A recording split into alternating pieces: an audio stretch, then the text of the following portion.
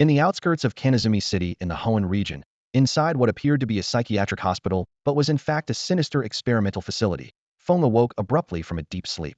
He rubbed his aching temples and slowly opened his cloudy eyes. What greeted him was not the sterile environment of a hospital ward but a true prison cell, a cramped space containing only a rickety bed and a filthy toilet. The small, high-set window was barred with iron, allowing faint sunlight to struggle through, casting fragmented shadows on the floor. The rusted iron door was firmly shut, with only a small hatch at the bottom for food to be passed through. It's been almost 4 years now. Feng murmured with a numb expression as he sat up on the bed. His thoughts drifted back to the day he first arrived in this world. For years ago, he had inexplicably been transported here, transformed into an 80-year-old child. Shortly after, he was sent to an orphanage. Initially, he thought the Pokemon world would be as beautiful as depicted in the animations, and with his knowledge from his previous life, he believed he could live comfortably. To his delight, he even discovered he had the ability to view Pokemon attribute panels, allowing him to see their levels, abilities, potential, and held items, a skill perfectly suited to this world. However, fate had other plans. 2 years ago, Feng and the other children at the orphanage were sold by the corrupt headmaster to a research organization affiliated with Team Sky. The facility masqueraded as a psychiatric hospital, but was actually a site for inhumane experiments on humans and Pokemon. The compound was heavily guarded, surrounded by towering walls, and the nearby residents, silenced by fear, dared not speak out. Local officials turned a blind eye, shielding the organization from exposure. The research facility's primary goal was to develop methods for modifying Pokemon and creating superpowered humans. People in this world possessed extraordinary physical resilience, and some had unique abilities: psychics capable of teleportation, martial artists with immense strength, and healers blessed with the power of Verdant Aura. There were also rarer abilities like Aura Force, Overcoming Force, and Dragon Force, not to mention the ubiquitous Wealth Power, granting its wielders formidable capabilities. Feng glanced at his left arm, riddled with needle marks, and sighed deeply. Over the past 2 years, he had endured countless life-threatening experiments, surviving by sheer luck and gaining physical strength comparable to a mid-level Pokemon. But he knew this was unsustainable. The looming uncertainty of death filled him with a fear even greater than death itself. I have to find a way to escape. If there's no opportunity, he'll create one. Feng clenched his fists, a sense of urgency surging through him like a tidal wave. Yet the facility was heavily fortified, filled with high-level Pokemon, many of them elite tier. Escaping with only his modified body seemed nearly impossible. In this world, Pokemon were categorized by levels: Infant 19, Beginner 1019, Intermediate 2029, Advanced 3039, Elite 4049, Gym Leader 5059, Elite 4 Candidate 6069, Elite 4 7079, Champion 8089, and Legendary 90100. Their potential was also ranked: Common, Elite, Gym Leader, Elite 4 Candidate, Elite 4, and Champion, determining their growth limits. Suddenly, the screech of iron echoed from the cell opposite, interrupting Feng's thoughts. Instinctively, he crouched and peered through the small hatch at the bottom of his door. A researcher in a white lab coat stood outside the neighboring cell, accompanied by a Machoke and a Magneton. 2034, get up and come with me to the lab, the researcher ordered coldly. No, I don't want to do the experiment. Don't take me. A desperate wail and frantic footsteps echoed from the cell. Such a hassle. Magneton, use Thunder Wave, the researcher commanded impatiently. A crackling sound followed as a jolt of electricity struck. The cries ceased abruptly, and the occupant of the cell collapsed, convulsing. The Machoke hoisted the limp figure over its shoulder and strode out. Before leaving, the researcher shot a glance at Feng. That brief look sent a chill down Feng's spine, his heart sinking like a stone the next one would be him. Time crept by, and nearly a day passed. The occupant of the neighboring cell, 2034, never returned. Feng knew he was gone for good. Remembering the despair on his face and the horrors of the morgue, Feng gritted his teeth. If there's no way out, he'll have to take a gamble. I didn't cross into this world just to die so miserably. I refuse to accept that. A few hours later, heavy footsteps approached his door. The cell door swung open with a loud creak. 2035, it's your turn for the experiment. It was the same researcher as yesterday, flanked by the same 2 advanced-level Pokemon. It's finally time. Feng took a deep breath, steadying himself. Move it. What are you waiting for? The researcher snapped impatiently. Today's dose will be doubled, so don't waste time. I was just thinking. With those 2 elite-tier Pokemon of yours, you'll probably be stuck as a researcher here for life, forever working under others, Feng said calmly, his voice betraying none of the storm raging within. What did you say? The researcher froze, then glared in anger. How dare you talk to me like that? Are you tired of living? You too. Teach him a lesson. Don't you want higher potential Pokemon? Feng interrupted coolly. The researcher hesitated, his brow furrowed. Wait. How do you know the potential of my Pokemon? In this world, determining a Pokemon's potential required expensive specialized equipment. High potential Pokemon were rare and highly coveted by trainers. I can see Pokemon potential, and I can help you obtain higher potential ones, Feng stated firmly. But if I die on the operating table, you'll lose that chance forever. Can you really? The researcher was skeptical but intrigued. He released a Voltorb. Then tell me this one's potential. If you're lying, you're dead. Just common potential, Feng replied nonchalantly. You're right. The researcher's expression shifted to one of astonishment and greed. It seems you do have some value. Fine, follow me to the lab. It'll reduce your dosage. During the subsequent experiment, the researcher indeed administered a smaller dose, allowing Feng to survive. Feng had gambled on human nature and won. The researcher chose to keep this discovery a secret, hoping to monopolize its benefits. He began regularly bringing Pokemon for Feng to assess, though the results were often disappointing. Feng learned that the researcher's name was Murakami, an old hand at the facility. Watching his colleagues rise through the ranks while he remained stuck, Murakami saw Feng's ability as his ticket to advancement. Taking a risk, he secretly brought Feng to the breeding room, the facility's repository for experimental Pokemon, so Feng could identify high-potential specimens. Murakami was extremely cautious, fearful of word getting out. He planned to have Feng meet an accident in the lab once he obtained a high-potential Pokemon, eliminating any evidence. This knowledge filled Feng with dread, but he had no choice but to play along. After one experiment, Murakami handed Feng a lab coat and mask in a secluded corner. Put these on and follow me. They arrived at the breeding room's entrance, where a middle-aged guard greeted Murakami warmly. Murakami, you've been coming here a lot lately. If the stock gets too low, you'll be in trouble, the guard joked. They'll treat you to drinks tonight. I wouldn't make things hard for a friend, Murakami replied, discreetly slipping the guard some money. Who's the one behind you? The guard eyed Feng suspiciously. A new assistant. He doesn't have an ID yet. I brought him to help inspect the Pokemon, Murakami explained. All right, see you at the usual spot tonight, the guard said, letting them through. The breeding room was divided into two sections, a feeding area and a storage area resembling a warehouse, with shelves lined with Pokeballs. Murakami led Feng to one of the shelves. You can assess potential through the Pokeballs, right? Let me know if you find anything gym leader tier or higher. Feng began examining the Pokemon one by one. Most were common, though there were some rare species used for special experiments. A locked glass cabinet caught his attention. It contained a Doublade of champion tier potential, impeccably trained with a wide range of skills. Name, Doublade. Type, Steel, Ghost. Level, 28 intermediate. Ability, No Guard.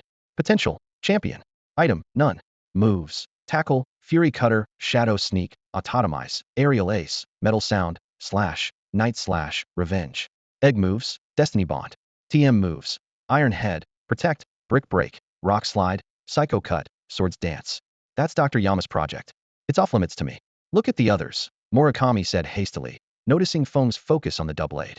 The Pokemon on the shelves varied in potential. Most were common, a few were elite, about a dozen were gym leader tier, 3 were elite 4 candidate tier, and there was only 1 elite 4 tier Magikarp. This was expected. Dark organizations often sourced Pokemon from the wild or the black market, so their quality rarely matched those bred by the league. Feng contemplated his next move. Telling the truth would render him useless, while lying could backfire if Murakami investigated. He decided to point out a gym leader tier Pokemon to keep Murakami satisfied for now. As Feng indicated a gym leader tier Wurmple, a sudden, piercing alarm blared throughout the facility. The shrill sound of alarms shattered the silence.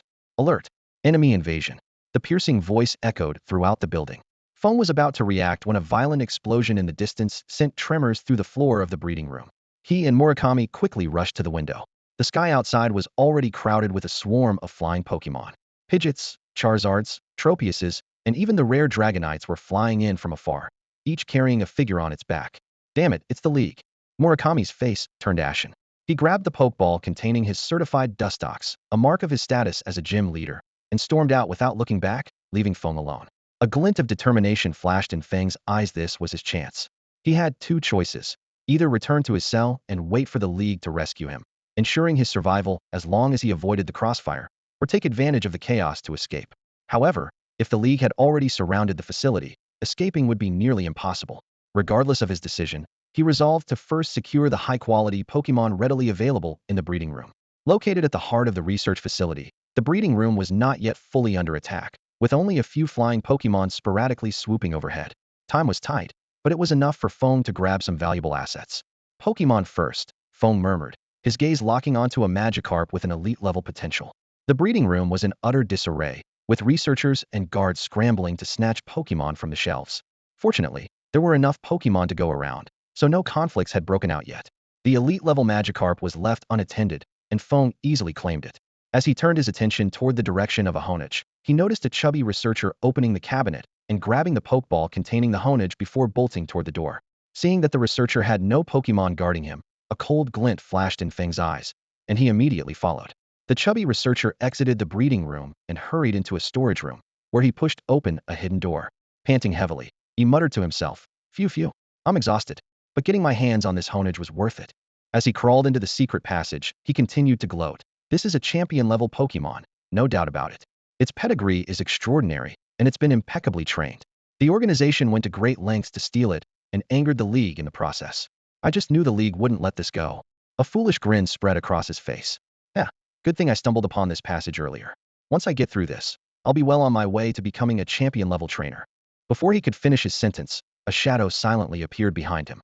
A swift karate chop to the back of his neck sent the researcher tumbling to the ground. Feng quickly searched his body, finding not only the Honedge's Pokeball, but also those of an Agron and a Gyarados, both of elite-level potential. The Pokeballs were locked, preventing the Pokemon from being summoned likely because the passage was too narrow, and the researcher feared the large Pokemon would crush him. Even if the Pokeballs hadn't been locked, Feng was confident he could have subdued the researcher and taken him hostage, though it would have cost him too much time. Feng stomped down on the neck of the overweight researcher, the sound of bones cracking echoing as warm liquid seeped beneath his foot. With a cold smirk, he pocketed the Pokeballs and the spatial bracelet. The two Pokemon trapped inside glared at him with such fury that their eyes seemed to burn through him. "Thank you for the generous gift," he murmured, pushing open a hidden door and stepping into a secret passageway. As he walked, Feng meticulously inspected the contents of the spatial bracelet. Besides basic clothing and daily necessities, it contained an array of essential items for a Pokemon trainer. Neatly categorized energy cubes for water, flying, steel, and rock types, all in generous supply. 2 TMs labeled Protect and Substitute. Pokemon food. 50,000 Alliance credits in cash. An untraceable bank card. Several research journals. And enhancement potions. The energy cubes were clearly intended for the researcher's Pokemon. But for Feng, who had spent his life shuttling between orphanages and psychiatric institutions, figuring out their exact usage would take time and experimentation. The passage twisted and turned, descending and climbing for nearly 3 hours. At first, distant tremors from battles could still be felt, but gradually, everything grew silent, a clear sign that he had moved far away from the research facility. Finally, a door appeared ahead. Pushing it open revealed a hidden base nestled within a small hill, just at the edge of Petalburg Woods. The base was rudimentary, equipped only with basic survival and daily necessities, devoid of any decoration. It seemed to be a makeshift hideout hastily repurposed by the overweight researcher after discovering the passage. Taking advantage of the temporary safety, Feng assessed his current combat strength. While his body had the endurance of a mid-level Pokemon, he lacked any skills, making his fighting capability limited. The researchers Agron and Gyarados were both elite-level Pokemon, but having witnessed their trainer's death, they were completely unusable for now. What remained was a level 14 Magikarp with Championeer potential, but negligible strength, and a mid-level Honedge with Championeer potential as well. Feng first released the Magikarp. A flash of red light revealed a large, bright red fish flopping helplessly on the ground. Shaking his head, he tossed some water-type energy cubes and Pokemon food to it before recalling it back into its ball. Next, he cautiously released the Honedge. Ghost-type Pokemon were naturally inclined to attack humans and drain their life energy, so he had to remain vigilant. A simple, ancient-looking sword floated silently in the air. Its blue tassel coiled around the scabbard, while a single round eye on the hilt gazed calmly at Feng. "Honedge, my name is Feng," he said, offering a gentle smile as he held out steel-type energy cubes. "I was once an experiment, just like you. But from now on, we're free. No more cold, sterile labs or scientists in white coats. Stay with me, and I'll make sure you're fed and help you grow stronger. Together, we'll explore this amazing world." Whether moved by Feng's words, enticed by the food, or simply conditioned by the lab's training to suppress its wild instincts, Honedge hesitated for a moment before narrowing its eye in apparent contentment. It floated closer to Feng and began absorbing the steel energy from the cubes until only useless remnants remained. After feeding, Honedge slid its blade back into its scabbard and nestled close to Feng, its eye closed in tranquility. Feng didn't immediately recall it into the Pokeball. Instead, he reached out and gripped the hilt. In that moment, an overwhelming sense of security washed over him. It felt as though he wasn't just holding a sword but his own fate. After changing into a fresh set of clothes and grabbing his survival gear, Feng left the secret base. He was well aware that once the Alliance seized the research facility and discovered the hidden passage, pursuers would not be far behind. In the Hoenn region, which was far from reaching the modernization of Xiaoji's era. The low coverage of rangers meant the forests were teeming with countless threats, both untrained wild Pokemon and malicious humans. As he navigated through Petalburg Woods, Feng used the direction of the hidden passage to roughly determine the location of Rustboro City. 3 hours of trekking brought him to the forest's outskirts, where towering, dense trees intertwined their branches to block out the sky, and the ground was blanketed with thick layers of fallen leaves. Wild Pokemon occasionally darted past his feet, while flying types swooped over treetops, sometimes leaving droppings that splattered onto the forest floor. The rustling in the surrounding underbrush hinted at unknown creatures lurking in the shadows. Looking up, Feng suddenly locked eyes with the cold, vertical pupils of an arbok. Its forked, crimson tongue flicked menacingly as it hissed, sending chills down his spine. Feng dared not linger and quickly moved away from the dangerous area. Before long, he reached a small stream flowing through the forest. The crystal-clear water revealed swaying aquatic plants, while Magikarp and Goldeen swam leisurely within. By the stream's edge, a Persian was intently watching the water, its sharp claws darting like lightning to snatch a struggling Goldeen. Noticing Feng's presence, the Persian let out a wary meow, its gaze filled with warning. Seeing that Feng had no intention of approaching, it carried its catch and disappeared into the woods. On the opposite bank, a massive Ursaring was lazily drinking from the stream. Its muscular, imposing frame was as formidable as a small mountain, and its fur, a mix of brown and black, radiated raw, untamed power. As the undisputed ruler of this area, its strength had reached the peak of the advanced level. While Feng observed from the shadows, an overwhelming aura suddenly filled the air, making his heart skip a beat. He realized he had drawn the Ursaring's attention. Sure enough, the Ursaring abruptly raised its head, its fiery, rage-filled eyes locking onto Feng. Engaging such an opponent head-on would be suicidal with his current strength. Feng cautiously stepped back a couple of paces. Seeing that the Ursaring made no move to pursue, he quickly turned and left the perilous spot without hesitation. By now, the Alliance was likely conducting a thorough sweep of the research facility. To capture any stragglers, Rustboro City would undoubtedly be on high alert. For someone like Feng, who lacked an official Alliance identity, it meant at least a month of hiding in the wild until the situation calmed down enough for him to safely return to the city. A month was enough time for Feng to fully master the power of Dujiankyo. While Dujiankyo boasted a rich arsenal of skills and could enhance damage through attribute advantages, its pitiful speed stat was a critical weakness. It wasn't just slow in movement, even its turning and dodging were clumsy. In the Pokemon world, speed isn't only about how fast something moves, it also determines agility and the success rate of evasion during battles. Feng, on the other hand, possessed exceptional physical attack and speed potential, along with enhanced defensive capabilities from prolonged electric shock training. He was supposed to be an outstanding warrior. Unfortunately, his inability to harness attribute energy had always been a major drawback in terms of damage output. Now, the partnership between Feng and Dujiankyo perfectly complemented each other. Feng brought agility to Dujiankyo, while Dujiankyo compensated for Feng's lack of skill-based damage, creating a synergy where the whole was greater than the sum of its parts. Dujiankyo, let's start by trying the Iron Head skill, Feng said. The long sword in his hand immediately emitted a silvery glow. Swinging the sword toward a nearby rock, the blade cut through it as effortlessly as slicing tofu, leaving a clean, smooth incision without any resistance. Next, let's try Shadow Sneak to see if you can move with me, Feng suggested, an idea sparking in his mind. Before he finished speaking, Dujiankyo had already transformed into a blurred shadow, taking Feng with it and vanishing from sight in an instant. Within this peculiar shadow realm, Feng felt as though he had entered a dark, watery expanse. Everything around him was pitch black, with only glimpses of the outside world visible above the surface. His body floated lightly in this space, where he sensed an eerie flow of energious substance seemed to want to leave his body, but was held back by another force, forming a strange equilibrium. With a soft whoosh, they emerged from the shadows, now positioned at a distant spot. This skill is pretty good, Feng remarked with satisfaction. It's practical for both ambushing and retreating. Although the shadow realm feels a bit strange, it doesn't seem to have any negative effects on the body so far. He mentally calculated, deciding to test all the skills before finding an opponent for a real battle.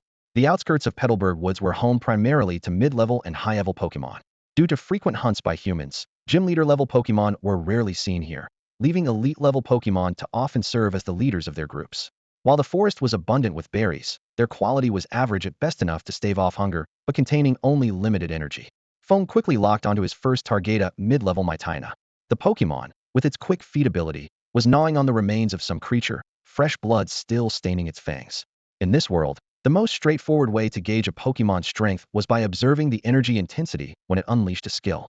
Pokemon of different levels showed clear distinctions in skill power, though some cunning ones might deliberately suppress their strength. When facing an opponent, Feng adhered to two key principles. Avoid direct confrontation if a sneak attack was possible, and strike with full force every time. This wasn't a friendly match without absolute confidence. There was no room for holding back like in a formal competition.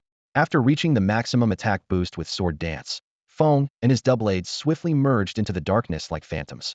Using the cover of the trees, they darted toward Maitena with footsteps so light they were almost inaudible. However, Maitena's keen sense of smell still detected their movements. Just as they were about to close in on their target, Maitena suddenly threw its head back and let out a deafening howl, its cry echoing through the night sky. Its muscles tensed and bulged under the moonlight, amplifying its attack power.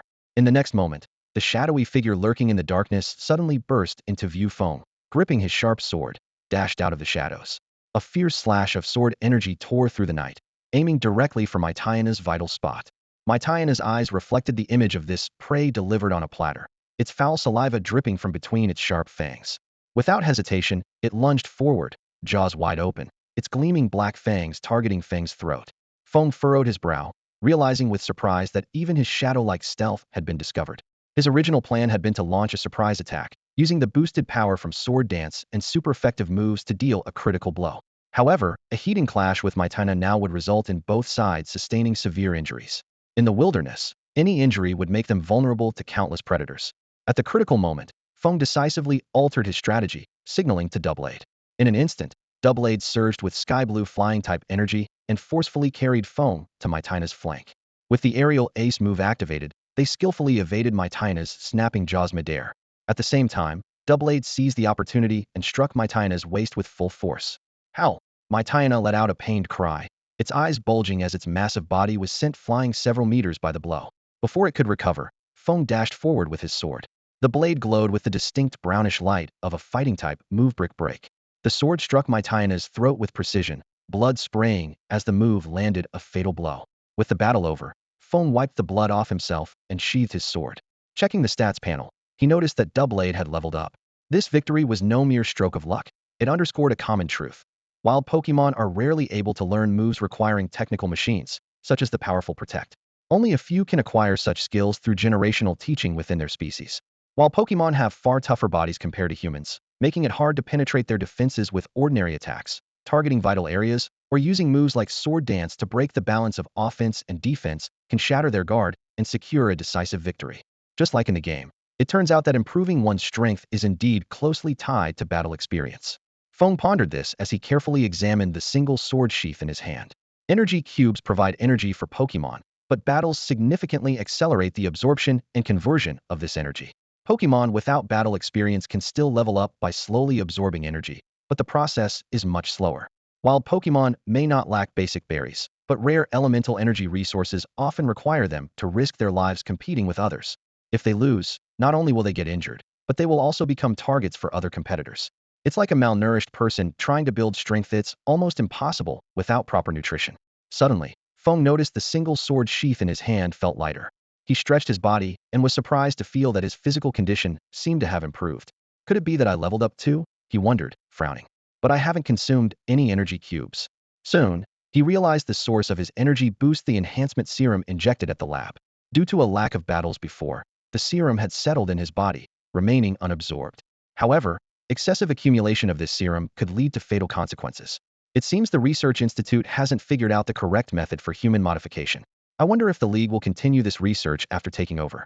If they succeed, wouldn't they be able to mass-produce humanoid Pokemon like me? In the following days, Feng and the single sword sheath worked in perfect harmony, defeating several mid-level Pokemon and narrowly escaping from two high-level ones. Both of their strengths advanced to the high-level tier. This left Feng increasingly puzzled. The single sword sheath has champion-level potential, so advancing to high-level is no surprise. But what about my potential? Could it also be champion-level? If that's the case, why even bother being a trainer? I should just find a top-tier champion to take me in. Someone like Cynthia or Diantha would be ideal. If not, even an Elite Four member like Lorelei or Caitlin would do. In between battles and leveling up, Feng started paying attention to other Pokemon. The two Pokemon belonging to the chubby researcher were not an option. He wouldn't release them even if it meant starving them. Meanwhile, the level 14 Magikarp had no combat ability and was still far from evolving. How should I train Magikarp? Without battle experience, how can it become a Gyarados? But it can't win against any opponent. So how can it gain battle experience? Feng came up with two ideas. One was Jameis' evolutionary kick, and the other was having Magikarp leap over the Dragon Gate. He tried kicking Magikarp, but it merely flopped on the ground and continued to bounce in place. Clearly, this method was person-dependent, and Feng couldn't replicate Jameis' evolutionary kick. So, he opted for the second approach. He suspected that Magikarp's battle might simply be its jumping ability. If it could jump high enough, maybe it could evolve and even gain the flying type. He found a clear stream, drove away the surrounding Pokemon, and released Magikarp into the water. Squatting down, Feng locked eyes with Magikarp's large, unblinking eyes. Magikarp, do you want to evolve into a Gyarados? However, all he got in response was Magikarp's blank stare. Left with no choice, Feng resorted to his ultimate tactic. If you don't pass, you won't get any food. The moment he finished speaking, an unexpected transformation occurred. Magikarp's previously lifeless pupils suddenly contracted. With a sharp splash, it leaped out of the water like an arrow, its agile body soaring through the air in a graceful arc. Its tail even flicked elegantly midair. Then, like a shooting star, it plunged back into the water, sending up sparkling droplets. After landing, Magikarp was a completely different creature. The blankness in its eyes was replaced with an eager, questioning gaze, as if asking, was that high enough? The drastic change made Feng's mouth twitch involuntarily, but he quickly composed himself. Smiling, he said, Magikarp, you did an excellent job. But now, let's aim for an even greater height. On a sunny afternoon 2 weeks later, Feng stood by the training field, watching his Magikarp, now at level 19. Magikarp, Feng's voice brimmed with anticipation. If you can evolve into Gyarados today, your food rations will be doubled from now on. Magikarp's large eyes sparkled with determination, and its whiskers trembled slightly as it gave a solemn nod. The relentless training of the past 2 weeks flashed through its mind. Taking a deep breath, it suddenly leaped out of the water. Water splashed everywhere, refracting sunlight into a rainbow of colors, outlining a brilliant path through the Dragon Gate. Magikarp's figure soared higher and higher, no longer resembling a mere jump, but a majestic ascent into the heavens. Suddenly, a blinding white light erupted from its body as its form began to transform dramatically. Its body elongated, its jaws widened, and dragon-like whiskers and scales emerged in succession. A powerful and domineering aura swept across the entire field. As the white light faded, a thunderous roar echoed through the sky. Gyarados had made its dazzling debut. Name Gyarados. Type, Water, Flying. Level, 20 Intermediate. Ability, Intimidate. Potential, Elite. Item, None. Moves, Splash, Tackle, Bite, Leer, Twister, Thrash, Whirlpool, Ice Fong, Brine, Scary Face. The massive Gyarados crashed back into the water, sending a wave that drenched Feng from head to toe. Yet he paid no mind, wiping the water off his face while pulling out some Water-type and Flying-type energy cubes. He tossed them toward the intimidating Gyarados, who was glaring at him with its fierce eyes. To Feng's surprise, after gulping down the energy cubes, Gyarados' ferocious expression softened into one of contentment. Its enormous tail wagged happily, betraying its joy in a rather comical manner. Return, Gyarados, Feng said, recalling the Pokemon into its Pokeball. Your evolution caused quite a stir. We should move to a quieter spot to avoid attracting wild Pokemon. In a more open area, Feng released Gyarados once more. Roar. The moment it emerged, Gyarados let out an earth-shaking roar. Hey, stop yelling for a moment, Feng said, covering his ears. Let's test your moves. Roar, roar. Gyarados responded obediently, showing that its evolution hadn't diminished its loyalty to its trainer, whether due to the allure of food or respect for Feng's strength. Let's start by testing your ability, Feng instructed, pointing to himself. Use Intimidate on me. With his advanced trainer skills, he was confident he wouldn't be frightened. Gyarados hesitated briefly before activating its ability. Its expression grew even more menacing, and with a deafening roar, Feng found himself momentarily stunned, as though something had struck deep into his very soul. When Feng snapped out of it, he mused thoughtfully. The Intimidate ability is really impressive. In the games, it triggers automatically, but in real life, it can be controlled consciously. I wonder, can it be used repeatedly? Gyarados, try it again. Roar. The same ferocious expression, the same earth-shaking roar, but this time, the intimidation seemed less effective, as if Feng's mind had started to build some level of resistance. I see, Feng nodded in understanding. The first use of Intimidate is the most effective because of its sudden impact. Over time, as one adapts, its effect diminishes. Feng fell into deep thought, carefully analyzing Gyarados' abilities. Since its intimidation primarily comes from its appearance and roar, combining it with the Scary Face move could render opponents completely immobile. If paired with a roar, it might even frighten entire armies into retreat, he mused, stroking his chin. However, combining multiple moves, like using Leer and Scary Face simultaneously, might only be possible once it reaches an elite level. Even seeing it use its ability in sync with its moves is beyond my expectations. Come back, Gyarados, Feng said as he withdrew the Pokemon, a small smile forming on his lips. I've grown somewhat immune to your intimidation. It's time to find a lucky test subject to see how effective it really is. Wandering through the dense forest, Feng quickly spotted a target. A mid-level Oddish was lazily lounging in the grass, basking in the warm sunlight. Suddenly, a massive shadow loomed over it. Oddish barely had time to open its eyes before coming face-to-face with Gyarados' terrifying, gaping maw. Paralyzed with fear, it collapsed on the spot, tears streaming down its face. Excellent, Feng nodded silently. The synergy between Intimidate and Scary Face is impressive, and they even seem to amplify each other. However, Gyarados' proficiency with Scary Face is still too low. The release speed needs improvement. 2 weeks later, after relentless battles in the wild, Honedge reached level 35, learning Iron Defense and Retaliate before evolving into Doublade. Feng began practicing dual sword techniques, gradually developing various combat styles such as dual wielding, flying swords, and autonomous sword fighting.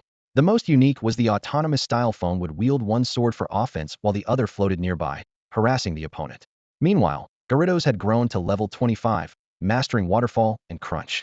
Feng focused on developing its offensive techniques, particularly the application of Ice Fang. If it can channel ice and dark energy into its fangs, what about other body parts? Like its tail? The attempt failed. Gyarados indicated that it couldn't effectively concentrate energy in its tail. Is it a lack of proficiency, a level restriction, or simply that it's unaccustomed to using its tail for attacks? Feng pondered. Looks like we'll need to intensify tail-focused training. The combo of Intimidate and Scary Face also needs further refinement. After outlining a new training plan, Feng decided to challenge a stronger opponent, the level 39 Ursaring that had once taunted him by the stream. This towering beast, over 2 meters tall, lived alone in a mountain cave and bore scars from countless battles, marking it as an experienced warrior. Feng observed that the Ursaring came to drink from the stream at the same time each day. Choosing a concealed spot, he waited patiently while performing Sword's Dance to boost his attack power. Before long, the Ursaring lumbered into view, bending down to drink from the water. Just as it finished and began to rise, Feng launched a sudden attack. He moved like a flash of lightning, merging seamlessly with the twin scabbards, transforming into a dark blur as he charged toward Ursaring. At that moment, Ursaring was leisurely wiping its mouth with its massive paws, completely unaware of the approaching danger. It wasn't until the blade emerged suddenly from the shadows, entering the attack range of the twin scabbards, that Ursaring slowly turned its head. Feng had already raised his sword high, the blade glowing with a brownish hue, imbued with the Brick Break move, which was highly effective against fighting types. With a swift slash, Ursaring barely had time to instinctively raise its arm to protect its head before the blade struck heavily, leaving a deep, bone-revealing gash on its forearm. Before Ursaring could react, Feng used the momentum to flip through the air like an agile acrobat, wielding his second sword to aim directly for its throat. Ursaring couldn't avoid it in time, and could only slightly tilt its head. The blade grazed past, instantly slicing through a third of its neck, causing blood to gush out in a crimson torrent. The gravely injured Ursaring tried to roar in fury, but its damaged vocal cords could only produce a hoarse, rasping sound. Its breathing grew labored, its vision began to blur, and blood continued to pour from its throat, pooling into a scarlet puddle on the ground. Its life force was draining rapidly, and Ursaring realized it was teetering on the brink of death. In this unforgiving Pokemon world, a critical injury to a vital area meant death was inevitable, just as it would be for any other living creature. Yet, the brink of death awakened Ursaring's latent potential. Its body was suddenly engulfed in a dense, dark aura of sinister energy, spreading like ink in water. This energy complemented its gruesome wound, making it resemble a fiend emerging from the depths of hell. With its last reserves of strength, Ursaring unleashed the Retaliate move, lunging ferociously at Feng. In that moment, Ursaring surpassed its limits, achieving an elite breakthrough in the heat of battle. Its final, hate-fueled attack, driven by unyielding determination, carried a power far beyond its usual capabilities as it charged at its opponent with a door-die resolve. Facing the deadly strike, Feng remained calm, his expression unchanging. He swiftly retreated into the shadows, using the power of the twin scabbards to create distance. Deprived of its target, Ursaring crashed heavily into a large tree, the immense impact snapping the trunk in half. The tree toppled with a thunderous crash as Ursaring collapsed to the ground. Feng's figure emerged like a phantom from the shadows behind the Ursaring, his sharp blade slicing horizontally along the previous wound with precision. The massive creature's life ended swiftly and decisively. He glanced at the attribute panel of his Doublade, satisfied to see its level had risen to 36. Looks about right, Feng murmured softly. It's time to find the Dusk Stone and evolve Doublade. Realizing the commotion from the battle might attract attention, Feng quickly slipped into the Ursaring's den to search for loot. Inside the cave, amidst scattered animal bones, he discovered a jar of golden honey and 3 differently shaped stones. Using the attribute panel to identify them, he found that one of the stones emitted a green glow. It was a leaf stone. Another radiated a steady aura, revealing it to be an everstone. The last was just an ordinary stone. Feng swiftly stored the items in his spatial bracelet and began planning the next phase, finding suitable opponents for Gyarados to improve its combat experience and skill proficiency. 3 weeks later, a swallow of advanced strength perched on a tree branch, leisurely enjoying the wurmple it had just caught. After its meal, it focused on grooming its feathers, completely unaware of the danger approaching. A figure crept silently along the ground, climbing the tree trunk inch by inch, drawing closer to the swallow lost in its preening. At the moment the swallow lowered its head to tidy its tail feathers, a flash of cold light shot out from its shadow. Before the swallow could let out a warning cry, a blade infused with the power of Sword's Dance pierced its heart from behind. The elegant flying Pokémon froze in its poised state, wings spread as if ready to take flight, forever locked in that moment. Feng and Doublade emerged from the shadows, calmly observing the fallen prey on their blade. These battles no longer offered much progress. Wild advanced level Pokémon were not only limited in their skill sets, but also lacked sophisticated tactics. Unless they moved in groups, they posed no real challenge to this duo. Over the past 3 weeks, they had defeated countless wild Pokémon.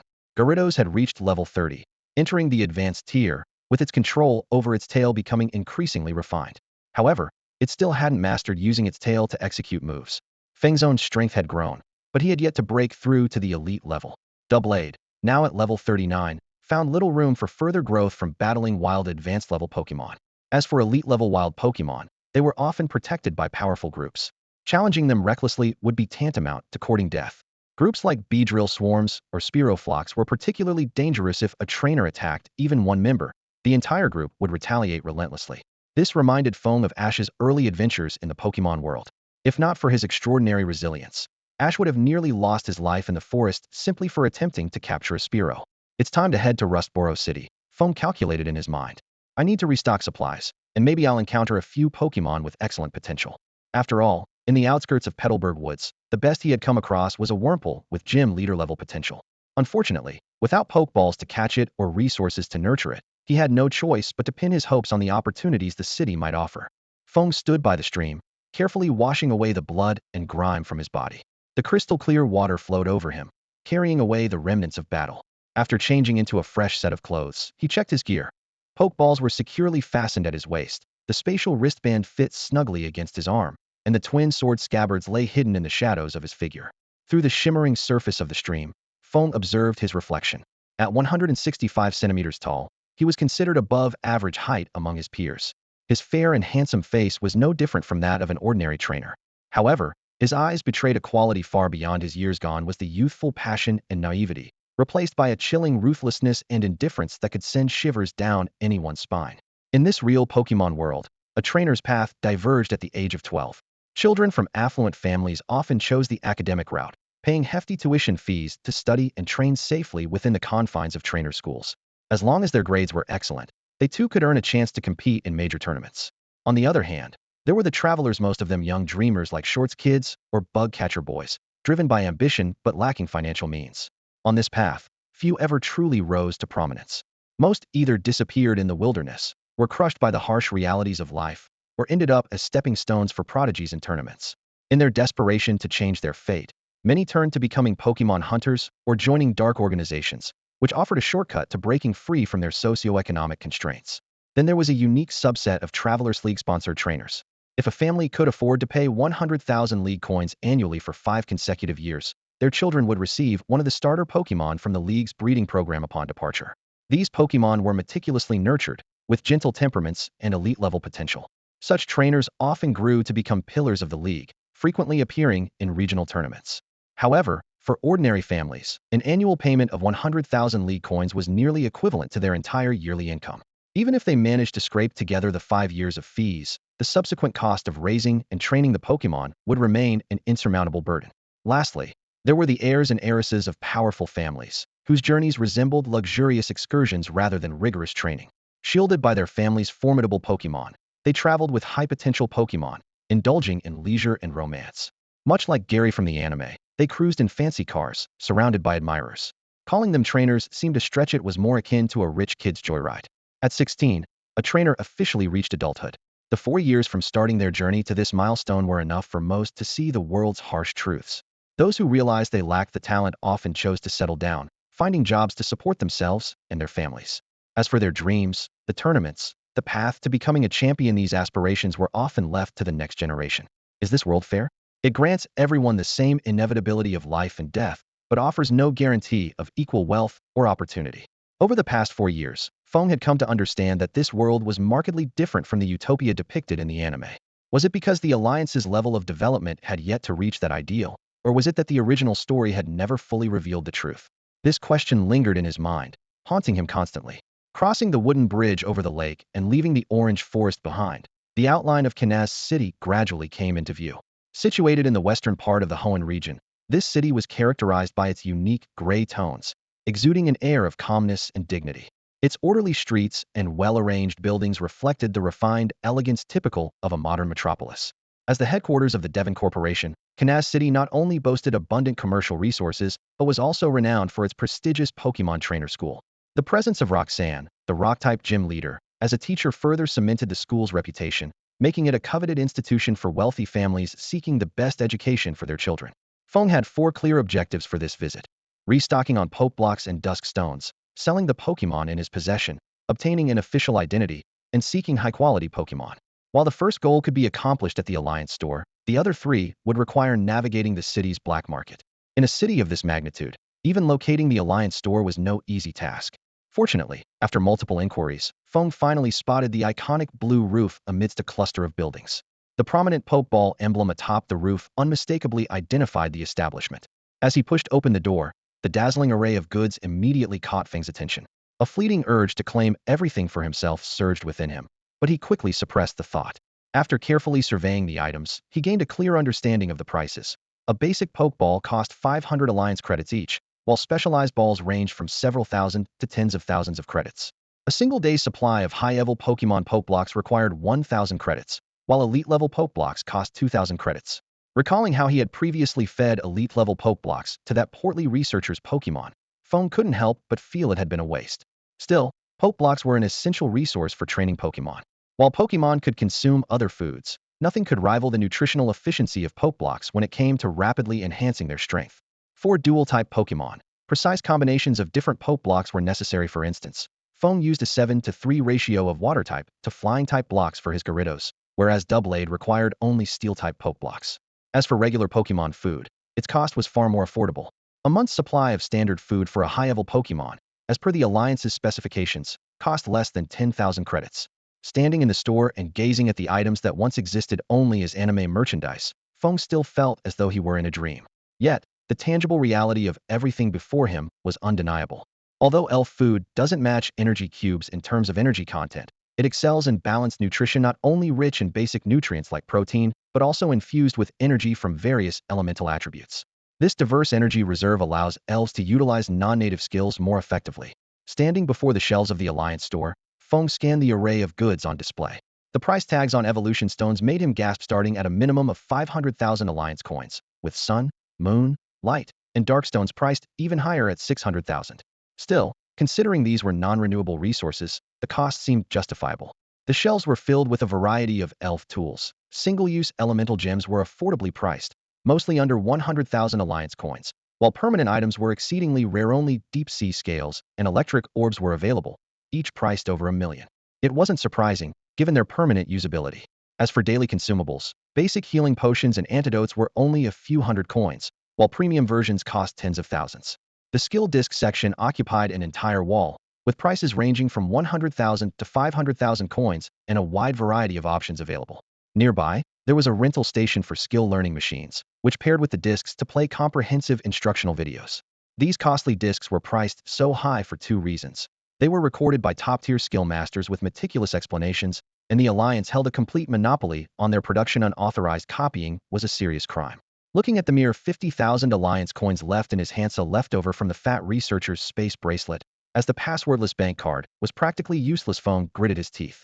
He spent 45,000 on less than a month's worth of energy cubes and elf food before quickly leaving the store. He had to locate the black market within a month and liquidate his elves. Currently, The only one he could sell was a level elite agron. As for the fat researcher's Garridos, it had already starved to death. Walking along the weathered streets of Canas City, Feng decided to visit the orphanage from his past. The director, who always said, "You're so skinny, you wouldn't fetch a price on the black market," had ties to Team Sky and continued to receive orphan quotas from the Alliance despite trafficking children. Although Feng had never seen the director in action disciplining the children was always left to the elves under his command, it was clear this man was no ordinary person. Relying on his memory, Feng located the familiar neighborhood but refrained from approaching the orphanage directly. He surveyed the surroundings and noticed a second-floor room in a nearby inn that offered a clear view of the orphanage's entrance. Without hesitation, he checked in. Unlike a Pokemon Center, the inn didn't even require identification. As night fell, the orphanage gates finally stirred. The corpulent director cautiously scanned his surroundings before stepping out, releasing a Seviper as he did so. Feng quickly analyzed its attributes. Elite level, level 46, with the shed skin ability and skills including Protect, Poison Jab, Sludge Bomb, Coil, and Screech. This vigilant Seviper posed a significant risk to any ambush. It could easily sense movements in the shadows. If a confrontation broke out, the director would undoubtedly call upon other elves before the Seviper could be dealt with. Suppressing his urge to strike, Feng silently climbed out of the inn window. Like a phantom, he avoided the streetlights and slipped into the shadows, trailing the director from a safe distance. Feng followed the principal discreetly for nearly half an hour, weaving through several winding streets until they arrived at a secluded alleyway. The bustling noise of the main streets was barely audible here, and the air was thick with an oppressive atmosphere. The principal cautiously glanced around to ensure no one was watching before quickly approaching a dilapidated house. He knocked lightly on the door, and a pair of wary eyes peered out through a crack, scrutinizing the visitor. After a brief pause, the door creaked open, revealing a middle-aged man with a somber expression standing in the doorway. "Come in," the man said, casting a quick look at the Seviper beside the principal before stepping aside to let him in. The principal entered without hesitation, and the door shut firmly behind them. Hidden in the shadows, Feng couldn't shake the feeling that the middle-aged man's face was strangely familiar, though he couldn't immediately recall where he'd seen him before. Instinctively, Feng considered slipping through the door as a shadow, but he quickly dismissed the idea. It would be far too risky if there were any psychic or sharp-sense Pokemon inside. Not long after, a figure cloaked in a black robe arrived in the alley, accompanied by a Luxray of elite strength. He also knocked on the door and, after receiving permission, swiftly entered. Feng took the opportunity to steal a glance inside the house. A group of people were huddled around a battered wooden table, speaking in hushed tones. Their Pokemon had all been returned to their Pokeballs, a clear sign of the trust among those present. More visitors arrived one after another, each accompanied by powerful Pokemon, all at least elite level. Among them, the most striking was Dr. Yamano, the head of the research facility, who had brought along a Metagross of pseudo-legendary caliber. Feng's thoughts raced. Dr. Yamano, as the leader of the Sky Team's experimental facility in Canas City, was supposed to be a top target for the League's pursuit. How had he managed to escape? Was it through a direct breakout or a hidden passage? Given his position, it was highly likely he had used a secret route, much like Feng himself. The thought sent a shiver down Feng's spine. If it was the same passage, did that mean Dr. Yamano had been following him all along? However, Feng quickly reasoned that Dr. Yamano likely hadn't lingered in the Petalburg woods. With his high rank in the Sky Team and his extensive network in Canas City, evading the League's search wouldn't have been too challenging for him. At that moment, Feng suddenly remembered who the middle-aged man at the door was. Black Feather, a Sky Team officer featured in the League's wanted posters. Feng had seen his face on the news in a League store. This gathering was very likely a planning session for the Sky Team's next move or a strategy meeting to resume their operations once the League's lockdown ended. Realizing he was deeply out of his depth, Feng made the decisive choice to leave the area immediately. Over the next few days, Feng continued to keep a close eye on the principal's movements from his lodging. However, the principal's behavior remained unusually ordinary after the secret meeting. His outings were limited to shopping for supplies or finding food, as if nothing out of the ordinary had ever occurred. Feng keenly noticed that the headmaster never released his Pokemon during his daily outings. This discovery presented an opportunity. He decided to tail the headmaster and wait for the right moment to strike. One ordinary afternoon, the headmaster leisurely stepped out of the orphanage, contemplating where to have lunch. Meanwhile, Feng was already hidden in the shadows, quietly trailing him. As the headmaster passed by an abandoned factory in a secluded area, Feng suddenly quickened his pace, moving toward his target like an arrow released from a bow. At the very moment Feng leapt out of the shadows and entered striking range, the headmaster remained oblivious to the impending threat behind him. However, the Seviper inside its Pokeball sensed the danger instantly and broke free. Its tail gleamed with a menacing purple light as it launched a fierce poison tail attack aimed directly at Feng's vital points. The Doublade reacted just as swiftly, deploying a green energy shield with Protect, to block the ferocious blow. Simultaneously, Feng's hand knife struck the back of the headmaster's neck with precision, causing the latter to let out a muffled groan before losing consciousness. Taking advantage of the momentary distraction caused by Sevaper's attack being interrupted, Feng seized the headmaster, tucking him under his arm. At this point, the headmaster's other Pokemon began to emerge from their Pokeballs, a powerful Mamoswine and two other high-level Pokemon. However, due to Mamoswine's oblivious ability, its reaction was noticeably delayed, which directly resulted in its trainer being captured. A Pokemon's innate abilities not only affect its combat capabilities, but also influence its personality traits, such as laziness, sluggishness, or perseverance. Feng quickly retrieved the headmaster's Pokeballs, recalling all the Pokemon and locking them away. Sevaper and Mamoswine, wary of harming their trainer, dared not act rashly and were reluctantly recalled into their balls. With the unconscious headmaster and Double-8 in tow, Feng melted into the shadows and disappeared. Although the mission was a success, it was fraught with danger. If not for Mamoswine's delayed reaction, Feng might have faced a two-pronged attack from elite-level Pokemon. Even with Protect, it would have been difficult to withstand such overwhelming force. In this world, Protect is not as invincible as it is in the game. It can only block attacks up to one level higher, and its effectiveness is limited against devastating moves like Hyper Beam or Overheat. Additionally, its cooldown period is much longer than a single turn. Eventually, Feng emerged in a dark corner, dragging the headmaster out of the shadows and casually removing the spatial bracelet from his wrist. Even a brief journey through the shadows had left the headmaster pale and drained, as though his very energy had been sapped away. Feng's discovery left him quite astonished. Slipping into the shadows seemed to drain the life force of ordinary people, yet he remained unaffected. This revelation set him deep in thought. The director only regained consciousness after receiving two sharp slaps. When she opened her eyes and saw Feng's young face, she let out a startled scream. Who are you?" Instinctively, she reached for the Pokeball at her waist, only to grasp at empty air. "Keep your voice down." Feng leaned in closer, his tone icy. "I ask you answer. Otherwise, don't expect to leave here alive." Faced with his threat, the director forced herself to stay calm. "You? Even if I tell you, do you really think I'll be allowed to leave? Don't treat me like a child. This is a gamble, and your life is the stake," Feng said slowly, his voice carrying a hint of persuasion. "Besides, you don't even know who I am. I have no reason to kill you, do I?" The director's expression became visibly conflicted as she weighed her options in her mind. Ultimately, unable to think of a better way to save herself, she sighed in resignation. "What do you want to know?" she asked quietly, her tone filled with reluctant acceptance. "Start with the Sky Team and the black market. How do you know about?" She paused, then sighed again. "Fine.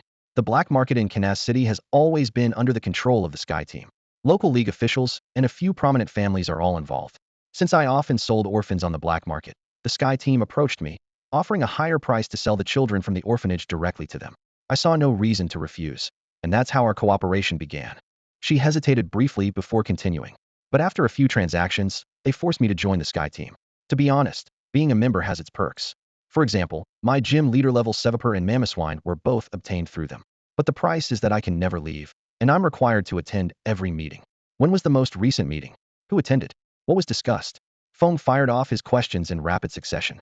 3 nights ago, in a dimly lit alley on the outskirts of Honedge City, the Black Feather officer of Team Sky convened a secret meeting.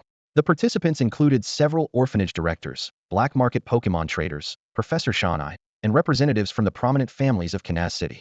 The orphanage director recalled that the meeting focused on two main topics. The first was a plan to rebuild the research facility where the orphanages and Pokemon traders would provide experimental materials, while the prominent families would fund the location. The second was to restart an unprecedentedly large-scale black market operation. Team Sky would maintain order, the traders would supply the goods, and the families would use their networks to promote and recruit sellers. "Promotion? Aren't you afraid of provoking the league so openly?" Feng asked with a frown. The director let out a scornful chuckle, his eyes flashing with disdain. The league has always turned a blind eye. The recent crackdown was only because Team Sky made a massive blunder a few months ago. They robbed an egg reserved by Phoebe of the Elite Four, and as a result, even Shani's research facility was shut down. But now, the league has vented their anger. If the black market doesn't reopen soon, the league officials in Honedge City will find themselves in serious trouble. Feng silently pieced the situation together. Team Sky, emboldened by their collusion with the local league, had gone as far as to rob a league transport vehicle, only to hit an unmovable wall in Phoebe of the Elite Four. Enraged, she had cracked down hard on Honedge City, and from the looks of it, she wasn't likely to stop until she was fully satisfied, even without her Aegis Lash. "When exactly will the black market reopen? Where will it be held? Do we need any tokens to enter?" Feng pressed. "In a week, at an abandoned village east of Honedge City. Any Pokemon hunter with connections already knows about it. Previously, you needed a black market badge to enter, but to boost the economy, it's completely open this time. I've heard there'll be plenty of rare items for sale. What's Team Sky's strength like in Kansas City? How many gym leader level or elite level trainers do they have? Any champion level individuals? The only gym leader level trainer I know is researcher Sakata under Shawnai. He's my point of contact. There are 3 elite level trainers, Black Feather, Professor Shawnai, and a mysterious woman called Miss Swallow. She has a Swallow at elite level. At this, the director's expression turned grave. As for champion level, there is indeed a high-ranking officer. Black Feather frequently relays his orders, but no one has ever seen him in person. It's said he's currently not in Kansas City. What's the name of this high-ranking officer? They call him Drift Officer. What's the password for the unregistered bank card in your spatial ring? The director hesitated momentarily before answering. Feng's gaze turned icy.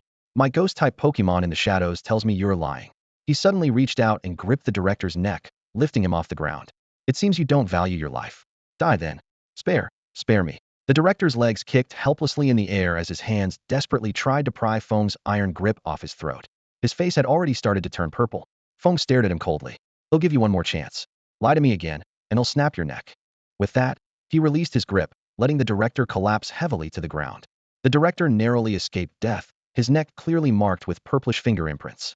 His entire body trembled, his breathing was rapid, and he struggled to utter the correct password. You have some hidden wealth. Tell me where it is, Feng demanded, his voice as cold as ice. The director instinctively wanted to lie, but the moment he caught sight of the glowing eye in Feng's shadow, all thoughts of deception vanished. Swallowing hard, he confessed, behind the bookshelf in the orphanage director's office, there's a hidden door. The password is. Although the dual scabbards didn't have the ability to discern lies, Feng wasn't certain whether the director had other concealed assets. Still, it didn't stop him from bluffing the cunning old fox. Against such a despicable and deceitful villain, any means were justified. You also have an influential benefactor, someone who often helps you. Tell me about them. Feng pressed further, probing to see if the director had any other backers who might seek revenge for him. What benefactor? I have none, the director stammered, a genuine flicker of confusion crossing his face. Then you have no value left. It's time for your journey to end, Feng said indifferently. Wait. The director's eyes suddenly widened. I knew you looked familiar. I remember now you were once a child at this orphanage. Facing death, he seemed to grow eerily calm. I recall you. You were always strange, never crying or making a fuss. The most peculiar orphan I've ever met. And now, you've turned into a monster. Look at yourself apart from your appearance. What part of you still resembles a human? Ha ha ha, cough. Before he could finish, Feng's hand clamped around the director's throat. Is that your final message? How dull. Moments later, Feng stored the director's lifeless body into his spatial ring and vanished into the shadows, returning to the inn. Immediately, he began inventorying the items in the ring. In addition to basic necessities, there were 100,000 Alliance credits, an identification card, 3 Ultra Balls, 5 standard Pokeballs, and several high-grade healing potions. For energy cubes, there were elite-grade ones tailored for Seviper and Mamoswine Poison, Ice, and Ground-type pieces as well as Water, Grass, and Dark-type cubes suitable for other high-level Pokemon, along with some generic Pokemon food. Among the TMs, there were Scald and Swords Dance, apparently intended for some advanced Pokemon, but unused. 2 badges stood out. A sky blue double star badge signifying elite membership in the Sky Team, and a black and blue badge representing the black market. Given the director's years of profiting from human trafficking, this couldn't possibly be all his wealth. Feng anticipated uncovering more from his bank accounts and secret vaults. As he infiltrated the orphanage's gates, the scene before him felt both familiar and alien. 2 years had passed, and while the layout of the buildings remained largely unchanged, the once familiar faces were long gone, replaced by strangers. The children's eyes were hollow, their movements mechanical, like marionettes on strings. Some were weaving garments, their emaciated fingers threading needles with precision. Others tended to the instructor's Pokemon with great care, feeding them and grooming their fur. Not far away, a small, frail boy was being whipped by an instructor. His thin frame was marked with horrifying lash scars, each wound a testament to the cruelty inflicted upon him. In the dimly lit room, a small boy huddled in the corner, his body trembling uncontrollably from the searing pain. He bit down on his pale lips, muffling the broken, anguished whimpers that escaped his throat. In stark contrast to his misery, a group of instructors sat at the center of the room, laughing and joking loudly. They were gathered around a battered wooden table, cluttered with bottles of alcohol and playing cards. Hurry up and play your card. The director's not around, let's enjoy ourselves while we can. Don't drink it all. Leave some for me. They drank and caroused without restraint, completely ignoring the boys suffering in the corner.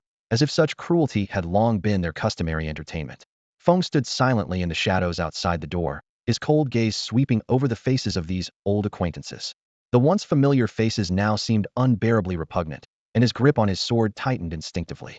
Sensing its master's emotions, the tassels on his twin scabbards stirred gently, brushing against his shoulder as if to offer comfort. Moments later, the blades began to emit a faint, ominous glow. Minutes later, Feng and his twin swords vanished into the night. Inside the room, the instructors suddenly clutched their throats, their faces contorted in agony as they collapsed into pools of blood. Their wide-open eyes gradually lost their light, while blood splattered across the table, staining a lone playing carded joker. The previously desensitized children slowly lifted their heads, their eyes rekindled with a spark of hope. Soon, cheers echoed through the once oppressive room. Feng strode directly to the director's office. As he pushed open the door, a wave of stale air greeted him. His eyes immediately locked onto the massive bookshelf. Moving it aside with practiced ease, he revealed a hidden keypad. Entering the code provided by the director, the concealed door slid open. The sight before him made Feng pause momentarily.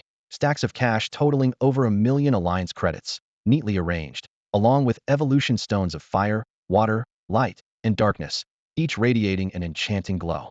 2 rare Pokemon items of never-melt ice and a silk scarf rested among the treasures.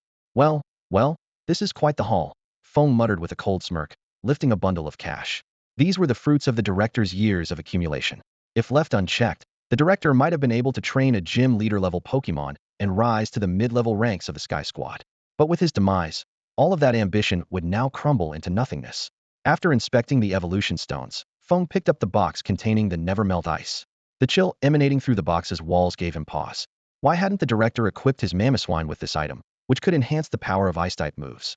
In a world as dark as this, every ounce of power could mean the difference between life and death.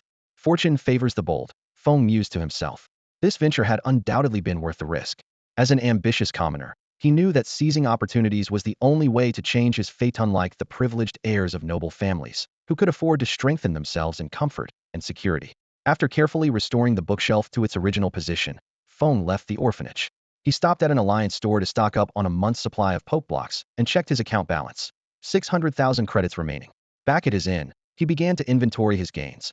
Over 1,000,000 credits in cash, 600,000 in his account, various technical machines, evolution stones, and rare items like the never-melt ice and silk scarf. As he held the silk scarf in his hands, an audacious thought crossed Feng's mind. What would happen if he tied it around himself? Acting on impulse, Feng tied the silk scarf snugly around his neck. In an instant, a surge of warmth spread from the scarf throughout his body. For the first time, he clearly sensed the existence of elemental energy. Through repeated experiments, Feng gradually grasped the 2 core functions of the Elven tool. It could amplify the power of skills and help Pokemon better attune to energy. As he immersed himself in this fascinating sensation, he noticed another trace of normal-type energy within him, a remnant of the enhancement serum he had been injected with earlier in the laboratory. Why would the enhancement serum be of the normal type? Feng pondered. Could it be because the balanced and harmonious nature of normal-type energy is most suitable for human absorption? Even if it doesn't enable skill usage, this energy might still be subtly enhancing my physical capabilities. He could feel an abundance of undigested normal-type energy within him, evidence that the serum's effects far surpassed those of energy cubes. When he stepped into a shadowed area again, he realized it was the normal-type energy in his body resisting the life-draining pull of the shadows. To test his theory, he removed the silk scarf and immediately lost his connection to the energy. This is quite the treasure, Feng murmured to himself. To avoid drawing attention, he retied the scarf around his waist and secured it with a knot.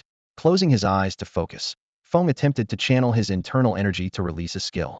If Pokemon can do it, why can't humans? However, no matter how hard he tried, while he could manipulate the energy, he couldn't manifest it into a skill. Turning to the doublade beside him, Feng humbly asked for guidance. How do you usually channel your elemental energy to release skills? The doublade seemed to understand his intent and promptly demonstrated Iron Head and Protect. Despite watching every detail closely, Feng found the biological differences between them too vast to truly comprehend the process. Apparently, being able to use a skill doesn't mean one can teach it to others, Feng concluded.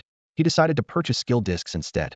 At the Alliance store, he spent 300,000 Alliance coins to acquire discs for strength and double team. Renting a learning machine, he cleverly masked his intentions by pretending to train his Gyarados while secretly studying the skills himself. After looping the tutorial for Protect several times, Feng quickly grasped its basic principles. Gyarados, did you get it? He asked. Seeing Gyarados nod in affirmation, he moved on to the next skill.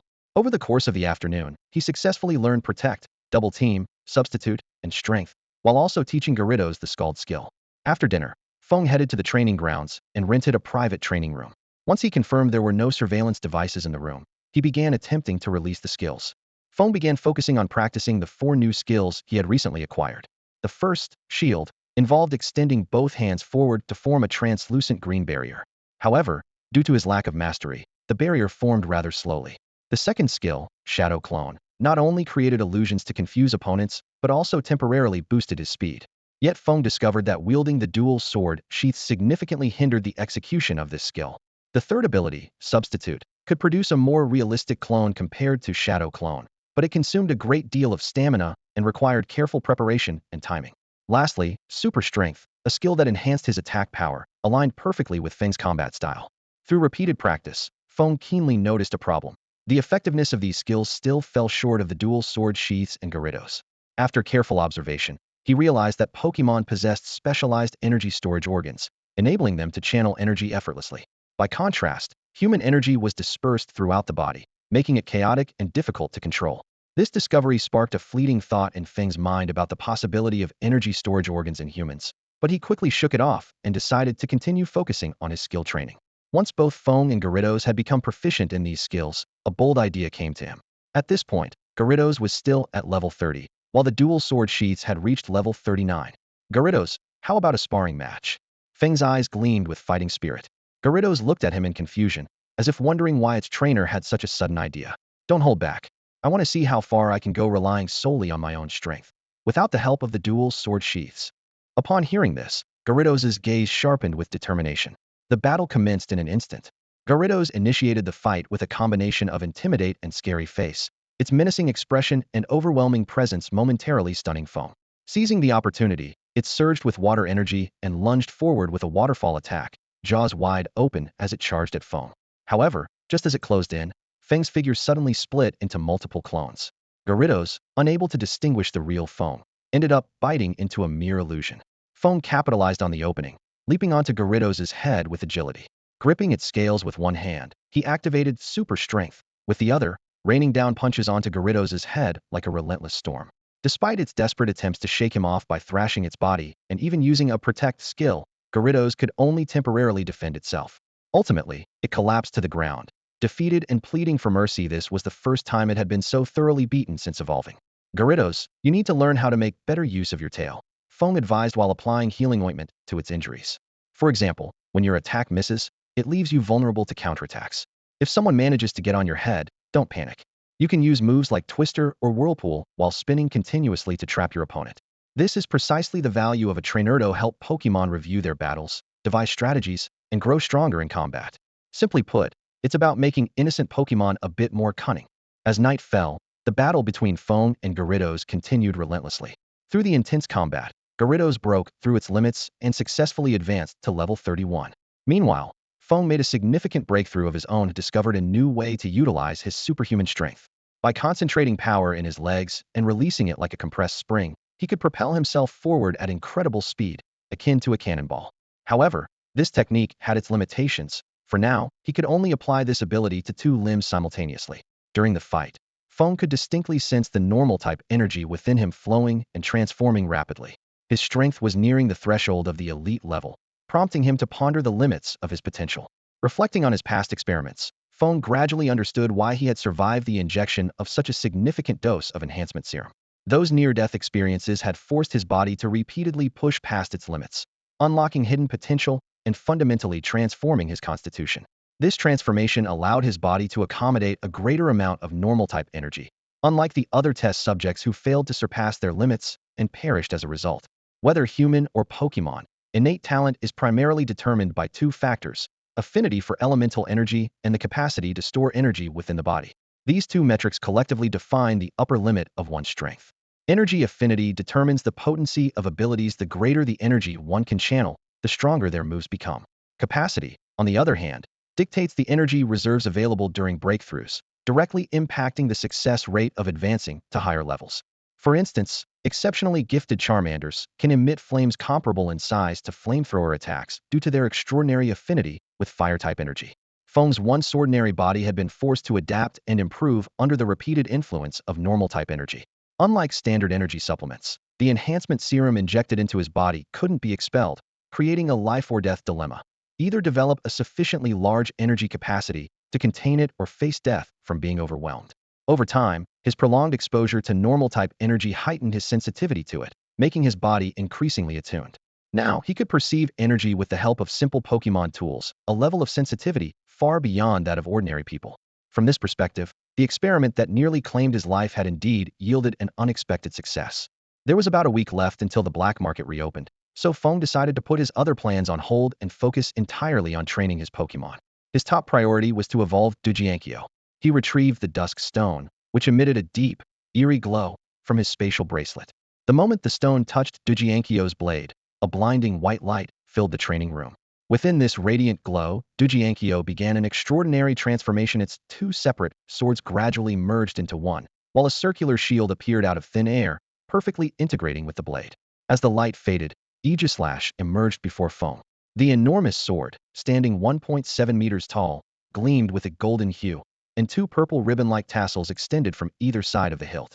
The matching circular shield shone just as brilliantly, adorned with an ancient S-shaped pattern. Even when motionless, it exuded an overwhelming aura of majesty and power. Type Steel Ghost. Level 39.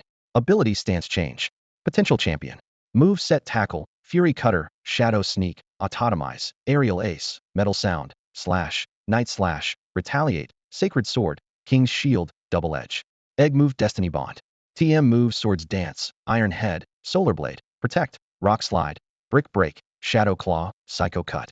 If not for Aegislash's inherent levitation as a ghost-type Pokemon, wielding such a heavy sword would be nearly impossible.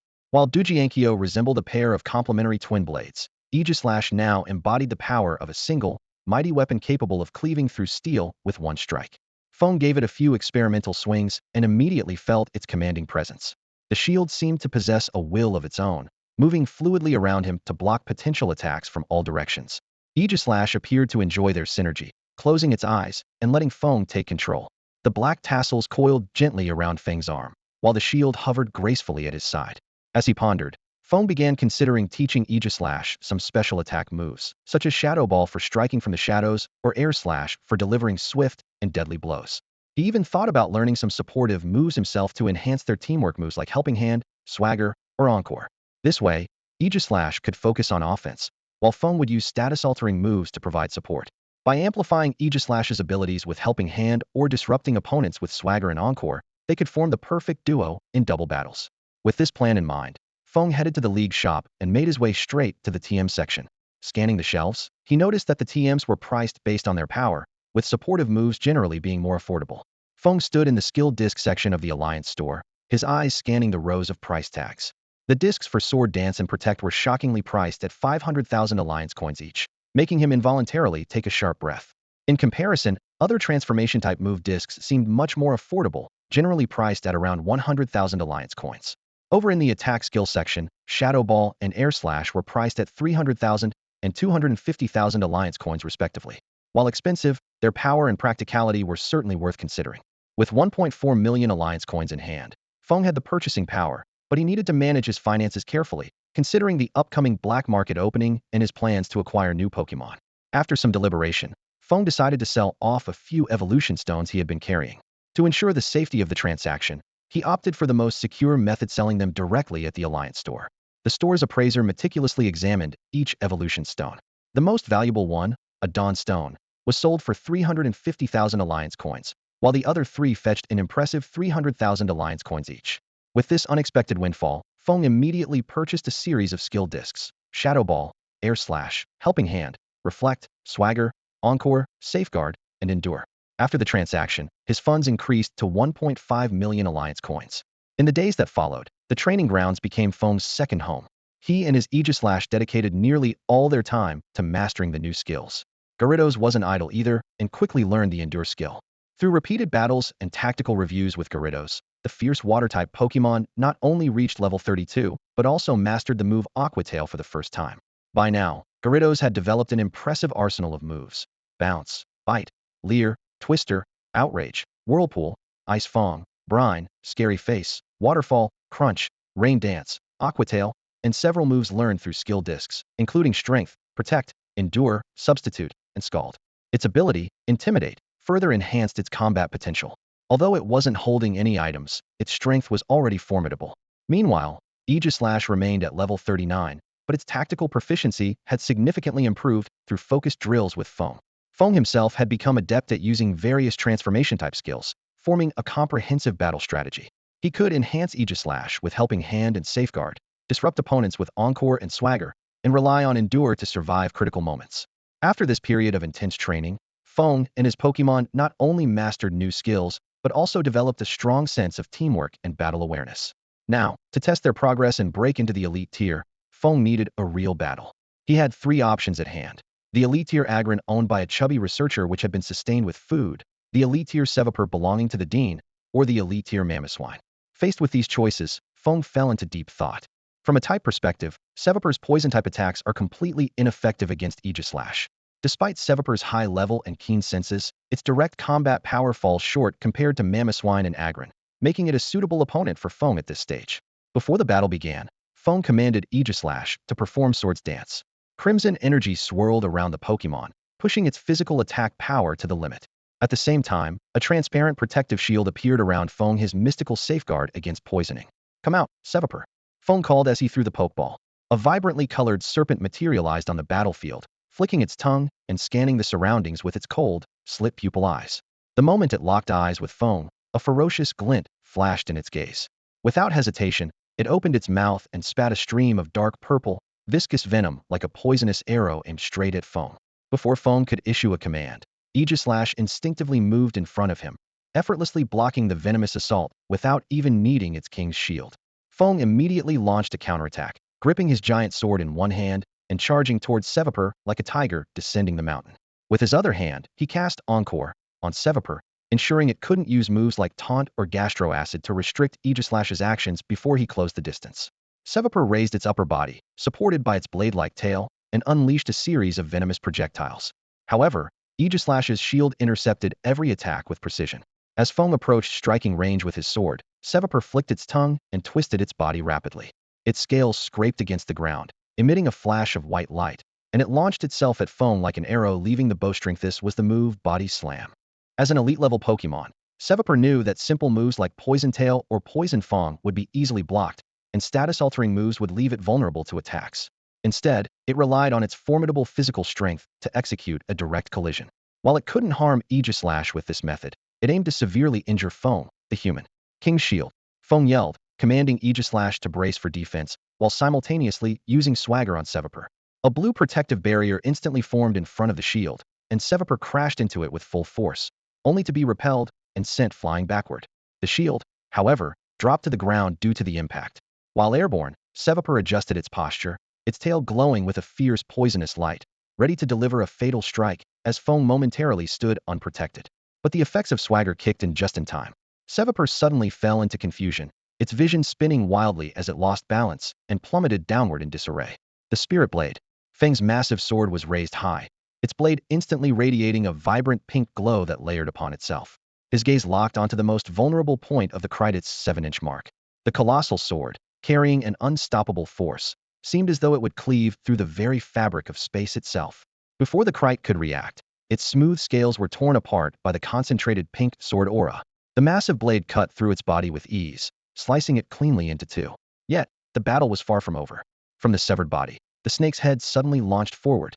It let out a shrill, piercing screech, its venomous fangs glinting with a cold light as it darted toward Feng's vital points in a desperate, final attack. "Hold your ground." With a low command from Feng, a green energy barrier instantly materialized in front of him. The Krit's fangs struck the shield with force, creating ripples of energy that spread outward. This was the reality of skill usage. Moves like Protect and Detect were not as easily repeatable as in games. They required significant cooldown time, and reckless use could lead to failure. One final Spirit Blade. Feng seized the opportunity as the Krit's strength waned. He raised his sword once more, and with a flash of pink light, the massive blade struck its head with precision. Blood splattered as the blow landed, decisively ending the battle.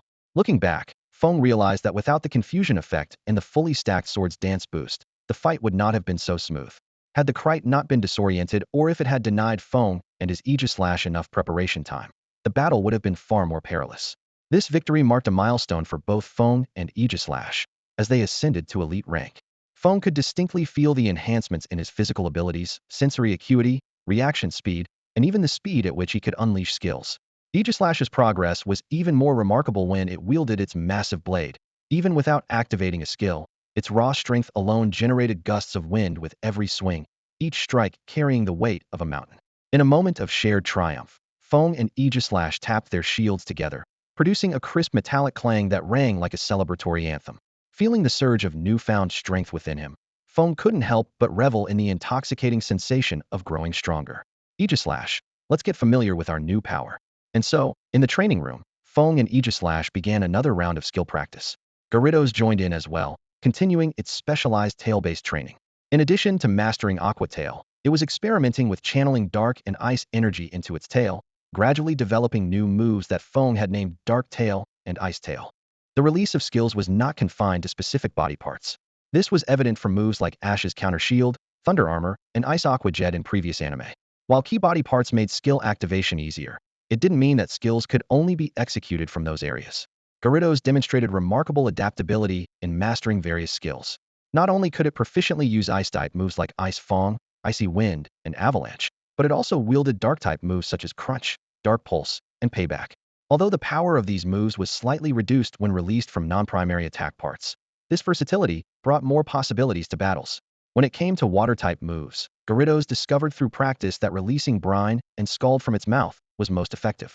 When Feng asked if these moves could be unleashed from other parts, Gyarados responded with a low growl, explaining that the difficulty of energy control increased with distance, leading to a significant drop in power. This revelation, however, sparked an idea in Feng. He focused on Gyarados' powerful tail and suggested combining Scald and Brine with Aqua Tail.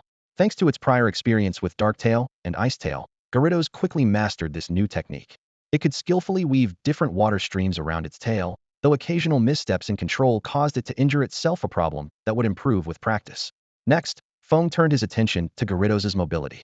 Although Gyarados was capable of flight, its low-altitude flying speed had always been a weakness due to its inability to learn basic flying skills. After some thought, Feng came up with the idea of teaching it the move Bounce. He immediately spent 200,000 league coins on a technical machine for the skill. After learning Bounce, Gyarados' flight posture transformed completely. It leaped into the air, gliding gracefully with a notable increase in speed, resembling a carp streamer dancing in the wind. This display left Groudon, watching from the side, visibly envious. Since simple flight acceleration did not consume much energy, Gyarados could quickly build up power. However, using Bounce for an attack drained its flying-type energy rapidly, making it difficult to maintain high-speed movement. To address this issue, Feng decided to adjust the energy cube ratio for Gyarados, balancing water and flying-type energy equally to help it better harness its flying-type powers. By this time, only one day remained until the black market opened. With 1.3 million league coins in hand, along with 2 elite-level and 2 advanced-level Pokemon ready for sale, Feng looked forward to making significant gains at this unprecedentedly large black market event. At dawn, Feng was fully prepared, draped in a black cloak, his face concealed by a Gyarados mask, and equipped with a spatial bracelet and Pokeballs. He set off toward the small village where the black market was located. Even before reaching the village entrance, he could already spot scattered groups of fellow travelers along the road. Some hid their faces under hoods, while others wore various masks. Without exception, each was accompanied by a high-level Pokemon walking proudly beside them, silently showcasing their trainer's strength. These Pokemon hunters, who often had respectable identities in their daily lives, seemed almost liberated by their disguises, as if shedding their usual personas. They all understood one principle. The deeper their roots in the shadows, the higher they could rise in the light. The group of travelers kept a wary distance from one another, maintaining a safe space as they gradually approached the village. When Feng followed the crowd into the village, the sight before him left him slightly surprised. Contrary to his expectations, the so-called black market was bustling with life. Even in the early morning, the village was already teeming with activity, with at least 1,000 people coming and going. Stalls and shops lined the streets, and people of all kinds haggled over prices, creating an atmosphere more akin to a lively market than a secretive black market. The only peculiar aspect was that everyone wore masks of various designs. The village was open on all sides, without walls, but there were guard posts at the 4 main gates east, south, west, and north. At the northern gate where Feng entered, a squad leader and 4 elite members stood watch, each bearing the emblem of the Sky Team on their chests. Members of the Sky Team could also be seen patrolling the streets. "You there, stop right now," Recall your Pokemon. The squad leader barked at a group ahead. The trainers immediately complied, knowing full well that rules must be followed on Sky Team's turf. No Pokemon are allowed to be out on the black market streets. No battles are permitted. Break the rules, and you'll face the consequences. Understood, understood, understood. The group responded hastily before stepping into the market. This was said to be the largest black market gathering in Canas City in recent years. After months of restraint, families and merchants had finally brought out their treasures, resulting in the current bustling scene. Feng first walked through the market, carefully observing its general layout. The most prominent feature was the Pokemon trade. Several large stores displayed rare Pokemon in their shop windows. One particularly eye-catching specimen was a Bagon with champion-level potential, clearly the centerpiece of the shop. Pokemon of such high caliber, often referred to as pseudo-legendary, were priceless and rarely put up for sale. The second major business was Pokemon items. Even the permanent items that were hard to come by in official league shops were rare here, with prices starting at millions of league coins. Technical Machines TMs were about half the price of those in the league, but came in relatively limited varieties.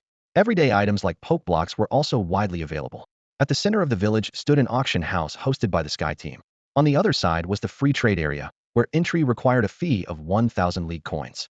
Inside, people could freely trade Pokemon, evolution stones, or even barter goods. Feng carefully browsed through the auction catalog, his eyes scanning the descriptions of the items. High-quality Pokemon, permanent items, elite 4-level Pokemon, and even Megastones and Z-crystals. This made him frown slightly. This world had already mastered the use of these powers? It wasn't supposed to happen until Ash's adventures, as far as he knew.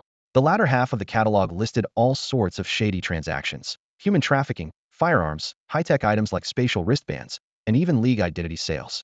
The auction wouldn't start until the afternoon, so Feng decided to handle the most urgent matter first, obtaining a legal identity. Without an official identity, he wouldn't be able to take injured Pokemon to the Pokemon Center for treatment, let alone perform basic activities like boarding a ship or a plane. Challenges at gyms, participating in the league tournaments, or even buying Pokemon eggs from breeders would all be out of the question. Pushing open the door to the identity trading shop, he stepped into a cramped, undecorated space. Behind the counter, a clerk wearing a Porygon mask was engrossed in typing on a computer. "Welcome. This is the best chain shop in the Hoenn region," the clerk greeted, looking up. "What kind of official identity are you looking for? We've got options for all ages and genders. Are these identities safe? Won't they be exposed?" Feng asked with a hint of skepticism in his tone. The clerk chuckled. "Of course they're safe. These are all real identities. Otherwise, how could we claim to be the best in the business? Real ones." Feng pressed, suspicion creeping into his voice. "What if the original owners come looking for them?" "Heh," the clerk shrugged. "Don't worry. The originals are all people who've disappeared without a trace, no bodies to be found. All right, show me identities for boys aged 12 to 14. The clerk turned the monitor toward him, and Feng began reviewing the information displayed. Suzuki Hikaru, 13 years old, a trainer with only a Mac Hoke, from Dufort Town. Went missing 3 months ago in Granite Cave, leaving behind only his mother. Yamamoto Ryo, 12 years old, owns a tail low, from Fortree City. Disappeared a month ago in the southeastern rainforest, has an older brother. Nakamura Isamu, 12 years old, carries a Shinx, from Sunnyshore City, in Sinnoh. Vanished 2 weeks ago near MT Chimney, family background unknown." As he read through the profiles, a cold chill ran down Feng's spine. These were children with dreams of becoming Pokemon trainers, but they would never return to the families waiting for them. What angered him even more was the realization that these disappearances were part of a massive criminal network. Some hunted down weak trainers, others gathered information, and finally, identities were sold on the black market to people like him who needed legal documentation. Recalling the clerk's earlier words about having identities for all ages and genders, Feng felt a shiver run down his back. This organization's reach clearly extended into forests, caves, and every remote corner, preying on lone victims. "Sir, have you made your choice?" The clerk's question interrupted Feng's train of thought. "Yes, this one," Feng replied, pointing to one of the files. His gaze landed on the profile labeled Qingmu Feng. The file read, "Qingmu Feng, 12 years old, a boy from Wudo Town." His Pokemon lineup was surprisingly simple, consisting of just one Magikarp. At the age of 8, he was adopted from an orphanage by a local fisherman and his wife. However, fate dealt a cruel hand just a month ago. The family of 3 went missing during a fishing trip and were never heard from again. Feng studied the photo on the file carefully. Qingmu Feng's face bore a faint resemblance to his own, though younger and more innocent. The photo seemed to have been taken when he left the orphanage. This resemblance worked in Feng's favor, but what mattered more was the story behind this identity. It was plausible. If anyone questioned how he survived, he could explain that the Magikarp evolved into a Gyarados and saved him, after which he woke up near the Petalburg Woods and made his way through the forest to Rustboro City. Their backgrounds were strikingly similar, both starting life as orphans. However, Qingmu Feng had initially been luckier, enjoying a brief period of an ordinary life after being adopted. But the peace didn't last long. A tragic disaster took his adoptive parents, leaving behind only this cold, lifeless identification document. This identity will cost 600,000 alliance coins, the clerk continued. If you need a specialized ditto to match this face, it will be an additional 200,000. Feng shook his head, declining the offer for the ditto. He had originally wanted a versatile ditto capable of transforming into anything: faces, tools, or even a decoy. However, a specialized ditto with limited functionality was not worth it. He understood that this was the real world, not a game where ditto could effortlessly mimic legendary Pokemon. He speculated that ditto's transformation ability must depend heavily on its aptitude and training. It would require specific conditioning to accurately replicate a target. The idea of it transforming with just a glance was too far-fetched. Moreover, a ditto's aptitude likely determined its transformation limits. The stronger the Pokemon it mimicked, such as pseudo-legendaries or legendaries, the higher the aptitude required. After all, it wasn't just about appearance, but also replicating comparable skills and traits. Once I grow stronger, I can visit their ditto breeding facility and select one with excellent aptitude. Feng calculated silently as he accepted the identification document from the clerk. He was keenly aware that his original identification had long been destroyed by the headmaster. After being sent to the experimental facility, he should have waited for the Alliance to provide him with a formal identity once the facility was raided. But he chose to escape. Now, if he were to go to the police station and explain his situation, the wealth he had painstakingly accumulated might be at risk. What worried him even more was the possibility that Rustboro City officials could be colluding with Team Sky. In that case, he could easily end up being handed over to a Team Sky member directly from the police station. With a new identity card and detailed information about King Yufeng's family address, Feng stepped out of the shop, calculating the remaining 700,000 in funds he had on hand. He was well aware that while this new identity allowed him to walk in the sunlight, it came with two significant risks. King Yufeng had lived with the fishermen in Wudo Town for 4 years, and the neighbors were familiar with him. Any slip-up could expose his disguise. Even more troubling was the mysterious organization. If Feng gained fame under this identity, he could be blackmailed at any moment. However, Feng had already devised a permanent solution, leaving the area entirely. He recalled an important discovery he made earlier while reviewing missing persons records. The files of missing boys from other regions did not include family information, and all the disappearances occurred within the Fengyuan region. This indicated that the organization's influence was limited to Fengyuan. As long as he avoided becoming widely known, the risk of coercion would be minimal. Moreover, he could erase King Yufeng's traces entirely by adopting a new surname through an adoptive father.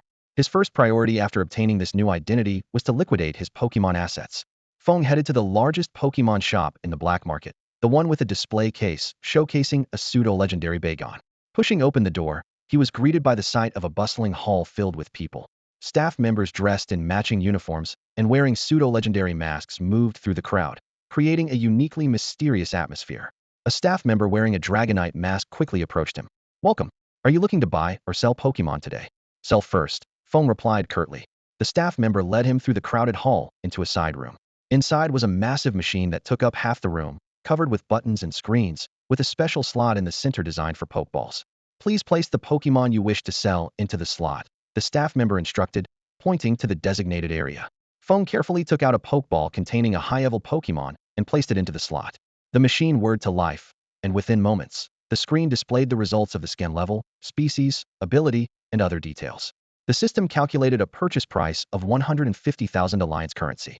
The staff member added, "If you'd like to measure its potential, there's an additional fee, 200,000 Alliance currency for the test. If it's determined to be of elite quality, the test is free.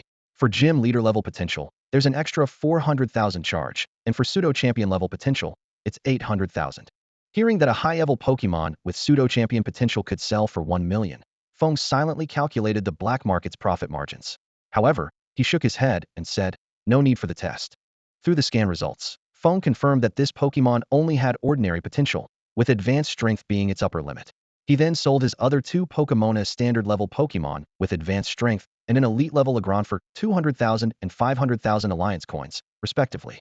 Looking at the Alliance coins in his hand, Feng couldn't help but marvel at the immense profits of Pokemon hunters. After all, owning a Pokemon was akin to controlling a powerful, sentient weapon, comparable to a tank or a fighter jet. "Could you please check the potential of this Pokemon for me?" Feng placed the Pokeball containing the Mamoswine into the slot of the scanning device. "Of course, please hold on a moment." The clerk skillfully operated the machine. This time, the scan was noticeably faster, and faint traces of elemental energy could be seen circulating around the device. Why is the cost for identifying a Pokemon's potential so high? Feng asked curiously during the scan. Smiling, the clerk explained, I'm not entirely sure about the specifics, but I've heard that standard scans can't reveal a Pokemon's true potential. It requires consuming corresponding elemental stones to create a resonance with the Pokemon's elemental attributes, and the intensity of that resonance is used to determine its potential. That makes sense. No wonder it's so expensive, Feng said with a nod of understanding. Moments later, the results came out. The Mamoswine had gym leader level potential and was currently at elite strength. The clerk immediately offered a purchase price of 700,000 alliance coins. This price wasn't particularly high, as Pokemon above elite level were already set in their temperament and strength, making them difficult and costly to tame. From Feng's previous experiences, even if he managed to acquire an elite-level Pokemon, he wouldn't dare to release it casually. Deal. But don't pay me just yet. He planned to buy some Pokemon, so you can deduct it from the payment, Feng said. Understood. Do you have any specific requirements for the strength or potential of the Pokemon? The clerk asked. Show me all the Pokemon below elite level, including Pokemon eggs, Feng replied. Right this way. The clerk led Feng outside.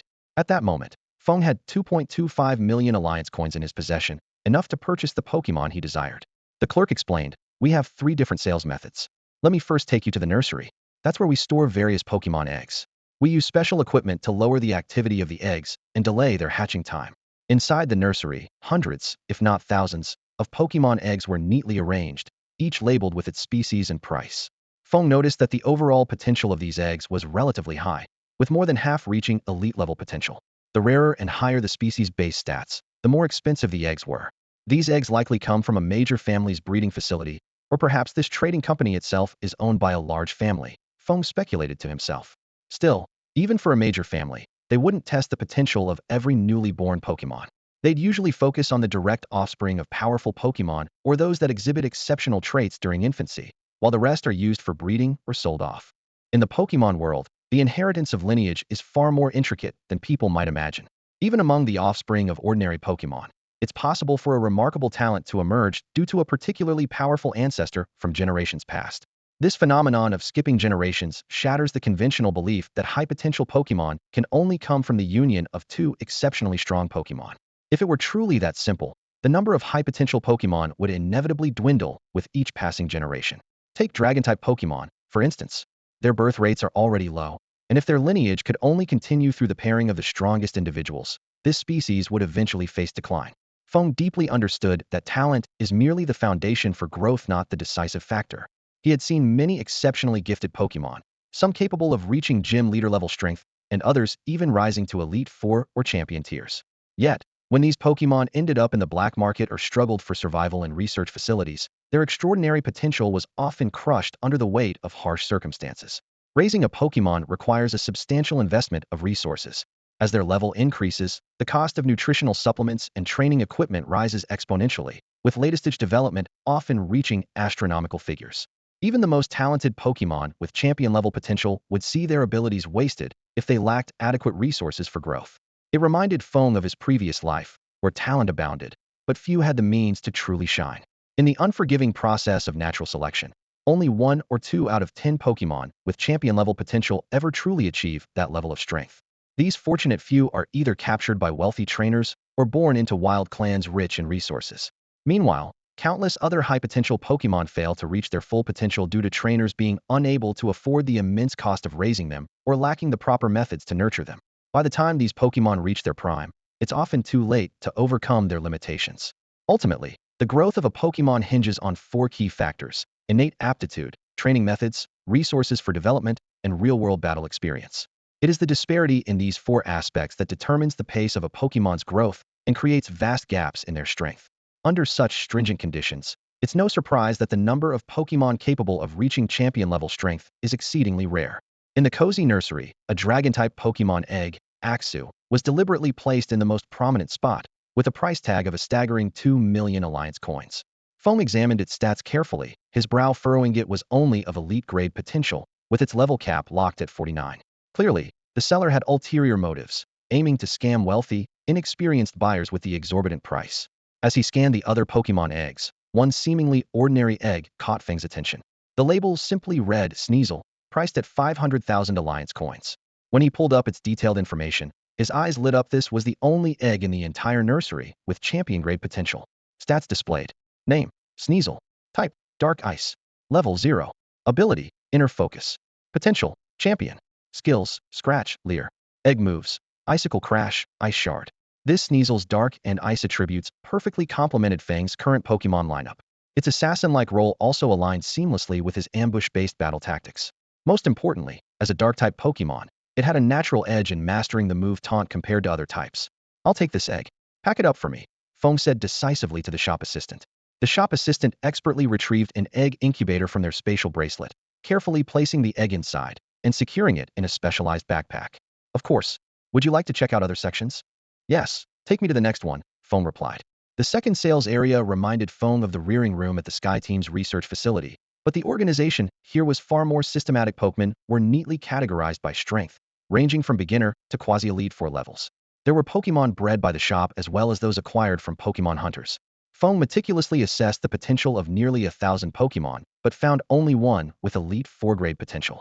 Unfortunately, its strength was either gym leader level or quasi-elite 4 level, far beyond what Feng could currently handle.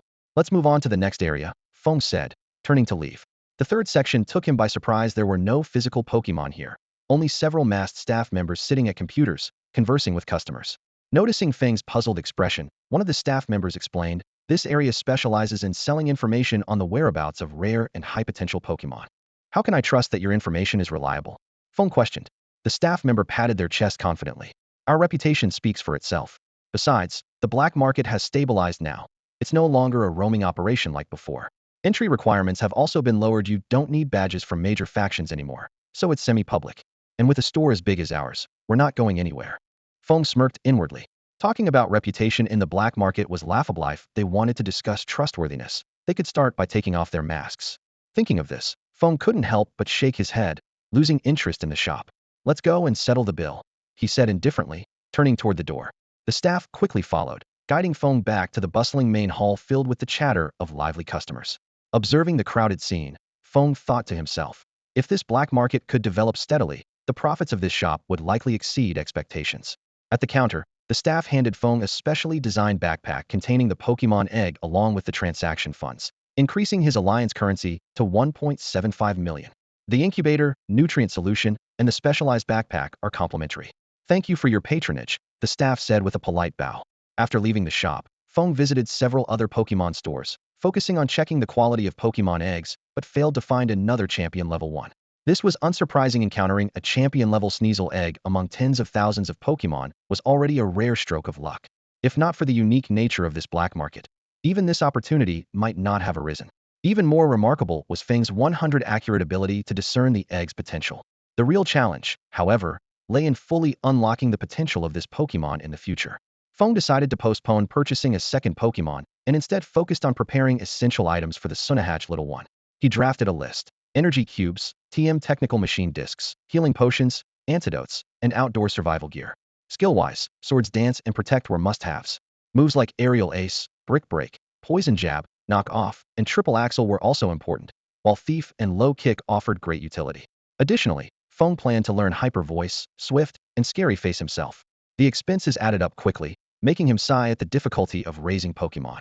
At the Pokemon item shop, the vast array of goods was dazzling.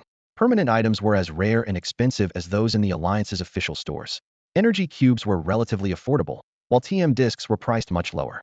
The steady stream of customers highlighted the popularity of black market item shops. The Alliance's high pricing policies had long sparked public discontent and widened the gap between social classes. Yet, in Feng's view, in this world of high-level combat, maintaining superficial stability among ordinary people was already an achievement. Because of this, some individuals unwilling to lead ordinary lives chose to take risks and became Pokemon hunters, giving rise to the black market. Beyond ambitious organizations like Team Rocket, other dark organizations were essentially hunters as well, though their targets varied. Ordinary hunters sought high-level and elite Pokemon, while dark organizations coveted legendary ones. Upon discovering that the Swords Dance TM was sold out, Feng had to adjust his purchase plan. He prioritized acquiring skills for himself and moves aligned with Sneasel's type. As for Aegislash and Gyarados, they didn't require additional skills for the time being. Ultimately, he purchased Protect 200,000, Hyper Voice 100,000, Swift 50,000, Scary Face 50,000, Thief 80,000, Knock Off 100,000, and Triple Axle 150,000, totaling 730,000 alliance currency. Additionally, he bought a skill learning machine for 100,000, a rare item even in alliance stores. Finally, Feng spent another 300,000 on energy cubes, training equipment, and similar items, leaving him with only 500,000 alliance currency. With this, his black market shopping spree was mostly complete, and he planned to head to the free trade zone for a look around before attending the afternoon auction to broaden his horizons. However, just as he exited the Pokemon item shop, Feng sensed something unusual. No one could tell exactly when it started, but the black market had become populated with some unusually behaving individuals. They, like everyone else, wore masks and hoods, but they moved in small groups of 3 or 5, walking side by side with upright postures that stood out in a place dominated by solitary figures. Feng sharply noticed their odd behavior. By this point, many vendors and customers had sensed something was wrong and began hastily retreating toward the village gates. The once bustling black market quickly fell into an eerie silence. Meanwhile, those suspicious figures made no effort to conceal their intent as they approached various shops, their hands uniformly resting on the pokeballs at their waists, resembling a well-coordinated squad of robbers. Sensing trouble, a squad leader from Team Sky stepped forward with 4 members to confront them. "What are you all doing gathered here? Disperse now," he barked. Feng knew the situation was dire. Ignoring the risk of exposing his abilities, he dove into the shadows and swiftly fled. His Aegislash seemed to sense his urgency, moving faster than usual, darting through the darkness like a speeding car. However, before he could get far, a deafening explosion erupted behind him. Almost simultaneously, battles broke out across every corner of the black market. Shouts, clashes, and explosions echoed incessantly, transforming the once peaceful trading hub into a chaotic battlefield. As Feng fled, he pondered to himself, "This is the black market jointly operated by both the light and dark sides of Canas City. Who would dare to make such a bold move?" At that moment, the suspicious individuals revealed their true identities, shedding their disguises to reveal uniforms of the Alliance military. They unleashed their starter Pokemon, symbols of the Alliance's elite forces. Fortunately for Feng, the soldiers focused solely on seizing the shops and paid no attention to the fleeing crowd. This gave him opportunities to dodge and hide. The black market descended into an all-out melee. Alliance troops clashed fiercely with shopkeepers, Team Sky fought back with all their might, and even Pokemon hunters took advantage of the chaos to loot and plunder. Feng concentrated on finding an escape route, but the crowded streets were heavily congested. He had to repeatedly change direction to avoid the skirmishes. Screams echoed around him, and the ground was littered with the bodies of people and Pokemon. Some buildings, caught in the crossfire, were set ablaze, leaving only charred ruins and crumbling walls behind. As Feng was fleeing at full speed, a sudden explosion erupted from a Pokemon shop ahead, sending debris flying in all directions. A strong gust of wind swept through, dispersing the thick smoke, revealing a Pidgeot far larger than usual. It was unmistakably a powerful Pokemon with gym leader level strength. From the wreckage of the shop, a figure slowly emerged, stepping out to stand behind the Pidgeot and removing their mask. Despite wielding gym leader level capabilities, this person didn't have the rugged demeanor of a typical trainer or hunter. Instead, they exuded the refined and scholarly air of a researcher. A gym leader level Pidgeot. "You're Sakata from the Sky Team's experimental division. You managed to escape a month ago, but this time, there's no way out for you," a stern voice bellowed from the street. The speaker was a man in a military officer's uniform, standing alongside his Blastoise, which also radiated gym leader level power. The earlier explosion had been caused by the Blastoise's Dragon Pulse. Behind the officer, several soldiers from the Alliance forces had already released their Pokemon, ranging in strength from advanced to elite levels. You're with the Camellia faction. Weren't you supposed to have withdrawn?" Sakata exclaimed in shock. The officer sneered coldly. "Enough talk. Hand over the Pokemon from the shop and surrender quietly." "That depends on whether you have what it takes," Sakata replied in a low voice. "Come out, everyone. I'll handle the leader, take care of the rest of the small fry." Before his words had fully settled, several shop employees stepped out from behind him, removing their masks. Feng immediately recognized one of them as Murakami, the person who had conducted experiments on him in the past. The employees called out their Pokemon, all of which were at the elite level. However, these Pokemon were undersized, underdeveloped, and had vacant, lifeless eyes. "Ha, just these defective modified Pokemon. I could take on 3 of them myself." The officer laughed loudly, and the soldiers behind him shared his disdain. "Blastoise, Hydro Cannon, wipe them all out. Pidgeot, defend us now." The battlefield erupted into chaos in an instant. Realizing the danger, Feng quickly turned and fled in a different direction. Battles of gym leader level strength were far beyond his ability to interfere. He already had a hunch as to why Murakami was there. It was likely that the Sky Team had struck a deal with the local Alliance faction, leading to the release of members previously captured by the Camellia faction. After all, the Camellia faction couldn't maintain a long-term presence in Canas City, and the local alliance faction wouldn't tolerate their interference. As these thoughts raced through his mind, a violent shockwave from the ongoing battle interrupted Feng's train of thought. In the distance, three pseudo-champion-level Pokemon were locked in an intense fight.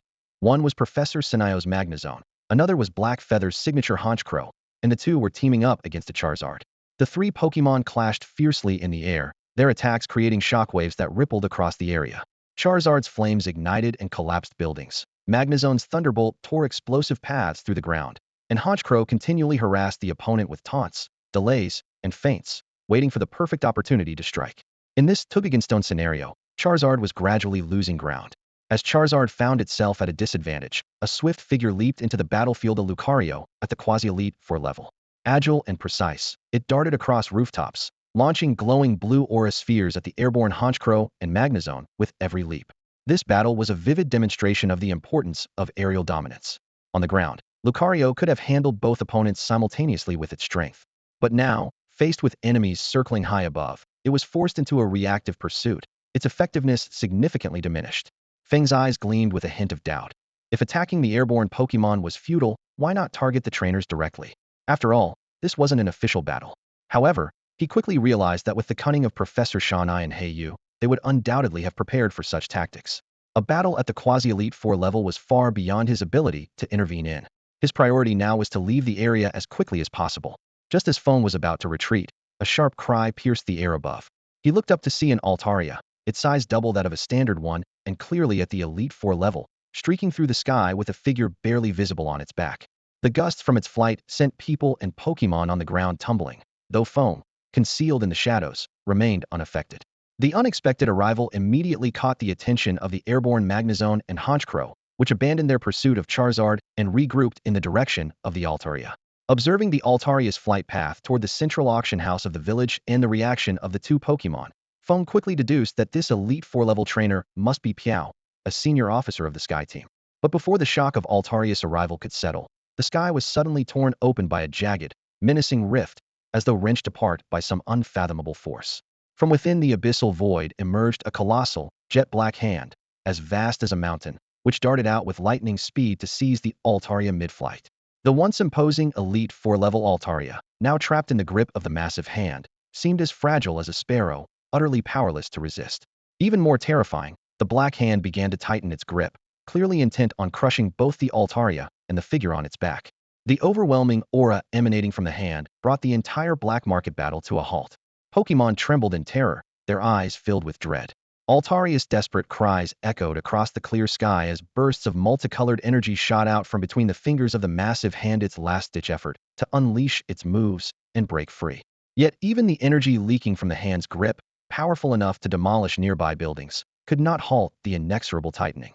Everyone present was paralyzed by the horrifying scene, as though the suffocating pressure of the black hand extended to them, threatening to crush them at any moment. The previously menacing Magnezone and Honchkrow, now stripped of their courage, didn't even dare to attempt a rescue. Instead, they descended to the ground in defeat, their bravado entirely extinguished. Just when everyone thought Altaria had no chance of turning the tide, an unexpected change occurred. A blinding white light suddenly erupted from its body, piercing through the enormous black hand like a sharp blade. Immediately after, a vibrant, multicolored Mega Evolution symbol appeared on Altaria's body, accompanied by an overwhelming surge of power that swept across the battlefield. Even the once dominant black hand seemed shaken, gradually loosening its grip. As the white light faded, a transformed Mega Altaria hovered in the sky, radiating brilliance. Its entire body was covered in pristine, crystalline white feathers, each one shimmering like starlight. Its deep, serene eyes resembled tranquil lakes, exuding a sense of peace and calm. A gentle and sacred aura surrounded it, soothing the hearts of everyone present like a soft spring breeze. Behind it, a pale pink fairy-type energy blossomed like a flower, forming a dazzling halo that accentuated its celestial presence. In stark contrast stood the sinister black hand, which resembled a claw from the depths of hell. Dark purple ghost-type energy coiled around it like venomous serpents, emanating an oppressive aura of death. The crack in the sky continued to expand, transforming into a massive black hole that threatened to consume everything. As the crowd gazed into the abyss, a fiery red light suddenly flared within, as if heralding the arrival of a terrifying entity. Meanwhile, Feng had taken advantage of the chaos to quietly slip to the outskirts of the village. Using his shadow-like abilities, he bypassed the main gate with ease. Through his attribute panel, he discerned the true identity of the Black-Handed was a champion-level Dusk Noir. Based on the earlier conversations between the officer and Sakata, this Pokemon likely belonged to Phoebe of the Elite Four or her family. After all, in the Hoenn region, only a select few could command such a powerful ghost-type Pokemon. Clearly, Phoebe's ambitions extended far beyond merely attacking the Sky Team's research facility. She had feigned retreat, secretly orchestrating a plan to wipe out the entire black market. Previously, the major families had turned a blind eye to her attack on the Sky Team, even cooperating with the lockdown and search efforts, as the Sky Team was partially at fault. However, the opening of the black market was a collaborative effort between the Sky Team and the prominent families of Rustboro City. Phoebe's actions were nothing short of a blatant provocation. Even as a member of the Elite Four, she would struggle to escape unscathed on the Zvok family's territory, especially with Champion Steven overseeing the region. Feng couldn't help but marvel at the sheer chaos and darkness that permeated the Hoenn region. The power struggles among various factions were so intense that even an Elite Four member like Phoebe had to consider her opponent's background when fighting evil. He wondered how, in Ash's era of travel, this region had managed to become so orderly and peaceful. But these celestial battles were far beyond Feng's concern. With his current strength, he wouldn't even qualify as cannon fodder. Just as he was distancing himself from the village, a figure suddenly descended from the sky, launching an unprovoked attack on him. With a sharp whoosh, a blade of air shot down from above, slicing through the atmosphere with a piercing whistle as it targeted Feng's position in the shadows. Hold your ground, Feng commanded decisively. In an instant, a green protective shield materialized above the shadowy area, barely managing to intercept the lethal strike. The shield trembled violently, cracks spreading like a spiderweb across its surface, teetering on the brink of collapse. A large swallow dove down from the sky, its sharp gaze fixed intently on Feng hidden in the shadows. Its wings spread wide, blocking any escape route. Feng immediately recognized it as a Pokemon with gym leader-level strength. What was even more shocking was that this common regional bird of Hoenn possessed the potential of an elite-level Pokemon. Feng quickly considered his options. Given Swellow's speed and aerial pursuit capabilities, fleeing was clearly unwise. His current Aegislash couldn't match it. The only viable strategy was to wait for Swellow to draw closer, create a distraction with Swagger to disorient it, and then have Aegislash strike with a double-edged head smash. With Swellow's frail defense and stamina, such a move could deal significant damage. However, if the opponent chose to maintain distance and wear them down with repeated air-slash attacks. As Feng was devising his strategy, a more formidable figure suddenly descended from the sky. Its massive wings stirred the air, kicking up clouds of dust on the ground. This was another Swellow, even larger and more powerful, with strength nearing elite-level status. But what truly caught Feng's attention was the rider on its back, a girl who appeared to be around 14 or 15 years old. The girl was petite, her twin ponytails fluttering in the wind. Pinned to her chest was the emblem of a Sky Team officer. Her cool, detached expression carried a trace of curiosity as she gazed at the shadows where Feng was concealed. Xiaoyan, is this what you found? The girl asked. The smaller, gym leader-level Swellow nodded in response, flapping its wings and letting out a cry. Feng instantly recognized who she was, Miss Yin, a Sky Team officer. Faced with such a stark power disparity, Feng quickly stepped out of the shadows to avoid any sudden preemptive strikes. Officer of the Sky Team, may I ask what brings you here? A flicker of surprise flashed across Miss Yan's eyes, but her expression soon returned to its icy demeanor. She looked down at Feng from her elevated position. Who are you? Why are you here? What exactly happened in the black market? It turned out she had only temporarily left the black market, but upon her return, she sensed a terrifying aura that even her Swellow dared not approach. To be cautious, she chose to intercept anyone fleeing the area to gather information. However, the few people she had stopped earlier had all escaped during the initial chaos, and only knew that the League had launched an attack. None of them had witnessed the later appearance of the Mega Altaria and Dusk Noir. Feng quickly explained, I'm a trainer who came to the black market. When I saw the battle break out inside, I fled. He briefly described the situation in the black market to Miss Yin, only mentioning the massive black hand, while deliberately avoiding any mention of the champion-level Dusk Noir or his suspicions about Phoebe. Miss Yin nodded slightly, her brows furrowing in thought. Seeing her lost in contemplation, Feng tactfully said, if there's nothing else, I'll take my leave. Miss Yin absent-mindedly nodded, her gaze already drifting into the distance. Feng quietly slipped into the shadows and left, relieved that he had refrained from revealing his Aegislash. In the Hoenn region, Aegislash was exceedingly rare. If she had seen it, it could easily have led her to suspect it was the one stolen from Phoebe. As he walked along the road, Feng reflected on the recent encounter. Miss Yin appeared to be around his age, yet she already possessed the strength of a near-elite trainer. She was likely the heiress of a prominent family or possibly the child of a high-ranking member of Team Sky. Unlike Black Feather's weathered, middle-aged face, Miss Yan's youthful and delicate features gave Feng a sense of familiarity. However, her casual attitude toward deciding his life or death sent chills down his spine. Having recently advanced to the elite level, Feng had been brimming with confidence, believing he was ready to navigate the Hoenn region. However, the earth-shaking champion-level battle in the black market had shown him what true power looked like. The vast disparity in strength left him incapable of even mustering the courage to resist. Miss Yan's appearance served as a harsh wake-up call. Just one gym leader-level swallow had pushed him to the brink of death, and adding a near-elite-level swallow into the mix could force him to surrender without hesitation. Feng gripped his sword tightly, imprinting Miss Yan's cold, indifferent gaze deep in his memory. To rise above shame and weakness, to refuse mediocrity, this was the path to becoming truly strong. As long as he was alive, there was always the possibility of growth. Moreover, with his champion-level potential Aegislash and Sneasel, his progress was bound to be swift. Miss Yan, is it? Just you wait. According to the training practices of prominent families, a king-level Pokemon could reach near-elite strength within 3 years with careful cultivation, and it could ascend to elite level in 5 to 6 years. This was the standard developmental trajectory for the direct descendants of elite families. Their prodigy stories, where they became elite trainers before the age of 18, were often highlighted on television as inspirational examples for other young trainers. The current record for the youngest elite trainer was held by Cynthia, who achieved that rank at just 15 years old, becoming a legend in the Pokemon world. Now 18, she had secured victory in the recently concluded elite ranking tournament and was preparing to challenge the champion next year. The elite ranking tournament, held every 3 years, allowed all league-certified elite trainers to participate, though only the top 4 earned the title of the Elite Four. To challenge the champion, one not only had to claim the top spot in the tournament, but also complete the league's special tasks. In an interview, Cynthia once revealed that her rapid progress was not only due to her talent and training, but also because of her frequent battles against the dark organizations in the Sinnoh region, honing herself through life-and-death struggles. Such experiences were difficult for ordinary people to replicate. Those without wealth lacked high-potential Pokemon and resources, while the affluent were often too cautious about risking their lives. But for Feng, with his ability to identify champion-level potential Pokemon and his constant exposure to life-threatening battles, things were different. In that light, the title of champion wasn't entirely out of reach. Aegislash sensed Feng's determination and gently pressed its cold blade against him, standing by his side. This silent gesture of closeness and encouragement stirred a warm feeling in Feng's heart. Regaining his confidence, Feng began to plan his future path. His gaze fell on the map. Canaz City's black market was now in ruins, making further development there impossible. Moving to other regions became an inevitable choice, though each option carried its own risks. The long-distance sea routes were fraught with danger, with Sharpedo territories and habitats of high-level Pokemon scattered along the way. Even merchant ships guarded by trainers found it challenging to navigate these perilous waters unscathed. Regions like Unova, Kalos, Galar, and Alola were prosperous, but the expensive ticket prices already factored in the risk of shipwrecks. With Feng's current strength, a single Gyarados was far from enough to ensure survival in the event of a disaster at sea. In contrast, the nearshore routes were much safer.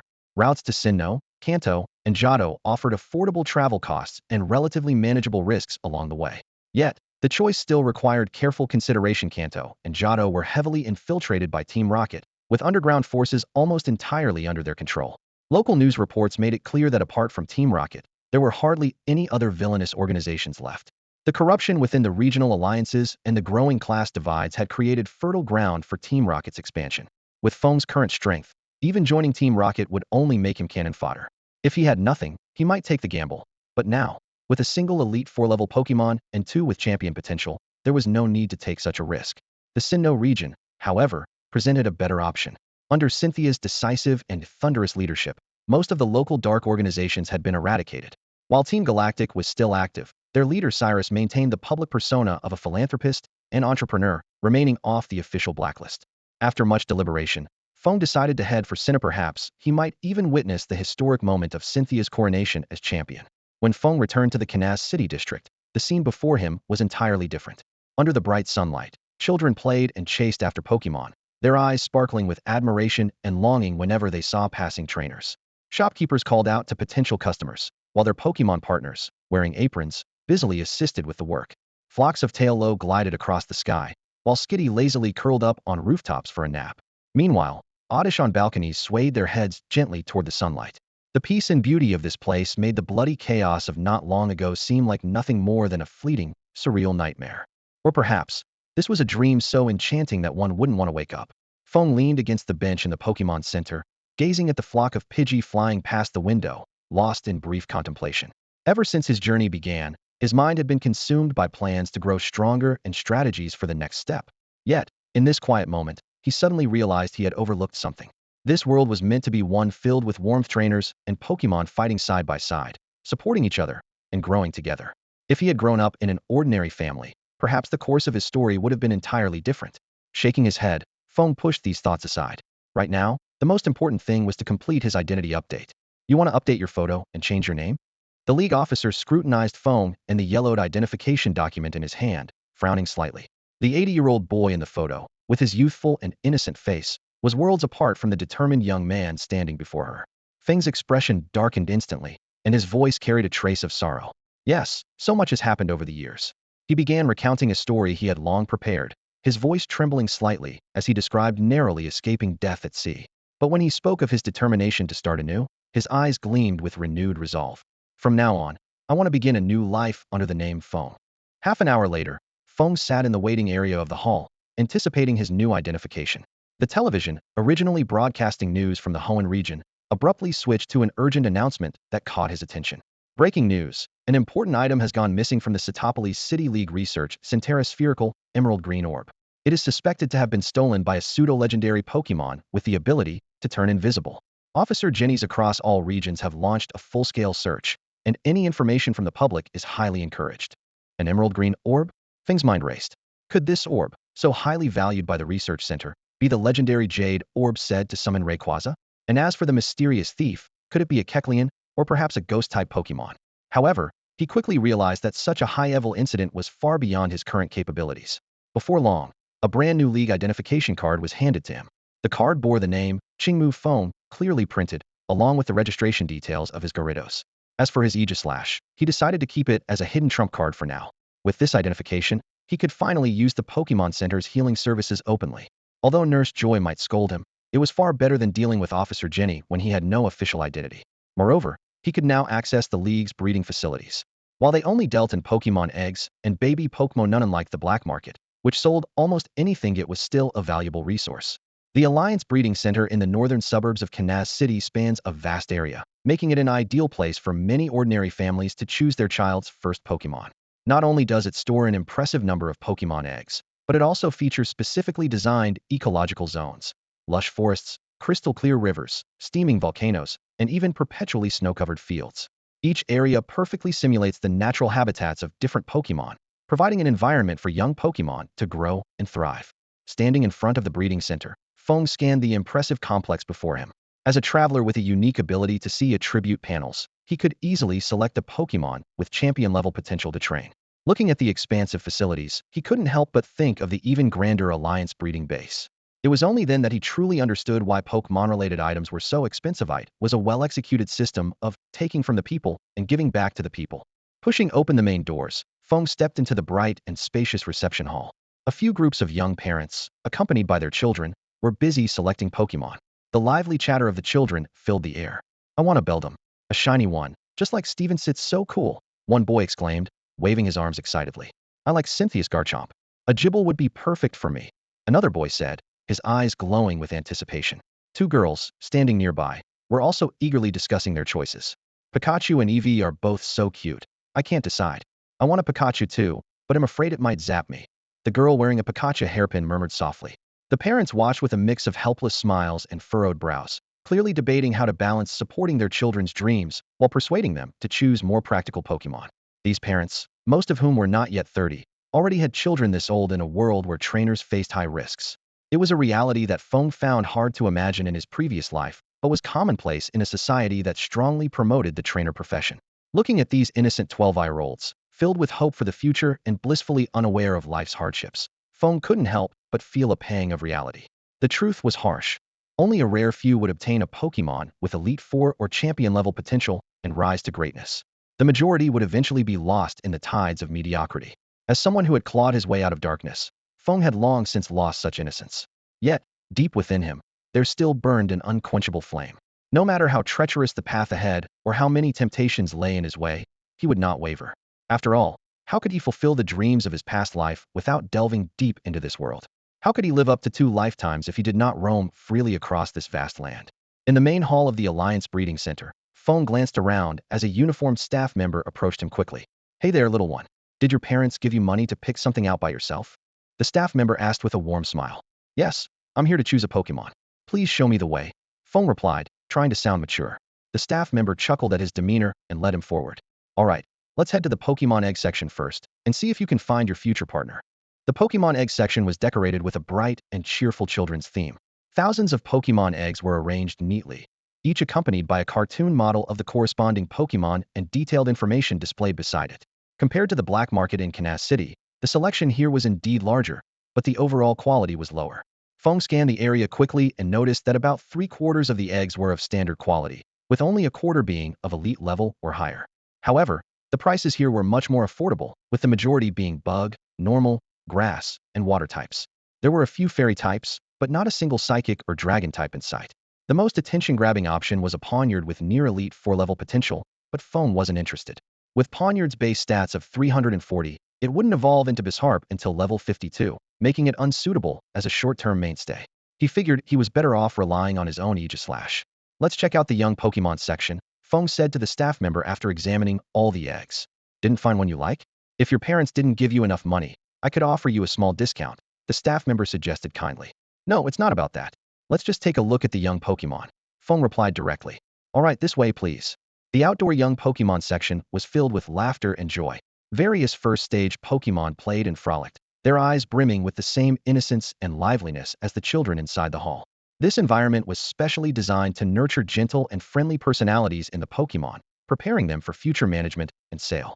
Once they reached the first stage of evolution, they would be transferred to the Alliance breeding base for pairing, and their offspring would be distributed to breeding centers across the region for selection. The staff member guided Feng through the different ecological zones.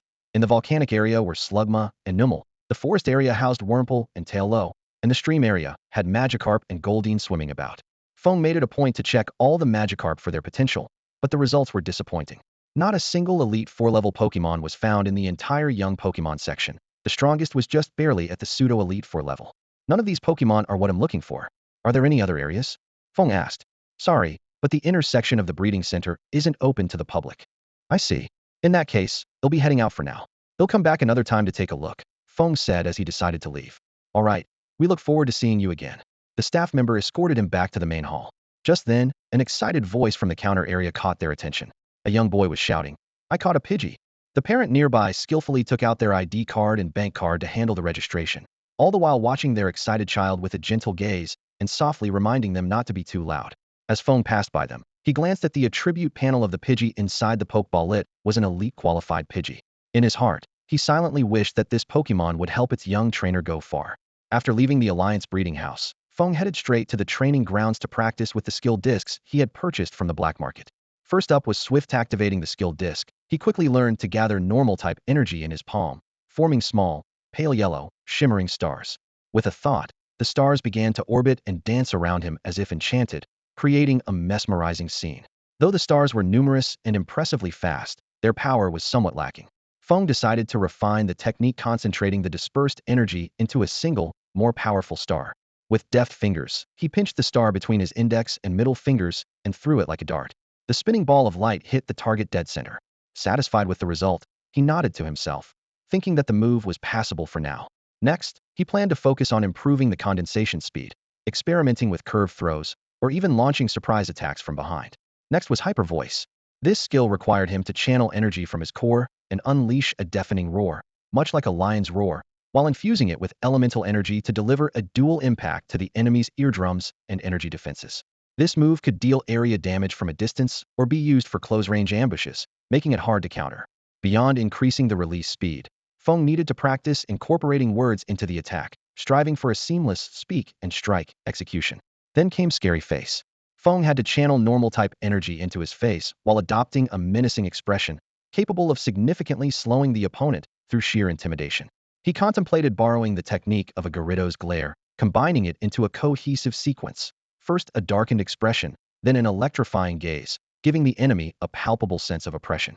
After a period of practice, the skills Feng had mastered included Helping Hand, Swagger, Encore, Safeguard, Endure, Protect, Double Team, Substitute, Strength, Scary Face, Hyper Voice, Swift, and Leer. By the time he had become proficient with all the skills, night had fallen. At last, he could check into the Pokemon Center like other trainers. The center was bustling with trainers from all over, most of whom had come to challenge the renowned Rock-type gym leader, Roxanne, a prominent figure in Rustboro City. After checking in, Feng made his way to the lodging area on the second floor. Compared to ordinary inns, the rooms at Pokemon Centers offered a unique sense of security and cleanliness. After all, aside from Team Rocket, no one dared to cause trouble here. Sitting on the edge of the bed, he gently polished the Sneasel egg in his hands, speaking to it with anticipation. Come on out soon, little one. I've already prepared skill discs, poke blocks, and training equipment for you. The training plan is all set, and once you get through your infancy, we can start your special training. If the Sneasel inside the egg could hear this, it might just be too intimidated by the homework awaiting it to hatch. The next morning, Feng woke up feeling refreshed and full of energy after a rare peaceful sleep. Standing in front of the mirror by the door, he meticulously adjusted his gear, a silk scarf tied securely around his waist, and he carefully checked his Pokeballs and space bracelet to ensure everything was in place. Next stop, Sinnoh, Feng murmured to himself. Although he was eager to reach his destination as soon as possible, the route from Rustboro City to Sinnoh required careful planning. Being an inland city without a port, the fastest route involved first passing through the outskirts of Petalburg Woods to reach Mr. Briney's dock near Petalburg City. From there, he would take a boat to Slateport City and finally set sail for Sinnoh from Slateport's harbor. At the southern edge of Rustboro City, where it bordered Petalburg Woods, Feng paused and looked back at the city that had been his home for the past 4 years. The streets gradually came into focus under the morning sunlight, and memories of countless moments flashed through his mind. After a long silence, he softly said, Rustboro City, they'll be back someday. With that, he turned and resolutely stepped into the shadows of Petalburg Woods. To Feng, the outskirts of Petalburg Woods no longer posed much of a threat. Aside from the occasional elite-level Pokemon hordes or powerful Pokemon hunters, the most dangerous threat came from a notorious, mysterious organization. They targeted rookie trainers in remote areas, orchestrating disappearances, investigating family backgrounds, and ultimately profiting by trafficking the victims' identities. Since the wild Pokemon in the forest outskirts no longer provided meaningful combat experience for his Aegislash, Feng decided to rely solely on his Gyarados for battles. With Aegislash currently at level 40, battling higher-level Pokemon offered little progress. Only encounters with equally strong or stronger opponents could provide significant growth. As he ventured deeper into the forest, Feng suddenly felt the unsettling sensation of being watched. He scanned his surroundings cautiously, but found no trace of suspicious individuals or Pokemon. To stay prepared, he decided to temporarily conceal Aegislash as a backup measure before continuing on his way. Before long, Feng arrived at the edge of a Wurmple colony. Using his ability to analyze stats, he carefully observed the group's composition. 2 Beautifly with advanced strength fluttered in the air, 3 mid-level Dustox moved among the mid-layers, and the ground was scattered with Silcoon and Cascoon, while Wurmple occasionally emerged from the underbrush. In the past, Feng would have chosen to avoid such a colony. Using Doublade to take them on one by one would have been too exhausting, and Gyarados, with its massive size, struggled to maneuver on land, making it vulnerable to being entangled by string shot or poison sting. But now, things were different. Gyarados had mastered the bounce move, allowing it to briefly take to the skies. Additionally, Feng's mysterious protective ability could shield Gyarados from poison. Before releasing Gyarados, Feng had already devised a simple strategy with the Pokeball basic preparation that ensured his Pokemon wouldn't reveal their intentions to the enemy upon being summoned. Go, Gyarados! As the Pokeball burst open with a flash of light, a deafening roar shattered the tranquility, instantly drawing the colony's attention. The Beautifly froze in fear at the sight of the enormous creature, their wings flapping instinctively. In the next moment, the fearsome Gyarados shot into the air like a bolt of lightning, hurtling toward the Beautifly with incredible speed. The massive tail of Gyarados was coated in a chilling layer of frost, with icy mist continuously radiating outward. The previously carefree Beautifly frolicking in the air were instantly thrown into a panic. They frantically unleashed their moves in a desperate attempt to protect themselves, but it was too late. They were already within Gyarados' attack range. With a single sweeping motion of its frost-covered tail, Gyarados not only shattered their skills with ease, but also sent them all flying. The super-effective Ice-type move instantly knocked out 2 of the Beautifly. Seeing this, several Venomoth immediately released their signature poison powder. However, a transparent barrier materialized in front of Gyarados, blocking the attack entirely. Without hesitation, Gyarados followed up with several powerful tail strikes, effortlessly knocking the Venomoth out of the air.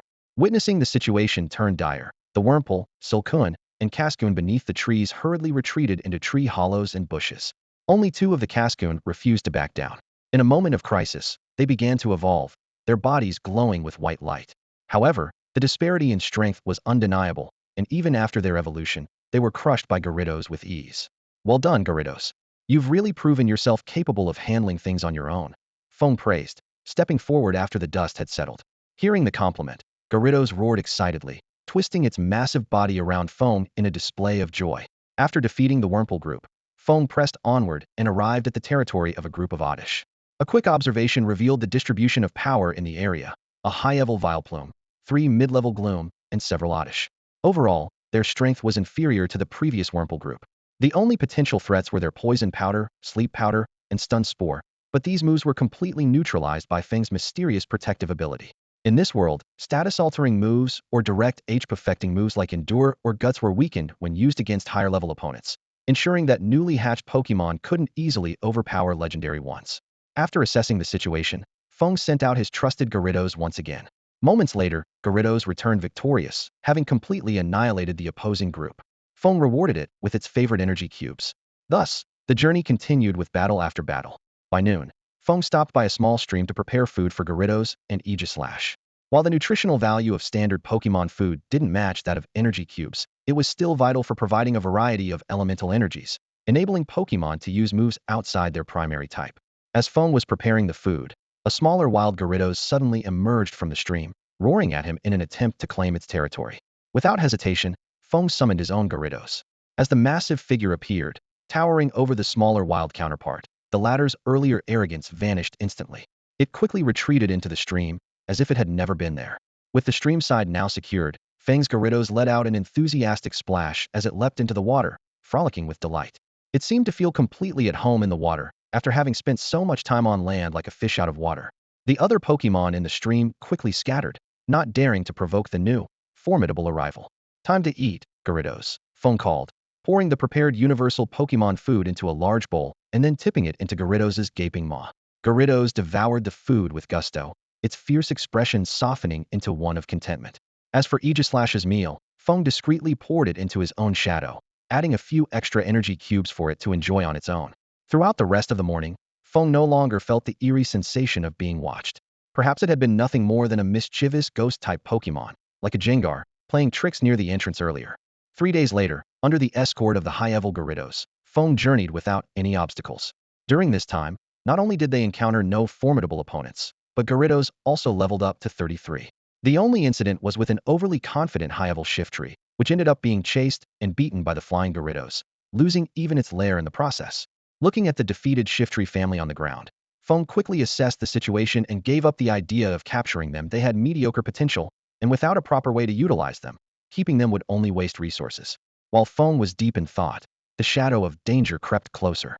On the branch of a nearby tree, a dark shadow ball materialized out of thin air, flying silently toward Feng like a silenced sniper bullet. The attack was not only stealthy but also so fast that it exceeded the reaction speed of most people. In the nick of time, a green energy barrier unfolded just in time to block the ambush. Only then did Feng realize he had been attacked, his back drenched in cold sweat. If not for his Aegislash's keen sensitivity to ghost-type energy and its timely use of Protect, well, considering he was a normal type, it wouldn't have harmed him anyway. The attacker then revealed itself a chameleon-like elite-level Kecleon. Despite the dragon in its name, this green-bodied, red-striped lizard Pokémon was far from being a dragon. A quick look at its stats and a long list of team-learned moves made it clear to Feng that this Pokémon had been meticulously trained, and someone was targeting him. With the odds against him, Feng decided to avoid a direct confrontation. He swiftly recalled Gyarados, feigning a panicked retreat as he melted into the shadows. In reality, he circled back and hid beneath a large tree nearby, blending Aegislash's shadow seamlessly with the tree's shade. Kecleon, ready to turn invisible and launch another ambush, was momentarily thrown off by Feng's decisive escape. Scratching its head, it emitted a series of rhythmic signals toward the forest behind it. Soon, a menacing man dressed in black emerged from the woods, accompanied by an elite-level Zangoose. Kecleon, seems like you missed. What happened exactly? The man asked. Kecleon chirped and gestured animatedly, replaying the attack and Feng's escape. So, he blocked your attack and then ran off? The man confirmed. Kecleon nodded in response. The man paused in thought before saying to Kecleon, which direction did he run? Lead the way, and we'll check it out. If we can't find him, we'll let it go. The Kecleon darted off in the direction where Feng had escaped earlier. Feng, however, chose not to pursue recklessly. Instead, he remained in his spot, understanding that if the chase proved fruitless, his opponent would inevitably return to this location. This brief moment of respite gave him the time he needed to strategize his next move. The earlier ambush by the Keklian was clearly a well-calculated attack. It had struck at the precise moment when Garridos was exhausted after a battle, a cunning and experienced tactic that made Feng highly alert. Encountering a trainer in Petalburg Woods was rare enough, let alone one who would attack so ruthlessly upon first meeting. Feng quickly analyzed the situation. It was highly likely that he had been targeted the moment he entered the forest. With the elite-level Keklian's exceptional stealth abilities, it would have been impossible to detect its presence unless it acted. The man in black was almost certainly a member of the mysterious organization responsible for the recent disappearances. It was clear they had meticulously observed him before choosing to act. They had likely started tracking him from Rustboro City, and after 3 days of surveillance, confirmed that Feng only had a single high-level Garridos. Given Feng's youthful appearance, it was no surprise that they saw him as the perfect target. Fortunately, Feng had a habit of feeding his Aegislash by tossing energy cubes directly into its shadow. This routine inadvertently concealed the presence of his elite-level partner. If Aegislash's strength had been exposed, the enemy might have reconsidered their attack or even called for reinforcements. After careful consideration, Feng decided to turn the tables on his opponent by setting a trap for the man in black. While fleeing was an option, it carried its own risks, especially without knowing the terrain ahead. Instead, he chose to take a gamble. There was a chance he could gain crucial information or unexpected rewards. As long as he maintained his distance, even an elite-level Pokemon wouldn't easily detect Aegislash hidden in the shadows. And if the ambush failed, he would still have a chance to retreat unscathed. Feng quickly concealed himself in the shadow of a massive tree and made some simple preparations. Some might accuse him of lacking honor for resorting to ambush tactics, but for the weak, survival often took precedence over ideals. Those who stubbornly clung to principles often regretted it when an enemy's blade was at their throat. 15 minutes later, the sound of footsteps approached. The man in black returned with 2 Pokemon in tow, his expression dark and brooding. The vastness of the forest, combined with Feng's deliberate effort to accelerate his escape, made it nearly impossible for the man's Pokemon lacking tracking ability to catch up. Frustrated, the man thought to himself that he should have borrowed his companion's elite-level Mytina to avoid this failure. Keklian, give me a detailed description of that guy's appearance so the team at the next base can keep an eye out, the man in black instructed. Keklian had been the one tailing Feng and reporting back, while the man himself had stayed out of sight to avoid exposure. Keklian gestured wildly, its exaggerated and comical expressions unintelligible even to its trainer. However, the nearby Zangoose seemed to understand. It first compared the height difference between the man in black and Feng, then pointed at a color similar to the man's clothing. Keklian nodded enthusiastically in agreement. Just as the man in black was about to speak, from the dense shadow of the ancient tree, a pitch-black shadow ball shot out silently, swift as lightning. Its trajectory, timing, and speed perfectly mirrored Keklian's earlier ambush. The dark sphere of energy, like a venomous snake lying in wait, hurtled straight for the man's back.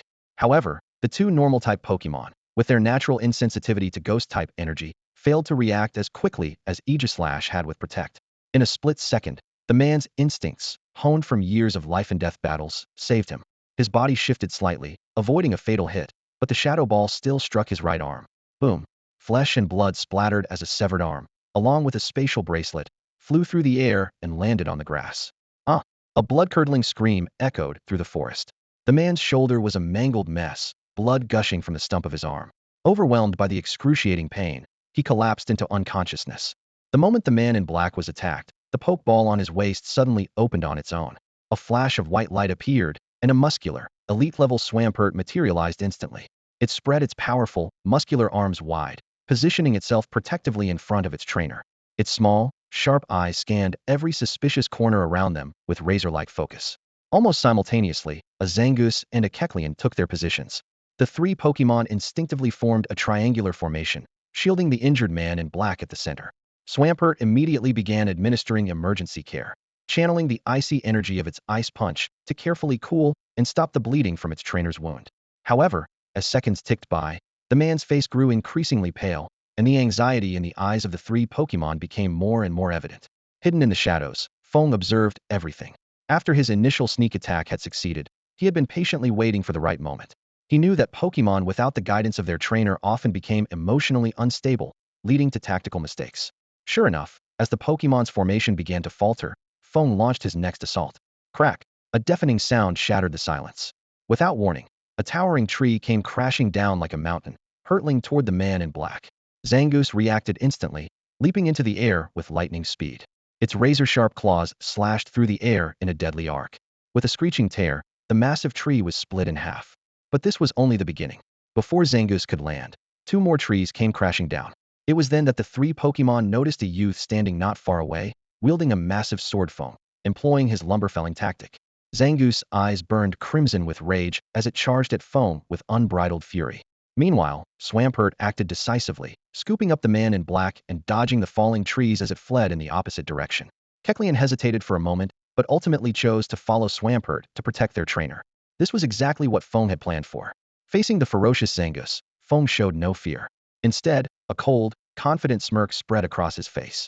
Just as Zangoose's deadly claws were about to strike, an ancient shield materialized out of nowhere, blocking the fatal attack. The clash of metal rang out, sharp and jarring. As Zangoose's strength began to wane, the shield suddenly vanished. In its place was a massive sword radiating a sacred brown glow, poised and ready to strike directly at its throat. The sudden shift caught the enraged Zangoose off guard, and fear quickly replaced its anger. Instinctively, it tried to use Protect, but to its horror, its energy uncontrollably gathered back into its claws instead. The sword moved faster than Zangoose could react. A cold gleam flashed, and it felt a chilling sensation at its neck. In the final moment before its consciousness faded, it caught a glimpse of its headless body still frozen in an attacking stance. Meanwhile, Swampert continued to sprint at full speed, carrying the man in black, while the camouflaged Kecleon followed closely behind. However, Swampert's base speed of 70 was no match for its pursuers, and it was quickly overtaken. A thunderous blast of sound suddenly erupted from behind, enveloping Swampert and its trainer. To shield its master, Swampert was forced to use Protect, barely managing to withstand the onslaught. The moment the green light barrier dissipated, a sharp airblade shot towards the man in black at a cunning angle. In the nick of time, the quick swim frog, having lost its Protect skill, unhesitatingly stepped forward to shield its master with its own body against the deadly attack. However, just as the airblade was about to strike, the void in front of the quick swim frog suddenly twisted, revealing the figure of the Kecleon. A green protective shield unfolded just in time, neutralizing the attack. This played right into Feng's hands. He had anticipated that the Kecleon wouldn't flee easily. After all, if it disappeared while invisible, he would have no way to deal with it. Seizing the moment when the Kecleon became visible and lost its protective cover, Feng charged forward like lightning, wielding his massive sword. The sluggish Kecleon was driven into a corner, instinctively attempting to use its substitute skill to buy time and create a chance to become invisible again.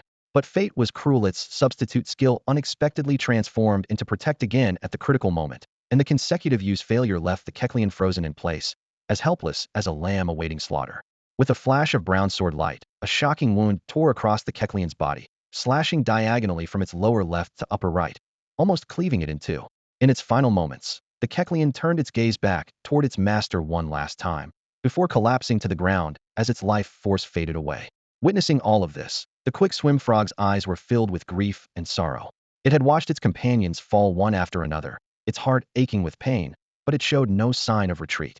Carefully placing its injured master against a nearby tree trunk, the quick swim frog turned resolutely to face the powerful and cunning enemy, launching a final, fearless charge. At that moment, its gaze was firm, its momentum surging, and in this life-or-death confrontation, it astonishingly leveled up twice. Moments later, Feng stood over the lifeless body of the quick swim frog, gazing thoughtfully. This wasn't the first time he had encountered Pokemon breaking through in the heat of battle, and leveling up twice in such a short span completely shattered his previous understanding of progression. This world seemed to carry a certain subjective element, perhaps something he could exploit. For instance, could he use hypnosis to make Pokemon experience dire situations in their dreams, thereby accelerating their growth? Pushing these thoughts aside for now, Feng slowly approached the barely breathing man in black. He raised his massive sword and plunged it without hesitation into the man's chest. The previously unconscious man let out a low groan, his eyes snapping open as he locked onto the figure holding the sword nearby. His gaze burned with disbelief, fury, and hatred, like that of a vengeful ghost, unable to accept the reality of being killed by his prey. However, the ferocity in his eyes soon gave way to regret and despair. In the end, he remained frozen with wide-open eyes, his life slipping away, leaving behind a gaze frozen in remorse and hopelessness. Feng quickly searched the man in black's belongings, but found nothing apart from a spatial wristband. Returning to the battlefield, he picked up the severed hand and removed the wristband to check its contents. Assorted energy cubes and Pokemon food, a computer, a small notebook, several ID cards belonging to young boys and girls, a badge engraved with a silver shotgun, for 100,000 Alliance credits in cash, and a bank card. Examining these items, particularly the badge, Feng confirmed the organization the man belonged to. However, one question troubled him. Why were there only the children's ID cards and no sign of their Pokemon? Could it be that they were deemed too weak to be taken? Suddenly, Feng realized that some crucial items were missing, and his expression darkened. He quickly pieced together a dangerous hypothesis and, without even taking the time to clean up the battlefield or dispose of the bodies, disappeared swiftly into the shadows. About an hour passed when a large desert dragonfly pierced through the sky, its figure gradually becoming clear in the distance. This powerful Pokemon, with the strength of a gym leader's level, landed steadily.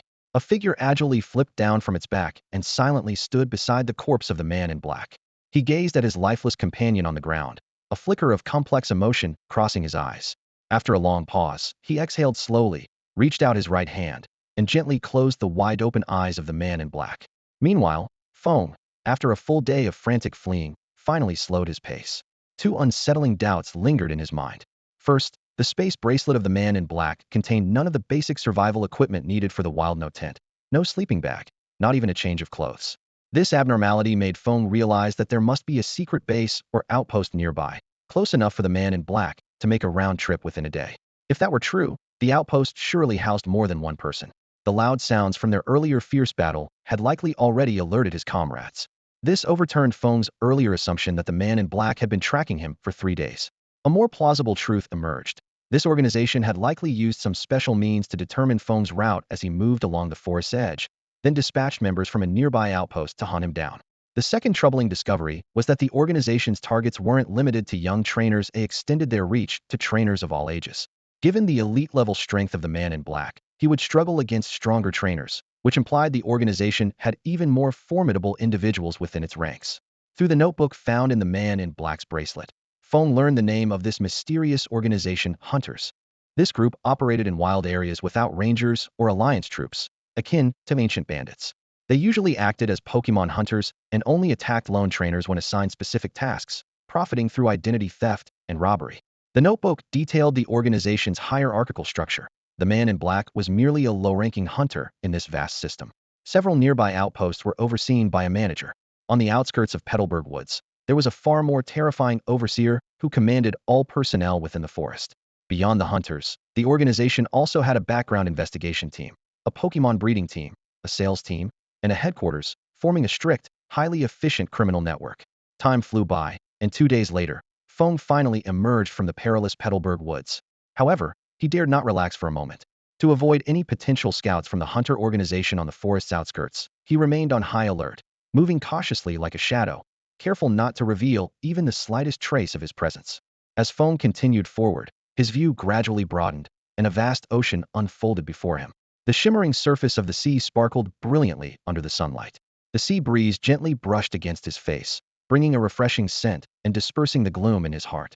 Things like this, it's just bad luck when you encounter them. Feng sighed, his fingers unconsciously stroking the pokeball at his waist. Fortunately, his strength had improved significantly, giving him at least some ability to protect himself.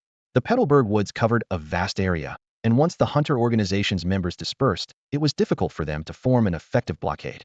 The chances of an average trainer being intercepted were relatively low.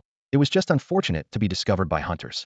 Areas like Petalburg Woods or Granite Cave, which lacked regular patrols by the League or Rangers, were naturally fraught with danger, while forests with bike paths, proper roads, and station rangers were much safer. Walking silently along the coastline, Feng eventually spotted a pier coming into view in the distance. Though the pier appeared old and worn, it was bustling with numerous docked ships.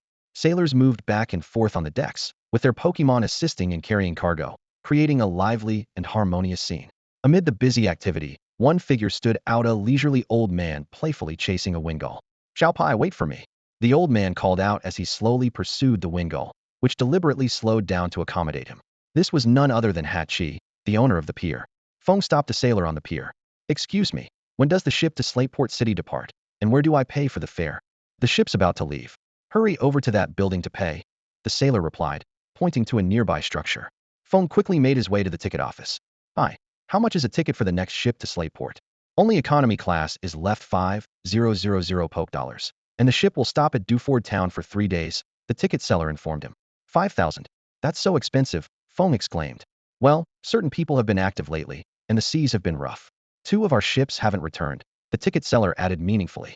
Feng didn't catch the implied warning but still purchased an economy class ticket, suspecting that the price might have been inflated.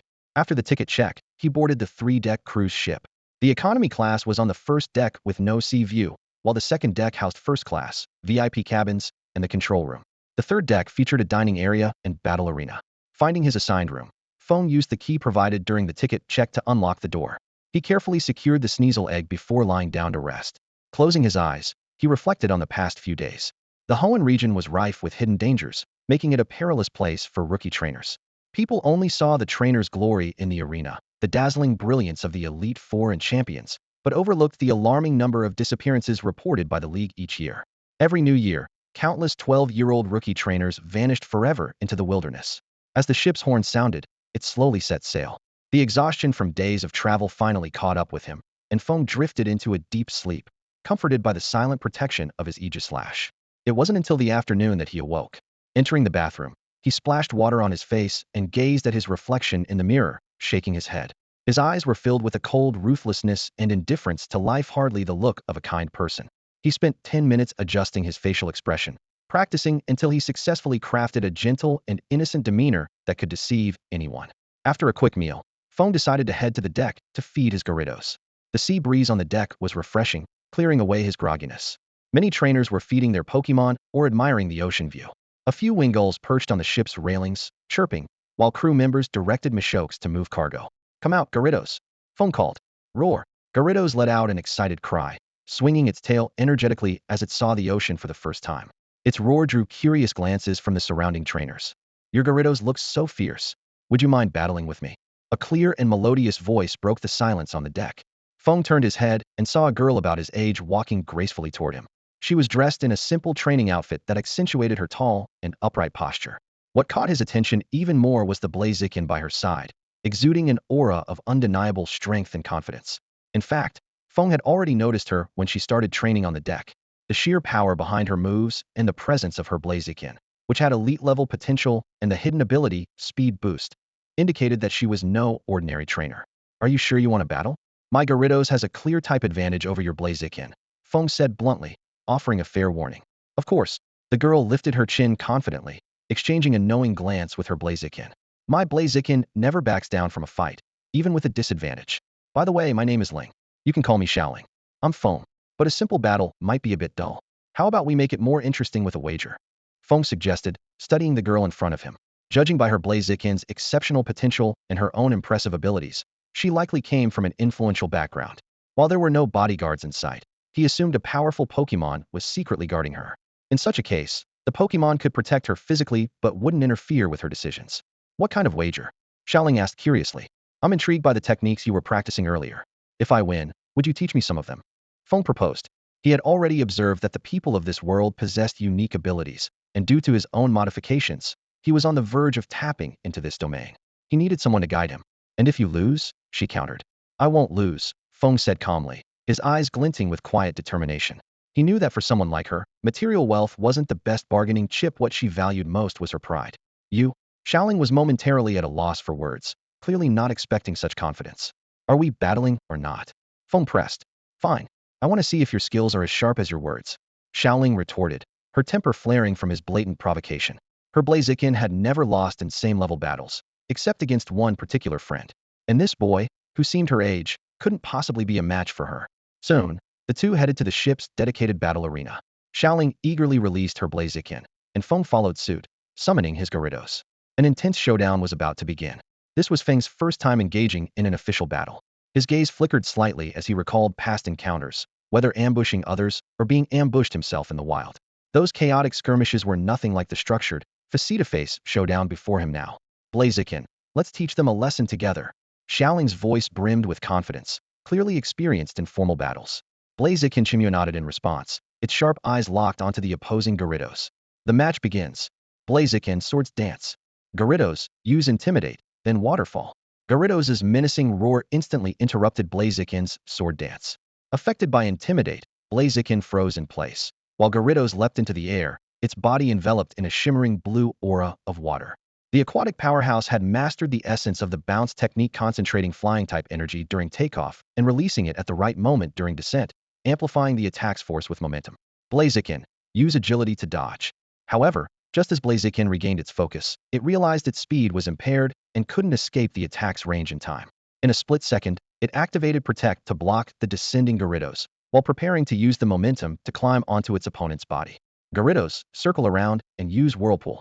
The massive dragon-like creature spiraled through the air, stirring up a powerful vortex of water.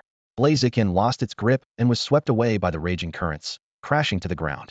The whirlpool intensified, resembling a sudden, violent ocean storm. Gyarados glided gracefully above the swirling waters, exuding the majesty of a true sea king. Blaziken, jump out with bounce. Xiaoling's anxious shout came too late. Gyarados, already poised for the next move, swung its colossal tail, launching a water tail attack like a cannonball directly at the midair Blaziken. With a deafening crash, Blaziken was flung back, heavily injured, and plunged into the depths of the whirlpool. Gyarados sustained minor damage from the exchange, but as the whirlpool subsided, Blaziken lay unconscious on the ground, battered and bruised. Blaziken, Xiaoling rushed to her partner's side, pulling out a high-grade healing spray to begin treatment. Feng's eyes lingered briefly on the bottle before shifting to Xiaoling, his gaze suggesting he was appraising a walking pile of prize money. Blaziken gradually regained consciousness, bringing tears of relief to Xiaoling's eyes. After returning Blaziken to its pokeball, she turned to Feng with a complicated expression. I thought you were all talk, but I didn't expect you to be so skilled. To completely dominate me in a Pokemon battle, it's impressive. If someone boasts without strength, they're just a clown. But with strength, they're simply proud. Come to my room. I'll fulfill my promise. Xiaoling turned and left the battlefield, and Feng followed her to the VIP suite. When she opened the door, he was greeted by a stunning sight. The luxurious suite was 5 times the size of his own quarters, adorned with elegant decor and filled with a refreshing, pleasant aroma. Sunlight poured through the expansive floor-to-ceiling windows, bathing the room in warmth and vitality. Feng set down his bag containing the Sneasel's Pokemon egg and walked with Xiaoling to the window. She turned to face him, the sunlight casting a golden glow over her youthful face, adding an air of solemnity. She studied Feng silently for a moment before, without warning, delivering a lightning-fast kick aimed directly at him, the force of the strike slicing through the air with a sharp whoosh. For someone like Feng, who had experienced countless ambushes and counterattacks, Xiaoling's sudden assault was naturally ineffective. With just a slight sidestep, he easily evaded her high kick, while his right hand swiftly and accurately caught hold of her slender, fair ankle. Drawing on his combat experience from a past life, Feng was well aware of the characteristics of such high kicks. While this move had a wide attack range and formidable power enough to knock an opponent down immediately if it landed, it also carried significant risks. If the opponent dodged and managed to control the attacker's leg, the attacker would often find themselves in an extremely disadvantageous position. At this moment, Feng only needed to tug Xiaoling's ankle forward, causing her to lose balance on her single supporting leg, and the outcome would already be decided. However, this was the Pokemon world, where battles were not solely about combat techniques. Despite her ankle being restrained, Xiaoling showed no sign of panic. Instead, her eyes sparkled with a fierce fighting spirit. Suddenly, a sharp force erupted from her ankle, surging straight at Feng's hand. The sheer power of it forced Feng to release his grip and take several steps back to neutralize the impact. Xiaoling quickly retracted her leg and assumed a textbook combat stance. Legs staggered front and back, knees slightly bent, her entire body poised like a leopard ready to pounce. Her right hand clenched into a fist while her left hand remained open, exuding a pure and formidable aura of a martial artist. Feng couldn't help but think to himself that rather than being a trainer, she seemed better suited to stepping into the ring herself. Hey, I asked you to teach me, not beat me up. Although Feng wasn't afraid of a real fight with Xiaoling, he had no interest in engaging in a meaningless scuffle. He suspected that this might be her way of venting frustration over a previous loss. I noticed your strong physique and steady footwork, so I wanted to test your abilities, Xiaoling said, her gaze sharp as she fixed her eyes on Feng. But I didn't expect your reflexes and physical condition to far exceed those of ordinary people. And yet, I don't sense the aura of a martial artist in you. Thinking back on earlier events, she added, you're truly a peculiar person. I've always had natural strength, but I haven't undergone any formal training. That's why I'm intrigued by the style you've been practicing and would like to learn it, Feng explained, half-truthfully. Well, the style I practice is my family's core technique, so I can't share it with you, Xiaoling replied with a shake of her head, before shifting her tone. But the techniques we teach to the disciples of our martial arts school, I can pass those on to you. That would already be an incredible favor. It's like opening a door for me. The moment I saw you, I knew you were a kind person. Feng, eager to obtain the techniques, didn't hold back his compliments. It's not like that. I have my own motives. I'm not as good as you make me out to be, Xiaoling admitted, her cheeks tinged with a faint blush. I just think you have great potential both as a trainer and a martial artist, and I wanted to make an early investment on behalf of my family. Feng knew that Xiaoling's willingness to share her techniques wasn't purely based on a casual agreement, but he didn't mind. For now, his priority was survival and improving his abilities. I understand. Still, You've done me a great favor, he said before asking. What is the purpose of your family's style? When I saw you practicing, I could faintly sense the airflow around you shifting. It's not something I can explain in just a few words. Let me start from the beginning, Xiaoling replied, her expression gradually becoming more serious as the conversation turned to the subject of martial arts techniques. Long before the formation of the League, an ancestor of the Mizuno family created a unique martial art technique known as flowing water, invisible form. This art was inspired by a martial artist Ursaring and marked the beginning of the Mizuno family's legendary journey in exploring martial arts. Xiaoling paused momentarily and began explaining the martial arts system of the Pokemon world to Feng in detail. She mentioned that the fighting style of a martial artist Ursaring depends on the scroll it reads. The scroll of darkness leads to the single strike style, while the scroll of water guides one to the rapid strike style. She also listed Pokemon renowned for their martial prowess, such as Minxiao, Hitmonlee, and Hitmonchan, all noted in the Pokédex for their expertise in martial arts, karate, or judo. When flowing water, invisible form is mastered to its peak, Xiaoling said, tracing a gentle arc with her hands. The practitioner is surrounded by an aura as fluid as water. When still, it is like a calm lake, automatically neutralizing incoming forces. When in motion, it becomes like a raging torrent, striking the opponent's vital points with precision.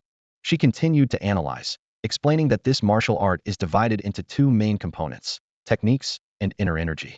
Techniques involve the combination and application of basic energy moves, while inner energy focuses on sensing and controlling fighting-type energy. Only by perfectly blending the two can each move become seamless, balancing offense and defense with a continuous flow of energy. Techniques can be mastered through diligent practice, but applying them with ease is the real challenge, Xiaoling said solemnly.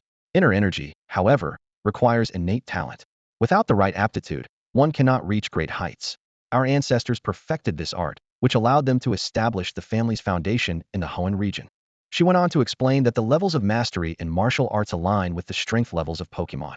When mentioning the strongest martial artist of the present-day elite, four-member Bruno, in his 30s, Xiaoling's eyes glimmered with admiration. He has reached champion-level strength, even surpassing his own Pokemon. As she spoke about herself, her expression dimmed. I've been practicing martial arts since I was young, yet I've been stuck at the peak of the third tier for a long time. That's why I'm traveling with my Blaziken, seeking a breakthrough. You're already incredibly skilled. You just need the right opportunity, Feng said gently to comfort her. I hope I can find that opportunity soon. Xiaoling sighed softly before regaining her composure. Next, I'm going to teach you a technique that only disciples of our dojo are allowed to learn. I trust you will not share it with anyone else. Xiaoling then changed into a fitted training uniform and began demonstrating the techniques. Each of her movements was fluid and seamless, her punches and kicks flowing as if water itself was coursing through them, sometimes gentle and graceful, other times powerful like surging waves. In her performance, Feng recognized traces of Pokemon moves such as Focus Energy, Brick Break, and Bullet Punch. Yet Xiaoling's execution was far more dynamic and natural, unbound by rigid patterns, reminiscent of a Gyarados' advanced use of Ice Fang and Crunch. They'll continue demonstrating tomorrow, Xiaoling said, glancing at the darkening sky. It's getting late. For now, they'll teach you the inner energy technique. This basic method can accelerate your ability to sense and harness energy. While it won't enhance your physique like the core techniques, if you have enough talent, you can still break through to higher levels on your own. By this point, Feng had understood the essence of the technique. The techniques were meant for combat, balancing offense and defense. Xiaoling's eyes sparkled with anticipation as she explained the mysteries of internal energy to Feng in detail. The greatest benefit of internal energy is that it enhances potential. Ordinary techniques can improve energy affinity, much like the items in the Pokemon world. But core techniques are even more impressive, comparable to the 18 subduing palms in the Pokemon universe. Although, to be honest, I'm not entirely sure how much potential they can actually boost. She paused for a moment before adding, our Mizuno family's basic techniques are specifically designed to enhance affinity with fighting energy. However, I can't say for sure if they work with normal type energy. At this point, Xiaoling blinked her bright eyes playfully and suggested, if you're interested in learning core techniques, you can join our family's dojo. I can introduce you. Feng looked at Xiaoling's expectant gaze and replied gently, thank you for the offer, but for now, I'd like to stay focused on my path as a trainer. If I ever change my mind, I'll definitely come to you. Although he felt a bit tempted by the idea of core techniques, Feng was clear that now was not the right time to shift his focus. He weighed his thoughts carefully. While the dojo could provide access to core techniques, the most important thing for now was to strengthen his Pokemon. The dojo's resources alone were clearly insufficient to support his development plans. Besides, his potential hadn't reached a bottleneck yet. It would be better to wait until he hit a wall before turning to the dojo. Drawing from the anime he had watched in his previous life and his current experiences, Feng had gained a deeper understanding of this world. Initially, he thought this world was like a city teeming with superpowered individuals, fighters like Bruno, psychics like Sabrina, and powerful figures like Giovanni, who wielded the power of Viridian. But reality turned out to be far more structured. The anime not only showed diverse martial arts dojos, but even depicted Sabrina training her apprentices in bending spoons with psychic power. These observations led Feng to an important realization. In this world, extraordinary abilities weren't entirely reliant on innate talent. They could be acquired and improved through hard work. Otherwise, these people wouldn't spend their days rigorously training, they could simply rely on their natural gifts. Over time, the people of this world had developed a systematic approach to mastering techniques suitable for humans, rather than practicing aimlessly.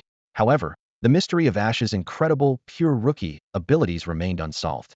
Feng still couldn't figure out whether they were innate or the result of some form of training. Hearing Feng's refusal, Xiaoling's eyes flickered with a hint of disappointment, but she quickly regained her smile. She softly said, "All right, if you ever want to learn the core techniques, remember to come find me at the Mizuno Dojo in Changhua City." Then, Xiaoling began teaching Feng the method of cultivating internal energy. She first recited the technique's mantra word for word, then proceeded to explain it in detail. Her voice was clear and focused. The first step to learning internal energy is to sense your body from within. Feng, start by concentrating your attention on your lower abdomen. As she spoke, she handed Feng a fighting-type energy cube. Eat this, then carefully observe the changes in your lower abdomen. The second step, Xiaoling continued, gesturing lightly with her hands in front of her, is to adjust your breathing according to my instructions and guide the energy around your lower abdomen inward. When you can channel all the fighting-type energy in your body to your lower abdomen and form a concentrated energy core there, the second step is complete. Xiaoling stood up and raised her right hand, her palm facing outward toward the window. The third step is to learn how to use energy to release skills. Like this, before her words could fully land, a burst of brownish energy shot from her palm, vanishing into the distant sky. This is the most basic energy release.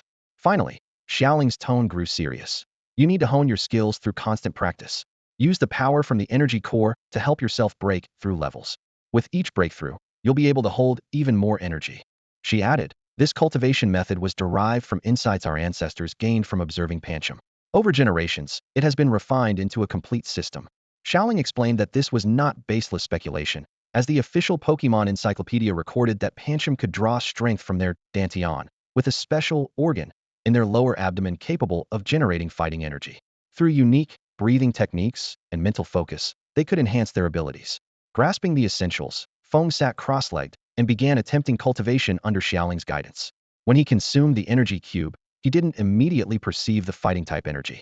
Instead, by focusing his mind and following the energy guiding method, he achieved unexpected results. He felt a peculiar transformation within energies that had been scattered throughout his body began converging in his lower abdomen.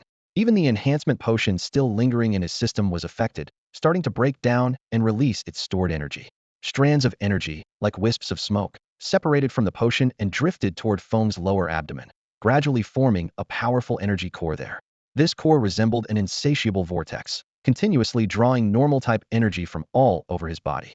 When Feng attempted to utilize this energy, a mere thought would guide it along specific pathways to the body part of his choice, as naturally as moving a limb. This unprecedented sense of control astonished Feng. He could distinctly feel that through this energy core, the amount of energy he could mobilize far exceeded what he could before. Previously, the normal-type energy injected into his body was dispersed, and he could only use small portions at a time.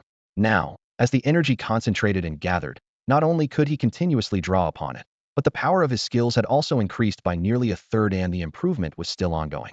Feng finally understood the secret of basic internal energy cultivation.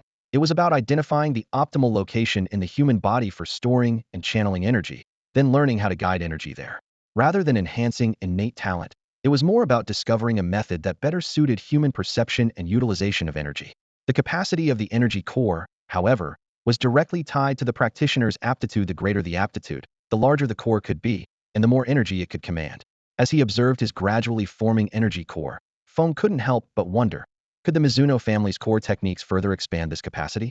Xiaoling stood by the door, watching Feng sitting cross-legged on the floor with his eyes closed in meditation. A faint, contented smile appeared on her lips. She didn't disturb him, but tiptoed quietly back to her own bedroom. Late at night, after a long session of cultivation, Feng finally opened his eyes. He could clearly feel a surge of unprecedentedly dense energy coursing through his body. This normal-type energy was twice as powerful as before and seemingly still far from its limit. He focused inward, effortlessly controlling the newfound power. Feng extended his right hand, channeling energy from his core to his palm. As his hand turned slightly, a radiant yellow light began to form in his palm, glowing with a destructive brilliance. Without hesitation, he aimed his palm toward the window, mimicking Xiling's past movements. With a mere thought, the yellow energy shot out from his palm, transforming into a thick beam of light that streaked across the silent night sky, leaving a blazing trail behind. Seeing the successful release of the hyper beam, a satisfied smile tugged at the corner of Feng's lips, clear evidence of his newfound strength. Suddenly, hurried footsteps echoed from outside, followed by loud knocking on the door. Bang, bang, bang. What's going on in there? Is everything all right? Two night shift crew members called out anxiously from the hallway. Everything's fine, Feng replied nonchalantly. It's just my Gyarados having a nightmare and accidentally firing a hyper beam. I'm sorry for the disturbance. Wait a second, I thought this room was occupied by someone else. One of the crew members said suspiciously, eyeing Feng. Just as Feng was about to explain, the door to the next room opened. Xiaoling stepped out, dressed in torchicum pajamas, her hair disheveled and her expression drowsy. She looked nothing like the spirited and poised girl in training attire with a high ponytail from earlier that day. Instead, she resembled a lazy yet endearing girl next door. Young, what's going on, Feng? Xiaoling asked, rubbing her eyes. Nothing much. Gyarados caused a bit of a commotion, and it startled these two gentlemen. I've already apologized, Feng quickly explained. The two crew members exchanged knowing glances, then looked at Xiaoling in her pajamas and Feng standing in the hallway. With a sly smile, one of them said, all right then, we won't disturb you two any further. Have a pleasant journey. As the door closed, Feng and Xiaoling found themselves alone. Their eyes met briefly before Xiaoling seemed to realize something. Her cheeks flushed, and she quickly averted her gaze, creating an awkward silence between them. Xiaoling, I'm sorry for disturbing your rest. Do you want to go back to sleep? Feng asked, breaking the silence. It's fine, I'm already awake, Xiaoling replied, lifting her head. By the way, you can already use skills now? But why can't I sense any chi from you? Faced with Xiling's direct question, Feng paused to think carefully. The matter was significant. If handled poorly, it might jeopardize his relationship with this rare and invaluable human ally. Finally, he decided to give a tentative reply. If Xiaoling didn't suspect anything, that would be ideal. If she did, it would be hard to keep the truth hidden anyway. After all, the crew members had already witnessed the incident, and future interactions could easily give him away. Xiaoling, I haven't sensed any fighting type energy, nor have I released any fighting type skills. Oh, I see. A fleeting hint of disappointment and doubt crossed Xiling's face, but she didn't press further. What I sensed was normal type energy, and what I just released was the normal type hyper beam. I hope you can keep this a secret for me, Feng said, looking directly at Xiaoling, his tone honest as he revealed his secret and made his request. What? Normal type energy? Xiling's eyes widened in surprise, her earlier disappointment instantly replaced by a sense of warmth. Despite knowing each other for only a short time, Feng was willing to confide in her, which convinced Xiaoling that he must be a sincere and genuine person. Feng frowned thoughtfully and said, it seems I can only learn general type skills. I can't sense any energy from the combat type at all. He recalled his earlier attempts despite holding the unmelting ice in his hand. He couldn't feel the icy energy within it. Instead, the cold aura that leaked out left him shivering uncontrollably. This made him wonder if the modifications from the enhancement serum were so extensive that his body had lost its compatibility with other elemental energies. Xiaoling, Feng turned to ask, can you learn skills from attributes other than the combat type? Xiaoling shook her head and explained seriously, no, I can't. While the exact reason is unclear, it seems that the human body can only accommodate a single type of elemental energy. Even the most elite fighters or superpowered individuals have never been able to sense energies from other attributes. She paused for a moment before continuing. However, specializing in one attribute can still lead to exceptional achievements. For instance, combat type energy is renowned for its strong offensive power and high flexibility. The energy it generates can be used both for attack and defense, making it particularly suitable for human perception. Other attribute techniques can serve as references, Xiaoling added. But whether one can master them to the highest level is uncertain. A glimmer of determination flashed in Feng's eyes. Compared to combat type energy, general type energy does seem unremarkable in battle. But this so-called mediocrity actually reflects its balance. General type skills cover a wide range, including tricky transformation abilities, powerful moves, large-scale attacks, and skills that enhance combat effectiveness. While it may not excel in any single aspect, its overall versatility is the strongest. I believe that with general type energy, it's possible to carve out a path to greatness. Seeing Feng's confident smile and the spark in his eyes, Xiaoling couldn't help but be inspired by his enthusiasm. A faint smile appeared on her lips. Suddenly realizing she was still in her pajamas, her cheeks flushed slightly. She quickly said, let me change into something more appropriate. and I'll continue teaching you the techniques." With that, she hurried back to her bedroom and gently closed the door. Feng remained seated cross-legged, fully focused on his training, determined to quickly fill his energy core. Half an hour later, the door to Xiaoling's bedroom finally opened. She had changed into a neat training outfit, her black hair tied up in a high ponytail. She looked completely refreshed, exuding a sharp and capable aura, stark contrast to her sleepy demeanor from earlier. Ahem. Xiaoling cleared her throat, feigning seriousness. "Let's start today's lesson." "Understood, Teacher Ling," Feng replied with a playful smile. Xiaoling rolled her eyes and got straight to the point. "What do you think is the most important factor in a battle? Level, attribute, or skills?" After Feng gave a tentative answer, Xiaoling said firmly, "Those are all important. But if the basic strength of two opponents is similar, the difference in technique will determine the winner." "Xiaoling," Feng asked, "you mentioned before that mastering the water flow formless technique allows one to use energy to both deflect and attack. But I don't have energy, how can I use this technique?" "Be like water," Xiaoling replied with conviction. Seeing Feng's puzzled expression, she elaborated, "My father once said that using energy to attack weaknesses or neutralize attacks is just the ultimate expression of the technique. The core principle of water flow formless lies in anticipating the opponent's moves. Water has no fixed shape, your moves should adapt to your opponent. Against enemies with different attributes and attack styles, the way you utilize your energy will vary accordingly." Feng carefully contemplated Xiaoling's demonstration. Deflecting trajectories against special attacks, paralyzing enemies at close range, forming a protective shield against fire-type moves. Wasn't this essentially the Pokemon version of the legendary Duga 9 swords? What he initially thought was some kind of profound battle strategy turned out to be a systematic summary of energy manipulation techniques. This realization sparked a light in Feng's mind. Although the Mizuno family's techniques weren't particularly useful to him, their core philosophy offered an important revelation: by utilizing the versatility of normal-type moves, he could create his own unique style, a flowing water formless technique. "Thank you, I know what to do now," Feng said with a smile as clarity dawned on his face. Xiaoling scratched her head awkwardly. "To be honest, I'm not very skilled at applying these techniques in practice. My mind understands them, but my body often can't keep up. And battles are way more complex than theory. Unexpected situations often throw off the entire strategy." "Then let's practice with some real combat," Feng suggested. "All right." Feng began by improving his physical attacks. Since developing his inner energy, he had already learned to channel his strength move throughout his body. However, by concentrating that power into a single point, its force could be exponentially amplified, capable of delivering a devastating blow to even the most fragile Pokemon of the same level. Through his collaboration with Xiaoling, they discovered that strength wasn't just for offense, it could also be used to enhance mobility and defense. By channeling power to his legs, feet, or even his core, Feng could achieve lightning-fast movement. Defense, on the other hand, required more finesse since physical attacks typically combined elemental energy with raw power. Feng theorized that by neutralizing the opponent's energy with normal-type energy and then overpowering them with superior strength, he could effectively counter any attack. "Feng, are you ready? I'll start with a lighter attack. Try to block it," Xiaoling said, assuming her stance and gathering her energy. "Bring it on." "Huh." Xiaoling's fist shot forward like a meteor, cutting through the air with a sharp gust as it aimed straight for Feng's face. Instead of retreating, Feng stepped forward, took a deep breath, and quickly channeled normal-type energy into his right hand. His palm lit up with a dazzling white glow as he met Xiaoling's punch. To an ordinary observer, this kind of direct confrontation would seem reckless unless there was a significant disparity in strength. However, Feng's palm clamped down on Xiaoling's energy-infused fist like an iron vice. The clash of their forces created a series of deep, resounding booms as energy and momentum collided and dissipated, creating a spectacle of raw power. After a brief struggle, Xiaoling's punch gradually lost its momentum and came to a complete stop. "It seems doable," Feng concluded, releasing Xiaoling's hand with a smile. "Though, since normal types are weak against fighting types, it does take more energy to pull off. It would probably be easier against other elemental energies." "You're right," Xiaoling agreed with a nod. "But blocking an attack is only the first step. You still need to figure out how to counterattack effectively, ideally in a way that catches your opponent off guard and secures an immediate victory. I have a few ideas."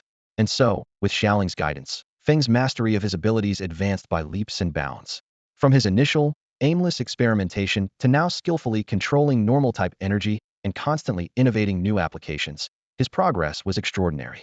This was the stark difference between having a structured system and fumbling in the dark without one. More importantly, Xiaoling's teachings broadened Feng's perspective, gradually unveiling the mysteries of this extraordinary world before him.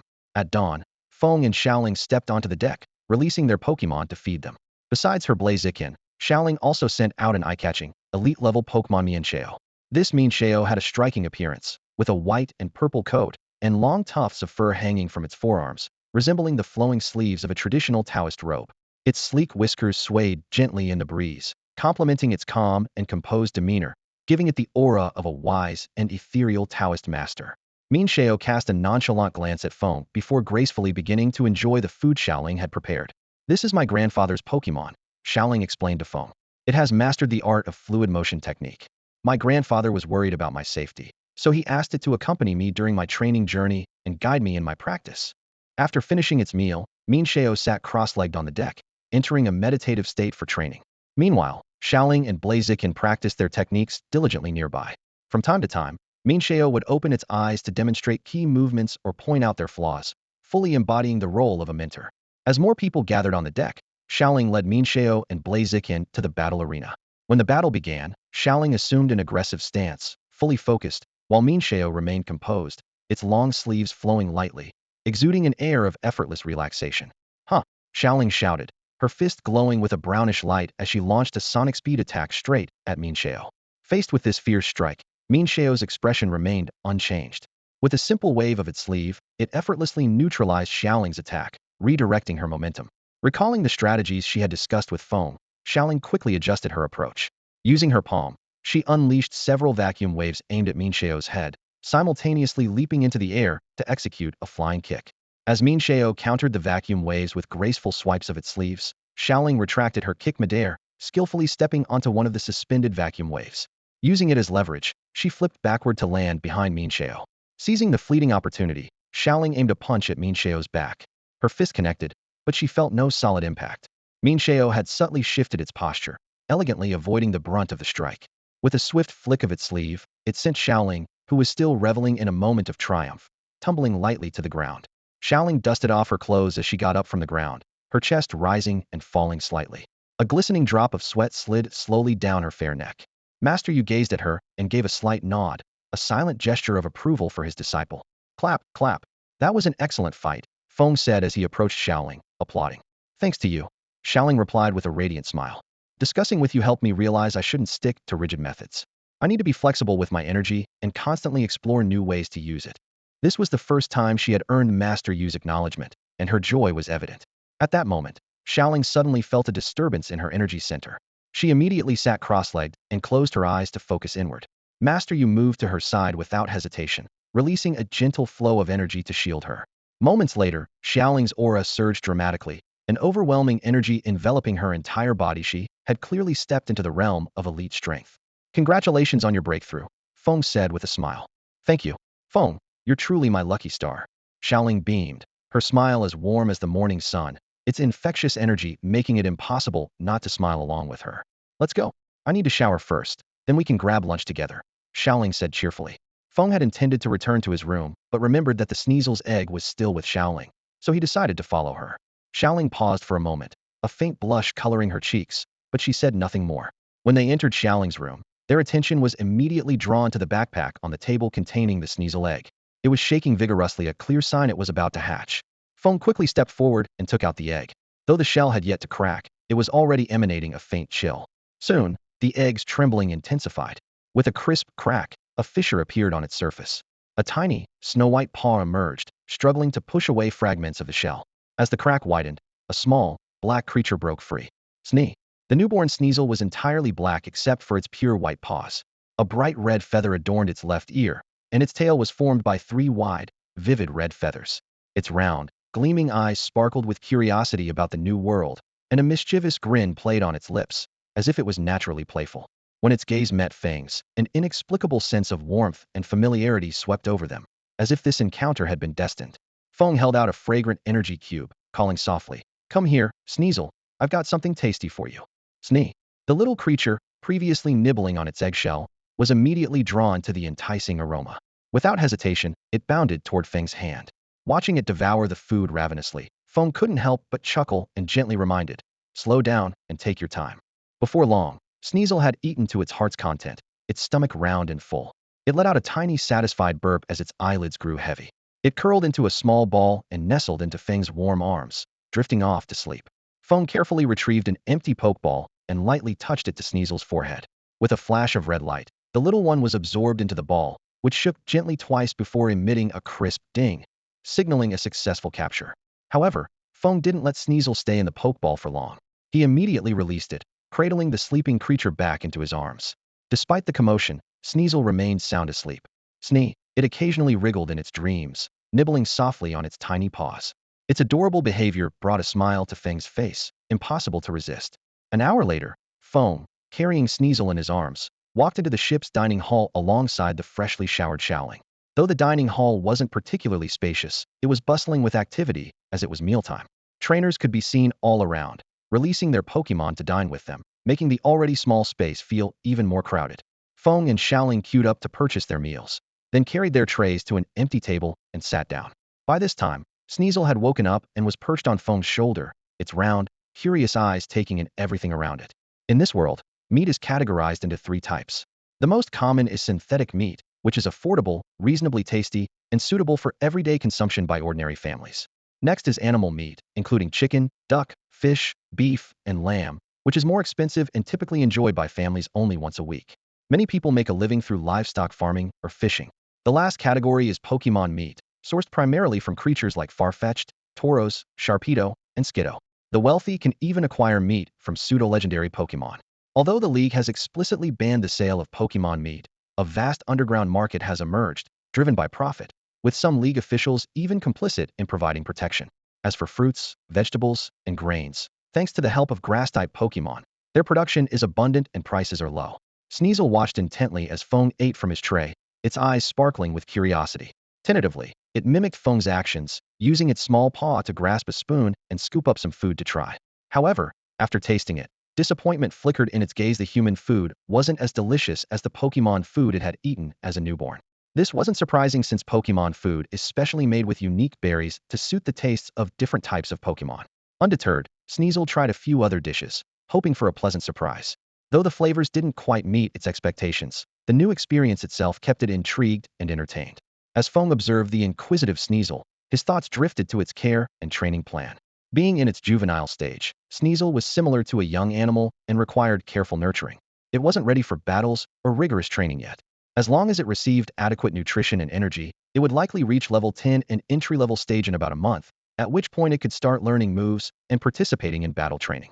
Feng considered the options. The moves Thief, Knock Off, and Triple Axle could all prove useful, and there was also the mysterious Never-Melt Ice that Sneasel could wear. Speaking of the Never-Melt Ice, it was indeed peculiar. Every time Feng took it out, it emitted an intense cold and radiated ice-type energy. Were it not for Feng's extraordinary physical resilience, he might have been frostbitten long ago. This was probably why the headmaster hadn't let any of his Pokemon wear it, fearing the energy might spiral out of control and cause harm. At the dining table, Sneasel was mimicking Feng's eating posture with great seriousness, causing Xiao Ling to stifle a laugh. Hearing itself mentioned, the young Pokemon immediately lifted its head, its sharp gaze locking onto the speaker. As a naturally gifted Pokemon, it had long sensed that this female human, who often stayed close to its trainer, was exceptionally powerful, just like its trainer far surpassing the ordinary diners in the restaurant. This little one has been smart since birth.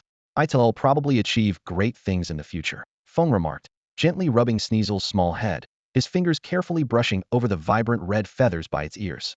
Sneasel narrowed its eyes in enjoyment, clearly relishing the affection. After finishing their meal, the two of them quickly immersed themselves in training, both for themselves and their Pokemon. Thoughtfully, Xiaoling used her financial resources to rent out the entire battle arena, ensuring that Feng's special abilities would not be exposed. This gesture touched Feng deeply. He, in turn, instructed Sneasel to observe intently from the sidelines, laying the groundwork for its future training. The day passed in the blink of an eye.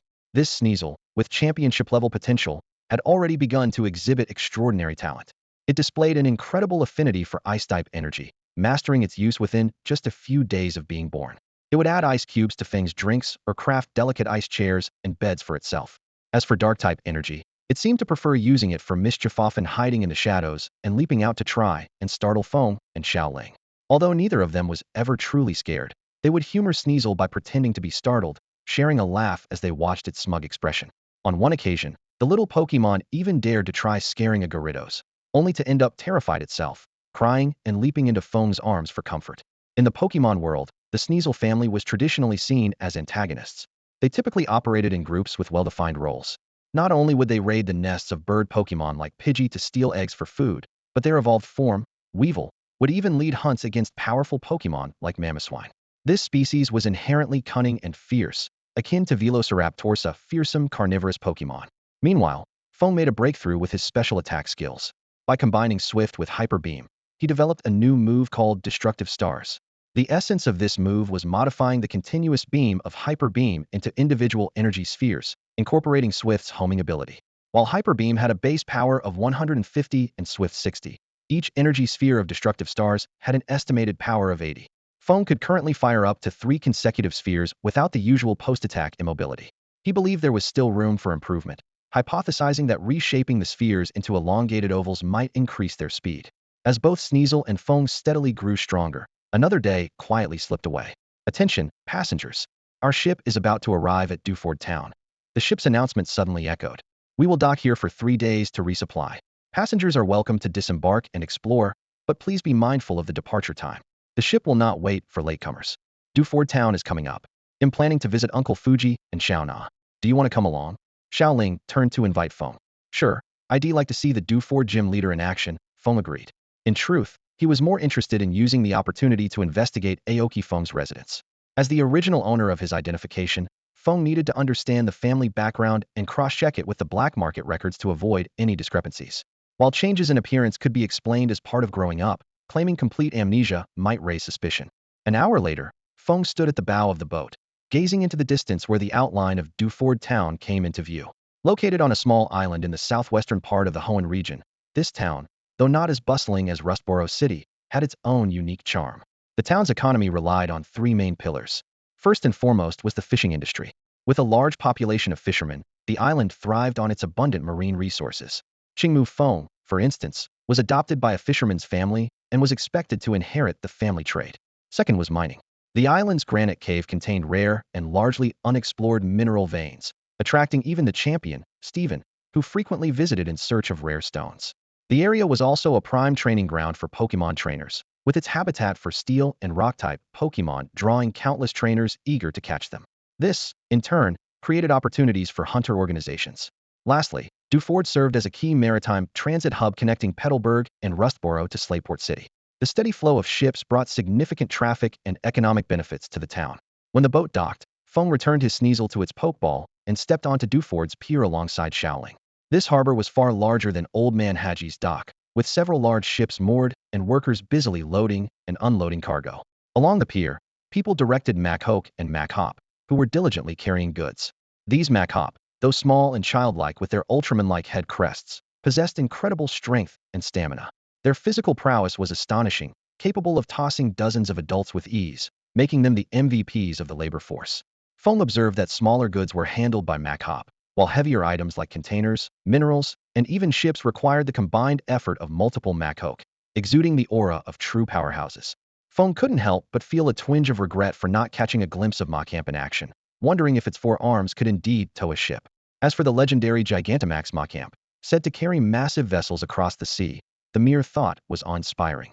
Among the towering stacks of cargo on the pier, colorful minerals stood out the most.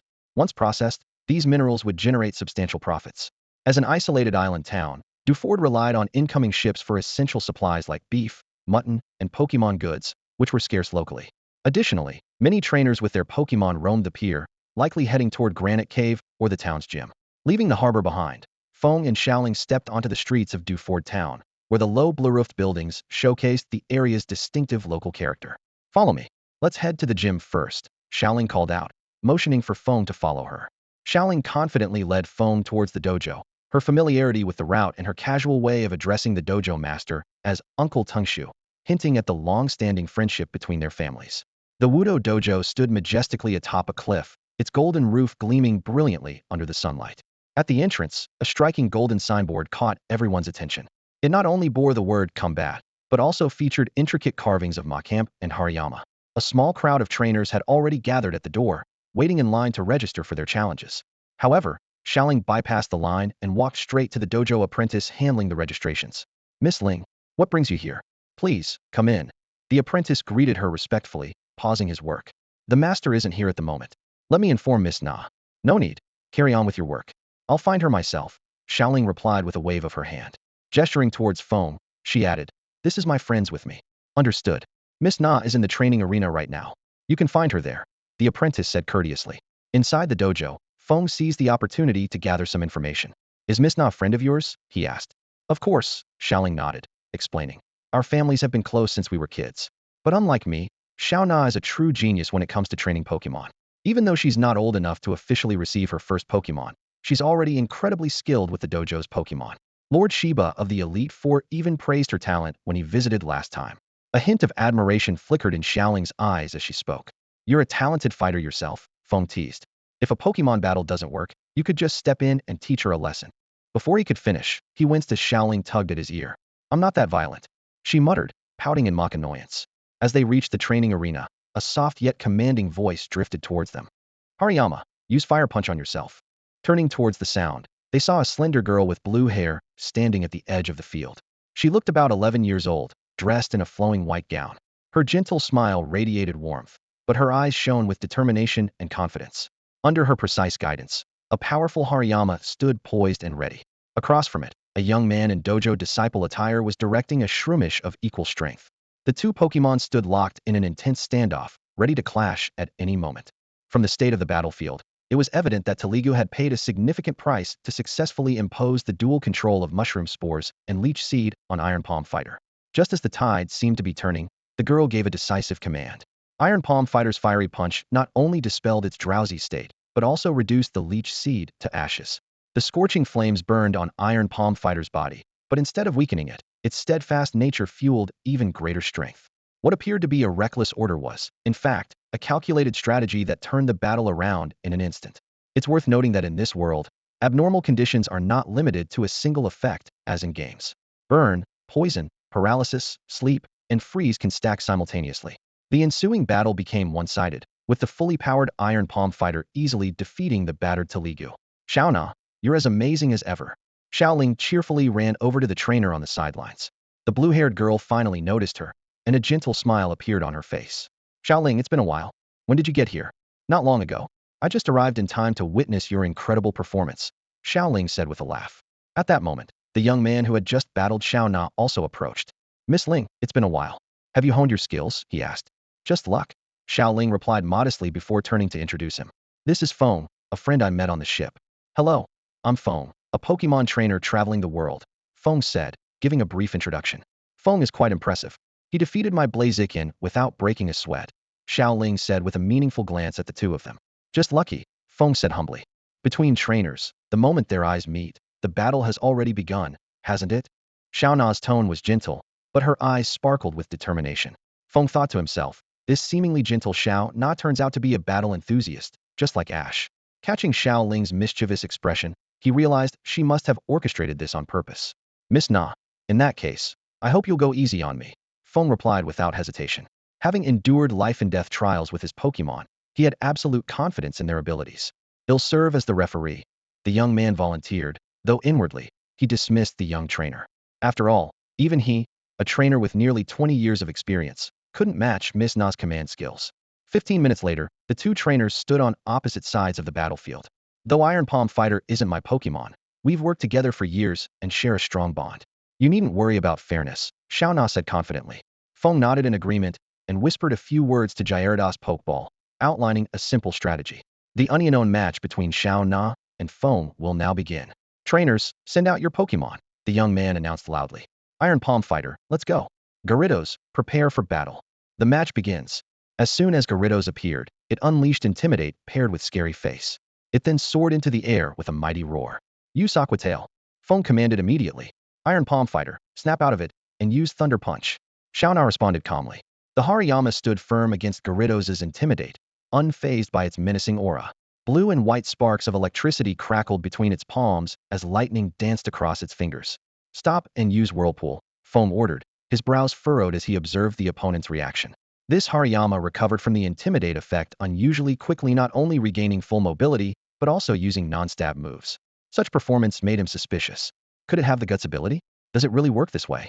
If Gyarados were to counter Hariyama's Thunder Punch with an Aqua Tail Heaton, it would undoubtedly suffer heavy damage.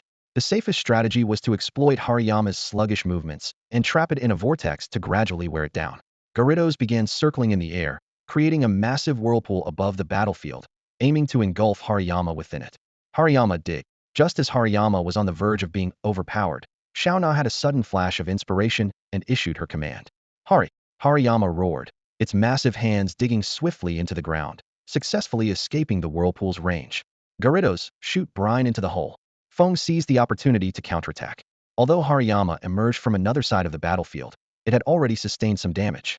While it avoided being swept into the whirlpool, this round concluded with Gyarados holding the upper hand. Hariyama's attack and speed had declined, and its energy was partially drained by brine.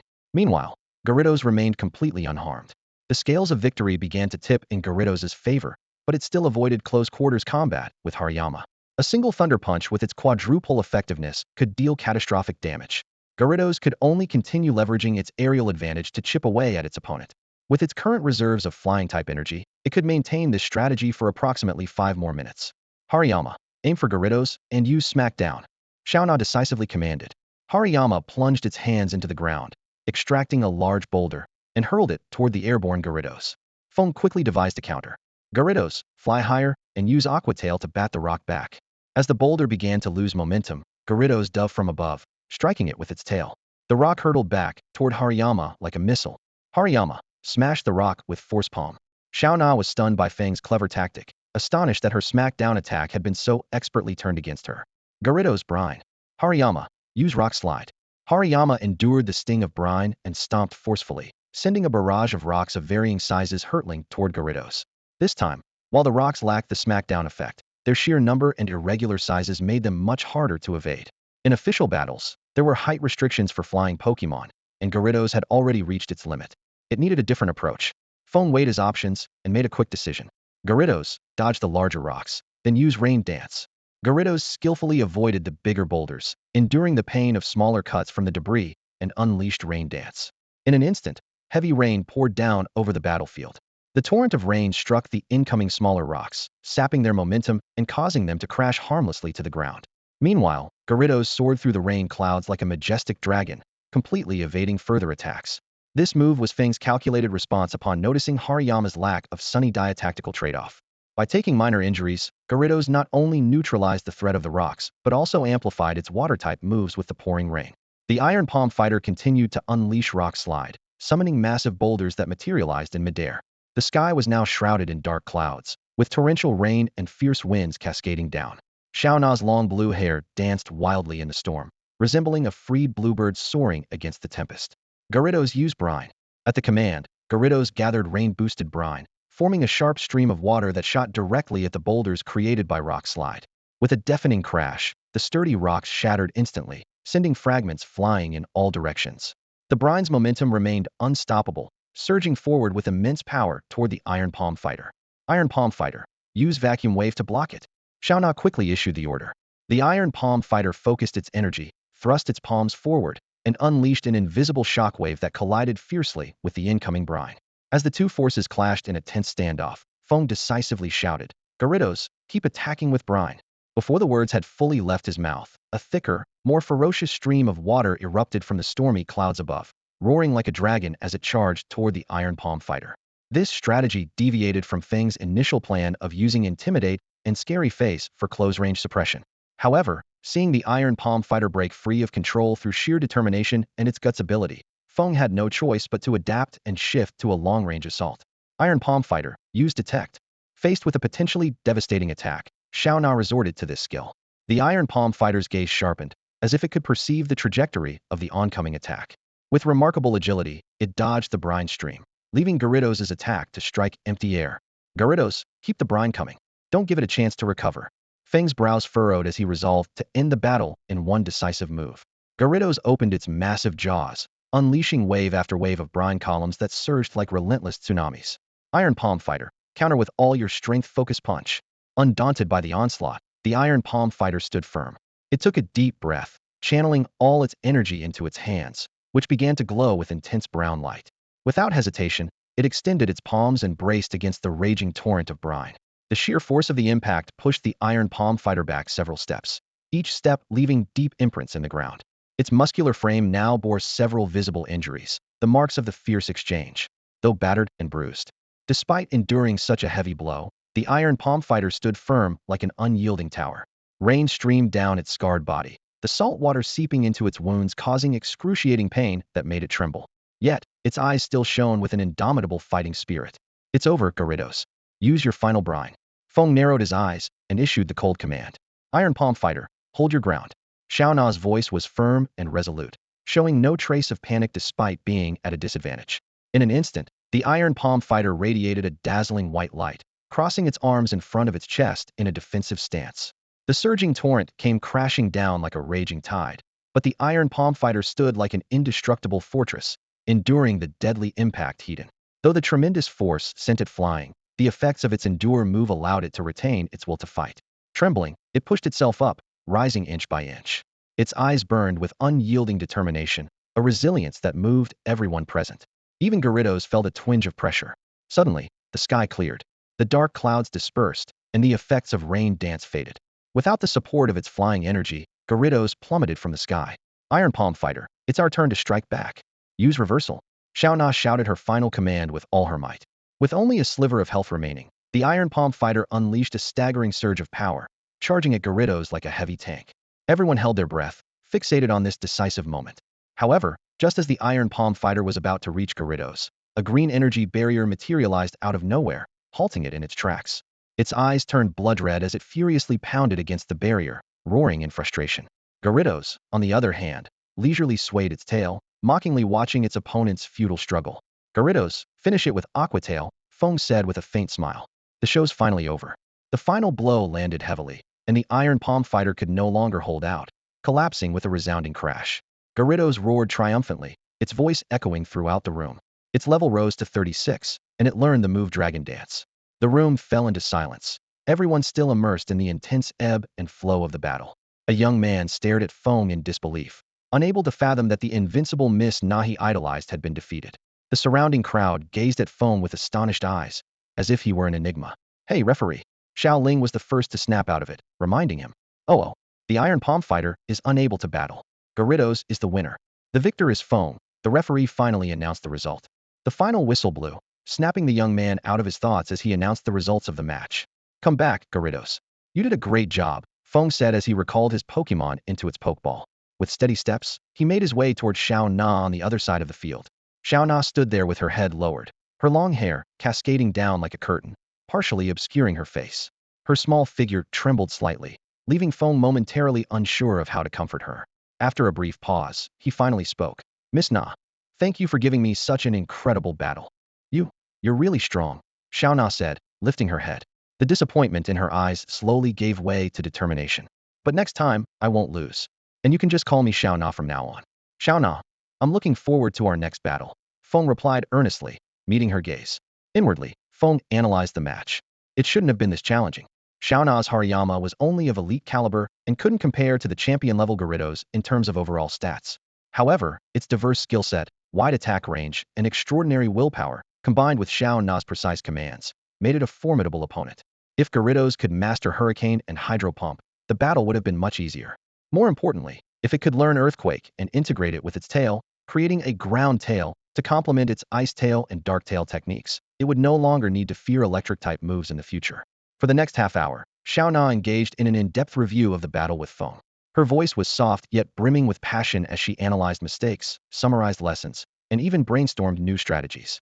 When she got particularly excited, she unconsciously leaned closer to Feng, completely engrossed in the discussion. Nearby, Xiao Ling attempted several times to join the conversation but was unable to get a word in edgewise, and could only glare indignantly at the two who were deep in discussion. Through this exchange with Xiao Na, Feng gained a deeper understanding of the Pokemon system in this world. The characteristics here were starkly different from what he knew from the games. For instance, the Guts ability not only enhanced performance under abnormal conditions, but also boosted willpower, making it highly effective when paired with moves like Endure and Reversal, enabling incredible comebacks. Pokemon with this ability were also known for their resilience during training, making them highly sought after by trainers. Meanwhile, the Inner Focus ability wasn't just about preventing flinching. It also encompassed heightened perception, exceptional intelligence, and boundless energy. The application of moves was even more versatile, completely surpassing the rigid mechanics of the games. Evolution, leveling up, and the attribute system all held unique features that neither the games nor the anime had ever showcased. Feng referred to these as hidden knowledge, elements he had never encountered in his previous life. However, The issue of Pokemon care and breeding still left him somewhat perplexed. All along, Feng had been buying generic food from the Alliance store to feed his Pokemon. Standing in front of the store shelves, gazing at the variety of Pokemon food, his heart was filled with doubt. Xiaona's earlier words made him realize that every Pokemon should have its own specialized diet to maximize its potential. Recalling his experience in the Kansas City library, where he had gone through books on the subject, Feng frowned. Most of the books were superficial, lacking substantive content, leaving him disappointed. This led him to reflect on his own educational background. While most people began systematic Pokemon trainer education at the age of 8, he had spent a difficult childhood in an orphanage and was forcibly turned into an experimental subject for Team Sky at the age of 10. Now, at 12, he was only just starting his journey, with almost no knowledge of the Pokemon world. Looking at the knowledgeable Xiao Na in front of him, Feng resolved to seek her guidance. Just as the two were about to delve deeper into their conversation, a cheerful voice interrupted them. Long time no see. Hey, who's this little one? The newcomer was a young man in his 20s, his short blue hair casually sticking up. He was shirtless, wearing a pair of beach shorts, and carrying a surfboard under his arm. Beside him was a Hariyama, also holding a surfboard, radiating an aura that suggested it was at a quasi-elite level. As someone who had played through Emerald countless times, Feng immediately recognized this as Brawley, the Dewford gym leader. Uncle Brawley, you're back from surfing. This is my friend, Feng, Xiao Ling introduced warmly. Second uncle, Feng is amazing. He just defeated me in a battle, Xiao Na added, her tone carrying a hint of admiration.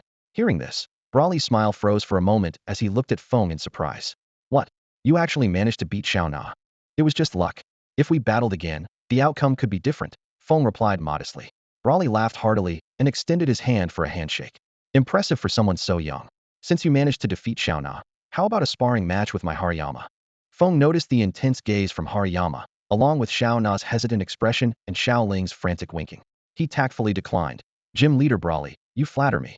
I don't currently have a Pokemon that could match Hariyama, but when I prepare to challenge the Hoenn League, they'll definitely seek your guidance. Haha, good eye, Brawley said, giving Feng a pat on the shoulder. I look forward to your challenge. It's getting late, and I need to go mentor some challengers. You all enjoy your chat. With that, he left with a few gym Pokemon. Feng, you haven't been to Dewford Town before, have you? Xiao Na asked enthusiastically. Let me show you around. Xiaoling, you should come too. Thanks, Xiao Na, Feng nodded in agreement. Although Aoki Feng had spent 4 years in Dewford Town, this was Feng's first time here. Xiao Na, can we check out your family's dojo later? Xiao Ling interjected, her eyes sparkling with excitement. I'm way more passionate about martial arts than being a Pokemon trainer. Are there any experts in your dojo I could spar with? Those who have advanced to the 4th tier, the elite level, are still the same people, mostly men and women in their 30s, Xiao Na explained with a shrug. With your current strength, you're not their match yet. Then let's just wander around the town for now, Xiao Ling said, her tone tinged with disappointment. Although Martial Arts Town didn't boast as diverse a selection of goods as Kansas City, its specialty items were unique. The street stalls offered colorful evolution stones at prices much lower than those in Kansas City, and specialized minerals for rock-type Pokemon were neatly arranged. Occasionally, rare items like smooth rocks and heat rocks, which could extend weather effects, could be found tucked in the corners of shops. However, the lack of funds and urgency kept them from making any impulsive purchases. At the seafood market, fresh fish were sold at affordable prices, with a wide variety and excellent quality, a must-buy specialty for visitors.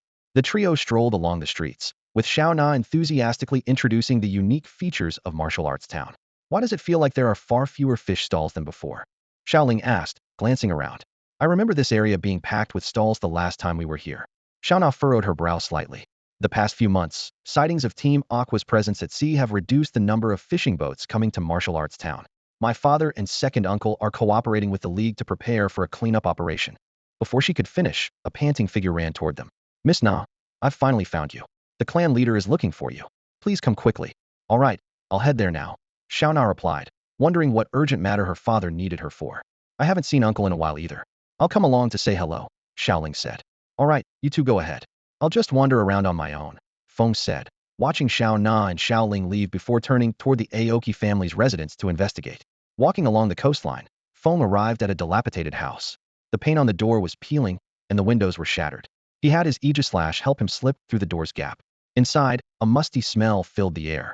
The room was cluttered with debris, and the drawers and cabinets had been ransacked, clearly the work of thieves, likely members of a hunter organization. While searching, Feng discovered a diary that chronicled Aoki Feng's life, starting from the orphanage. The entries described Feng as a fair-skinned, delicate boy with features like a porcelain doll, but his appearance often made him a target for bullying. Older children found various ways to torment him, and even a twisted instructor would call him to secluded places to inflict abuse, leaving his childhood shrouded in fear. That changed when he turned 8. The wheel of fate spun in his favor when a childless fishing couple, the Aoki family, visited the orphanage. Captivated by Feng's appearance, they didn't hesitate to go through the adoption process. From that moment, Feng left behind the nightmare of the orphanage. Life in the Aoki household was simple, yet filled with happiness. Attending school, joining his father on fishing trips after classes, and helping his mother with chores during his free time. Though their life was modest, it was brimming with warmth and joy. From the diary's pages, it was clear how much this once suffering boy cherished the hard-earned happiness he had found. 4 years passed in the blink of an eye, and Qingmu Feng welcomed his very first Pokemon into his life. Although it was just an ordinary Magikarp, the young boy was so excited that he couldn't sleep all night. As Feng flipped through the diary, he noticed that the entries abruptly stopped at a certain point. He understood that shortly afterward, the Qingmu family embarked on what seemed to be an ordinary outing to sea, a trip that marked the beginning of Qingmu Feng's descent from paradise into a living nightmare. From the words in the diary, Feng gathered that the Qingmu family had minimal contact with the outside world and barely any visiting relatives. At school, Qingmu Feng had two important people in his life: his best friend Ayun and a girl he secretly admired, Xiaoxing. At the age of 12, when they received their first Pokemon, the three of them set off on their own journeys across the Hoenn region. Feng committed their names to memory, tucked the diary into his spatial wristband, and left the room, which was steeped in memories of the past. 3 days later, the sound of a ship's horn pierced the tranquil morning. The vessel slowly departed, and Xiao Na waved her arms energetically from the pier. Take care on the road. Feng, once I get my starter Pokemon, they'll definitely challenge you to a battle. Over the past 3 days, Feng and Xiao Na had battled once again. Thanks to Gyarados' exceptional abilities and Feng's agile strategic command, he claimed victory once more. This battle not only left Xiao Na thoroughly convinced of Feng's strength, but also solidified her view of him as her rival. Meanwhile, Feng had developed two distinct training paths for Gyarados' Dragon Dance technique. The first focused on reducing the time needed to execute the move while improving its ability to endure hits, ensuring it could complete the dance even under attack. The second turned Dragon Dance into an evasive maneuver. Due to Gyarados' massive size, it struggled to fully dodge attacks during its first Dragon Dance on land, only managing to do so on the second attempt. However, in the air, Gyarados performed far better, successfully evading attacks on its first Dragon Dance and accelerating impressively with each subsequent use. As the ship sailed along Route 107, Feng and Xiaoling rented a training field on board to continue honing their skills. Having recently improved her martial arts knowledge at the dojo in Duford Town, Xiaoling proposed with enthusiasm. Feng, it's been 3 days since our last battle. How about we have another match? During these 3 days, Xiaoling had kept Feng's abilities a secret to protect his privacy, which also meant she hadn't had another chance to battle him. Sure, let me think about my strategy, Feng replied, feigning deep thought. Hey, can't you just fight without overthinking? Every time, I barely get to use my strength before losing, Xiaoling protested, recalling how Feng often exploited the versatility of normal-type moves to gain the upper hand in their battles. No problem. The moment Feng finished speaking, his expression turned serious as he suddenly used the scary face technique. Taking advantage of Xiaoling's momentary surprise, he quickly condensed a hyper beam energy sphere in his palm and pressed it against her chest. Frozen in place as though facing a gun, Xiaoling couldn't move. Xiaoling, the battle is over.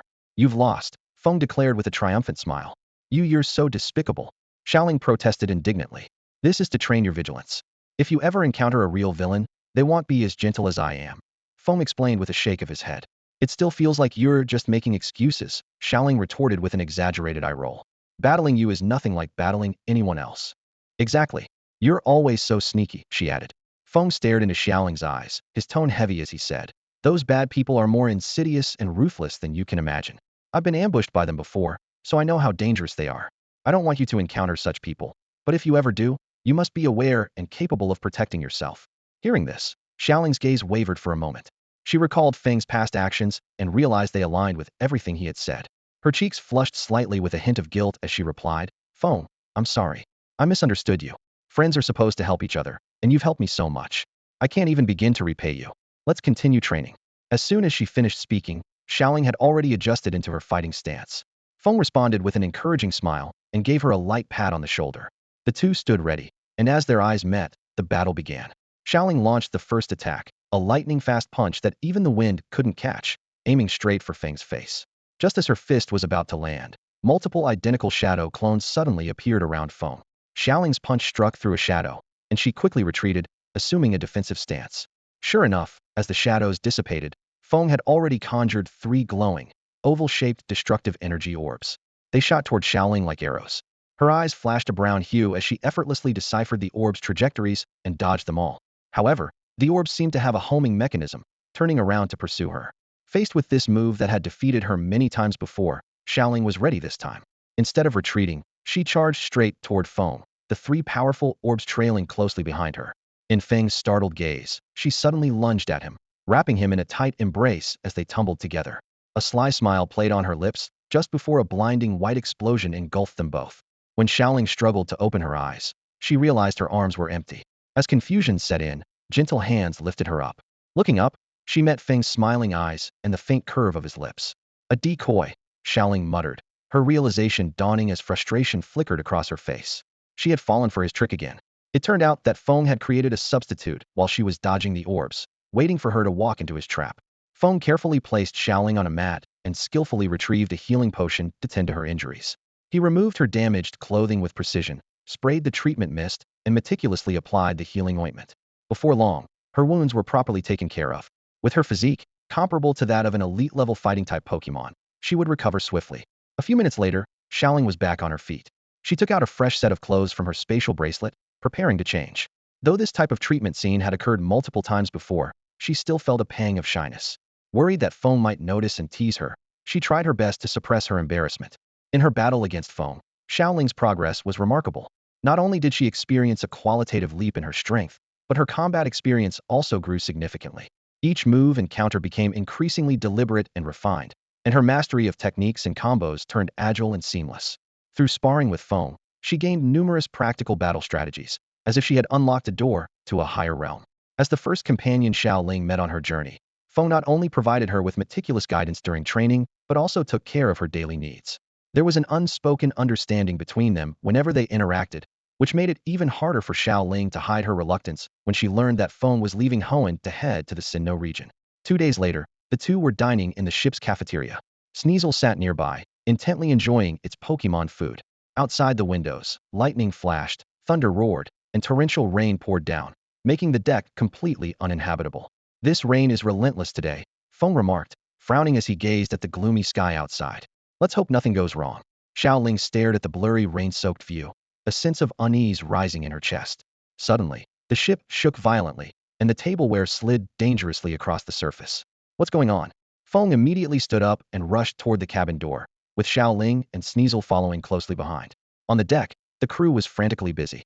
"The captain says there's a storm ahead, and we need to find a safe area to shelter immediately," one of the crew members shouted as he hurried past. Feng's expression turned grim as he scanned the chaotic skies and the raging sea, silently praying for their safety. "Come back, Sneasel. Xiaoling, let's head back to our room." Once back in their room, Xiaoling quickly gathered her essential belongings.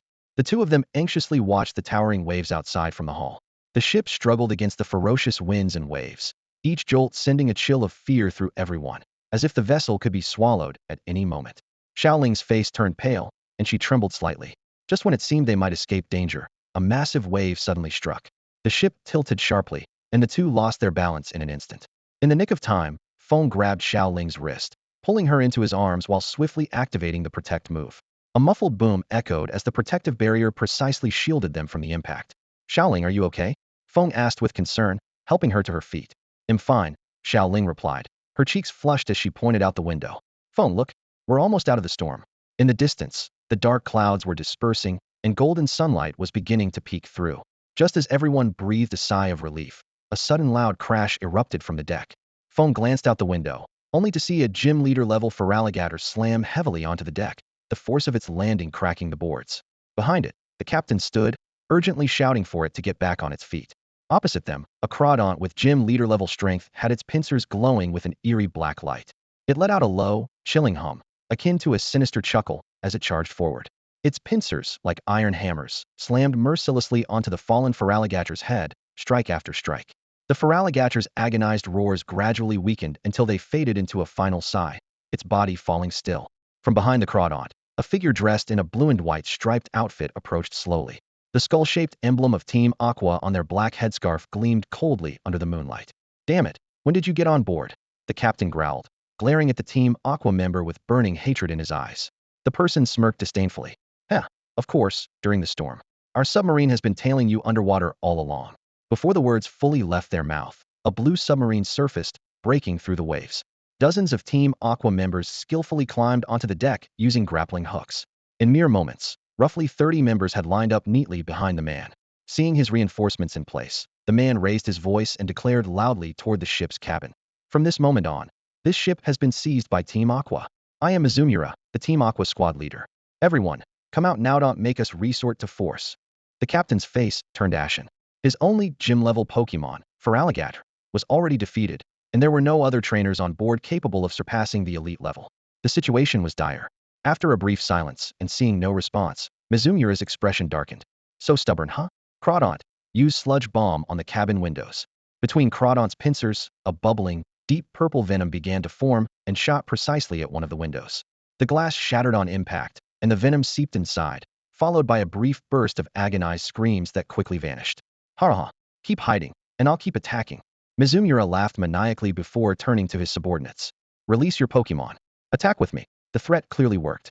Unable to bear the pressure, the passengers and crew inside the cabin began flooding onto the deck like frightened pigeons, trembling and huddling together. Feng, what should we do? Xiaoling asked, her voice trembling as she bit her lip, her mind blank in the face of such a dangerous situation. Follow me. Don't be afraid, it'll be okay, Feng replied calmly, his mind already working on a plan. Get ready to have Master Weasel take action. His steady tone and composed demeanor gave Xiaoling a much-needed sense of security, easing her nerves slightly. Having been pampered her whole life, Xiaoling clung tightly to Feng's hand, trembling as she hid behind him. Despite her own strength, facing a dark organization she had only ever seen on television left her instinctively seeking shelter from someone she could trust.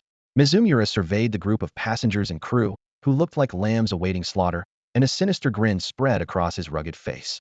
Hand over your storage bands and Pokeballs, don't try anything funny. If I catch anyone holding back, you'll regret it. Haha. Now hand them over. At that moment, the members of Team Aqua erupted in a frenzy. Surrender! Surrender! They bellowed, their faces twisted with malice as their sharp eyes scanned the people on the ship. Taunting words spewed from their throats, dripping with menace. One after another, Pokeballs were hurled into the air, glinting coldly as they released their Pokemon to intimidate the crowd. Among them, the gym leader level Crawdaunt stood out the most. Its massive, razor-sharp pincers snapped open and shut with a chilling clack, clack sound that sent shivers down spines. Its beady eyes glinted with a menacing light, silently warning that anyone who dared to defy Team Aqua's orders would be mercilessly crushed in those powerful claws. The deafening clamor of Team Aqua's jeers mixed with the roars of their Pokemon, creating an overwhelming cacophony that engulfed the entire deck. The atmosphere on the ship grew oppressively heavy, and fear spread through the crowd like a rising tide. A young boy huddled behind his father, his wide eyes filled with terror. His mother clamped a hand over his mouth, desperate to stifle any sound that might draw attention and invite disaster. This family of three had set out on a simple trip to Slateport City. Who could have imagined they would encounter such a nightmare? Nearby, a couple clung to each other in despair, their eyes shut tight, as though they could escape reality by refusing to see it. Please, brave warriors, don't kill me. I surrender. A trembling young man in the crowd stammered, hunched over as he reached for the Pokeball at his waist, hoping to be the first to yield and gain some mercy. Hey, stop, you coward! A crew member shouted angrily, stepping forward to intervene, only to be yanked back by a companion. Don't be rash, the companion hissed in his ear. Even the captain's Pokemon were defeated. Charging in now would just be throwing our lives away. Feng surveyed the dire situation, realizing there was no time to waste. If everyone handed over their Pokeballs, all hope would truly be lost. Everyone, stay calm, he called out, stepping forward from the crowd with a commanding voice. We have elite 4-level Pokemon on our side. These thugs are nothing to fear. Release your Pokemon and fight back together. Xiaoling quickly followed suit, releasing her Minshao and whispering instructions for it to take on Team Aqua.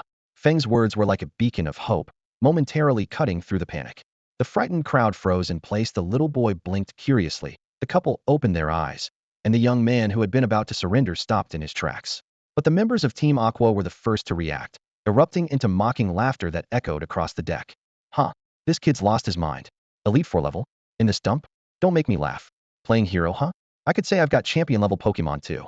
What a joke, just a couple of brats. The corners of Shuetsuan's mouth curled into a mocking smirk as he cast a disdainful glance at Feng, Xiaoling, and their master Itachi, who stood silently with his eyes closed. With a dismissive wave towards the iron-clawed lobster, his tone dripped with contempt. Huh, iron-clawed lobster, take down that so-called champion-level opponent. Show these worthless fools your power. To everyone's surprise, the iron-clawed lobster did not immediately attack. Instead, it locked its gaze on Master Itachi, who remained composed and unperturbed. Its muscles tensed as it assumed a full defensive stance. Although it couldn't ascertain Master Itachi's exact strength, a suffocating sense of danger welled up inside it, as if the scythe of death was already looming ominously close. Iron-clawed lobster, what are you doing? Hurry up, and Shueitsuan barked, his brows furrowing in frustration. But before he could finish his sentence, the tide of the battle shifted dramatically. The seemingly unthreatening Master Itachi opened his eyes and cast a casual, yet piercing glance at the iron-clawed lobster, which appeared as insignificant as an ant in his gaze. With a slight lift of his arm, an aura sphere materialized instantaneously. Though the attack seemed effortless, it carried an overwhelming force, sending shockwaves rippling through the air and leaving everyone present utterly stunned. The blue sphere of destruction tore through the sky, barreling straight toward the iron-clawed lobster. The once dominant creature now stood frozen, paralyzed by fear, unable to move as the light of doom bore down upon it. In a desperate bid for survival, it mustered all its strength to unleash its final protect skill. With a sharp crack, the green protective shield shattered like fragile glass. The blue sphere tore through the defense effortlessly, striking the iron-clawed lobster with devastating impact. Ironic, considering that not long ago, this same creature had smashed through the ship's windows and claimed innocent lives. Now, fate's retribution had arrived with unrelenting swiftness. The iron-clawed lobster's once proud steel-like body exploded into a burst of crimson, like a blood-red lotus blooming in midair. With a deafening boom, it was sent hurtling like a cannonball, crashing heavily into the turbulent sea. A spray of water rained down onto the deck like a fine mist. Moments later, the ocean returned to its restless rhythm, leaving no trace of the creature. The iron-clawed lobster had vanished into the vast, boundless sea, its fate uncertain. A heavy silence enveloped the deck. The fearsome, gym leader-level iron-clawed lobster was instantly defeated under the horrified gazes of everyone present. The smile on Captain Shueitsuan's face froze into a mask of terror, while the other members of the Aqua Fleet looked as if they had been struck by a heavy blow mouse agape, their jaws nearly hitting the deck. Cold sweat soaked through their uniforms, running down their spines. Hey, a champion-level Pokemon, someone stammered, their voice trembling. Run, get back to the submarine. Panic spread through the Aqua Fleet like wildfire. They stumbled toward the edge of the ship in disarray, releasing Pokemon to cover their retreat while desperately searching for an escape route. Jumping into the ocean was out of the question. The ferocious Sharpedo lurking below were ready to strike at any moment. Don't let them escape. At this command, Pikachu and Swampert charged forward. The tide of battle shifted instantly as everyone released their Pokemon, launching an all-out assault on the Aqua Fleet. Shueitsuan became the primary target. Without his gym leader-level Pokemon, he was quickly surrounded by several Pokemon, his face as pale as a sheet. He had nowhere to run. Meanwhile, some Aqua Fleet members near the sea managed to scramble into the submarine, hurriedly sealing the hatch and preparing to dive. But those left on the deck were struggling to hold their ground, their defeat inevitable. Xiaoling, get Lucario to destroy the submarine. Feng urged urgently. If they escape with this information, the next wave of enemies will be even stronger. Lucario, please. Xiaoling pleaded earnestly. Lucario understood the gravity of the situation. If the next opponents were champion-level trainers, it could handle them, but Xiaoling would undoubtedly be in danger.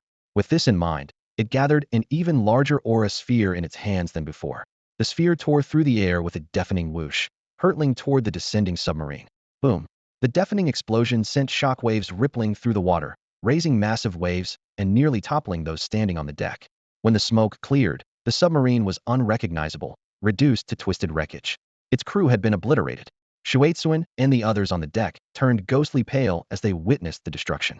Hastily recalling their Pokemon, they dropped their Pokeballs and raised their hands in surrender, relieved that they hadn't joined the submarine in its watery grave. Feng walked over calmly, confiscating their Pokeballs and spatial bracelets with methodical precision. He thoroughly searched them to ensure nothing was overlooked. The ship's captain, crew, and passengers stood frozen in silence, watching everything unfold. They recognized Feng He was the young man often seen training a Gyarados and Sneasel on the deck alongside a girl.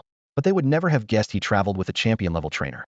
It was clear now that this young man had a powerful background, possibly belonging to a prominent family. This is the power of strength. It instills both fear and submission.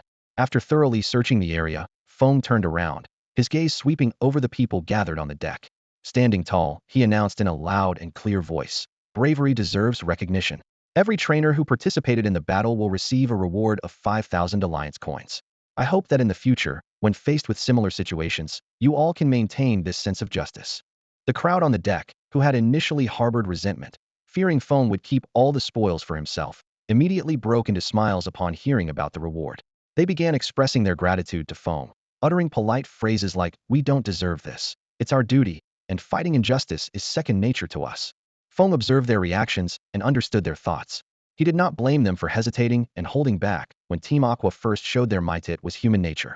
Without the help of his mentor, Weasel, he might have done the same, hiding in the shadows and merely observing. However, when someone steps forward and holds up a torch in the darkness, and others are willing to follow without hesitation, adding fuel to the fire of justice, that courage alone is commendable. The distributed rewards were but a drop in the bucket compared to the total value of the spoils. However, this investment would ensure that if any incidents occurred on the ship in the future, these people would most likely rally behind him, at least outwardly. Feng was well aware that, in any world, strength was the ultimate currency. Without his mentor by his side, who would take the words of a child seriously?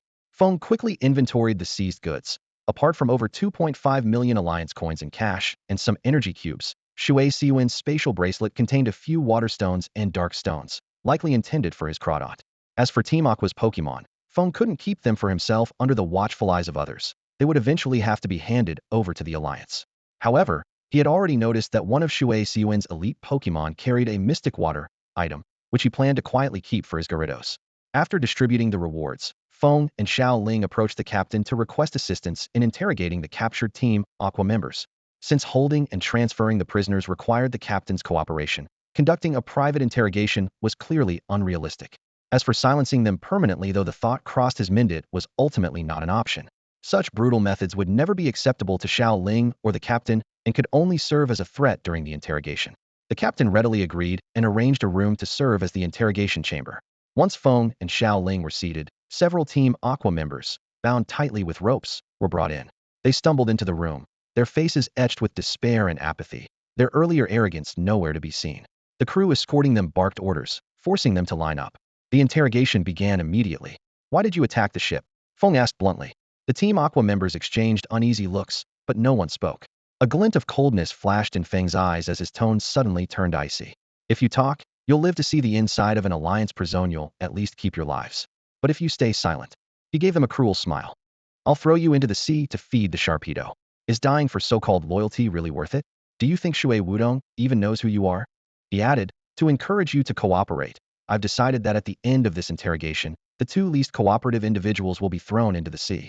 And if anyone lies and is exposed by another, the whistleblower will earn a safe spot. I guarantee no harm will come to them. But as for the liar, I won't listen to another word they say. Within a minute, they'll get to experience the view from the ocean floor." The threat clearly worked. The prisoners' faces turned pale, and after a brief silence, one of them broke down and spoke up. "I'll talk. I'll tell you everything. The organization ordered us to monitor passing ships near Duford Town. If we found one that seemed weak, we'd use the submarine to follow it and strike at the right moment." "Have you also been robbing fishermen?" Feng asked, recalling the noticeably reduced number of fish stalls in Duford Town. "What could you possibly gain from targeting them?" "Normally, we wouldn't touch fishermen. Many of the guys in the organization are fishermen themselves," the Team Aqua member explained. But things changed after the organization started working with another group. The rules of that mysterious organization were chilling. Simply providing proof of identity and a severed head of the target could earn one a hefty reward. Tempted by the lure of money, those fishermen became even easier targets, as they lacked powerful connections to protect them. Hearing this, Xiao Ling furrowed her delicate brows. "This is outrageous. If we fall into your hands, would we face the same fate?" The members of the Aqua fleet lowered their heads at her words, avoiding her gaze. Feng had already pieced things together in his mind. The disappearance of Qingmu Feng's family was most likely orchestrated by the Aqua fleet and the Hunter organization, and there were probably many more victims like them. "Why did your Aqua fleet choose to operate in Battletown?" he pressed on. "I'll answer that," Shui Siyuan interjected eagerly. "The leader is preparing for something big, but the organization's current size and strength are far from enough. So, several senior officers were sent out to expand our influence. We are under the command of one such officer, tasked with establishing a foothold and gathering funds near the waters of Battletown." Feng shifted his focus to a more pressing question. "What about the Aqua fleet's presence in Kana City?" After all, it was their next destination. "I used to be stationed in Kana City," one Aqua fleet member volunteered. "Originally, a senior officer was in charge there, but she relocated with her main forces to Battletown. Now, only a lower-ranking officer remains, primarily responsible for supplying resources to Battletown." The interrogation lasted late into the night, with Feng and his group meticulously questioning the Aqua fleet members about their operations in Kana, Battletown, and Orange Blossom City. In the end, Feng didn't follow through on his threat to throw them into the sea. Instead, he ordered the captain to tighten security. Without their Pokemon, the Aqua Fleet members no longer posed a threat. Any trainer could easily subdue them, and out in the vast ocean, they had nowhere to escape. As night fell, Feng and Xiao Ling prepared to return to their quarters for some rest. Feng handed Xiao Ling one of the Aqua Fleet's confiscated spatial bracelets. We owe a lot to Master Weasel's help this time. I know you're not short on money, but some of the items inside could be useful. Xiao Ling, however, shook her head and pushed the bracelet back to Feng. You need these more than I do. She lowered her head, a faint blush spreading across her cheeks as she murmured softly, if you feel bad about accepting it, then stay. Travel with me in the Hoenn region. She glanced up at Feng nervously, her heartbeat quickening. Feng had never revealed to Xiao Ling his true reason for wanting to go to the Sinnoh region, only mentioning a desire to train in other regions. To Xiao Ling, since there wasn't an absolute necessity for him to leave, and she admired his character and talents while enjoying their time traveling together, she naturally hoped they could continue their journey as companions. However, bound by her family's rules, she could only travel within the Hoenn region and couldn't accompany Feng on his journey elsewhere. Xiao Ling, Feng said earnestly, with your talent and determination, your future will undoubtedly be extraordinary. My presence would just be a small addition to your already bright path. Besides, you've probably noticed by now some of my methods and battle strategies are rather unusual. I carry secrets that might not make me the ideal travel companion. Feng stood inside the cabin, looking at Xiaoling's expectant eyes, his heart caught in a struggle. The temptation to latch onto this genius trainer and develop in peace was immense, but in the end, he shook his head. He had too many secrets. The mysterious high-potential Pokemon, the blood-stained Aegislash, and the hidden truth about his identity in Dewford Town. These were like ticking time bombs, ready to explode at any moment. It wasn't that he didn't trust Xiaoling. He simply wasn't willing to gamble his life on her reaction. Though his acting and persuasion had earned him plenty of benefits from Xiaoling, even achieving breakthroughs in the realm of special abilities, the risks of staying close to her always loomed. No matter how kind she was to him now, they were ultimately from different worlds. Around her, Feng constantly felt constrained, unable to resort to tactics like ambushes, violence, or underhanded schemes. And with the number of Pokemon he owned increasing, relying solely on her support was no longer sustainable. Perhaps it's best to part ways here, Feng thought to himself. At least we can leave each other with good memories. When Xiaoling heard Feng's refusal, her face instantly darkened.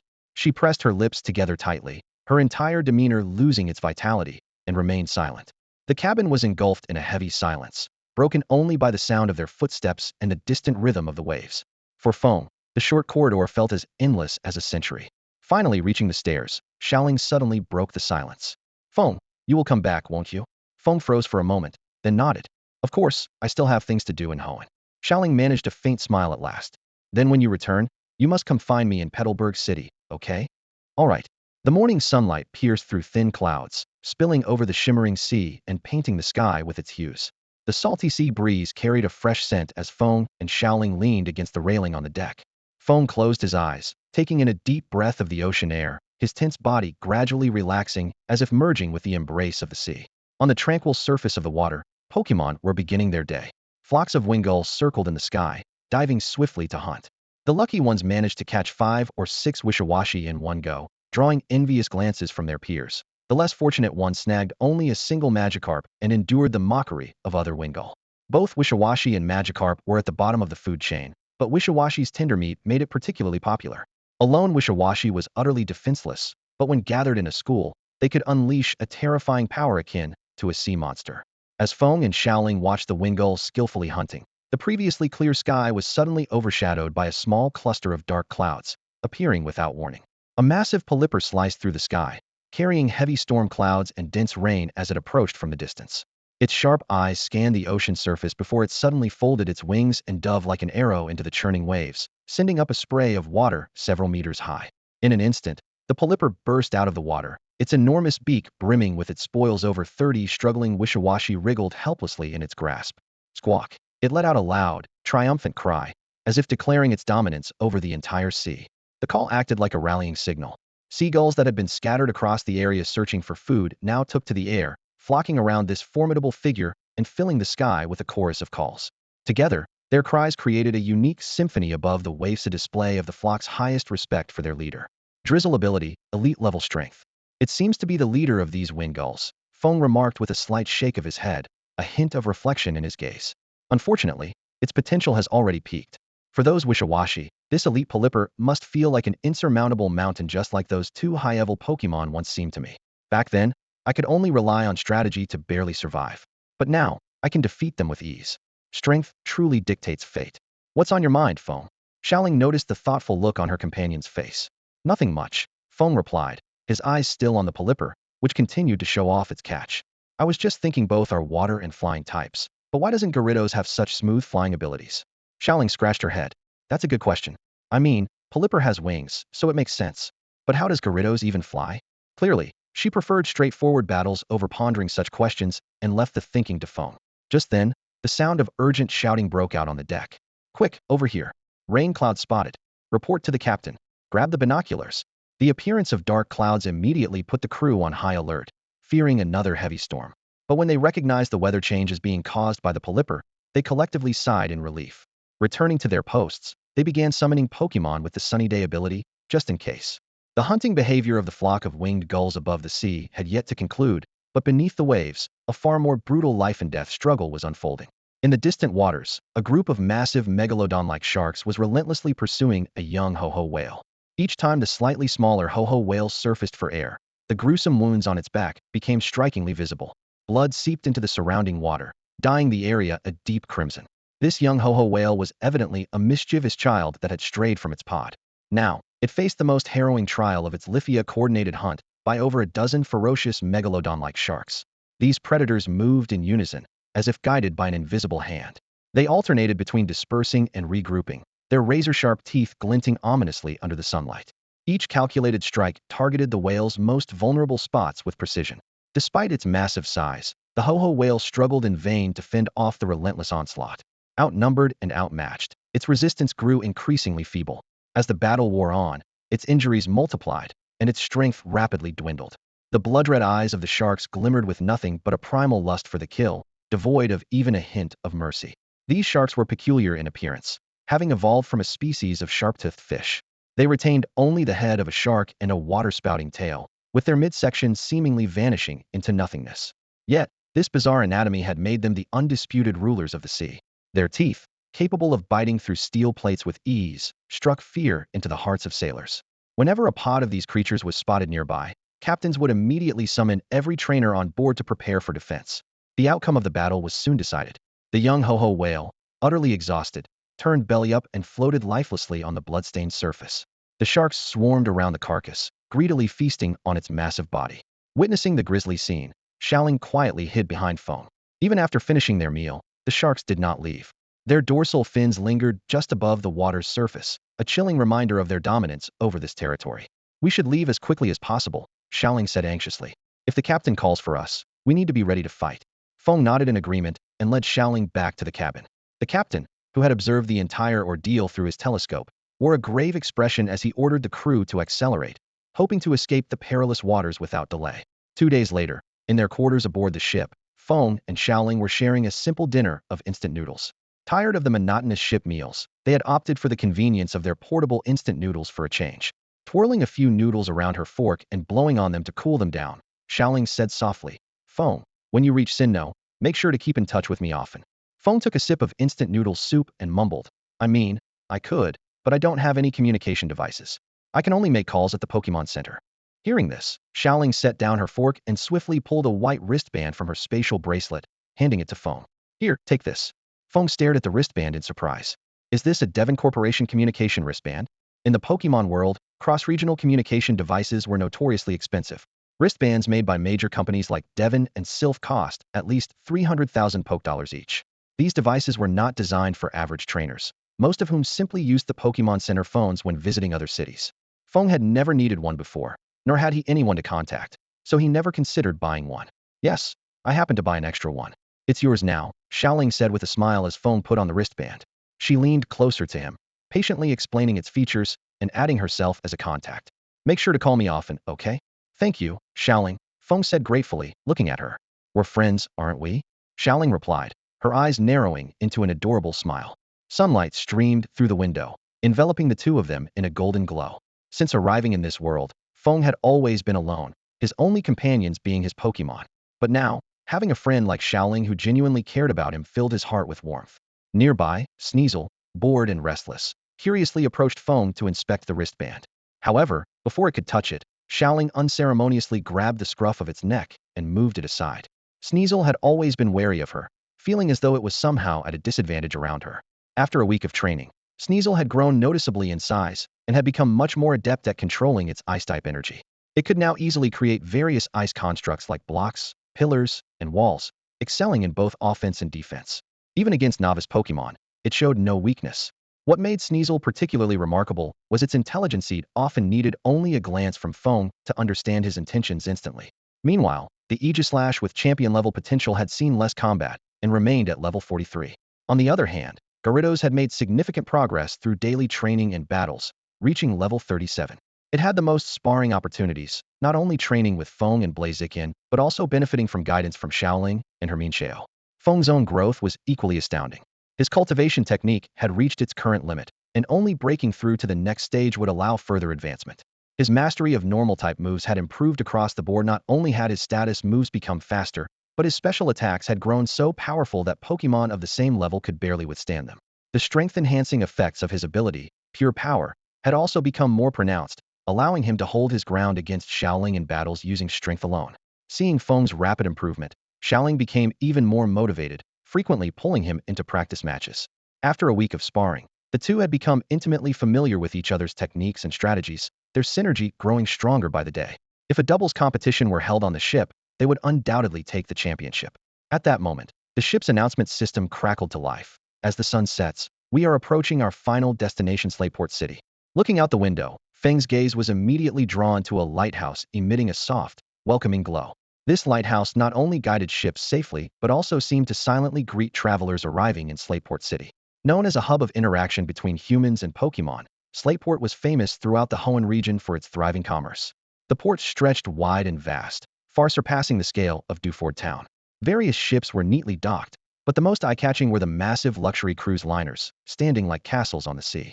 As the golden hues of sunset bathed the shimmering ocean, the horizon merged seamlessly with the sky, creating a breathtaking panorama.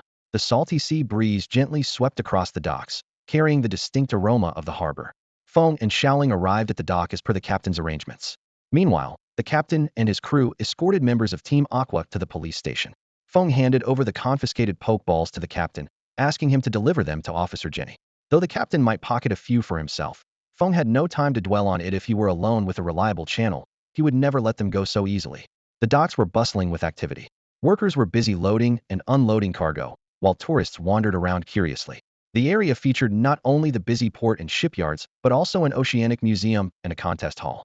The local market was renowned for its diverse goods, offering everything from Pokeblock ingredients and stat-boosting drinks to various scents and decorative items for secret bases. I've been to Slateport City a few times, Xiaoling said, clearly familiar with the area, as she turned to Feng. Come on, let me show you around. I know some really fun spots. But Feng shook his head. Let's first check if the ticket counter is still open. It'd be best to get tickets for Sinnoh as soon as possible. Xiaoling's expression dimmed for a moment, but she quickly recovered. All right then, I'll take you to the ticket hall.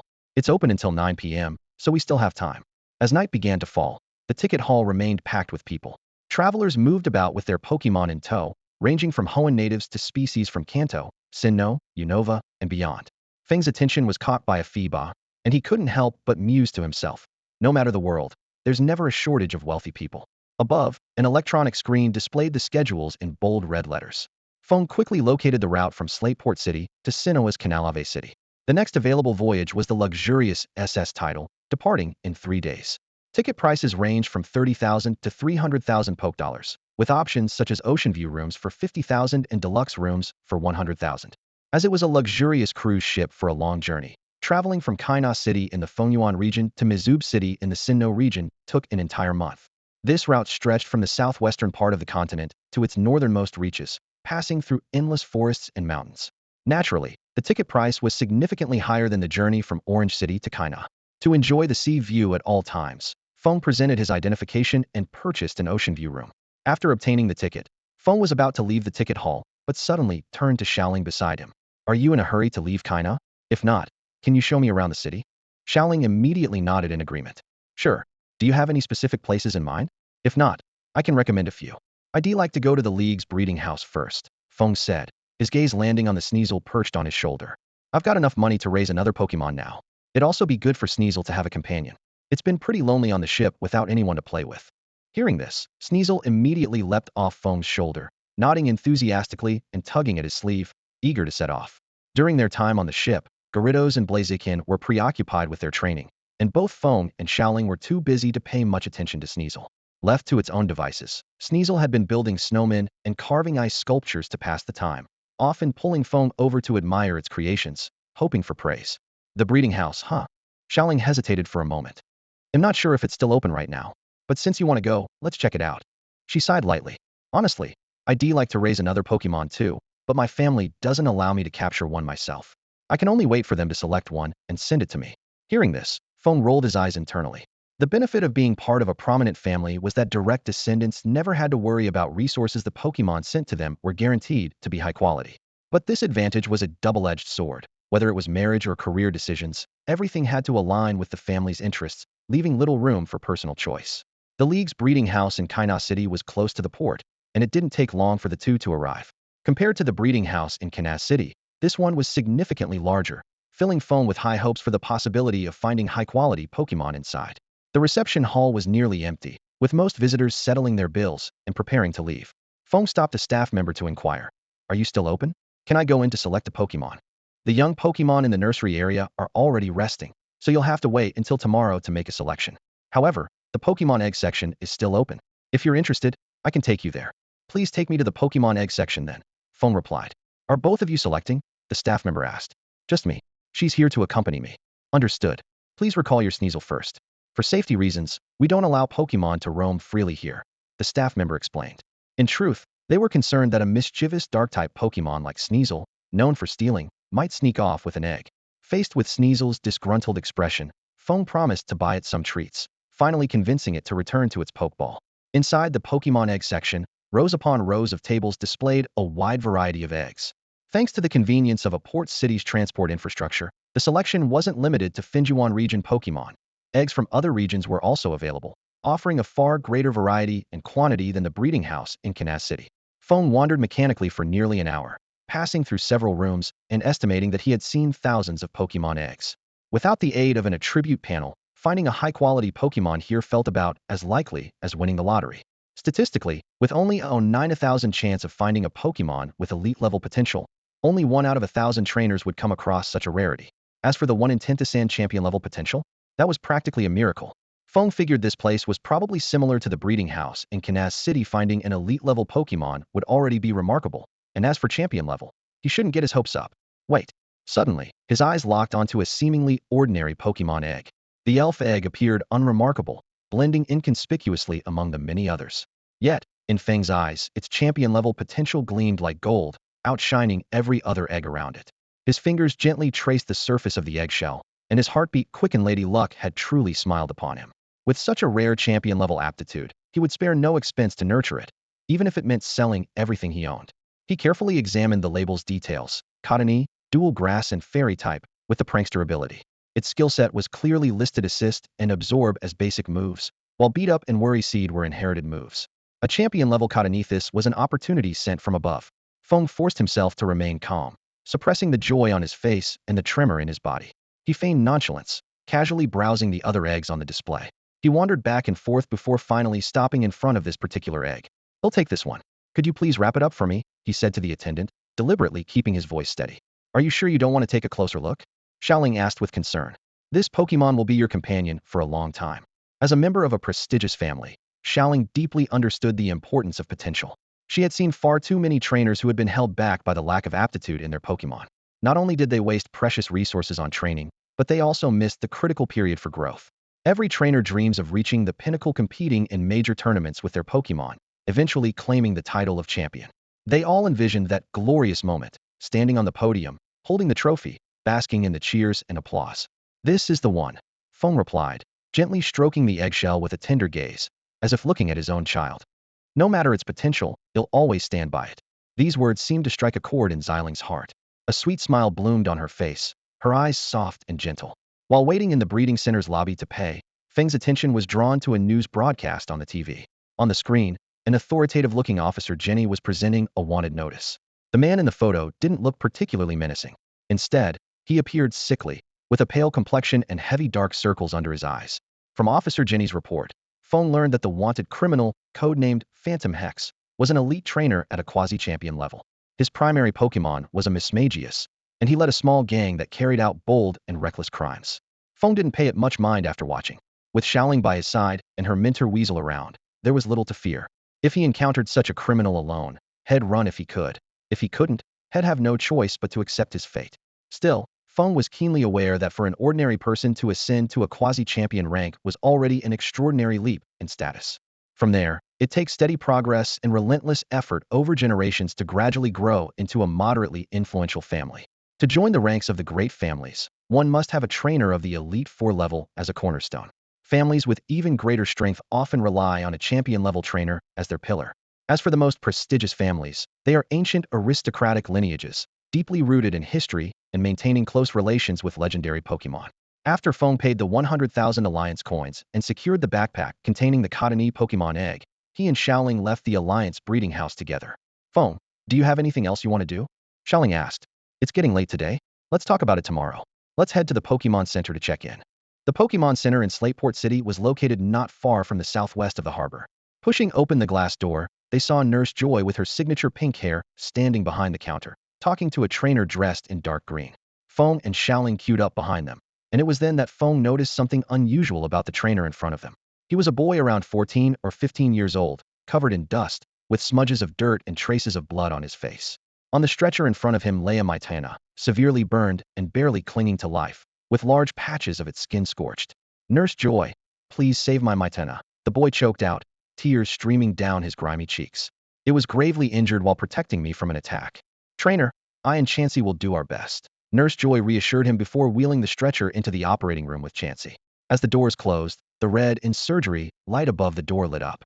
A staff member nearby took over at the front desk, offering comfort. Don't worry. Nurse Joy graduated in the top 5 of her class from the Joy Academy, which is why she was assigned here. Your Maitana will be fine. The boy's expression relaxed slightly. The staff directed him to the waiting area to rest before turning to Feng and Xiaoling. What can I assist you with, trainers? Would like to check in, Feng replied. All right. May I see your identification, please? As Feng and Xiaoling handed over their IDs, Xiaoling suddenly leaned closer to Feng's card and, in a slightly accusing tone, remarked, I just realized your full name is Aoki Feng. Why have you never mentioned this to me before? Uho. Feng's heart sank.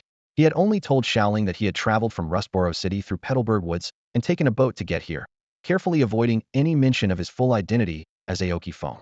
Even when submitting his ID at the breeding house, he had deliberately kept it out of Xiaoling's sight. This time, there was no avoiding it. Fortunately, the ID didn't list his place of birth. Otherwise, he would have faced even more probing questions, forcing him to fabricate lies that would only lead to more lies, eroding trust and weighing heavily on him. Even so, he couldn't afford to let his guard down. Xiaoling's family might be able to dig up something with just his name. As for spilling everything, starting from his time at the Sky Team research facility, the risks were far too high and not worth the gamble. Trust and alliances could shift unpredictably, and without the strength to protect himself, he couldn't afford to fully trust anyone, not even his closest friends. Reining in his thoughts, Feng realized he needed to divert Xiaoling's attention quickly. Otherwise, she would start asking about his past and hometown, making it even harder to handle. He quipped with a teasing grin, why are you so curious about my last name? Are you planning to become Aoki Xiaoling in the future? Aoki Aya. The sudden call froze Aya in place, her cheeks flushing red all the way to her ears. Despite her elite-level skills, she seemed momentarily unsteady, her gaze slightly dazed. Nearby, a staff member hesitated for a moment before cautiously asking, will you be needing one room or two? A little later, in the rest area of the Pokemon Center. Ugh, don't ever joke like that again. Aya pouted, puffing her cheeks in protest. Next time it won't be a joke, Feng replied seriously, his expression unwavering. Aya's face turned red again, and just as she was about to retort, the light above the operating room flickered off. The doors slowly opened, and Nurse Joy emerged, pushing a stretcher with a Maitana lying on it. A boy in green leapt from his seat, rushing past Feng and Aya with urgency. Nurse Joy wore a pained expression, hesitating before speaking. I'm sorry, trainer. Your Maitana's injuries were too severe. While we managed to save its life, it likely won't be able to stand again. What? The boy's voice was heart-wrenching, a cry that echoed with despair. He froze, as if struck by lightning, his face drained of all emotion. It was as though his soul had been torn from his body, leaving behind an empty shell. The breeze stirred by the bustling crowd ruffled his clothes, yet he remained oblivious, completely disconnected from the world around him. Mytiana was his only Pokemon, his first partner, and the companion into which he had poured all his heart and dreams. Now, that dream was shattered. After what felt like an eternity, the boy seemed to come to terms with something. A gentle smile appeared on his face as he leaned down to stroke Mytiana on the stretcher, his voice soft and tender. Big guy, we won't have to face those dangerous battles anymore. From now on, let's just live quietly, together, okay? Rough. Mytiana let out a faint sound, gazing at its trainer with a complex expression. The two shared a silent moment, the air around them heavy and still. The scene drained any trace of playfulness from Feng's mood. A warning bell rang in his mind, like a bucket of cold water dousing his thoughts, forcing him to focus and set aside all distractions and emotions. Although Feng had witnessed many similar situations since his arrival in this world, his heart had never grown numb. He still held on to his humanity. There were too many trainers like this boy, and in some ways, simply losing the ability to battle was a blessing. It meant life was spared, and there was still a chance to start anew. Aoki Feng, the Hunter Organization, the Laboratory, Team Sky, Team Aqua. Feng had faced countless dangers, and even more perilous, despairing challenges lay ahead, lurking like hidden specters waiting to strike. Aya's presence had provided him with a false sense of security, but no matter how strong Hermincheo was, it wasn't his Pokemon, nor was it his power. When the time came for him to stand alone, he would have to face and overcome those dangers by himself. Strengthening oneself is the only way to survive and thrive in this world. Xiaoling leaned forward slightly, a trace of unease in her eyes. Feng, we won't end up like that, will we? She had just witnessed the fate of the boy in green, and now she was anxiously seeking reassurance from Feng. We won't, Feng replied gently. Glancing at the time, he added, it's getting late. Let's head upstairs and rest. With that, he lightly placed a hand on Xiaoling's shoulder and guided her out of the brightly lit hall of the Pokemon Center. The next morning, a series of urgent knocks shattered the early morning stillness. Feng, wake up! Xiaoling's crisp voice called from outside the door. As a dedicated martial artist, she maintained a strict routine and never indulged in laziness, a testament to the saying, even those wealthier than you work harder. The door suddenly opened, but no one was there. Looking down, Xiaoling saw a small Sneasel standing at the doorway. Oh, it's you, Sneasel. Is Feng awake? She asked, peeking into the room. Just then, Feng emerged. Xiaoling, let's head out, Feng said, dressed in a blue jacket adorned with a Pokemon ball emblem. His backpack carried a precious cottony egg. Bathed in the morning sunlight, his cheerful smile was radiant, causing Xiaoling's eyes to sparkle with admiration. Let's stop by the Slateport Market first. I need to pick up a few things, Feng suggested. At this point, he still had over 2 million Alliance coins, most of which came from Team Aqua members. Unfortunately, their bank cards couldn't be used. Otherwise, the amount would have been even more substantial. The Slateport Market was bustling with life, surrounded by vibrant flower beds. Each stall was shaded by golden yellow canopies, gleaming under the sunlight. Though boxes and jars were scattered haphazardly around the stalls, the slight disarray added a touch of lively charm. Colorful balloons floating in the air further enhanced the cheerful atmosphere. The market offered a dazzling array of goods, from Pokeblocks to Pokemon accessories, Pokeballs to various drinks, everything one could need. Feng and Xiaoling first took a full tour of the market before heading straight to the Pokeblock stall. The prices here were much more reasonable than in Alliance stores, so Feng bought a 3-month supply in one go, and Xiaoling picked up some for her Blaziken as well. At the Pokemon drinks stall, refrigerated cabinets neatly displayed 6 types of drinks: HP, Speed, Attack, Defense, Special Attack, and Special Defense, all available in both small and large bottles. Shocked by the steep prices, Feng only bought a small bottle of Speed drink for Sneasel to try. Xiaoling, however, generously stocked up on drinks for her Blaziken, and even gifted Feng 3 large bottles each of Attack and Special Attack drinks. At that moment, Xiaoling appeared to Feng like a goddess descending from the heavens, her figure seemingly surrounded by a golden aura. Her confident and magnanimous gestures made her shine even brighter in his eyes. After purchasing the spirit cubes and potions, Feng stood at the shop's entrance, carefully reviewing the remaining items he needed to buy. Toiletries, clothing, food ingredients, and seasonings were all accounted for, as were essential outdoor adventure supplies like a tent, torches, and insect repellent. He gently patted the Pokeball at his waist, and suddenly remembered he still needed training equipment and skill discs. Due to the league's regulatory policies, skill discs could only be purchased at official league stores, but training equipment for Pokemon was widely available in the market. Feng headed straight to the largest equipment store in the city. As he pushed open the door, he was greeted by an array of training devices, power testers gleaming with a metallic shine to measure skill strength, adjustable speed moving targets rotating slowly in the display area, and various weight training tools neatly arranged on the shelves. Looking at these items, Feng recalled a time in Kanaz City's black market when he had spent 200,000 league coins on a set of flying training weights for his Gyarados. This time, Based on his training plans for Sneasel, Gyarados, and the Yetahatch Katani, he carefully selected a few suitable pieces of training equipment. As for Xiaoling, she had already prepared a full set of custom equipment for herself and her Blaziken, even categorizing them by different levels. After spending 600,000 Li coins to purchase everything they needed, the two left the store. On the streets of China City, besides the official shops, there were numerous small stalls scattered around, food stands emitting tantalizing aromas, lively game booths, and general goods stalls selling flowers and balloons. The two were first drawn to the food street, where the scents of ice cream, bread, barbecue, and milk tea mingled in the air, reminding Feng of a familiar food street from his previous life. The biggest difference here, however, was that each stall was assisted by adorable Pokemon. They skillfully handled ingredients, expertly controlled the heat, and worked seamlessly with their human partners. Not only that, but the customers passing by were also accompanied by a variety of Pokemon, some waiting quietly, while others bounced around excitedly, eager to share in the delicious treats. This harmonious scene always touched Feng's heart, allowing him to feel the unique charm of the Pokemon world. As Feng was immersed in this warmth, he noticed that Xiaoling and Sneasel had stopped behind him. Turning around, he saw the two standing in front of an ice cream stall, their eyes fixed on the colorful display of frozen treats, unable to move. Smiling, Feng walked back to them, asked about their choices, and paid for the ice cream. Xiaoling picked one that had a chocolate-colored exterior adorned with golden patterns, with pale yellow cream inside. As she happily savored it, she turned to Feng and said, "Feng, this ice cream is so delicious. I can taste chocolate, vanilla, and even a hint of honey. Do you want to try a bite?" Xiaoling brought the ice cream close to Feng's mouth, her eyes sparkling with anticipation. Feng took a gentle lick, and the cool, sweet flavor instantly blossomed on his taste buds, brightening his expression. Unable to resist, he took another bite. Seeing his reaction, a satisfied smile appeared on Xiaoling's lips. At that moment, Sneasel came hopping over, seemingly vying for Xiaoling's attention. Mimicking her actions, it stood on its tiptoes and offered its own ice cream to Feng.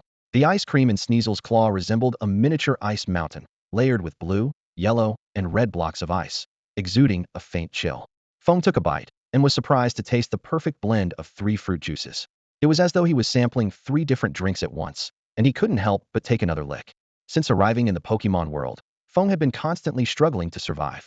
Whether at the orphanage or the Sky Team research facility, the food he ate was no better than pig slop. Even after escaping to Canas City, he only managed to scrape by with whatever he could find. During their time on the ship, the meals he shared with Xiaoling were just large pot dishes from the cafeteria, sacrificing quality for quantity. If it weren't for Xiaoling's company, he wouldn't have taken the time to wander the streets. He'd likely have gone back to training himself and his Pokemon instead. Before long, the two left the food street. Xiaoling and Sneasel had sampled all the delicacies they wanted, and Feng had benefited from their feast as well. Through this culinary journey, he gained a preliminary understanding of the world's cuisine. While similar in variety to his previous life, the flavors were fresher and carried more natural essence, likely due to the minimal use of additives. As Feng was still savoring the memories of the food, Xiaoling tugged him toward the game area.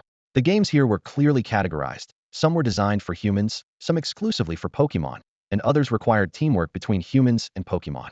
At the first stall, a cute little EV was lazily sprawled on the table. When it noticed Feng and Xiaoling approaching, it showed no signs of shyness. Instead, it cheerfully extended a tiny paw in greeting, looking every bit like an adorable, fluffy receptionist. Xiaoling was instantly drawn in by its charm and stepped forward to gently stroke Eevee's soft, furry head. The stall owner seized the moment to speak. "Would you two like to play a game? If you can hit the target with a dart, you can pick any Pokemon plushie you like from over there." Feng and Xiaoling turned to look. The target wasn't far away, and the challenge seemed manageable. The plushies on display were intricately crafted and came in various designs. Xiaoling quickly spotted a Torchic plushie that caught her eye and immediately paid to join the game. This game doesn't allow Pokemon participation, and you have 5 chances. The dart must stay on the target to count as a success, the stall owner explained, retrieving 5 darts from a box and placing them on the table next to Xiaoling. Picking up a dart, Xiaoling casually aimed and threw it. However, the dart bounced off the target and fell to the ground, failing to stick. Feng quickly saw through the owner's trick. The target was made of a hard material, and combined with the specially designed darts, it required significant force to make the darts stick. He glanced at Xiaoling, noticing her brows furrow slightly in frustration after her first miss. Undeterred, she had already picked up her second dart. This time, Xiaoling gathered all her strength and threw the dart with full force. With a sharp whoosh, it pierced through the air, leaving a shocking hole in the center of the target, but the dart itself seemed to have vanished. "Oh no, I didn't control my strength properly." Xiaoling covered her mouth, looking slightly embarrassed. "Let me try again." Wait, miss." The stall owner hurried forward to stop her, beads of sweat forming on his forehead. You've already won. Please head over there and pick a plush toy as your prize. He thought to himself, if this seemingly delicate girl throws the rest of the darts, will the target even survive? But I still want to. Xiaoling hesitated. Come on, Xiaoling. Feng gently nudged her shoulder from behind, pointing toward the prize section. Look at that Torchic plush over there, it's so fluffy and cute. The stall owner heaved a sigh of relief upon seeing this. With Feng guiding her toward the prize section, Xiaoling walked lightly, but couldn't help glancing back at the damaged target. The stall owner, staring at the gaping hole in the target, muttered nervously to himself. This girl looks so frail, yet she's incredibly strong. Could she be a Pokemon in disguise? At the prize section, Xiaoling's eyes immediately locked onto the Torchic plush sitting on the top shelf. She rose slightly on her tiptoes, stretched out her slender arm, and easily retrieved the plush, hugging it tightly to her chest. The two then walked off together, laughing and chatting, heading toward the next game booth. The joyful morning flew by in an instant. As they exited the Slateport market, the sun was high in the sky. Let's find somewhere to eat, Feng suggested. Xiaoling sniffed the enticing aroma wafting through the air and pointed to a nearby ramen shop. How about there? It smells so good. Inside the shop, they had just taken their seats when steaming bowls of ramen were served. The noodles were perfectly uniform in thickness, the toppings were artfully arranged, and the most eye-catching detail was the Pikachu and Pokeball designs floating on the soup. The Pikachu was crafted from a golden rice ball, with its cheeks accented by thin slices of ham, while the Pokeball was made of bright red crab meat on the top half and pure white rice on the bottom, resembling a miniature work of art. Wow, it looks so delicious! Xiaoling exclaimed, eagerly picking up her chopsticks to dig in. Feng watched her enthusiasm with a smile before starting on his own meal. After finishing their meal, Xiaoling let out a small burp of satisfaction. I'm so full. Where should we go this afternoon? How about the League store? Feng suggested after a moment of thought. I'd like to pick up some TM discs. Sounds good. I'd like to see if there are any useful items for me. Xiaoling replied excitedly. Once inside the League store, Feng headed straight for the TM disc section, carefully browsing through the selection. Meanwhile, Xiaoling wandered around the store until her attention was caught by a special display case featuring a black belt. She approached it curiously and noticed the faint glow on its surface, emanating an almost imperceptible aura of energy. How much is this black belt? Xiaoling asked softly. Xiaoling pointed at the black belt and asked. The store clerk approached the counter with a friendly smile, skillfully taking out the newly arrived black belt and introducing it to her. This is an item that can enhance the power of fighting-type moves, but it doesn't come cheap. Xiaoling's eyes sparkled, and she clenched her fists in excitement. In her family, a black belt symbolized strength, and only those who reached the level of gym leader and passed the family assessment were eligible to apply for one. This rule applied to her as well. She glanced around at the other items in the store, silently calculating. General-purpose items like the black belt, miracle seed, and soft sand were always in high demand and often sold out as soon as they hit the shelves. On the other hand, specialized items like the electrizer and reaper cloth, while equally valuable, usually took longer to find buyers. Feng, hearing the commotion, walked over and gasped when he saw the price tag over 2 million Pokemon League credits. Even a typical gym leader-level trainer would hesitate at such a steep price, with only fighting-type specialists willing to make the purchase. However, Xiaoling unhesitatingly pulled out her card and confidently bought the black belt. By this time, Feng had also made his selections. 3 TMS Earthquake, Secret Power, and Attract. Earthquake was meant for his Gyarados, giving it away to counter electric types, and even utilize Earth Tail to fend off Thunder Punch. Secret Power would allow Feng to establish temporary bases in the wild and increase his survival chances, while its additional effects on different terrains could provide unexpected advantages. As for Attract, Feng's lips curved into a sly smile. He planned to use this move on people. If it truly worked wonders on the opposite gender, it could open doors to befriending powerful female trainers or wealthy benefactors. In this world, climbing the ranks required more than just individual strength, it also depended on connections. Even the most talented trainers needed strong families, mentors, friends, or organizations to back them up. Otherwise, they would remain stuck in the endless grind for money. After spending around 800,000 credits to purchase and learn the 3 moves, the two left the League store feeling satisfied and headed to the training grounds to test the results. Counting his remaining funds, Feng realized he had less than 1 million credits left. This underscored just how expensive it was to train Pokemon. Move learning alone was a bottomless pit, yet trainers had no choice but to invest. This reminded Feng of his previous battle experiences. Wild Pokemon at the same level often lacked even basic moves like Protect and could be easily defeated with a single super effective attack. But when he faced Nana's Hariyama, he barely scraped by. Its diverse moveset alone was enough to give him a headache. The two arrived at Slateport City's largest training facility and each booked an elite-level training room. Though the price 50,000 credits for an afternoon was steep, the amenities were top-notch. The rooms were equipped with specialized training equipment and ability testing devices, as well as Pokemon recovery machines. Most impressively, trainers could borrow Pokemon of a corresponding level for training purposes, whether as sparring partners or mentors, as long as no serious injuries were inflicted or Pokeballs were taken without permission. Once inside the training room, Feng quickly retrieved the potion to test its effectiveness. In the game, this potion could boost a Pokemon's effort values, but the shopkeeper had told him that in reality, it only served as a supplementary aid to enhance training results. Taking advantage of Xiaoling's absence, Feng decided to bring out Aegislash for some special training. Standing in the center of the training room, Feng recalled the focus energy skill he had inadvertently grasped during a recent battle with Xiaoling, and an idea struck him. Aegislash's blade for me was incredibly powerful but had a clear weakness: its speed. Without the speed boost from Shadow Sneak, agile opponents could often evade its attacks.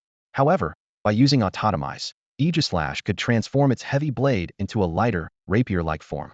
Paired with Feng's focus energy, this rapier style could deliver precise, lethal strikes before the opponent had time to react. The thinner blade was also more effective at bypassing defenses and hitting vital points. While the damage per hit wasn't as high as the heavy blade, the speed and combo potential made up for it. On the other hand, the greatsword style focused on sheer power, resembling a heavily armored knight's forceful strikes, but it was less effective against highly defensive or massive foes. Feng named these two strategies rapier style and greatsword style, the former being agile and elegant like a fencer, and the latter being powerful and imposing like a knight. As for Gyarados, it had already mastered using Dragon Dance in midair to evade attacks. The current focus of its training was the strategic application of Earthquake, especially in channeling ground-type energy to counter electric-type moves. However, Earthquake had a limitation. When used by non-ground-type Pokemon, it often required direct contact with the ground to unleash its full power. For Gyarados, the move's effectiveness was halved if it wasn't grounded, making it less practical except against electric types. Feng, on the other hand, concentrated on honing two specific moves: Secret Power and Attract. Additionally, he worked on refining the combination move Destructive Stars, which fused Hyper Beam and Swift, aiming to enhance its flight speed and unpredictable trajectory. The three of them each drank the potion and dove into their training. After a period of intense practice, the results were remarkable. Aegislash's rapier style, combined with focus energy, allowed it to channel immense power into precise strikes, delivering explosive impact. Gyarados, with the help of Jolteon in the training room, endured repeated electric shocks and finally mastered using ground-type energy to resist electric-type moves.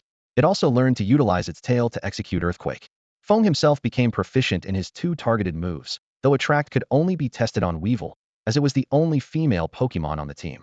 When affected by Attract, Weevil's eyes would turn heart-shaped, and it would cling to Feng's leg affectionately, rubbing against him, a scene that made Feng wonder what might happen if he used the move on Xiaoling. Furthermore, he successfully improved the flight speed of Destructive Stars, making its trajectory even harder to predict.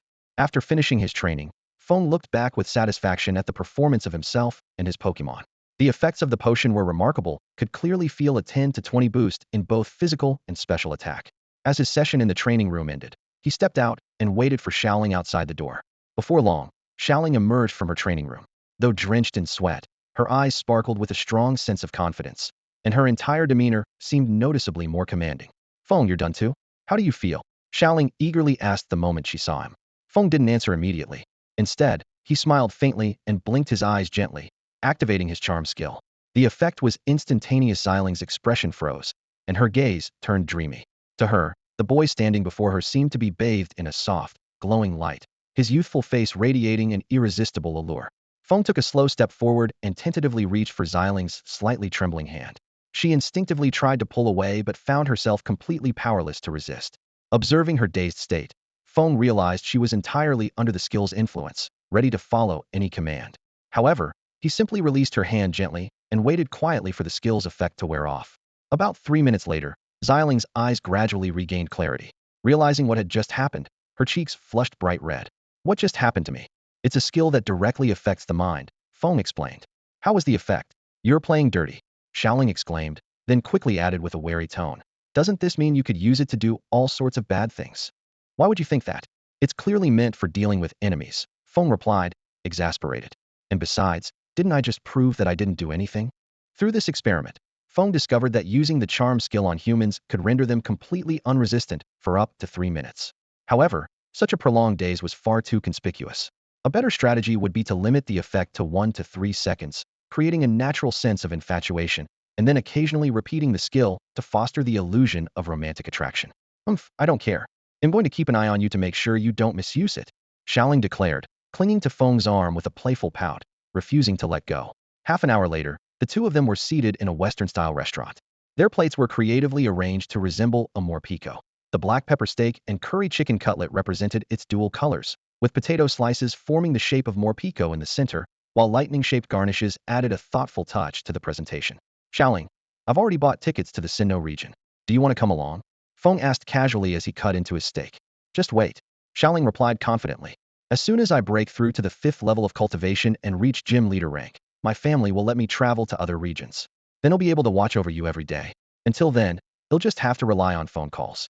With the black belt enhancing her training speed, she estimated it would take no more than 3 years to reach the gym leader rank. Her family had set this requirement specifically because only at the gym leader level could her skills allow her to temporarily withstand attacks from elite-level trainers, ensuring she wouldn't become a burden to her Lucario in battles. Hearing Xiaoling's words, Feng's eyes lowered slightly. 3 years. He murmured the time frame in his heart, his thoughts drifting toward the future. By then, would he have grown into a quasi-elite trainer, truly mastering the ability to protect himself in dangerous situations? The strength of a quasi-elite trainer was indeed sufficient to handle most crises. After all, elite trainers were usually high-ranking members of the league or key figures in shadowy organizations and would rarely take action lightly. As long as one avoided provoking trouble, a quasi-elite trainer could navigate the world safely. With that, the two continued chatting about the future while enjoying their dinner. Afterward, they strolled through the streets, returning to the Pokemon Center to rest only when night fell. The next day, Feng and Xiaoling followed their plan and headed to the famous landmark in Slateport City, the Oceanic Museum. This building was far grander in scale than Feng had seen in the game. In the game, the museum was only 2 stories tall, with an event on the 2nd floor involving Team Aqua attempting to steal a crucial part of the submarine Explorer 1. The protagonist, Yuki, had stood up to oppose them, and Archie had revealed his ideals there. However, the real Oceanic Museum before them was a magnificent structure.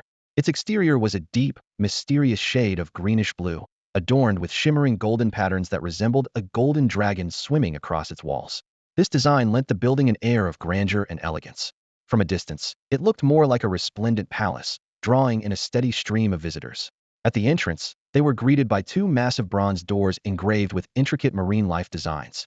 A display board beside the doors read, "The boundless ocean nurtured all life Oceanic Museum." After paying $50 each for the tickets, they stepped inside. The museum's grand interior was even more breathtaking.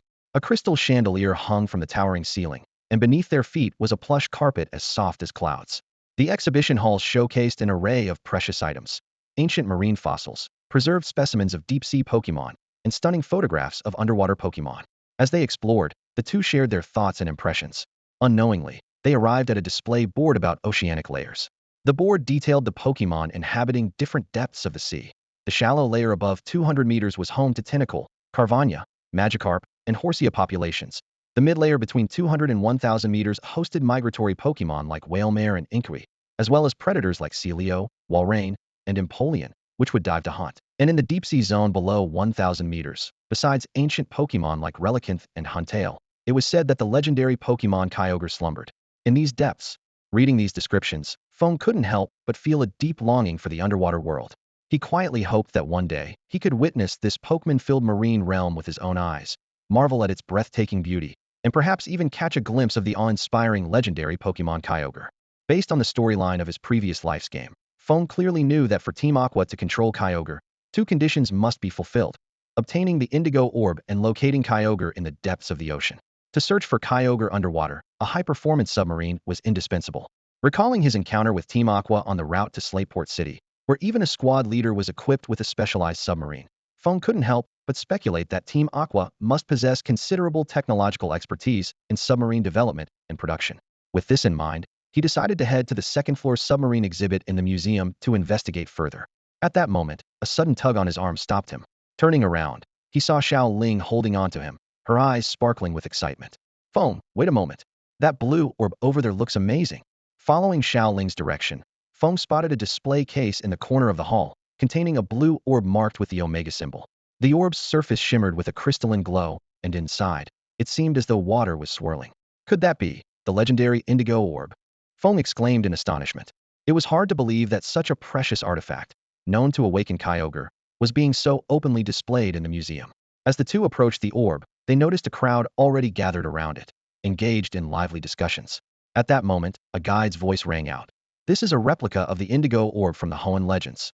The genuine orb is said to be connected to Kyogre, the sea deity of Hoenn, but its current whereabouts remain unknown. Upon learning it was a replica, Feng began pondering the location of the real orb. Was it at MT Pyre, or had it already fallen into Team Aqua's hands? Unable to come to a conclusion, he and Xiaoling proceeded to the second floor. The second floor was divided into two sections, the submarine exhibit on the left and the ship exhibit on the right. They first entered the left hall, where various submarine models were neatly arranged, resembling slumbering giants lying silently on their platforms. Feng carefully studied the information on the display plaques and learned that most of the submarines were manufactured by the Slateport shipyard. However, to his surprise, none of the showcase submarines were capable of reaching the deep-sea layers. This discovery made Feng think of the abyssal submarine that might appear in the future. That submarine could potentially be the key for Team Aqua to awaken Kyogre. If he were strong enough in the future, perhaps he could seize an opportunity to claim a share of it. Even capturing a single submarine would be a significant gain, let alone the chance to exploit Team Aqua's vast resources for greater benefits. After exploring the submarine exhibit, the two moved on to the ship exhibit. Compared to the submarines, the ship models here were far more visually striking, resembling colossal beasts of the sea. Each ship was accompanied by detailed accounts of the current captain's life story, which captivated Feng as he imagined himself as a ship captain. While he was engrossed in these tales, Xiaoling suddenly called out excitedly, "Feng, look! Isn't that the SS title you're going to board?" Following her voice, Feng saw a beautifully crafted model of the luxurious SS title on a nearby platform. Every detail of the ship, from its hull to its railings, was meticulously designed, as if it were ready to set sail at any moment. Beside the model was a clear introduction to the SS title and its captain's personal background. As Feng browsed through the ship introductions, his eyes were inevitably drawn to the profile of the current captain of the Golden Wave. Takeshi Kurashima, born into the Kurashima family of Hoenn, had a deep connection with the ocean from a young age. Raised under the influence of his family elders, he practically grew up cradled by the waves. At the age of 12, he received his first partner Pokemon, a Horsia, marking the beginning of his legendary journey as a trainer. In just a few short years, Takeshi's achievements were astonishing. At 13, he became an elite trainer. At 14, he claimed victory at the Hoenn Grand Festival in Lilycove City, subsequently rising to the rank of gym leader-level trainer. At 15, he assisted the League in multiple operations against pirates, achieving significant victories in several battles. His efforts dealt devastating blows to the pirate organizations, earning him the rank of Major from the League in recognition of his contributions. At 16, Takeshi ascended to the rank of pseudo-elite trainer and personally led an assault on the pirates' headquarters, eradicating the long-standing threat to the region's waters. Coastal communities praised his heroism, and the League promoted him to Rear Admiral. Between the ages of 17 and 18, under his command, the League Navy crushed the remaining pirate forces, restoring peace to the Hoenn Seas. At 19, he officially became an elite trainer, frequently competing in the elite trainer rankings, with his highest position reaching 24th place. At 26, this legendary figure chose to retire from his martial achievements, assuming the role of captain aboard the Golden Wave, a ship prepared by his family. He now sails between Hoenn, Sinnoh, and Kanto. At 28, he continues to lead a life on the waters he loves so dearly. After reading through this extraordinary story, Feng found himself deep in thought. It felt like the template for the protagonist of a passionate adventure novel, a young hero quelling maritime chaos, achieving greatness at a young age, and ultimately retiring to a carefree life. Just then, Xiaoling, standing beside him, seemed to remember something. "I've heard of this Takeshi Kurashima before. He has an even more remarkable brother." "Even more remarkable?" Feng asked in surprise. "Yes, 6 years ago, his brother placed second in the Elite Four challenge, but declined the position of an Elite Four member. It was a sensation at the time," Xiaoling recalled. "His ace Pokemon was a champion-level Sharpedo." "I see," Feng remarked, impressed. "It seems the Kurashima family is truly brimming with talent." However, thinking about his own 3 champion-caliber Pokemon and his growing strength, Feng silently mused that his future achievements might rival those of these prodigious family members. He was already looking forward to the day he could compete alongside such talents when Xiaoling's communication device suddenly rang. "It's my father," Xiaoling exclaimed, delighted as she answered the call. A deep voice came from the other end of the line. "Xiaoling, where are you in your journey now?" "Father, I just arrived in Slateport City a few days ago." "Slateport City? The family has prepared 3 Pokemon for you to choose from. I'll send you the details shortly. Let me know once you've decided." "Got it, father." "Oh, and I have good news to share. I've just advanced my technique to the 4th level of the elite tier," Xiaoling said excitedly.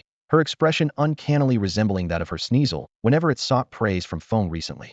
I already heard about this from the battle vine tree, Xiaoling's father said with a tone of satisfaction. Haha, as expected of my daughter. It seems you have a good chance of breaking through to the heavenly king level before 25, becoming another pillar of strength for our family. After a brief conversation, Xiaoling's father ended the call, citing work obligations. It's almost noon, Feng. Let's go have lunch, and you can help me decide which Pokemon to choose, Xiaoling said cheerfully, leading Feng to an upscale restaurant. Feng glanced at the astronomical figures on the menu and, suppressing the slight tremor in his hand, casually said, Xiaoling, I've never eaten here before, so I'm not sure what's good. Why don't you order for us? Sure, Xiaoling replied enthusiastically and rattled off a series of dishes to the waiter. A slowpoke tail pepper salad, Jigglypuff pudding delight, wishing apple pie, melting omelet curry, and 2 glasses of moo moo hot fresh milk. The waiter respectfully noted everything down and left. Feng couldn't help but marvel internally. Slowpoke tails and fruits from grass-type Pokemon were rare, but legally sellable ingredients approved by the League due to their regenerative properties. Still, their exorbitant prices made them a luxury only the wealthy could afford. While waiting for the food, Xiaoling handed Feng 3 Pokemon profiles. Which one do you think I should choose? Feng examined the profiles carefully. The quality of these Pokemon surprised him, though it wasn't entirely unexpected. The first was a Hawlucha, a dual fighting and flying type. It was at the juvenile stage, had the limber ability, and inherited the heavenly king-level move Feint. While it had exceptional battle potential, its personality was somewhat timid. The second was a Pancham, a fighting type. Also at the juvenile stage, it had the Iron Fist ability and inherited the heavenly king-level move Storm Throw. It dominated its peers in the juvenile league but had a difficult and unruly temperament, though its physical strength was outstanding. The third was a male Ralts, a dual psychic and fairy type. At the juvenile stage, it had the Trace ability and inherited the heavenly king-level move Knockoff. Its personality was resolute, and its psychic potential was remarkable. Xiaoling, I'd recommend going with Ralts, Feng analyzed. First of all, Galade combines close combat, teleportation, healing, and control, making it an all-around fighter. Secondly, compared to the other 2 Pokemon, which require a lot of time to adjust their personalities, Ralts' determined nature will save you a significant amount of training time. Xiaoling thought about it seriously for a moment and nodded. You make a good point. They'll let my father know after lunch. Soon, an array of exquisite dishes was served. Feng elegantly sliced off a small piece of slowpoke tail and took a bite, savoring the tender, juicy meat that melted in his mouth. The flavors were rich and paired perfectly with a sip of the creamy moo moo milk. How is it? Didn't I tell you this place was amazing? Xiaoling asked with a smile. It's excellent quality ingredients and masterful cooking. You definitely have great taste, Xiaoling. Humph. Xiaoling tilted her head proudly. Feng quietly watched Xiaoling's playful expression and felt a warm sense of peace washing over him, like a ray of light cutting through darkness. In the moments spent with her, the dangers of the Hoenn region hunter organizations, Team Sky, Team Aqual seemed distant and insignificant. All he needed to focus on was his journey and becoming stronger. Compared to the Hoenn League's empty slogans and the officer jennies, Feng now placed his trust and reliance on Xiaoling and her mentor, the Mean Xiao. In a world where the League's authority was not yet absolute, true strength was the most reliable form of security. After lunch, Xiaoling shared her decision with her father and quickly received a response site was arranged for her to collect a Pokemon and training resources at the Pokemon Center tomorrow evening. After leaving the restaurant, Xiaoling and Feng strolled through the streets of Slateport City. Known for its magnificent architecture, the city boasted buildings that seemed like the masterpieces of giants, inspiring awe in all who gazed upon them. The sea breeze carried a salty tang, adding a unique charm to the city's atmosphere. Without realizing it, the two found themselves in the northern district of Slateport City, in front of the battle tent. From above, the building revealed a distinct pentagonal design. 5 corners housed white battle arenas designated for small-scale competitions, while a striking red pentagonal main structure stood proudly at the center, commanding attention amidst the surrounding buildings. Feng, since we're here, why not check out what matches are happening today? Xiaoling said enthusiastically, pulling Feng toward the building designated for event announcements and registration. Inside the hall, screens displayed various competition details, ranging from advanced to elite 4-level matches, including 1v1, 3v3, doubles, and even contests focused on performance and style. Feng quickly scanned the events for something suitable for his skill level, and soon noticed an afternoon doubles match still open for registration. Look, registration hasn't closed yet, he said, pointing to the screen. Great, let's sign up. Xiaoling responded eagerly. The two promptly began the registration process, which included identity verification, Pokemon registration, payment, signing agreements, and carefully listening to instructions about the competition venue and guidelines. Once registered, they started strategizing while waiting for the match to begin. The tournament had drawn over 50 teams, and was set to conclude over the next 2 days.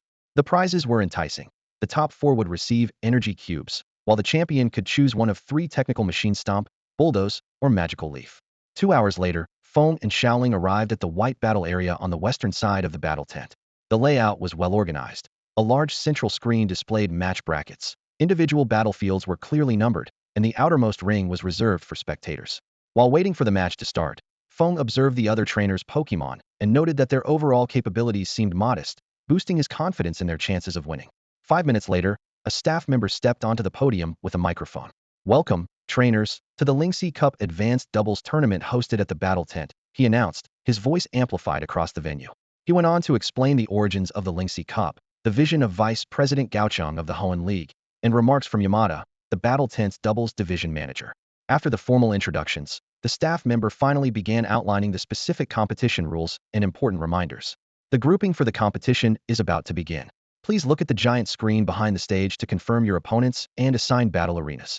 Make sure to arrive at the designated location within the allotted time, or you will be considered to have forfeited. Feng and Xiaoling looked up at the giant screen behind the stage. The screen flickered with the avatars of the participants, and they quickly located their own information, their opponents, and the assigned arena number. At the designated arena, the two walked steadily to their designated trainer zone and stood in position. Across from them, a boy in shorts and a girl in a skirt, both appearing to be about 16 or 17 years old, also took their places. After confirming the identities of both sides, the referee announced that they could release their Pokemon to begin the battle. Pokeballs arced through the air, and 4 Pokemon appeared simultaneously. Their opponents had a Ursaring and a Beautifly, while Feng and Xiaoling sent out a Gyarados and a Blaziken. Judging by size and presence alone, the spectators already seemed to have a clear idea of the outcome. The Pokeballs automatically returned to the hands of the trainers, a standard feature that saved them the trouble of retrieving them manually. Ursaring, use Hone Claws. Beautifly, Bug Buzz. Gyarados, Intimidate and Scary Face. Blaziken, Swords Dance. The 4 commands were issued almost simultaneously. Gyarados' Intimidate ability took effect immediately, disrupting the opponent's skill execution. Its Scary Face further slowed down the opposing Pokemon significantly, while Blaziken completed its Swords Dance with ease. The battle that followed was completely one-sided. With its attack powered up from Swords Dance, Blaziken was like a fiery war god. Beautifly, lacking even the move Protect, was taken down in an instant by a single powerful punch. After cleverly baiting Ursaring into using Protect, Gyarados set up Blaziken for a devastating kick that sent Ursaring flying into the arena wall, rendering it unable to battle. The outcome of this match had been decided from the start. Ursaring and Beautifly had only elite-level potential, with a limited pool of moves. Even under the command of a champion, the gap in strength between them and Blaziken and Gyarados would have been insurmountable. After their victory, Feng and Xiaoling returned to the center of the arena. With only a few people present, they glanced at the screen to see that their opponents' avatars had dimmed, signaling their elimination. The match had been so effortless that there was no need for a review. The two sat down leisurely, taking out carefully prepared food and potions to tend to their Pokemon. Gradually, other battles concluded, with the winners returning to the central area and the defeated leaving the arena. A staff member picked up a microphone and announced, "Congratulations to all trainers who have advanced past the first round. You now have 15 minutes to restore your Pokemon's condition before the second round draw begins." This time was sufficient for slightly injured Pokemon to recover, but severely injured ones would either need to be replaced or result in the trainer forfeiting, as the organizers were not providing healing services for this round. The 15 minutes passed quickly, and the second round matchups appeared on the giant screen. This time, Feng and Xiaoling's opponents were 2 girls, about 13 or 14 years old. They wore trainer uniforms adorned with Pokeball emblems, their steps light and full of energy. Seeing their attire, Feng couldn't help but speculate that they were likely official trainers directly affiliated with the league. Arriving at the battlefield, both sides took their positions. At the referee's signal, the opponents, 2 young girls, released their partners from the Johto Regione Typhlosion and a Sunflora. The battle began immediately. Sunflora took the initiative, unleashing Sunny Day, bathing the entire field in intense sunlight. Typhlosion followed up by opening its jaws wide and releasing a scorching flamethrower. Thanks to its leaf guard ability, Sunflora was immune to status conditions under the blazing sunlight, while Typhlosion's flamethrower, boosted by both its stab same-type attack bonus and Sunny Day, reached a staggering power of 337.5, enough to threaten even fire-resistant Pokemon like Blaziken and Gyarados. Gyarados activated its Intimidate ability, then used Scary Face to inflict a dual debuff, leaving their opponents momentarily stunned. Seizing the fleeting opportunity, Blaziken executed a Swords Dance, raising its attack power. Feng and Xiaoling immediately saw their chance and shifted to an offensive strategy. Blaziken, Charge at Sunflora with a blaze kick. Gyarados, use Aqua Tail to take down Typhlosion. The opponents, caught off guard, scrambled to respond. Sunflora, quick, protect. Typhlosion, intercept with Flamethrower. The battle intensified in an instant. Typhlosion's flames surged explosively, transforming into a fiery tornado that swept across the battlefield. Unfazed, Gyarados surged forward, its tail fin enveloped in a torrent of water, slicing through the wall of fire like a blade. It then closed in and struck Typhlosion with immense force. Although the move's power was partially diminished by Flamethrower, Typhlosion was knocked to the ground, soaked in briny water, and its injuries worsened over time. Meanwhile, Blaziken forced its way through the flames, delivering a powerful blaze kick against Sunflora's Protect barrier. Though the barrier absorbed the attack, Sunflora was left unable to use Protect again. With Blaziken's Swords Dance boost, the situation looked increasingly dire for Sunflora. The battle split into two intense unknown matchups, with both favoring the Pokémon with type advantages. Gyarados and Blaziken targeted their respective opponents, ready to strike at any moment. Facing this dire situation, the two girls made vastly different decisions. Typhlosion's trainer opted for a defensive approach. Typhlosion, protect. Meanwhile, Sunflora's trainer went all in. Sunflora, Zen Headbutt. Typhlosion successfully blocked Gyarados' attack, but Sunflora's Zen Headbutt collided directly with Blaziken's Blaze Kick, triggering a violent explosion. When the dust settled, Sunflora had fallen, while Blaziken sustained some damage from the recoil of the Zen Headbutt. With its partner defeated, Typhlosion was left to face both opponents alone and was soon overwhelmed, losing its ability to battle. The two girls reluctantly recalled their Pokémon and left the battlefield with their heads down. As the referee announced the results of the match, Feng and Xiaoling returned to the center of the arena. A staff member, smiling warmly, congratulated them on advancing to the next round and informed them that the remaining 13 teams would compete in the third round the following morning. After leaving the arena, the pair found a quiet beverage shop. The place was nearly deserted, with a few Pokémon lazily lounging in the corners. Feng ordered a fizzy, handcrafted soda, while Xiaoling opted for a steaming cup of ginger spark tea. They sat across from each other, sipping their drinks as they reviewed the earlier match. Feng, Gyarados' intimidate seems to have become even stronger, Xiaoling said, her eyes shimmering with admiration. Feng reflected on the match for a moment before replying. It's probably because their Pokémon had a timid nature, freezing in place when frightened. But we need to be cautious against stronger opponents. Intimidate might not be enough to disrupt their moves. The upcoming matches are going to be tough. The other teams must be really strong too, Xiaoling said, stirring her tea anxiously. Don't worry. Let's just focus on playing to our strengths, Feng replied with a determined tone. The next morning, as the two stepped back into the competition area, they were momentarily taken aback by the sight before them. Although there were fewer participants now, the arena had been decorated more lavishly, and the audience had grown noticeably larger compared to the previous day. Soon after, a man in his 30s wearing a formal suit strode onto the stage, followed by the staff member who had explained the rules the day before. Introducing himself as Yamada, the doubles competition organizer for the battle tent, he picked up the microphone and began a lengthy speech. The main takeaway was clear: the vice president of the Hoenn League would be attending in the afternoon, and all participants were urged to give it their all. After a full half hour, the matches finally commenced. The drawing of lots was similar to the previous day, and Feng and Xiaoling were fortunate to draw by this time, allowing them to observe the other competitors. The remaining 12 teams faced off in 6 intense battles across the different arenas. Half an hour later, the third round came to an end. Through careful observation, Feng identified 2 teams as particularly formidable opponents. The first was a pair of teenagers, likely around 18 or 19 years old, whose Pokemon Torkoal and Leafeon had reached near Elite 4 levels. Judging by their age, Feng speculated that these were likely recently captured, lower-leveled Pokemon they had been training. The second team consisted of 2 young adult trainers in their early 20s, whose rugged appearance suggested years of outdoor survival. Their main Pokemon were Shiftry and Pelipper, which excelled in tandem.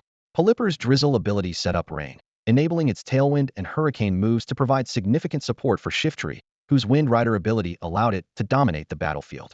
Together, they easily overpowered their opponents. The fourth round began shortly thereafter. Out of the 7 remaining teams, 1 received a bye, while the other 6 competed. It seemed like the organizers had deliberately arranged the matchups, as Feng, Xiaoling, and the other 2 strong teams did not face each other. Before long, 3 teams advanced smoothly to the semifinals, concluding the morning session. Before dismissing everyone, Yamada once again emphasized the importance of giving their best efforts in the afternoon, ensuring that the vice president would witness thrilling battles. He also arranged for Pokemon medical staff to treat the participants' Pokemon and reminded everyone to return promptly after lunch to prepare. These meticulous arrangements only reinforced Feng's suspicion that the draw might have been rigged. Clearly, Yamada was eager to make a good impression. After enjoying the lunch provided by the organizers, the participants gathered back in the central area for the afternoon matches. The stage was now set with neatly arranged tables and nameplates, with the one in the center prominently displaying the name of Hoenn League Vice President Takagi. After waiting for nearly 2 hours, just as the trainers were beginning to grow drowsy, a staff member hurriedly approached to inform everyone that the distinguished vice president was about to arrive. Before long, the entrance to the double battle section of the battle tent was bustling with activity. Yamada, the person in charge, along with several staff members, stood in position.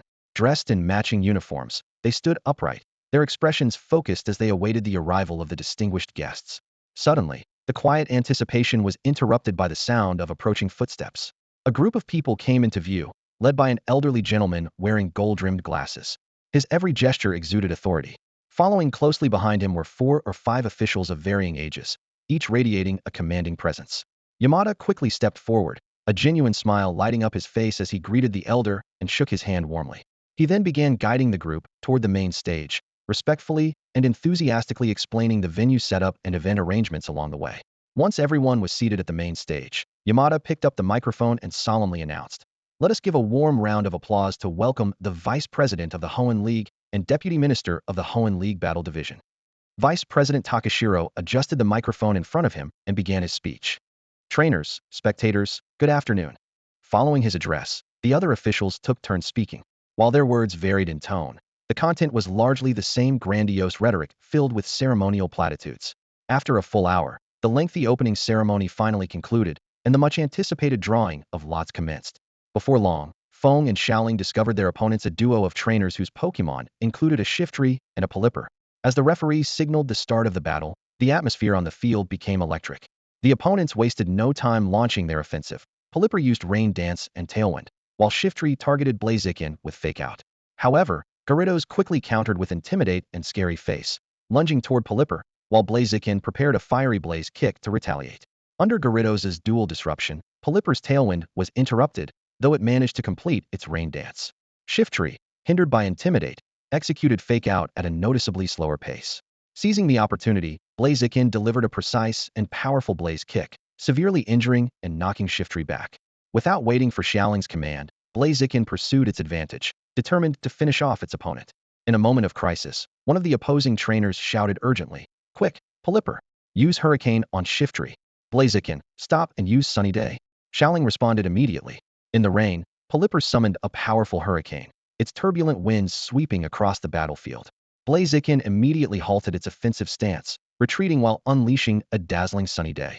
The golden sunlight dispelled the gloom, attempting to weaken the power of the hurricane. This choice stood in stark contrast to Feng's tactical mindset. If he were in command, he would have undoubtedly ordered Blaziken to charge recklessly into the heart of the hurricane. Even if it meant trading injuries, the goal would have been to take down the cunning Shiftry and create a decisive unknown opportunity for Gyarados. Meanwhile, Gyarados had quietly closed in during the gap when Pelipper was summoning the hurricane. A sharp glint flashed in Feng's eyes, and he made a swift decision. "Gyarados, crush its wings." The massive Gyarados lunged at its prey with a sinister grin. Pelipper, sensing the danger, attempted to flee. However, the delay from casting Hurricane, combined with the Intimidate-induced slowdown, left it unable to escape Gyarados' relentless pursuit. Gyarados clamped its jaws around Pelipper's wing, then spiraled upward, its enormous body coiling tightly around the opponent like an iron vice. Palayipe. A piercing cry of agony echoed through the arena as Pelipper writhed in pain, desperately struggling against Gyarados' tightening grip, its eyes bulging in distress. Seizing the opportunity, the opposing trainer shouted, "Shiftry, use Synthesis." Under the sunny conditions created by Blaziken, Shiftry quickly regained its strength. More importantly, its Wind Rider ability activated, boosting its attack power and neutralizing the negative effects of Intimidate. Pelipper's trainer, seeing their Pokémon in dire straits, quickly shifted tactics. "Pelipper, use Rest." Obeying the command, Pelipper fought through the excruciating pain, closed its eyes, and drifted into sleep, its energy rapidly recovering. But Feng wouldn't allow his opponent any respite. "Gyarados, target its head and keep using Crunch." Gyarados opened its massive jaws, dark energy rippling between its sharp teeth as it repeatedly bit at Pelipper's vulnerable spots. Blood soon began to seep from Pelipper's forehead, staining its pristine white feathers red. As the battle tipped further in Feng's favor, Xiaoling launched her own offensive. Blaziken, Fire Kick. However, her opponent was prepared. Shiftry used Taunt. Shiftry smirked provocatively, beckoning with a sly gesture. Blaziken, consumed by rage, lost its composure entirely, and its fire kick missed the target by a wide margin. Unperturbed by Blaziken's predicament, Feng remained focused on his own assault. Gyarados, keep biting. Gyarados' attacks grew even more ferocious, the dark energy around its teeth intensifying as it bit deeper into Pelipper's head. Seeing Pelipper bleeding profusely and on the brink of collapse, its trainer finally turned pale and shouted, "Referee, I concede. Stop the match immediately." The words had barely left their lips when the audience erupted into a cacophony of noise. When signing up, all participants agreed to a contract that explicitly stated injuries and fatalities during battles were considered normal occurrences. As long as there was no malicious intent, neither the Pokémon nor the trainers causing such outcomes would bear legal responsibility. The Pelipper's trainer stood on the sidelines, his brow furrowed. His experiences surviving in the wild had instilled a cautious nature in him, and he was well aware that even if Feng was deemed to have intentionally caused harm, it would do nothing to help the already injured Pelipper. In his heart, he already knew what mattered more, winning the match or the safety of his Pokémon. The Shiftrie's trainer glanced at him, a flash of frustration in his eyes, but ultimately chose to remain silent. In double battles, one side conceding meant the entire team forfeited a strict and unyielding rule. The winners are Gyarados and Blaziken. Contestants, cease all attacks immediately, the referee declared decisively. Gyarados, return, came the command. Gyarados slowly released its massive jaws from around Pelipper, its enormous body gradually relaxing. Freed from the grip, Pelipper began to fall, but Shiftry darted out with lightning speed, catching its teammate firmly and carefully laying it on the ground. The Pelipper's trainer had already rushed onto the field. Seeing his beloved Pokémon covered in wounds was like a knife to the heart. He quickly retrieved emergency supplies from his bag and began administering first aid. Though the situation was temporarily stabilized, the injuries were severe and required professional treatment. Without hesitation, he recalled Pelipper into its Pokeball and sprinted toward the Pokémon Center. The outcome of this match caught everyone off guard. Yamada, the doubles coordinator for the battle tent, couldn't hide his embarrassment in front of Vice President Takagi.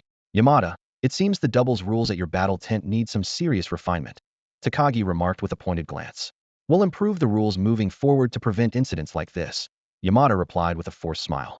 The other semifinal match concluded even faster, with a couple winning decisively. After half an hour of treatment and rest, the final match was about to begin. The couple strategy, using Torkoal and Leafeon, was a textbook combination. Torkoal set up sunny weather, allowing Leafeon to activate its chlorophyll ability and double its speed. The final match was far more formal than the previous rounds.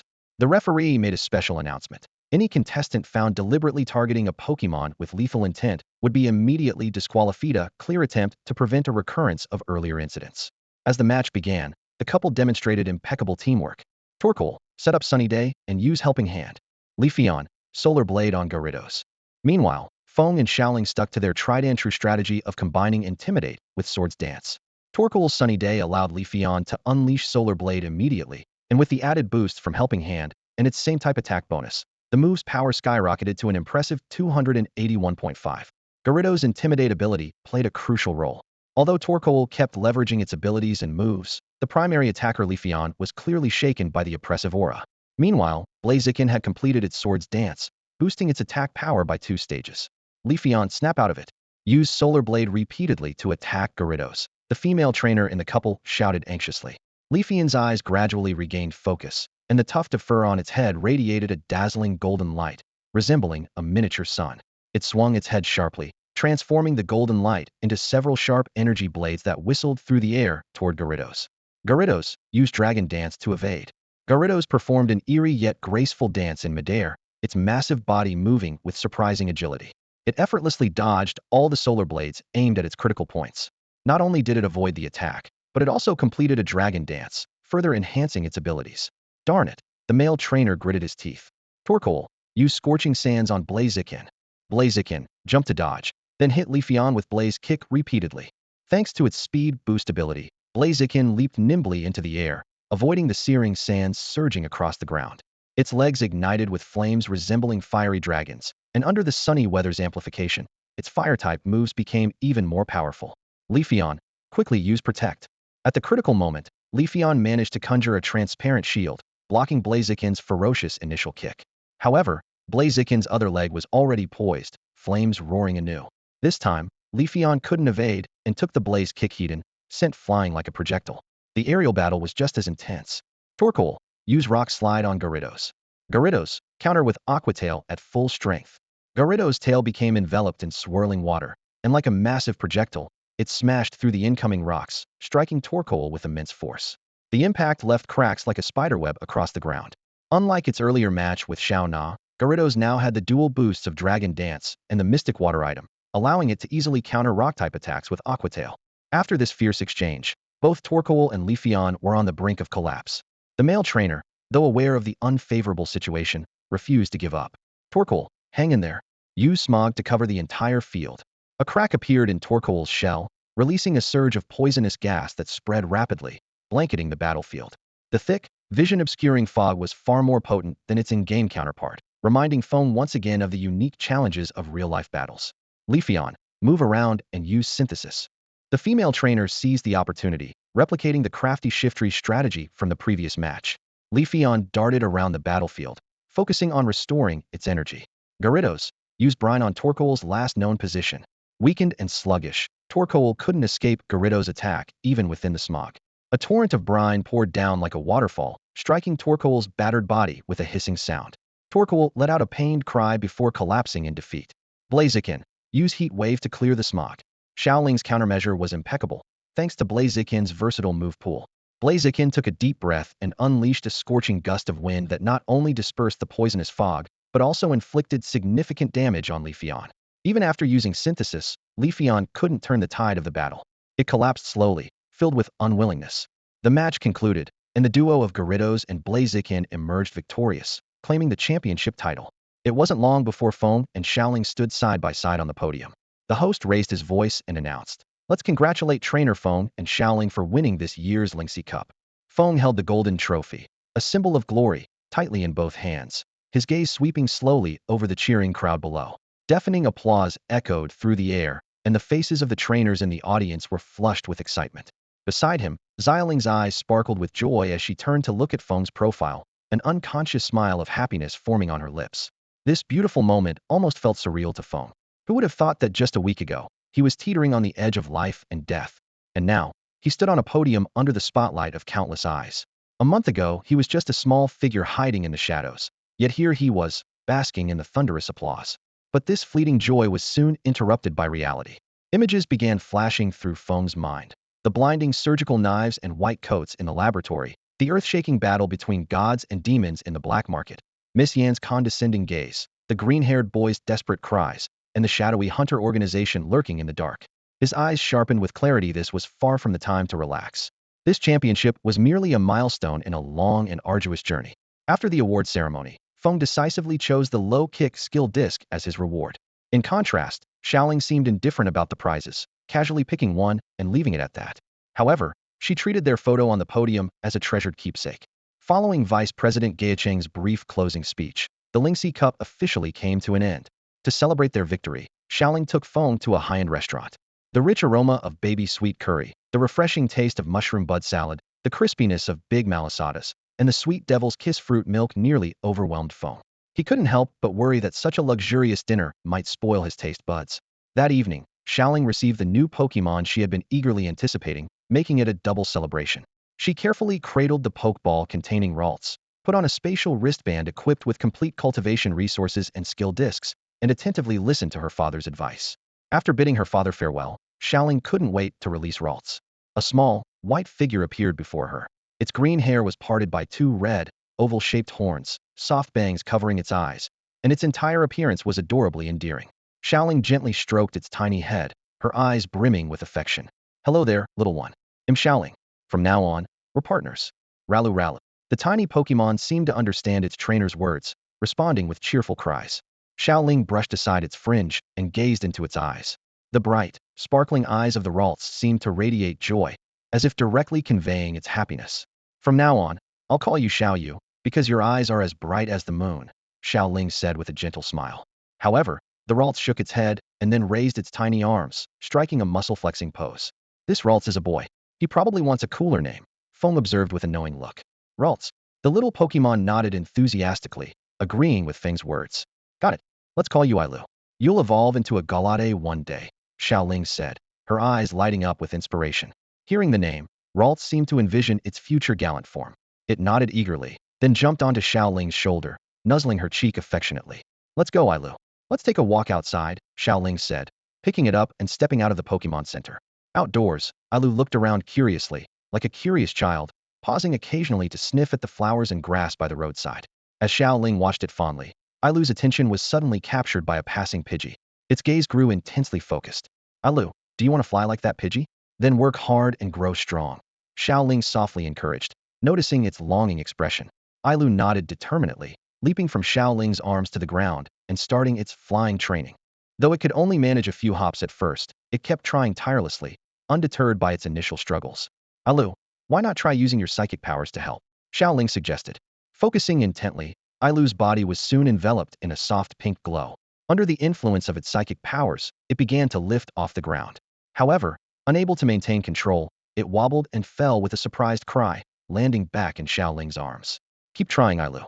I believe in you, Xiaoling said, placing it gently back on the ground. Ailu quickly regained its resolve, its big, adorable eyes now shining with determination.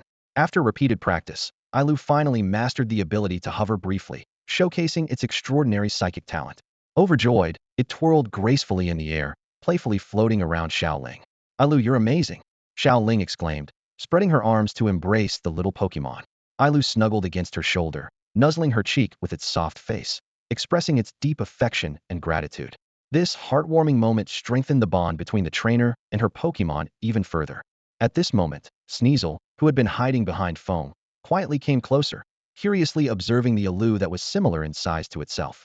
The two Pokemon locked eyes, their gazes filled with curiosity but tinged with a hint of caution. Noticing this, Xiaoling softly introduced, Ailu, this is Feng's Pokemon. Its name is Sneasel. Ailu seemed to understand, and was the first to extend its small hand as a gesture of goodwill. Sneasel hesitated for a moment but eventually extended its claw, gently shaking hands with Ailu. Watching the harmonious interaction between the two Pokemon, Feng and Xiaoling couldn't help but exchange a smile. After the handshake, Sneasel shook its claw, catching Ailu's attention. In its palm, a faint white ice-type energy began to materialize and, with precise control, gradually formed into shape. Moments later, a delicate little ice crown appeared before everyone. Holding the crown carefully in its claws, Sneasel solemnly approached Ailu and gently placed it on Ailu's head. It then created a smooth ice mirror, allowing Ailu to admire its new look. Wearing the crown, Ailu exuded a unique regal aura, happily striking various poses in front of the mirror, its face beaming with joy. As a gesture of thanks, Ailu took out a pink fairy-type energy block, its favorite snack. However, Sneasel appeared hesitant upon seeing the block, sensing an uncomfortable energy emanating from it. Noticing Sneasel's unease, Feng stepped forward and said, Thank you, Ailu. I'll hold on to it for Sneasel and give it to him in a few days. Sneasel cast a grateful glance at Feng, while Ailu cheerfully grabbed Sneasel's claw, leading it off to play together. The next morning, the two Pokemon played and frolicked along the road, drawing the attention of passers-by. Sneasel wielded a transparent little sword made of ice, brandishing it like a brave little knight, while Ailu used its psychic powers to control a similar ice sword, gracefully dueling with Sneasel. The two swords clashed with crisp sounds, scattering icy shards that drifted around before melting into glistening droplets on the ground. Under the radiant sunlight, two ice swords shimmered with a dazzling rainbow-like brilliance, resembling a silent duel ceremony. The laughter of Sneasel and Ralts echoed in the air, their faces glowing with genuine joy. In stark contrast, however, were the heavy hearts of their trainers. The Golden Wave was set to sail in the afternoon, marking the inevitable separation of Feng and Xiaoling. Since morning, Xiaoling had been downcast, forcing a smile even when speaking to Feng. Feng noticed her gloom and could only gently pat her hand in comfort. Xiaoling leaned closer to him, pressing against his side as they walked silently. The playful Pokemon ahead and the quiet pair behind painted a picture of striking contrast. As the clock struck the time for boarding, the pier was already bustling with travelers. Sneasel, seemingly aware of the impending farewell, had subdued its usual liveliness and stood quietly in place. Ralts nestled close to it, eyes filled with reluctance. Feng softly stroked Sneasel's head and ran his fingers through Ralt's silky hair before turning to face Xiaoling. Don't be sad. We'll see each other again, Feng said gently. Xiaoling nodded slightly, then suddenly threw her arms around him, holding him so tightly that even as an elite trainer, he felt the strength of her embrace. Unable to hold back her emotions any longer, tears streamed down her face. I don't want you to go, sob. Feng silently patted her back, feeling the warmth of her body and the rapid beat of her heart. A sea breeze swept by, lifting Xiaoling's hair to lightly brush against Feng's cheek. He whispered a promise in her ear. Trust me, we will meet again. Finally, Xiaoling released him, her reddened eyes gazing up at Feng. Make sure to call me when you get there. Don't ignore my calls or messages, she said, her voice still trembling with emotion. Feng nodded with a soft smile. I promise. He gently wiped the tears from the corners of her eyes and stepped back slightly. Taking a deep breath, Xiaoling forced a small smile. Goodbye, Feng. Before her words fully landed, she suddenly leaned forward and left a light kiss on his cheek, then turned and ran off. Ralts followed her lead, giving Sneasel a quick kiss, waving goodbye, and chasing after Xiaoling. Feng and Sneasel stood frozen in place, both touching the spot where they had been kissed, savoring the warmth of the moment. After a brief pause, Feng snapped out of it, scooped up Sneasel, and said tenderly, Let's go, Sneasel. A new journey awaits us. With those words, he turned and headed toward the pier, his silhouette casting a clear shadow under the noonday sun. Finally standing before the legendary Golden Wave, Feng couldn't help but lift his head and gaze up at the colossal vessel. The massive cruise ship resembled a steel leviathan, towering proudly over the surging waves. The rhythmic sound of the sea lapping against the hull stirred an excitement within him despite knowing that life aboard might not be as idyllic as imagined. The anticipation of the journey ahead filled him with a sense of exhilaration. This enormous ship, over 300 meters long and more than 40 meters wide, could accommodate over 5,000 passengers and 1,000 crew members. Among its 16 decks, levels 6 to 13 were designated for guest cabins, while the upper levels housed restaurants, shops, training rooms, and battle arenas. Below the sixth deck were areas such as arcades, theaters, and a commercial street, with rumors of a mysterious small black market hidden somewhere. At precisely 12 noon, the boarding process for the Golden Wave began. After checking in and collecting his key, Feng headed straight to his ocean view cabin on the 7th deck. Opening the door, he found a compact yet functional 20 square meter space. It featured a solid single bed, a wall-mounted TV, a small desk and chair set, a wardrobe along the wall, and a bathroom with a round porthole. As long as he refrained from releasing any particularly large Pokemon, the space was just sufficient. Although the cabin lacked external internet access, it was equipped with an internal network TV that provided real-time updates on the ship's amenities, including restaurant discounts and entertainment schedules. Just as Feng settled in, the door to the neighboring cabin opened, and a man wearing a straw hat greeted him with a friendly wave. Feng returned the gesture with a polite nod, then carefully inspected his room, ensuring its safety before placing the cottony egg in a secure spot. After resting briefly, Feng reminded his Sneasel to behave itself while on board and took the elevator to the training facilities on Deck 14. Following the signs, he arrived at the expansive training area, where a long line had already formed at the counter. A staff member was busy assigning rooms to trainers. Excuse me, how much does it cost to rent a training room? Feng inquired. Sir, we offer 4 types of rooms: near champion level, gym leader level, elite level, and advanced level. The staff member explained in detail. For an elite level room, it's 5,000 credits for 3 hours, 15,000 for a full day, or 300,000 for a monthly rental. However, monthly slots are limited. I'll take the monthly option, Feng decided. Very well, sir. Once payment is complete, you'll receive your key and can use the room anytime, the staff member added. Just a reminder, since we're at sea with no external signal, the ship only accepts cash payments. Though the Hoenn region remained a place rife with chaos and danger, Feng believed that one day, when he returned, the League would rise to restore order and eradicate the dark forces of the Hunters, Team Sky, and Team Aqua once and for all. When Feng was purchasing the ticket, he received a reminder from the staff and immediately withdrew all the money from his card. After paying the training room rental fee, he was left with barely over 700,000 Alliance coins. Although it was a significant expense, it was a necessary investment for the intense training that lay ahead. Pushing open the door to the training room, Feng was greeted by an unexpectedly spacious and empty area. The walls and floor were made of specially designed anti-damage materials, but there wasn't a single piece of training equipment in sight. Fortunately, Feng had come prepared. The training gear he had purchased earlier at the China market would come in handy.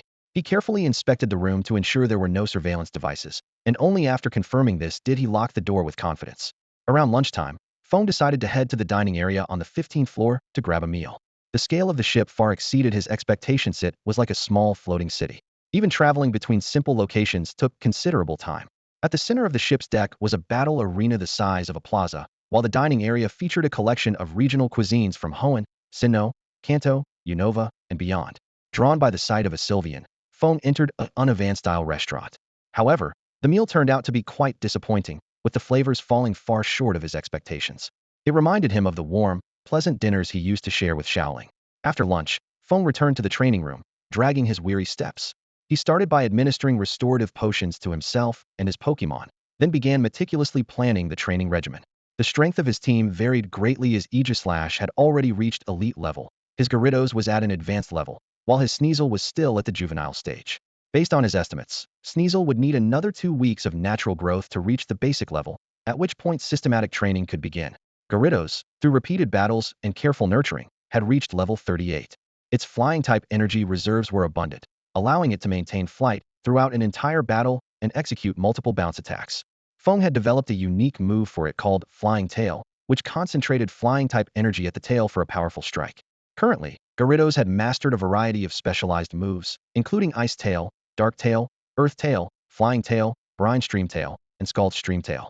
These were complemented by Dragon Dance for evasive maneuvers, Bounce for aerial combat, and the highly practical Intimidate Scary Face combo. There was still room for improvement with these moves.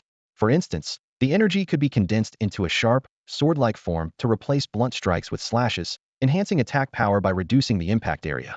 Gyarados' long tail could act like a massive sword, capable of cleaving weaker opponents in two with sweeping strikes. Its imposing presence during battle was remarkable, and in the future, it might even earn titles like Sword Dragon or Slash Dragon. Meanwhile, the combination of Intimidate and Scary Face could effectively disrupt the opponent's resolve, forcing less determined adversaries to endure additional attacks and fall into disadvantageous positions. Finally, there was Aegislash. Feng had been pondering how to develop Aegislash's ability to channel its sword energy, hoping to transform moves like Sacred Sword and Iron Head into ranged attacks. Currently, Aegislash could only project moves such as Shadow Ball, Air Slash, and Rock Slide. He decided to start his experiments with these existing ranged skills, initiating a series of innovative attempts. If I could reduce the power of the moves in exchange for faster execution. Feng mused, tapping his chin thoughtfully as he observed Aegislash. Or perhaps I could alter the way the moves are delivered. He paid special attention to modifying Shadow Ball, recognizing its potential. Through repeated experiments, Feng attempted to transform the single-shot Shadow Ball into a rapid-fire version. He also explored reshaping the spherical form into sharp blades or spikes. This idea stemmed from his understanding of weaponry. Sharper swords, spears, and blades are more lethal. He believed this principle could also apply to Pokemon moves. Fueled by this passion, Feng immediately began field training. Time seemed to fly as he focused on his efforts, and soon, night fell. During dinner, Feng absent-mindedly finished his meal and slowly walked out of the dining area. Just then, the ship's announcement echoed across the deck. "Dear passengers, this vessel is about to set sail." As the announcement ended, the ship gently swayed and began to move forward, steady and deliberate. Standing on the deck, Feng gazed at the receding sight of Slateport City and the Hoenn region. The night breeze brushed against his face, carrying the cool scent of the ocean and stirring memories of his time in this land. Moments of despair, painful experiences, grueling challenges, and countless instances of joy and warmth. Together, they had shaped him into who he was now. Taking a deep breath, Feng looked toward the horizon. He knew there were countless unknowns waiting ahead. No matter the difficulties and challenges he might face, he would overcome them, because he had to survive and truly thrive in this beautiful yet perilous world. Turning on his communication device, Feng sent out one final message from Hoenn. "Goodbye, Xiaoling. Goodbye, Hoenn." As night fell, the 15th deck gradually came alive, transforming into a bustling commercial street. Bars, restaurants, lounges, shops, and battle arenas were lined up in close succession, with tourists and crew members mingling in the lively atmosphere. As Feng weaved through the crowd, he couldn't help but notice the distinct, fierce aura exuded by the crew members of the Jean Lang ship, a stark contrast to the gentle demeanor of the crew on Old Hatch's ship. He headed straight for the central battle arena on the deck, intending to find a worthy opponent for his Gyarados. The arena was divided into 10 zones, each with its own battle space. Looking around, Feng observed trainers either engaged in intense battles or gathered in small groups deep in conversation.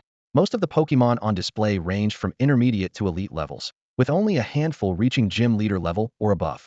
However, in terms of potential, there was no shortage of gym leader level and even near elite 4-level Pokemon. At that moment, a particularly eye-catching battle was underway. A young man in an expensive suit with a meticulously styled haircut was commanding a Haxorus with elite 4-level potential against a trainer using a Magmortar. The young man's Pokeball was adorned with golden trim, and every movement he made exuded a sense of superiority. Yet his battle style was unsettling. Rather than engaging in a fair fight, it felt more like he was toying with his opponent. Whenever his Haxorus gained the upper hand, the young man would deliberately order it to stand down, chivalrously waiting for the Magmortar to get back up. On the surface, this act seemed gentlemanly, but it was laced with malicious amusement. Under this psychological torment, the Magmortar and its trainer fought valiantly, but remained unable to turn the tide of the battle. The young man stood on the sidelines, a contemptuous smirk on his face, watching his opponent's futile struggle with cold detachment. Finally, After a devastating blow, the magmortar could no longer stand. When the referee announced the result, the young man withdrew his haxorus and sneered. This battle arena is pathetic, not a single decent opponent. However, his demeanor shifted entirely when he turned to an elderly man dressed as a butler. This man, named Shinbua, was impeccably dressed and emanated an imposing presence characteristic of a seasoned powerhouse. In a respectful tone, the young man said, "Shinbua, let's go." The elderly man gave a faint nod and followed the young man out of the arena. The scene elicited mixed reactions from the crowd. Some glared at the young man in anger, feeling insulted, while others dismissed him as an arrogant, spoiled brat. To Feng, however, the young man, despite his arrogance, was far from foolish, clearly knew how to present himself differently, depending on the situation. This sense of measured restraint was a testament to his shrewdness. This is a world of extraordinary Pokemon powers. Instead of pretending to uphold meaningless appearances, it's better to reserve respect for the truly strong and live a little more freely. The crowd on the battlefield soon calmed down and went back to their own activities. Feng strolled across the battlefield, and out of the corner of his eye, he caught a glimpse of a suspicious figure. Turning his head, he saw a middle-aged man wearing a straw hat from the neighboring area. The man was glancing around nervously as he approached, clutching a bulging cloth bag in his hand. "Hey there, young man. What a coincidence running into you here," the straw hat man said with a grin plastered across his face. Feng merely nodded in acknowledgement, his gaze fixed intently on the man. Noticing Feng's cold demeanor, the straw hat man awkwardly cleared his throat. Hee, I've got some rare stones here that I urgently need to sell. Take a look and see if you're interested." As the bag was opened, Feng's pupils contracted slightly. Inside lay over a dozen megastones, each etched with a distinctive twisted leaf symbol, identical to those from the anime of his previous life. Feng immediately used his stat panel to scan each stone, discovering that only one, a megastone for Blastoise, was genuine, while the rest were counterfeits. "How much are you selling these for?" Feng asked calmly. 600,000 Alliance credits per stone, no bargaining, the Straw Hat Man replied seriously. "You know the Alliance store buys these for at least 2 million each, and they can go for tens of millions on the black market. If you find the right buyer, they can fetch an astronomical price." Seeing Feng hesitate, the Straw Hat Man added, "If you're not interested, forget it," and turned to leave. Feng watched him walk away, calculating silently. He currently had just over 600,000 Alliance credits. Buying them all would be too risky. However, since a direct transaction was off the table, his gaze grew deeper. The genuine stone was just next door, so why not make a zero-cost purchase later that night? As the Straw Hat Man moved further away, Feng carefully observed his equipment and setup. The man had several Pokeballs hanging conspicuously from his belt. Using the stat panel, Feng identified that he owned 1 elite-level Floatzel and 2 advanced-level Pokemon. While it was possible the man had other hidden trump cards, based on the current intel, this business deal seemed worth a shot. After the Straw Hat Man had left, Feng continued to patrol the battlefield as if nothing had happened. Gyarados is already considered a formidable presence among high-level Pokemon, making it difficult to find an evenly matched opponent.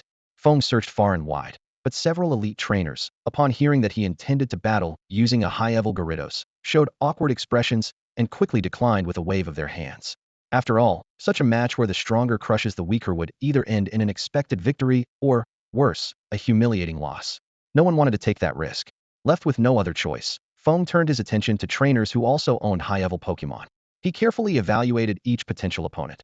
One Pokemon had poor aptitude, another was easily countered by Gyarados, and yet another had decent potential but a limited skill set. None of them seemed satisfactory. Just as he was about to give up, a dazzling figure caught his eye. It was a Sceptile with champion-level potential, standing impressively at nearly 2 meters long. Its scales gleamed under the sunlight like a luxurious coat, and its muscular limbs exuded a powerful sense of strength. What was even more exciting was its attribute panel, which displayed a wide and diverse array of skills. Beside the Sceptile stood a petite girl trainer, wearing the iconic trainer's cap and holding some food in her hands. Amusingly, the girl was only about 1.4 meters tall, and even on tiptoes, she couldn't reach Sceptile's mouth. At this moment, the Sceptile displayed a surprisingly gentle side. It slowly lowered its massive body, carefully bringing its head closer to the girl's slender hand to enjoy the food. The girl gazed at it with adoration, her eyes filled with affection. Seeing this Sceptile, whose aptitude, training, and skills were nothing short of perfection, Feng's eyes lit up. He quickly walked over and politely said, "Sorry to interrupt, but your Sceptile is exceptionally well trained. May I have the honor of battling you?" The young girl lifted her head upon hearing the words, her gaze falling on Feng. Under the sunlight, Feng finally got a clear look at her facey round, youthful visage brimming with innocence. She looked a few years younger than him, resembling a child who had snuck out of her home for an adventure. Faced with the challenge from a stranger, the girl hesitated slightly and spoke in a soft voice. Sorry, Septile has just fought several battles and might be a bit tired. Feng wasn't willing to let this rare opportunity slip away. His sharp eyes swept over the Septile standing nearby, and he said firmly, I understand your concern for Septile, but please, look into its eyes. Following his words, the girl turned to Septile. Its eyes were blazing with a fiery determination, showing no signs of exhaustion. The confidence from its winning streak had put it in peak condition. At that moment, it was staring at Feng with a longing, almost urging him to release his Pokemon for a battle. Oh, I'm so sorry, the girl exclaimed, a mix of realization and gratitude in her voice. I didn't even notice how Septile was feeling. It's all right, Feng replied with a smile, recalling the story of Ash and Pikachu. The bond between a trainer and their Pokemon is built step by step like this. Even the strongest trainers can't fully understand their Pokemon's feelings right from the start unless they're psychic, of course. You're absolutely right, the girl's eyes lit up. My dad has said something similar before. She pointed to an open battle arena nearby. Let's head over there. By the way, my name's Luing. Feng, he replied. The two moved to the arena. Each releasing their star Pokemon. Feng sent out his imposing Gyarados, while Luing called upon her Septile. A crowd of trainers quickly gathered around, buzzing with excitement as they speculated on how the battle might unfold. I'm rooting for Septile. It's already won several matches today. Me too, especially since it knows Thunder Punch. If it lands a hit, it could deal massive damage to Gyarados. But that Gyarados is something else just standing this far away. You can feel how intimidating it is. With the referee's signal, the battle officially began. Septile, quick attack. Luing commanded decisively, aiming to close the distance and follow up with Thunder Punch for a super effective attack. Gyarados, intimidate, and then scary face. Close in quickly. Feng countered. Gyarados, riding high on its winning streak in Pacifidlog Town, exuded even greater confidence, its presence overwhelming. A deafening roar shook the arena. Septile's quick attack barely reached the center of the field before it faltered. The mighty, Tomaturtal Pokemon froze momentarily, its expression betraying fear as it instinctively retreated a few steps. Even the spectators were struck by Gyarados' sheer presence, their chatter falling silent. Move, Septile, move. Luing was the first to snap out of it, shouting anxiously. Gyarados, Aqua Tail. Seizing the moment while Septile was caught off guard, Gyarados leapt into the air, its massive body carving a graceful arc. Its tail fin, sharp like a blade, swept ruthlessly across Septile's body, sending it flying with tremendous force. A deep, alarming gash immediately appeared on Septile's side. Septile, Rian's worried voice rang out. Cha! Septile gritted its teeth against the pain and pushed itself up from the ground, signaling to Rian with a wave that it was still okay. Gyarados, use Earth Tail. Feng's command was firm and clear. He knew the first hit with Dragon Tail succeeded only because Septile had been intimidated and momentarily immobilized. Continuing to clash Dragon Tail against Septile's Thunder Punch would lead to a destructive energy collision, likely resulting in mutual defeat, an unwise choice, giving Gyarados' current advantage. Watch out. It's coming again, use Thunder Punch. Rian immediately directed Septile to counter with the move that had a quadruple advantage against Gyarados. As the tail and fist collided, the electric energy of Thunder Punch was neutralized by the ground-type energy of Earth Tail. However, Earth Tail struck Septile immediately after. Since it wasn't a same-type attack and Septile was resistant to ground moves, the damage wasn't critical. Instead, Septile used the recoil to create some distance. Shamo! Septile let out a deafening roar, steadying itself. The leaf blades on its arms and tail began to swell, glowing with the vibrant green of fresh, new growth, as if it had undergone a miniature evolution. At that moment, Septile resembled a plant growing wildly, each leaf radiating with boundless vitality. The activation of its overgrow ability electrified the atmosphere in the arena. Some spectators were so tense their palms were sweating, while others clenched their fists, afraid to miss a single moment of the action. Septile, it's our turn now, use Leaf Storm. Ruyin seized the moment, her voice brimming with determination. She knew that in its overgrow state, a direct hit from Leaf Storm would deal devastating damage to Gyarados and turn the tide of the battle. The space around Septile filled with countless vibrant green leaves, which seemed to come alive, dancing gracefully in the air. Guided by Septile's will, the leaves quickly coalesced into a majestic leaf dragon. This dragon, composed of countless shimmering leaves radiating life energy, roared ferociously, baring its sharp fangs as it charged at Gyarados with unstoppable force. Gyarados, Dragon Dance. Feng's unexpected command left the audience stunned, and even Rian couldn't immediately grasp his intent. Facing the oncoming leaf storm, Gyarados began to move in a unique rhythm, its body twisting and flowing in midair like a carp-shaped streamer in the wind. Not only did it deftly evade the attack, but it also completed a Dragon Dance boost, closing the gap between itself and Septile. In the sky, the leaf dragon and the soaring Gyarados intertwined, blue and green blending together, kicking up waves of dust and creating a breathtaking spectacle. Gyarados, one final dragon tail. Gyarados' tail glowed with a pale blue light, slicing through the air like an unsheathed blade, and struck Sceptile with precision just as it finished its attack. Sceptile crashed heavily to the ground, unable to continue the fight. Luine quickly approached Sceptile, gently tending to its wounds before returning it to its pokeball. Though her actions appeared calm, her eyes betrayed a deep sense of guilt, blaming herself for the misstep in her strategy that had let Sceptile down. Feng noticed her low spirits and stepped forward to console her.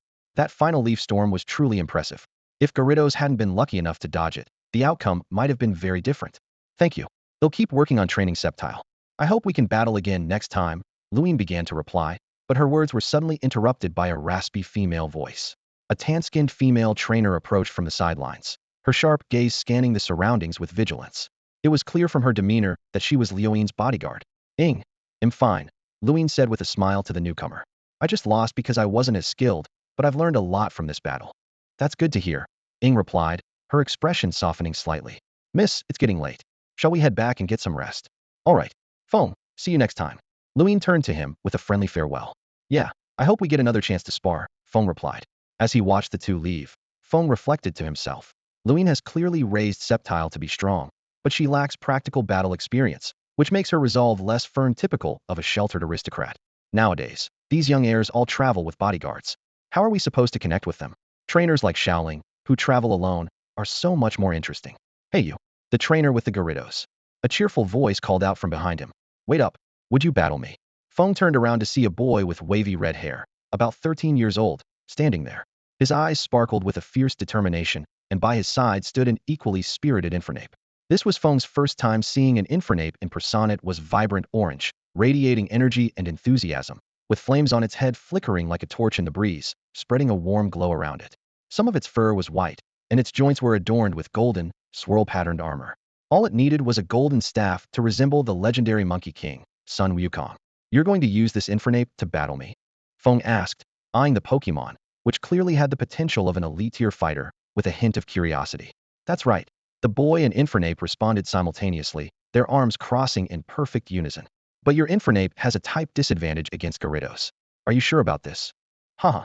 If I can't overcome something as basic as a type disadvantage, how could I ever become a trainer like Elite Four-member Aaron?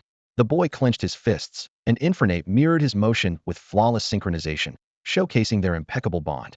I saw your battle with Sceptile earlier. Your Gyarados is indeed a powerful opponent, but my Infernape has never been one to fear strong adversaries. The boy's passionate words were contagious, and it was clear that with proper guidance, he could one day become an outstanding speaker as well as a formidable trainer. Monferno! Infernape chimed in with a spirited cry. The words ignited the fighting spirit of the Infernape, which leapt up with excitement, the flames on its head flaring even more fiercely. Feng's gaze lingered on the boy for a moment, noticing how everything about him from his hairstyle to his clothing, and even his choice of Pokemon resembled the Fire-type Elite Four-member Day. It was as if he were looking at a younger version of the man. Feng had encountered many passionate young trainers full of dreams, but this was the first time he had seen someone so thoroughly emulate an Elite Four-member. His curiosity was piqued. My name is Feng. Let's battle over there, Feng said, pointing to an open battlefield, eager to see if this fiery young trainer could deliver something extraordinary. Yangxia, the future Fire-type champion, the boy declared proudly, thumping his chest and standing tall. 3 minutes later. Infernape, get up. Hang in there. Yangxia shouted anxiously at his fallen partner. The Infernape, battered and bruised, planted its hands on the ground, refusing to give in. Summoning all its strength, it tried to rise, and suddenly, flames erupted from its body, blazing fiercely as the fire on its head surged skyward. The scorching heat wave rippled through the battlefield, causing a stir among the onlookers. Blaze ability activated. Come on, Infernape, you can do it. Yangxia's words abruptly cut off. The battle wasn't unfolding as he had envisioned. The Gyarados, accustomed to swift victories from its experience in wild battles, wasn't about to give its opponent any breathing room. With a mere flick of its tail, the Infernape, still struggling to stand, was sent flying and rendered unable to battle. Feng recalled his Gyarados and approached Yangxia. With a polite tone, he said, that was a wonderful battle. The bond between you and your Pokemon truly shines. Really? I knew Infernape, and I had the perfect connection. Yangxia exclaimed, his eyes lighting up as he tended to his partner, clearly taking Feng's compliment to heart. Yes, I see potential in you to become a champion. Afterward, Feng strolled around the battlefield, politely declining a few challengers before heading back to his Ocean View cabin to prepare for the evening's mission. The cabin wasn't large, and since it was only the first day aboard, there was no need for an extensive reconnaissance. Letting his Aegis slip through the door as a shadow would suffice. The mission centered around acquiring that mega stone. The worst-case scenario was if the Straw Hat Man kept it inside a spatial wristband and wore it to sleep. In that case, Feng would either have to risk approaching to steal the wristband or attempt to retrieve the stone directly from it. However, the man's elite-level floatzel could easily detect him. Any direct confrontation or hostage situation could cause a commotion. If the crew were alerted or suspicions arose, things would get complicated. If all else failed, retreating would be the best option. If it were the megastone for his Gyarados, Feng might be willing to take the risk. 2 million alliance credits were worth a gamble, but not at the cost of recklessness. At 2 a.m., the cabin was enveloped in silence. Feng slowly opened his eyes, silently reminding himself of the key to this operation. Proceed with caution and avoid conflict at all costs. This principle, ingrained in his very being, was the reason he chose this particular time. After all, the Straw Hat Uncle was taking his first voyage and had likely grown accustomed to the ship's environment by now, presumably fast asleep at this hour. In the darkness, Feng quietly got out of bed and carefully shouldered the backpack containing the Kapok spirit egg. His movements were ghost-like, seamlessly blending into the shadows as he slipped soundlessly through the door crack and into the corridor. The corridor was softly lit, its walls adorned with paintings that depicted the Golden Wave at various points in its history. At this late hour, the space was deserted, with only the silent paintings bearing witness to Feng's figure. He stopped outside the Straw Hat Uncle's cabin door, holding his breath as he listened intently. There was no sound from within. Peeking through the crack of the door, he saw nothing but pitch-black darkness, with no light escaping from the room. Taking a deep breath, Feng stealthily entered the cabin. The sudden darkness momentarily stole his vision, but his eyes quickly adjusted. The sound of waves crashing against the ship's hull was clear, amplifying the oppressive stillness within the room. The layout of the room mirrored his own. A desk, chairs, wardrobe, bathroom, and a single bed all plainly visible. The bed was messy but unoccupied. On the desk lay the clothes Straw Hat Uncle had worn earlier that day, neatly arranged. Beside them rested his signature straw hat and a cloth pouch containing a mega stone. It was then that Feng's brow furrowed deeply. There was a faint scent of blood in the air, a scent he knew all too well. A sense of danger surged through him, but his years of surviving on the edge of life and death allowed him to regain composure swiftly and assess the situation. Something was wrong.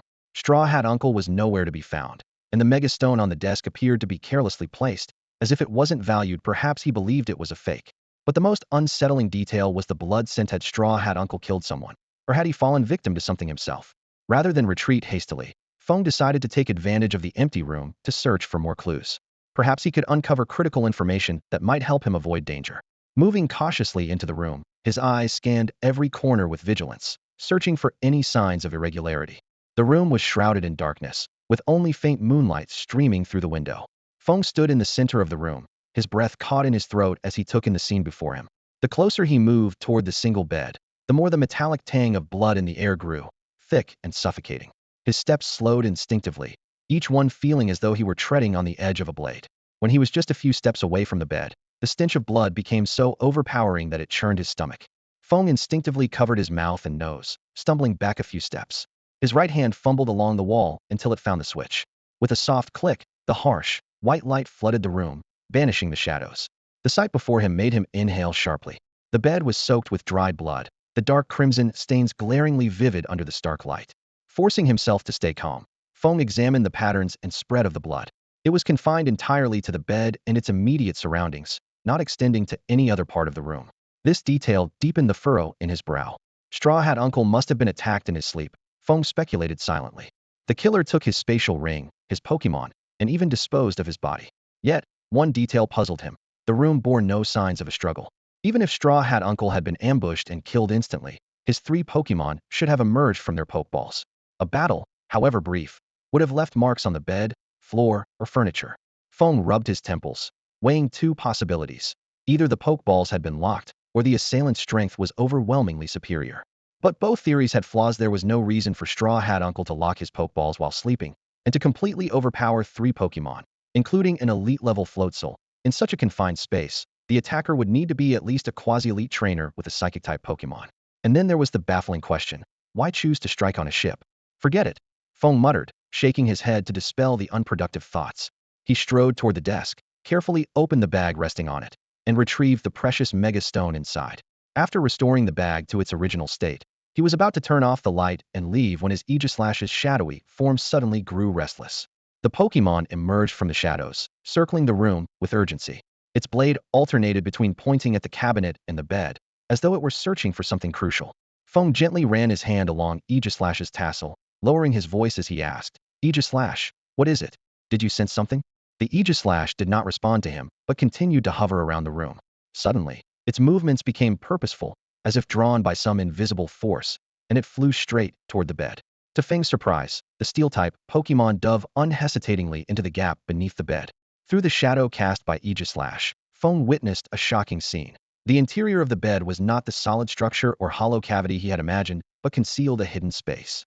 Inside this carefully designed hollow area beneath the bed stood a futuristic column-like magnet, radiating an advanced technological aura. The base of the magnet was connected to the ground, extending into an unknown depth, surrounded by an array of intricate electronic devices. It all started to make sense. Being a Steel-type Pokemon, Aegislash was exceptionally sensitive to magnetic forces. Even a faint magnetic field like this was enough to compel it to dive beneath the bed to investigate. Feng furrowed his brows, his gaze fixed on the mysterious magnet. This discovery made the case even more perplexing. Why was such a sophisticated device installed here? Could it be connected to the death of the man in the straw hat? Were similar devices installed in other rooms? Questions swirled in his mind, but he neither understood the true purpose of the device nor dared to touch or dismantle it recklessly. However, one thing was certain: this concealed magnetic device was not something an ordinary tourist could install. It had to be linked to the management of the Golden Wave Wheel. This hypothesis could be easily verified by checking the other rooms. After weighing his options, Feng decided to retreat for now. Before leaving, he couldn't help but glance one last time at the blood-stained bed, silently praying he wouldn't encounter such eerie dangers again. Though, come to think of it, who should he pray to in this world? Arceus, perhaps? Back in his own room, Feng immediately began a thorough search. He crawled under the bed to inspect carefully, confirming there was no similar magnet device, then checked the cabinets, the TV, and every corner of the room, ensuring it was safe. While his room seemed secure for now, the status of other guests' rooms remained unknown. He decided to investigate during lunchtime, when most guests would likely be dining. For safety, Feng didn't stay in his room, but moved to a rented training room. Locking the door behind him, he released his sleeping Gyarados, then took out a camping sleeping bag from his spatial bracelet and quickly fell into a deep sleep. When lunchtime came, Feng returned to the Seaview guest rooms, determined to uncover how many rooms contained hidden magnetic devices. He first revisited the Straw Hat Man's room, hoping to find any overlooked clues. However, what he saw left him stunned. The room had been completely refurbished. The bloodstained bed had been replaced with fresh, clean sheets. The scattered clothes and luggage had vanished without a trace. The metallic scent of blood was replaced by the sharp odor of disinfectant. The terrifying scene from last night now seemed like nothing more than a hallucination. Feng stood in the middle of the room, scanning his surroundings, silently relieved. Fortunately, he had arrived just in time last night. Otherwise, he wouldn't have even gotten a taste of the soup. Noticing that every trace in the room had been meticulously cleaned, Feng didn't linger. With a flicker of his figure, he blended into the shadows and began his exploration. He decided to investigate the 50 rooms on this floor first. Unlike the luxurious suites occupied by the wealthy on the upper levels, this floor consisted of modest, budget-friendly single rooms. Even during the daytime, the 7th deck was sparsely populated, but Feng remained on high alert. Like a wandering spirit, he slipped silently from room to room, finding most of them empty. It wasn't surprising. Even outside of mealtimes, most passengers preferred basking in the sunlight on the deck rather than confining themselves to the cramped cabins. The few passengers who were in their rooms were preoccupied with their own activities, completely oblivious to Feng's presence. However, the unexpected occurred. When Feng entered a seaside view room, he nearly exposed himself. Inside, a young boy was sitting on the bed, feeding his large wolfhound. The moment Feng slipped through the door crack, a deafening bark erupted in the room. The elite-level wolfhound had immediately detected an unusual scent, instinctively issuing a warning. Its sharp gaze locked onto Feng's direction. "What is it, hey?" the boy asked, puzzled, as he glanced at his loyal dog. He stood up and carefully checked the seemingly empty doorway. He even opened the door and looked around the corridor, but found nothing. By the time the wolfhound had sounded the alarm, Feng had already slipped away, putting a safe distance between himself and the room. "Maybe someone just passed by outside." "Don't be so jumpy, hey," the boy chuckled, stroking the wolfhound's head before resuming the feeding. After completing his investigation of all 50 rooms, Feng quickly tallied his findings. 3 rooms contained those strange magnets, and one of them, like the Straw Hat Man's room, had been scrubbed spotless. The sharp scent of disinfectant confirmed that a crime had indeed occurred there, with all evidence deliberately erased. Based on a ratio of 3 out of 50, Feng estimated that on this massive cruise ship carrying thousands of passengers, around 100 rooms likely had magnets installed beneath the beds. This included some unoccupied rooms. The intended targets, perhaps a few dozen individuals, were only a tiny fraction of the total number of passengers. If not for Feng's accidental discovery, all of this would have gone unnoticed, like fleeting ripples on the ocean's surface, leaving no trace of the ship's sinister plot. Now, with the magnets under the beds and the meticulously cleaned rooms, it was almost certain that the ship's crew was behind the scheme. Installing magnets and organizing cleanup crews were no small tasks. But a bigger mystery remained. What was their purpose? What exactly were these magnets for? And most perplexing of all, how did they render the victims completely powerless? Feng hadn't heard a single sound from the Straw Hat Man's room next door. In such a quiet, enclosed space, even the faintest commotion should have been audible. Unraveling these mysteries wouldn't be too difficult. The most straightforward approach would be to wait until nightfall and stake out the 2 rooms that hadn't yet been cleaned. By then, most of the lingering questions would naturally be answered. Feng contemplated carefully and decided to target the only remaining room for tonight's operation. That room belonged to a laid-back young man he had encountered at the battle arena the previous night. The man owned a Swellow with advanced strength and a Golem, both of which had abilities that made it difficult for them to detect someone hiding in the shadows. During a midday reconnaissance, Feng found the young man sound asleep, with even his Pokemon completely unaware of his presence, allowing Feng to effortlessly inspect the bed. This spot was indeed ideal for observation, but it also carried significant risks.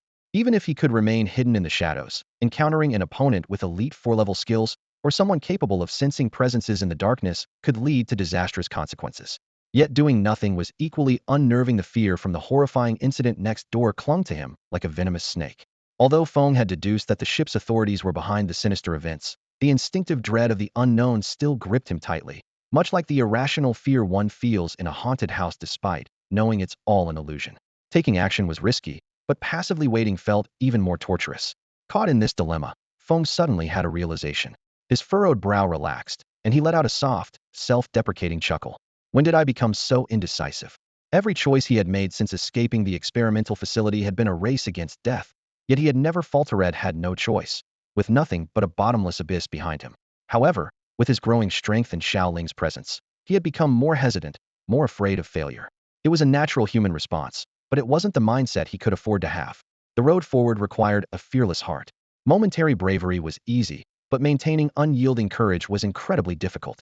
Human nature tends toward comfort, and few can persistently push forward. Only by staying vigilant could one seize the opportunity to reach the pinnacle. Isn't this how I carved my way through every obstacle?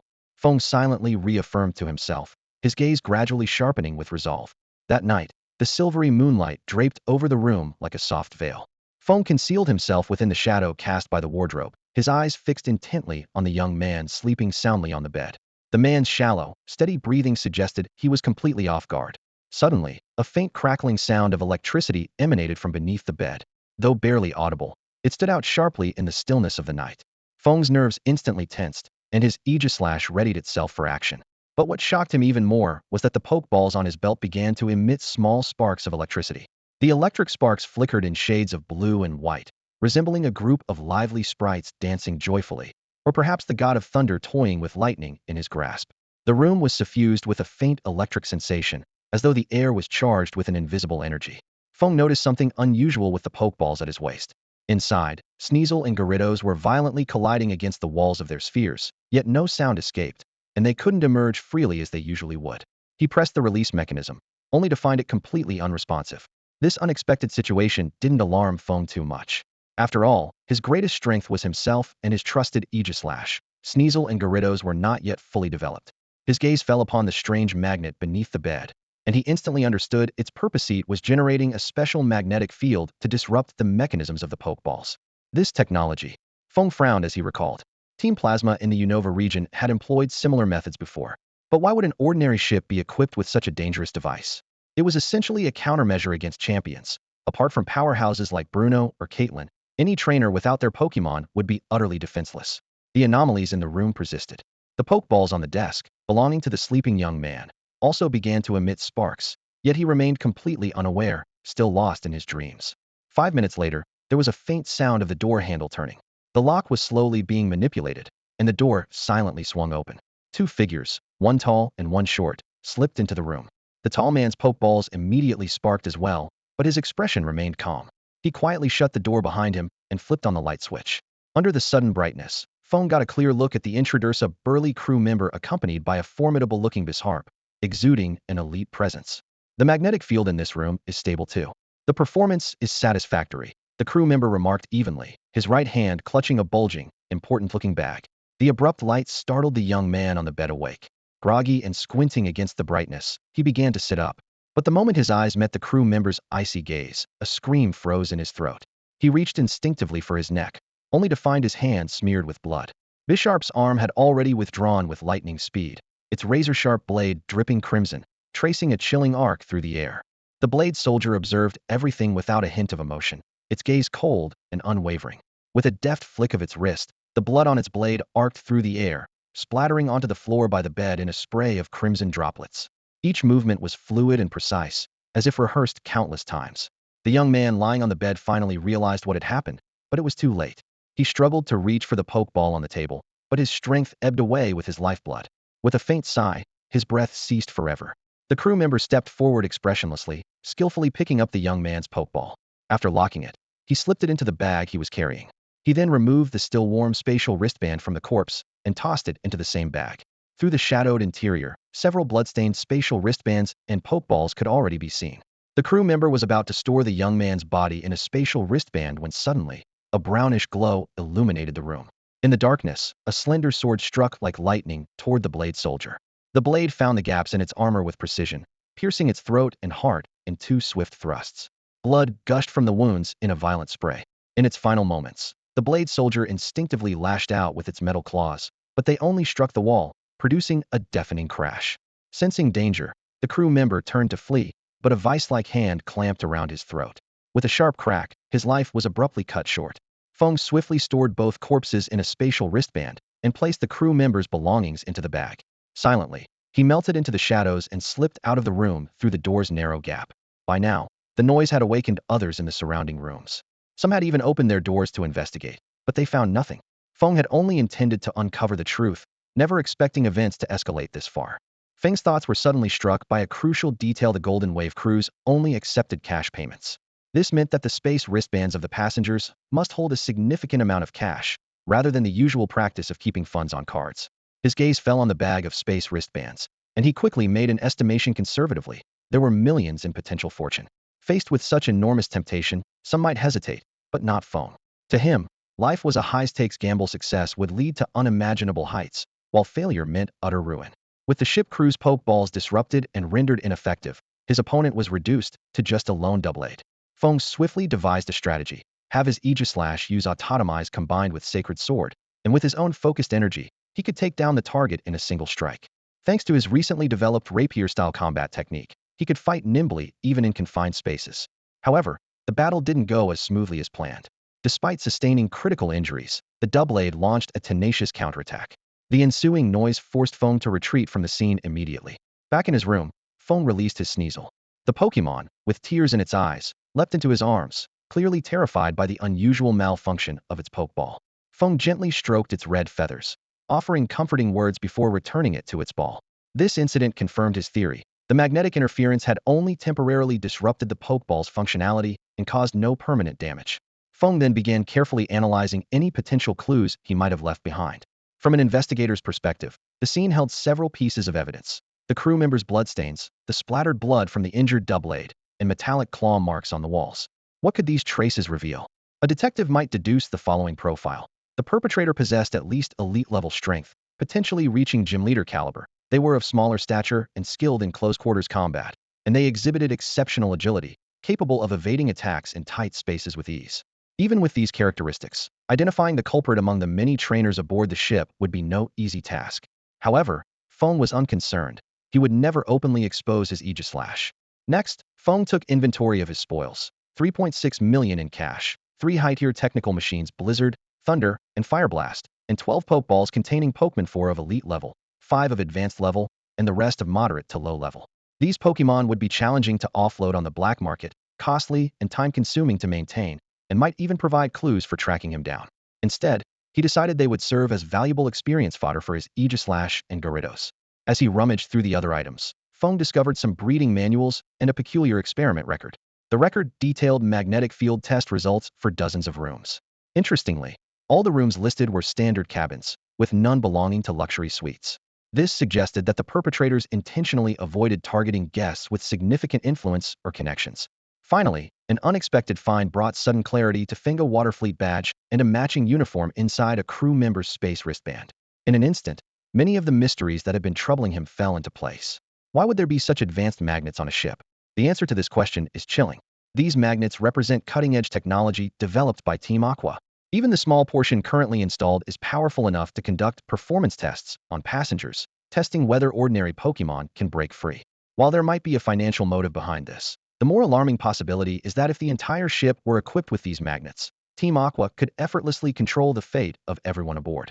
Through careful observation, Feng pieced together a shocking truth. This cruise ship is actually Team Aqua's secret base at sea.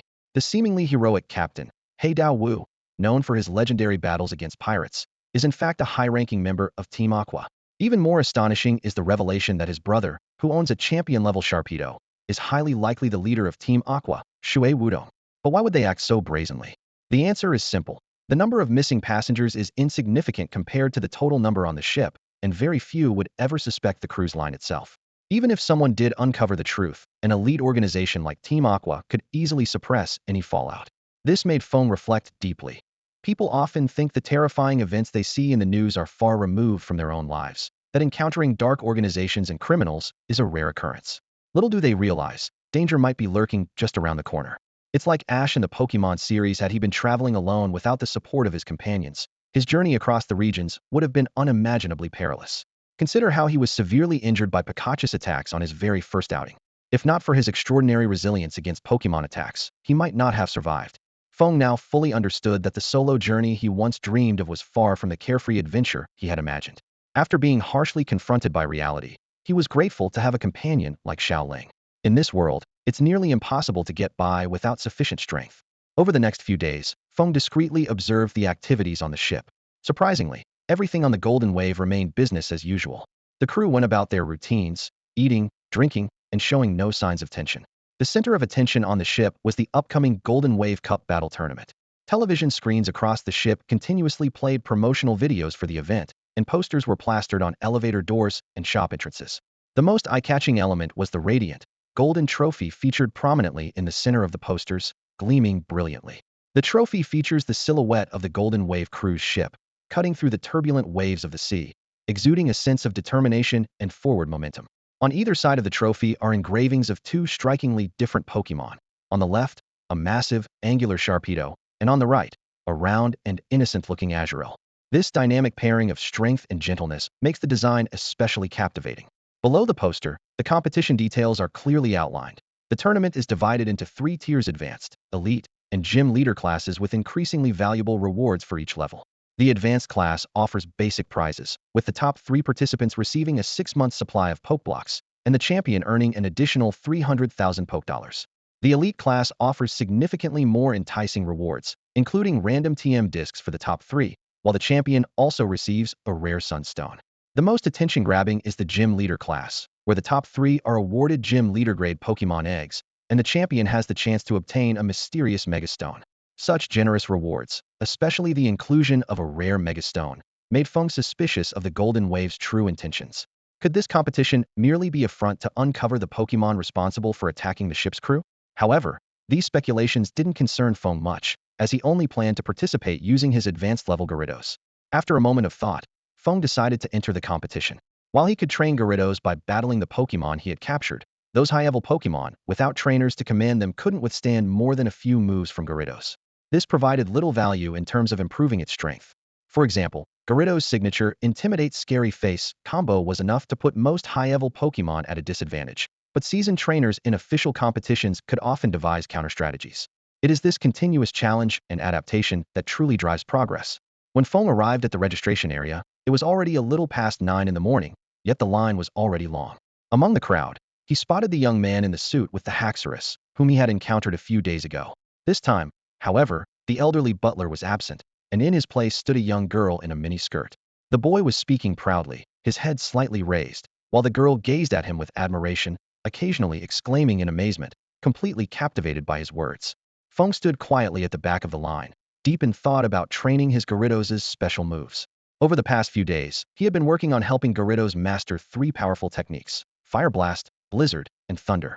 Despite using a potion to enhance its special attack, the training results were inconsistent. Blizzard had been surprisingly easy to learn, and its power was impressive, thanks to Gyarados' prior experience with Ice Fong. However, Fire Blast was less effective. The power output was underwhelming, resembling a standard flamethrower instead. As for Thunder, the results were even more disappointing. Gyarados could barely produce a faint electric shock. When Feng asked Gyarados about its feelings, it responded with difficulty in sensing fire-type energy and an instinctive fear of electric-type energy. This left Feng deeply troubled, as he had never before trained a Pokémon to learn moves that countered its natural weaknesses. Suddenly, an idea struck him. Remembered Aegislash. That Pokémon had effortlessly mastered Reflect, a Psychic-type move, despite it being a counter-type. If it weren't for the fact that he was currently waiting in line, he would have summoned Aegislash immediately to figure out how it had achieved this. As Feng was lost in thought, he felt someone approaching from behind. Alert, he quickly turned around, startling Yangxia, who had been about to tap him on the shoulder. Her hand froze awkwardly midair. Feng, your reflexes are way too sharp. I was just trying to tap your shoulder, Yangxia said, looking a bit flustered. Oh, it's you, Yangxia, Feng sighed in relief. For a moment, he'd thought Team Aqua had come after him. Are you just signing up now? I didn't notice you earlier. Yep, I just got here and spotted you right away, Yangxia replied with a proud smile. Let me tell you, I've been training hard with my Infernape these past few days. We've developed a secret move, so get ready to be beaten. Her Infernape flexed its sturdy muscles in sync with her boast. Alright, I'll look forward to seeing your secret weapon. But for now, please line up at the back, Feng said with a grin. About 30 minutes later, it was finally Feng's turn. He retrieved his ID from his storage bracelet and handed it to the staff member at the counter. Hello, I'd like to register for the Advanced Division of the Golden Wave Cup. Your registration is complete. Your number is Advanced Division 157. Please arrive at the Central Battle Arena on the 15th deck by 9 a.m. tomorrow, the staff member said, returning his ID along with a small booklet. Pointing to several pages, they added, here are the competition rules and schedule. As a participant in the Advanced Division, you'll need to pay special attention to these sections. After briefly explaining the important details, the staff member moved on to assist the next person in line. Feng took the booklet and began reading it carefully. In addition to the standard league battle rules, such as prohibiting direct attacks on trainers, trainers being unable to participate in battles themselves, and Pokémon leaving the field being considered a loss, this competition has 3 special regulations. 1v1 battles are prohibited from using moves like Earthquake that damage the battlefield. The match has a 30-minute time limit with both sides disqualified if it exceeds the limit, and a strict schedule. Advanced tier matches must be completed before elite tier registrations open. The gym leader events will take place in a specially designed battle arena to protect the ship's structure. The competition is divided into 3 3-hour sessions in the morning, afternoon, and evening, with 10 battlefields on the deck hosting matches simultaneously. Contestants must first pass through group preliminaries, with only the first place in each group advancing to the main event. Throughout the ship, it is repeatedly emphasized that battlefields are closed to spectators during matches. Visitors can watch live broadcasts in the restaurant, bar, lounge, or their rooms, both for easier management and to ensure their safety. As Feng was about to leave the registration desk and return to the training room, a familiar voice caught his attention. Such a long line. Feng looked up and saw Lu Yin, looking frustrated at the queue, with a female trainer named Ying beside her, trying to comfort her. Hey, Lu Yin, you're here to compete too? Feng walked over and greeted her. Hi, Feng. Lu Yin replied with a smile before suddenly remembering something. By the way, I haven't seen you at the battlefields these past few days. I was hoping to get a rematch and settle the score. I've been training my Pokémon in the training room, so I haven't been to the battlefields, Feng replied casually. Well then, see you on the battlefield. My Sceptile hasn't forgotten your Gyarados. Ever since that loss, it's been training with even more enthusiasm, Lu Yin said as she lightly patted the Pokeball at her waist. You two go ahead and register. I'll be looking forward to seeing your performance in the competition. Back in the training room, Feng immediately summoned his Aegislash and asked about how it had learned Reflect. Aegislash's eye on its hilt shifted upward as it recalled the experience, then gestured with its ribbon-like arms. Thanks to their long-standing bond, Feng understood its meaning. During its time at the Sky Team research facility, researchers had given it specially formulated Pokémon food to help it master Psycho Cut. This not only allowed it to quickly learn Psycho Cut, but also significantly enhanced its sensitivity to psychic energy, enabling it to learn Reflect with ease. Specially formulated Pokémon food. Feng had always relied on the general-purpose food sold by the League's shops. As for exclusive or specially tailored food like the one Aegislash mentioned, he neither knew how to make it nor had access to the recipes. Although his training manual contained some recipes, none were suitable for his Pokemon. Worse still, many of the required ingredients were things he had never even heard of, clearly hidden knowledge not found in games or anime. Currently, Feng was sitting in the contestant preparation area, his brow slightly furrowed as he pondered a question that had troubled him for a long time. Although his Pokemon were not of high levels, he had begun to faintly realize a disconcerting truth. As their levels increased to gym level, near Elite Four level, or even Elite Four level, differences in training methods might lead to noticeable disparities in strength compared to other Pokemon of similar potential. Not having access to specialized food meant missing out on key skills, a disadvantage that would become even more pronounced in high-level battles. Should I enroll in a school? The thought resurfaced in Feng's mind. In this world, schools essentially traded precious Pokemon knowledge for exorbitant tuition fees. However, for an average trainer who had to earn money to support their Pokemon, this expense was clearly a significant burden. Unable to find a perfect solution for now, Feng decided to focus on the immediate task at hand: the Jinling Cup tournament. Early the next morning, he arrived at the spacious battle arena located at the center of the ship's deck. The venue was divided into 10 sections, including battle zones as well as rest areas for the contestants. The morning session had about 400 participants, and according to the event schedule, all battles needed to be completed before noon. Looking around, Feng noticed that most participants had at least high-level Pokemon. This wasn't surprising. In this world, traveling alone, especially across regions, was fraught with danger. Trainers without sufficient strength wouldn't dare to attempt such journeys lightly. Even a single wild Pokemon encounter could pose a life-threatening challenge. The tournament used a simultaneous format with 10 groups competing at once, each section hosting around 40 contestants who battled in pairs. Considering the stamina limitations of high-level Pokemon, each match was capped at 10 minutes. If there was a significant gap in strength, a match could be decided within just a few turns. As a result, the morning schedule was relatively relaxed. After showing his number, Feng was assigned to Zone 4. In the preparation area, he observed that the majority of contestants were young adults, with fewer teenagers or middle-aged participants. Due to limited space in the venue, trainers could only release smaller Pokemon such as Eevee, Jigglypuff, or Sneasel. Feng carefully scanned his surroundings and noticed that most Pokemon were high-level, with only a few reaching elite-level strength. The tournament only imposed level restrictions on Pokemon, meaning even Elite Four-level trainers could participate with high-level Pokemon. This was one reason for the tournament's high turnout. By the time the clock struck 9, the rest area in Zone 4 was packed. The air was thick with a mix of tension and excitement, as every contestant eagerly awaited the fierce battles that were about to begin. The host's voice boomed through the sound system, instantly capturing everyone's attention.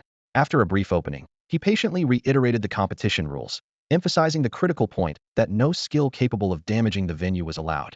With a resounding declaration of the preliminaries officially begin, the tournament was finally underway. In Zone 4, 2 trainers heard their match numbers called by the staff and immediately strode from the preparation area to the battlefield. At the referee's signal, they swiftly assumed battle stances.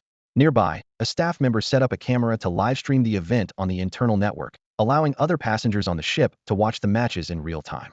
Over the next half hour, battle after battle unfolded. Trainers unleashed their meticulously trained Pokemon, their skills creating dazzling displays that lit up the field and left the spectators in awe. However, Feng saw these matches as little more than a clash of amateurs. He noticed that most trainers relied on overly simplistic strategies, either dodging or trading blows hidden. What disappointed him even more was the limited skill sets of the Pokemon.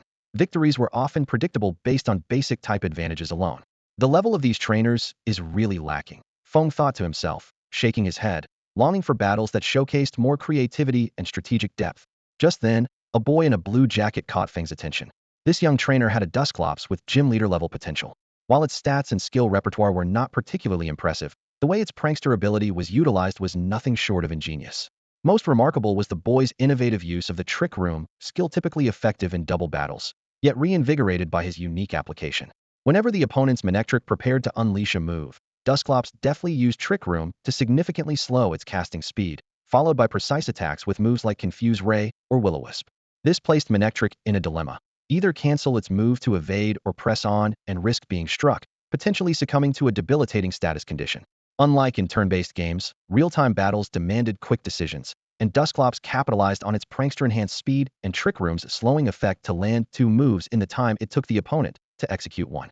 This tactic infuriated the Manectric, whose large, fiery eyes blazed with rage as it let out a series of furious roars. If not for its trainer's commands, it might have already risked confusion and burn damage to unleash a thunderous attack and obliterate its pesky foe. However, when the opposing trainer ordered Manectric to stop using its moves, Dusclops made an even more surprising move. It beckoned at Manectric with a taunting gesture, a sly, mocking smile spreading across its face. It was as if the Pokémon were silently ridiculing its opponent's cowardice. This seemingly simple taunt had an effect that once again exceeded Feng's expectations. In the game, the move, Taunt, typically prevents the opponent from using status-changing moves for 3 turns.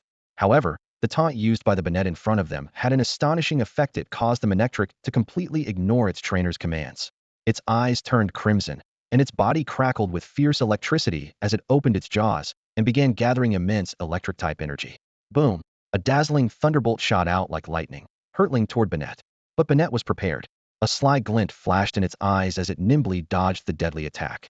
Immediately after, it used the move Disable, causing the surging electrical energy around Manectric to falter. The powerful attack it was about to unleash dissipated due to a lack of energy. Seizing this fleeting opportunity, Banette launched a counterattack. It bombarded Manectric with a relentless combination of Confuse Ray and Will-O-Wisp. The eerie lights and black flames intertwined into a terrifying offensive. Already disoriented, Manectric struggled even more under this dual assault. Outside the battlefield, Manectric's trainer shouted desperately, trying to snap their partner out of it. But it was too late. Overwhelmed and unable to fight back, Manectric finally collapsed with a pained expression. The referee immediately declared the boy in the blue jacket the winner. This battle left a profound impression on Feng. He pondered silently. How could one counter a Banette skilled in combining Taunt and Disable? Even if his Gyarados could use the intimidating combo of Intimidate and Scary Face, without a super effective move, it seemed nearly impossible to defeat Banette in a single turn. An hour later, it was Feng's turn to take the stage. His opponent was a middle-aged man with a weary demeanor, as if life had worn away all his sharp edges. When the man released his Pokeball, an elderly golem appeared on the field. Its boulder-like body was covered in fine cracks, and its movements were slow due to age. Yet, its eyes shone with a determination that starkly contrasted with its trainer's defeated expression. For 30 years, despite stagnant growth in strength, repeated losses, and even as its trainer gradually lost confidence, this golem had stubbornly clung to the goal they had set together when they first met.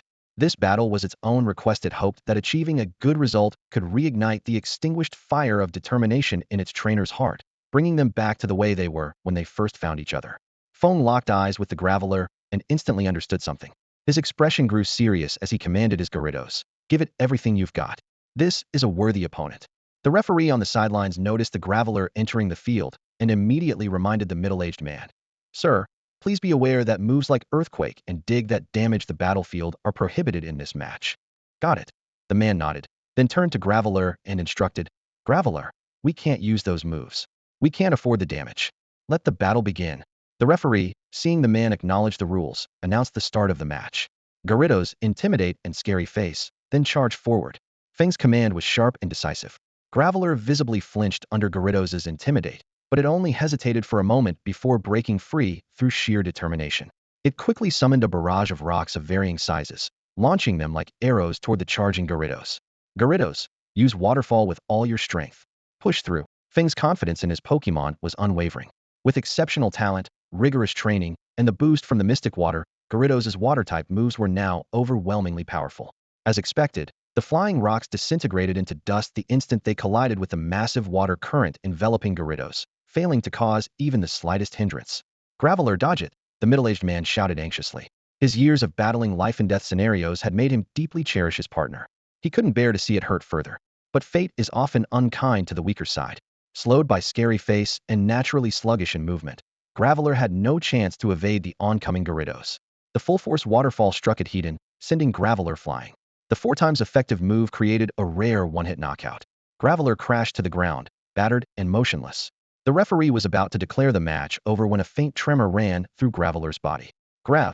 A deep growl echoed as Graveler struggled to its feet, its sturdy ability allowing it to endure the devastating blow. However, its condition was critical. It barely managed to stand before losing balance, collapsing onto one knee. Its trembling frame was like a flickering candle in the wind, on the verge of extinguishing. "Graveler," the middle-aged man called out in anguish. "You've done more than enough. Let's end it here." Graveler let out a weak but determined growl, slowly turning to look at its trainer. Its eyes still blazed with unyielding fighting spirit, reminiscent of their very first battle together. The man froze, taken aback, as his thoughts drifted back in time back to when he was just 12 years old, 30 years ago. When he was a child, the middle-aged man's family struggled financially. On a heartbreaking day marked by a tragic mining accident, his father perished deep within the Karoo tunnel, never to return. His mother took on the burden of supporting the family alone, scraping by with odd jobs. She would leave the house before dawn and return home late at night, utterly exhausted. However, years of relentless labor eventually took a toll on her health. When her son was 12, she left behind a small amount of savings and closed her eyes forever. The boy stood in the empty house, feeling lost and uncertain about the future. The television became his only solace. Whenever the league tournaments aired, he would sit glued to the screen. On the battlefield, trainers commanded their Pokemon to perform dazzling moves, and the fierce battles filled him with excitement. When the victors stood on the podium, holding the gleaming trophy, the thunderous cheers of the audience seemed to echo in his ears. What inspired him even more were the gym leaders, the Elite Four, and the league champions. These legendary figures stole the spotlight wherever they went, drawing countless admiring gazes. Fueled by a dream of becoming a trainer, the boy eagerly made his way to the Pokemon breeding center. But harsh reality struck him hard. His parents' meager savings weren't even enough to afford the most basic Pokemon. Disheartened, he recalled the Karu Tunnel where his father once worked. Rumor had it that wild Pokemon with exceptional potential occasionally appeared there. Alone, the boy ventured into the depths of the tunnel. In the darkness, the cries of wild Pokemon echoed intermittently, each one sending shivers down his spine. Without a Pokemon to protect him, he was as vulnerable as a leaf in the wind. Fortunately, perhaps because he seemed so weak, no Pokemon attacked him. At a bend in the tunnel, he stumbled upon a fainted Geodude, battered and bruised. It was clear that the Pokemon had been cast out after losing a battle within its group. The boy immediately took out his only Pokeball and carefully captured it. During its recovery at the Pokemon Center, the Geodude gradually regained consciousness. When it learned that the frail boy had saved its life, it felt a deep sense of gratitude. Having lost its group, the Geodude decided to stay by the boy's side and accept him as its trainer. At that moment, the Pokemon Center's television was broadcasting the awards ceremony of the Hoenn Evergrande Conference. A confident young man stood on the podium, clutching a dazzling trophy in his arms. Beside him was a massive Alolan golem radiating an aura of unmatched power. The boy's eyes lit up with determination, as if a fire had been ignited within him. Clenching his fists, he turned to the Geodude, pointed at the screen, and said firmly, "Geodude, one day we'll be just like them champions." While stand in that spot, basking in the cheers and applause of everyone, Geodude stared at the television screen, captivated by the imposing figure of its kind on display. Its eyes sparkled with admiration and longing. It nodded firmly in response to the young boy's call, as if saying, "I'm ready to fight by your side." From the moment they met, an unspoken bond had formed between the boy and Geodude. It wasn't long before they faced their first real battle. A large, muscular Mytina blocked their path, baring its teeth and growling menacingly. In the heat of battle, Geodude's lack of speed became evident. Mytina darted around, landing strike after strike, leaving Geodude battered and bruised. Yet the determination in Geodude's eyes never wavered. It glanced back at the boy, its gaze filled with unwavering resolve. The boy immediately understood its spirit and shouted, "Geodude, use Rock Smash." Time flew by, and 30 years later, now a middle-aged trainer, the man stood before his trusted golem. In that moment, he could almost see his younger self full of ambition and fire. "Golem, use Explosion." His voice carried the same passion and intensity as it did in his youth. The crowd around the battlefield was electrified by the pair's fighting spirit, cheering them on with roaring enthusiasm. Golem charged toward its opponent, Gyarados, its body glowing brighter and brighter with an intense white light. There was no trace of fear on its face. Instead, a serene smile spread across it. It had seen the rekindled spark of its trainer's dream, and that alone brought it peace. But just as the energy was about to erupt, the opposing trainer calmly commanded, "Gyarados, use Protect." The brilliant light dissipated, leaving Golem lying motionless in a massive crater at the center of the battlefield. Gyarados stood unscathed, its tail swaying lazily. The referee declared, "Golem is unable to battle. Gyarados wins." The trainer's expression froze. Swallowing his disappointment, he hurried to tend to Golem's injuries before returning it to its Pokeball. "Wait." The referee called out just as he was about to leave. "Don't forget to pay the fine for the damage to the battlefield." The words hit him like a hammer, sinking his heart to its lowest depths. After the competition ended, Feng was informed by the staff to return at 9 a.m. the next morning to prepare for the second round. As he left the venue, he noticed it was nearing noon, and his stomach began to grumble in protest. He headed straight to the ship's most popular Carlo-style restaurant. What made this place remarkable wasn't just the delicious variety of dishes, but also the charming Meowth waitstaff dressed in pink aprons.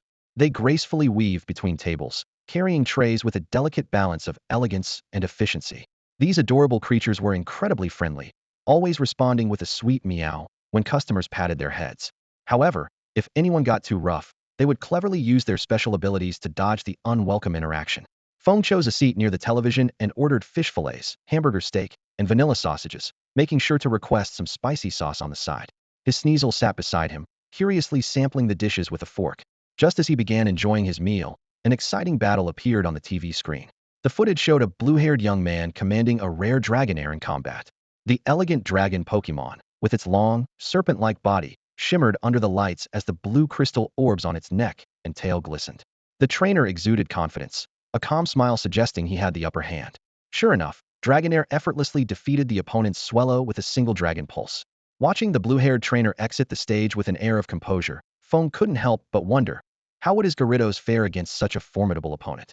He became completely engrossed in the intense battles on the screen, losing track of time until he noticed the restaurant had almost emptied. As he prepared to leave, he caught a glimpse of a familiar figure out of the corner of his eye. At a table near the window, Yangxia was enjoying his meal with gusto, while his Infernape devoured its food with an almost ravenous enthusiasm. Yangxia, you're done with your match. Feng walked over to greet him. Yangxia looked up, slightly embarrassed but smiling. Oh, Feng, I was planning to stay here and watch your match, but I didn't expect you to finish already, haha. With your Infernape strength, you must have won pretty easily, right? Not really. My opponent was pretty tough. Their Beautifly had a well-practiced Silver Wind, but luckily, Infernape's quick reflexes saved the day. Mentioning the battle seemed to ignite Yangxia's enthusiasm, and he eagerly recounted the details of his match. Feng listened attentively, occasionally nodding in response, his eyes gleaming with genuine interest. Feng's thoughts were elsewhere. Since Yangxia had set his sights on Great Leaf King as his goal, he must have a deep understanding of Sinnoh. Maybe Feng could gather some useful information from him. While he was pondering, a Glamour gracefully ran up to Yangxia's feet, affectionately rubbing against his leg. Yangxia bent down and gently patted its head, eliciting a contented purring sound from the Pokemon. It seems to really like you, Feng remarked, watching the heartwarming scene. Yeah, Yangxia replied, a hint of warmth in his eyes. Even back home, Pokemon have always been fond of me. On the day I chose my starter Pokemon, they all wanted to come with me. But because I admired Great Leaf King, I ended up choosing an Infernape. Feng seized the opportunity to ask, speaking of which, why do you look up to Great Leaf King so much? You even go so far as to mimic him. Have you been to Sinnoh before? Well, Yangxia's expression turned nostalgic. When I was little, I lived in Orberg City and Pastoria City for a while. Uncle Donghua and big brother Piaotai took great care of me. One time, while following them into the wild, I got separated while chasing a Ponyta. His expression grew tense as he continued. Along the way, I encountered a Skuntank, and it immediately sprayed me with its toxic gas. And then, Feng prompted at the right moment. Luckily, Great Leaf King happened to be nearby. Yangxia's eyes lit up as he recounted. His Infernape arrived just in time and burned away the toxic gas with its flames. That scene was like a miracle. The majestic figure of his Infernape and the blazing fire are unforgettable to this day. Standing up, Yangxia mimicked Great Leaf King's solemn tone, saying, afterward, Great Leaf King came over to the crying me and said, kid, don't cry. A real man should be like a roaring flamino. Challenge should extinguish your fighting spirit. Instead, it should make you burn even stronger. His impassioned words drew the attention of those nearby. Feng clapped in admiration at Yangxia's fiery speech. Once Yangxia calmed down and took his seat again, he turned the question around. Feng, why are you heading to Sinnoh? My situation is a bit different, Feng said with a shrug. Mainly because the dark organizations in Hoenn are too active, making it too risky to travel there. As for whether I'll travel or attend school after arriving in Sinnoh, I haven't decided yet. Great Leaf King once said that traveling teaches you things you can't learn in a classroom, Yangxia said excitedly. I'm going to travel and participate in the Sinnoh League conference. Who knows, I might even meet him again. I'm still thinking it over, Feng said, getting to the point. Are there any good trainer schools in Sinnoh? Jubilife City's school is definitely the best, Yangxia explained. If you excel, you can even select Pokemon from the league's breeding house inner area. They also have specialized breeders as instructors and offer free skill training. What are the admission requirements? Tuition is 800,000 Alliance coins per semester, and you also need a recommendation letter from a well-known figure. Feng was stunned. The money wasn't too big of an issue. He had recently come into an unexpected windfall. But a recommendation letter? Where would he find someone famous enough for that? Yangxia was helping Feng with his recommendation letter problem. Scratching his head, Yangxia's eyes lit up as he said, Uncle Donghua and brother Piaotai both appreciate talented trainers. Donghua, the Waterflow City gym leader, and Piaotai, the Black Gold City gym leader, are not only gym leaders, but also renowned experts in the Sinnoh region for steel and rock types. They are absolutely well-known figures. As long as you can earn their approval, getting a recommendation letter won't be an issue. Thank you, Yangxia, Feng said sincerely, his eyes bright with hope. Yangxia smiled in response. No need to thank me, weary friends, after all. But be prepared. Their recognition isn't easy to earn. If you really want to thank me, just give me an all-out battle next time. Deal. You can count on me. Feng agreed enthusiastically. He silently calculated that he'd still need Yangxia's help when he reached Sinno, so during their next battle, he'd better hold back a bit called and let Yangxia lose too badly. Maintaining good relations was important. After finishing their meal, Yangxia said goodbye and headed off for training. Feng thought about tagging along, but was stopped by Sneasel tugging at his sleeve. He looked down in confusion to see Sneasel intently staring at a poster on the wall. It was an advertisement for a Pokemon clothing store called Madame Sasha, owned by the wealthy Berlitz family of Sinnoh. The poster showcased various elegant outfits modeled by Ralts, Curlia, and Gardevoir, perfectly embodying cuteness, youthfulness, and grace. The exquisite clothing paired with the sophisticated models attracted not only passersby, but also Pokemon, who stopped to admire the display. Sneasel, are you looking at the pretty clothes or the adorable Ralts? Feng teased. Sneasel raised both claws, indicating it wanted to see both. Feng looked at Sneasel's eager expression, which reminded him of a child longing for a new toy. How about we visit the store and get you an outfit? As the little princess of the team, Sneasel currently enjoyed the special privileges of being a newly hatched Pokemon. Sneasel nodded excitedly and tugged at Feng's clothes, urging him to move. Following the directions on the poster, they headed to Madame Sasha's shop, located on Golden Wave Street on the ship's fourth deck. This was Feng's first time exploring the bustling commercial street since boarding. The area was lively, with people coming and going, flanked by various shops offering snacks, bars, Pokemon accessories, and more. Sneasel darted ahead like a cheerful child, spinning around in the middle of the street and waving at Feng with innocent joy on its face. Before long, they arrived at Madame Sasha's clothing store. At the entrance stood a rose raid welcoming customers. Its flower veil ability caused petals to dance gracefully in the air, making it resemble a giant red blossom from afar. The green stems and leaves accentuated the vibrant petals, while a fragrant floral scent wafted through the breeze, drawing the attention of passersby. If you take a closer look, you'd find it resembles an elegant human lady even more. Its slender figure outlines graceful curves, its eyes radiate a gentle and nurturing glow, and every movement exudes an enchanting charm. The moment the store door swung open, a rich floral fragrance filled the air. The walls and shelves were adorned with a variety of fresh flowers, making it feel like stepping into a meticulously maintained garden. Feng stood at the entrance, his curious gaze sweeping across this upscale clothing boutique in the Pokemon world. The store was bustling, with various Pokemon selecting outfits. Humanoid Pokemon like Lopunny and Gardevoir were trying on dresses, while Eevee and Beautifly were picking accessories suited to their sizes. Sneasel darted excitedly between the racks, its red eyes sparkling with anticipation as it occasionally held up an outfit to compare against itself. Feng followed quietly behind, a gentle smile on his face, his eyes scanning the array of clothing for something that might suit Sneasel. Suddenly, a rose-colored dress caught his attention. The hem was cleverly designed to resemble flower petals, simple yet elegant and lively. Feng picked up a small size and softly said to Sneasel, "Try this one. I think it'll look great on you." Sneasel's eyes lit up with delight, and it eagerly grabbed the dress, rushing into the fitting room. Moments later, it emerged and twirled in front of Feng.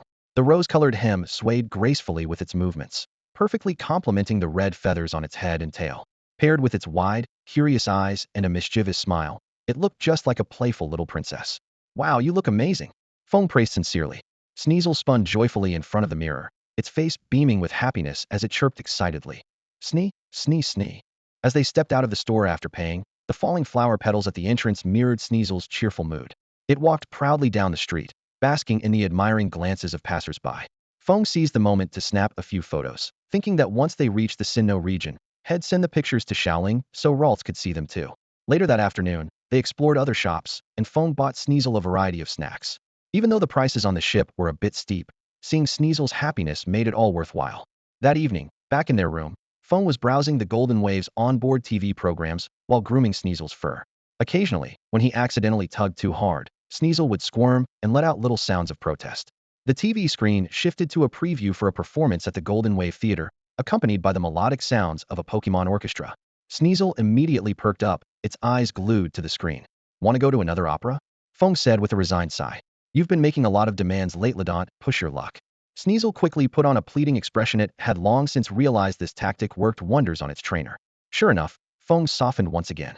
All right, you win. But just this once." Sneasel silently celebrated, thinking how easy it was to persuade its trainer. What should I ask for next time? It wondered. Just as it was daydreaming, a sudden pain on its head snapped it back to reality. Feng had given it a playful fist attack. A lump quickly formed on Sneasel's head as it looked at Feng with teary eyes. Sometimes, you just can't spoil them too much, it's not good for their growth and development. The next morning, Feng returned to the same battleground, Field 5, as he had the day before. After the intense competition yesterday, the original group of 40 participants had been halved, leaving 20 competitors to continue. The plan for the morning was 2 more rounds of matches, first narrowing the group down to 10, and then determining the final 5. After waiting for about 20 minutes, Feng was called to the field by the staff. His opponent was a young man wearing a baseball cap backward, someone Feng vaguely remembered. Though not particularly skilled, this guy was notoriously arrogant. Sure enough, the moment the match began, the young man started taunting. "Hey kid, give it 5 minutes, and my ma camp will knock you out of the competition." Feng, however, remained calm and walked silently to his designated position, waiting for the referee's signal to start. What happened next was so fast it left everyone stunned. Within just 1 minute, Feng had already recalled his Garridos and turned to walk back to the players' preparation area. Meanwhile, his opponent was sitting on the ground, staring in disbelief at his ma camp, which lay defeated with swirling eyes after being taken down by a single tail strike. The young man was frozen in shock, unable to process what had just happened. This overwhelming victory caused an uproar among the other competitors. What had previously been looks of disdain quickly turned into expressions of seriousness and caution, as everyone started to reassess this seemingly ordinary challenger. Sitting in the rest area, Feng didn't bask in the glory of his win. Instead, he focused on observing the other matches, trying to identify opponents who might pose a real threat. An hour later, the second round concluded, and the staff announced a 30-minute break for the remaining 10 contestants. Since Garridos had hardly expended any energy, Feng began strategizing his training plan, particularly how to use the Pokemon he had acquired to enhance his Aegislash's battle level. At that moment, a clean-cut, polite-looking boy approached him and asked, "Hi, do you mind if I sit here?" After Feng nodded in approval, the boy sat down and struck up a conversation. "Your Garridos is incredible. It took down that Macamp in one hit. I can't imagine how you trained it." "Lots of effort and lots of time," Feng replied briefly, offering a polite smile. "If you ask me, a Pokemon's potential is everything," the boy continued, probing further. "Without good potential, it's hard to train one to be strong. For someone like me, even getting a Pokemon with elite-level potential is tough. By the way, your Garridos must have at least Quasa champion-level potential, right?" Hearing this, Feng's internal alarm bells went off, but outwardly, he maintained an amused expression and suddenly chuckled. "Ha! What's so funny?" the boy asked, looking confused. "Thank you for recognizing my Garridos." Feng squinted his eyes, a joyful smile spreading across his face as he deliberately raised his tone. "Huh? No way, your Garridos is obviously so strong." The boy's voice was tinged with confusion. Feng adopted a condescending posture, the corners of his mouth curling into a mocking smile. "Hey, maybe you should learn about type advantages before going on your little tour. You don't even know that flying types have an advantage over fighting types." The commotion Feng intentionally caused drew the attention of nearby tourists, who turned their curious gazes toward them. Realizing the unfavorable situation, the boy hurriedly said goodbye and returned to his seat. As soon as the boy walked away, the frivolous expression on Feng's face vanished, replaced by a calm and composed demeanor. As an experienced trainer, he knew all too well the value of high-quality Pokemon on the black market. Pokemon with advanced potential, in particular, could drive people to desperate measures. The boy's immediate inquiry about Garrido's potential was either a sign of naive ignorance or a calculated move with ulterior motives. If it were the latter, it meant he was confident in himself or the organization backing him. Feng's eyes flickered with a trace of vigilance as he considered whether the boy might be a spy for Team Aqua or another group. The third round of the competition started shortly after. Feng intentionally had his Garridos hold back, engaging in a back-and-forth battle with his opponent before securing a subtle victory. Meanwhile, the boy lost his match against a trainer using a Dusclops, but instead of looking disappointed, he wore a chilling smile. The look in his eyes as he stared at his opponent was as if he were gazing at a lifeless body. By the end of the third round, only 5 participants remained in Feng's group. With an hour to spare before the opera performance advertised on television, he decided to head to the training room for additional practice with his Garridos. Feng meticulously reviewed the training plan, prepared the potions, and checked the stolen Pokemon to ensure everything was in order. He secured the backpack containing the Cottonee Pokemon egg, then released his Garridos, issuing a low command to leave no survivors. The training room on the Golden Wave cruise ship was equipped with excellent soundproofing, ensuring that the cries of Pokemon would not escape. In just 10 minutes, Garridos had ruthlessly taken down 3 Pokemon in succession. Its body was drenched in blood, its scales gleaming with a crimson light, resembling a bloodthirsty dragon clawing its way out of the depths of hell. Its level had risen to 39, and its intimidate had grown even more terrifying. Each roar reverberated through the air, exuding a suffocating pressure. Satisfied, Feng carefully cleaned and treated Gyarados before returning it to its Pokeball. Next, he planned to have his Aegislash face off against 3 elite-level Pokemon simultaneously. He tossed 3 Pokeballs into the air, and with a flash of red light, a Torterra, Ninjask, and Cacturne appeared in the training room. Before they could react, Feng had already unleashed 3 Hyper Beams. The glowing orbs shot forward, leaving dazzling trails in their wake. Faced with the sudden attack of a glowing orb, the 3 Pokemon on the field reacted differently. Torterra, relying on its exceptional defensive power, chose to endure the hit heat-in without hesitation. Its tough shell was the very reason its trainer had such confidence in it. Meanwhile, the other 2 Pokemon simultaneously activated Protect, trying to shield themselves from the ferocious assault. The moment the orb collided, a deafening explosion echoed through the training room. Thick smoke spread instantly, shrouding the entire space in a haze. As the 3 Pokemon, now unable to see clearly, warily scanned their surroundings, a shadowy figure emerged silently from the shadow of Ninjask, as if a ghost. It was Feng wielding a slender sword enveloped in sharp rock slide energy, striking with lightning speed toward Ninjask's vital point. If this attack landed, it would undoubtedly be fatal for the bug and flying-type Pokemon. In the nick of time, Ninjask's latent potential erupted, using Double Team to create multiple illusions, skillfully dodging the deadly strike. However, the danger was far from over.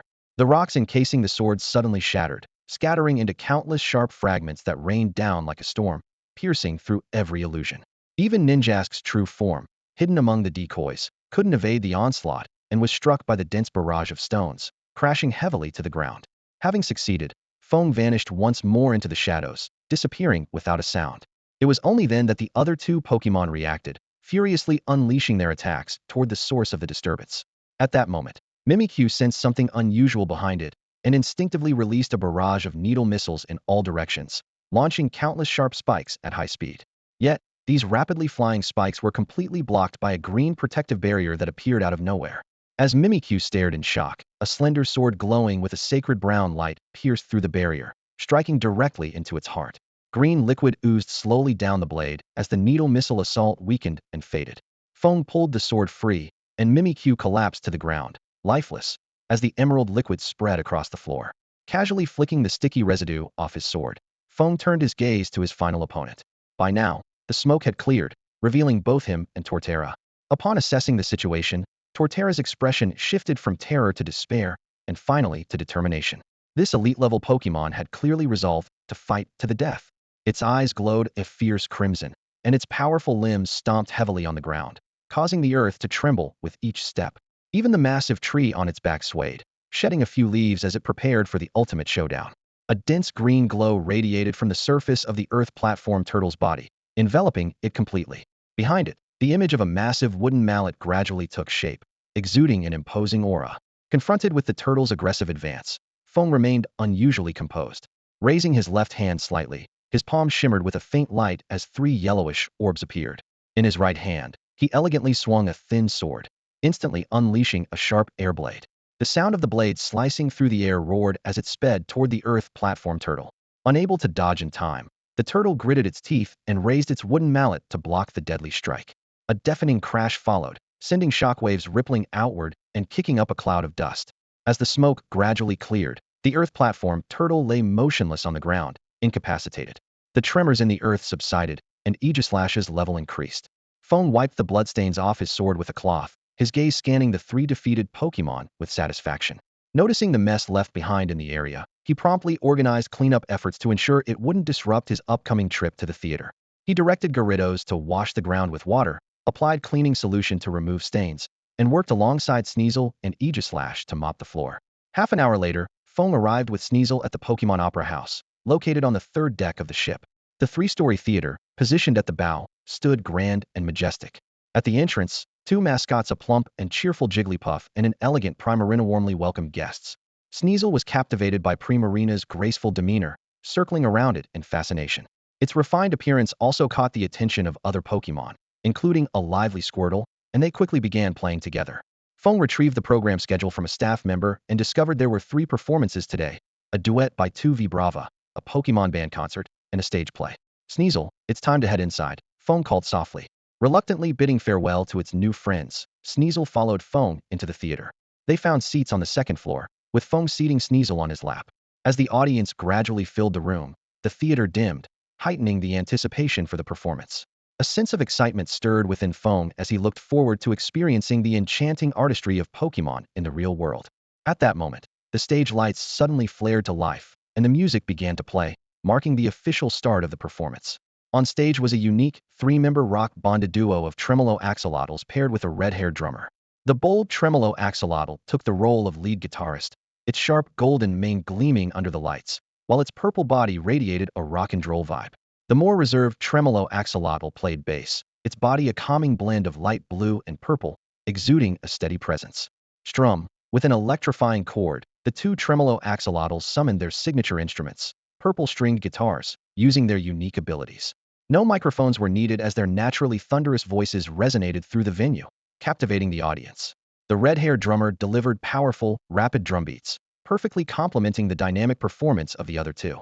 The original song was brimming with energy, its lightning-fast tempo igniting the crowd into a frenzy. Even the Sneasel couldn't resist swaying to the rhythm, which reminded Feng of the exhilarating atmosphere of music festivals in his past life. The first act concluded with the trio bowing as the stage dimmed into temporary darkness. Taking advantage of the moment, Feng leaned close to Sneasel and whispered, "Sneasel, if you had a guitar, you'd look really cool." In the darkness, Sneasel's excited response could faintly be heard. When the stage lights illuminated once again, the second act began with an Alpokemon band taking the spotlight. Primarina and Jigglypuff served as lead vocalists, while Cricketon played the violin, a small, red Pokemon with a mustache-like marking, its violin-shaped body and beige-striped neck resembling strings. Rillaboom wielded drumsticks, skillfully playing on a tree stump drum, while Meowth accompanied them on the flute. "See la la la," the enchanting melody began, with Primarina's ethereal voice and Jigglypuff's sweet harmonies weaving together beautifully. Cricketoon's violin flowed like a gentle stream, Meowth's flute added delicate flourishes, and Rillaboom's rhythmic drumming propelled the song to an exhilarating climax. This mesmerizing performance lifted the gloom that had been weighing on Feng lately, offering him a rare moment of solace. As the audience erupted into enthusiastic applause, the Pokemon band concluded their set. Feng picked up the program and noticed that the next act was a stage play titled The Masked Hero and the Dark Lord. He couldn't help but wonder, would Lucario make an appearance? Feng was filled with anticipation for the Pokemon World stage play, just as he held an insatiable curiosity for every fascinating aspect of this world. The stage lights came alive once more, and the first act began to unfold. A dilapidated wooden structure barely held up a rickety little shack, with icy winds howling through its cracks. In one corner, a petite girl huddled under a large hooded cloak. Beneath the cloak, only her delicate chin, like the petal of a white lotus, and a stray lock of golden hair could be seen. Around the shack, withered grass swayed in the wind, and bare trees stood like skeletal remains, silently narrating the desolation of the land. Suddenly, a fierce gust of wind swept through, carrying a storm of yellow sand and tearing through the stillness. The girl looked up in terror, peering through the swirling dust. A massive shadow loomed closer. It was a hulking Rhyhorn. Letting out a deafening roar, it charged toward the fragile shack with reckless abandon. Fear paralyzed the girl completely, leaving her unable to even attempt an escape. At the critical moment, a dazzling spotlight suddenly illuminated the scene. Under the captivated gaze of the audience, a figure descended from above, a humanoid feline wearing a deep green mask. It landed gracefully before the girl, like a mystical spirit stepping out of a dream. As the Rhyhorn charged forward like an unstoppable tank, the masked feline Pokemon remained calm and composed. It raised a paw with effortless elegance and snapped its fingers. In that instant, a miracle unfolded. Vibrant green vines erupted from the ground, writhing like living creatures to ensnare the Rhyhorn. Within moments, the enormous beast was entirely enveloped. The hero turned to face the girl, extending its soft, paw-like hand. Hesitantly, the girl placed her hand in its grasp, and the masked feline gently helped her to her feet before gallantly escorting her away from the perilous scene. The curtain fell on the first act as the stage dimmed. This hero was none other than the grass-type starter Pokemon of the Paldea region, Meowscarada, a Pokemon boasting near elite 4-level strength. Its light green body featured a fluffy short tail, with a deep green mask-like mane adorning its face. The pink petal-like collar around its neck connected seamlessly to its cape. Its unique ability, Protean, allowed it to adapt and transform with ease.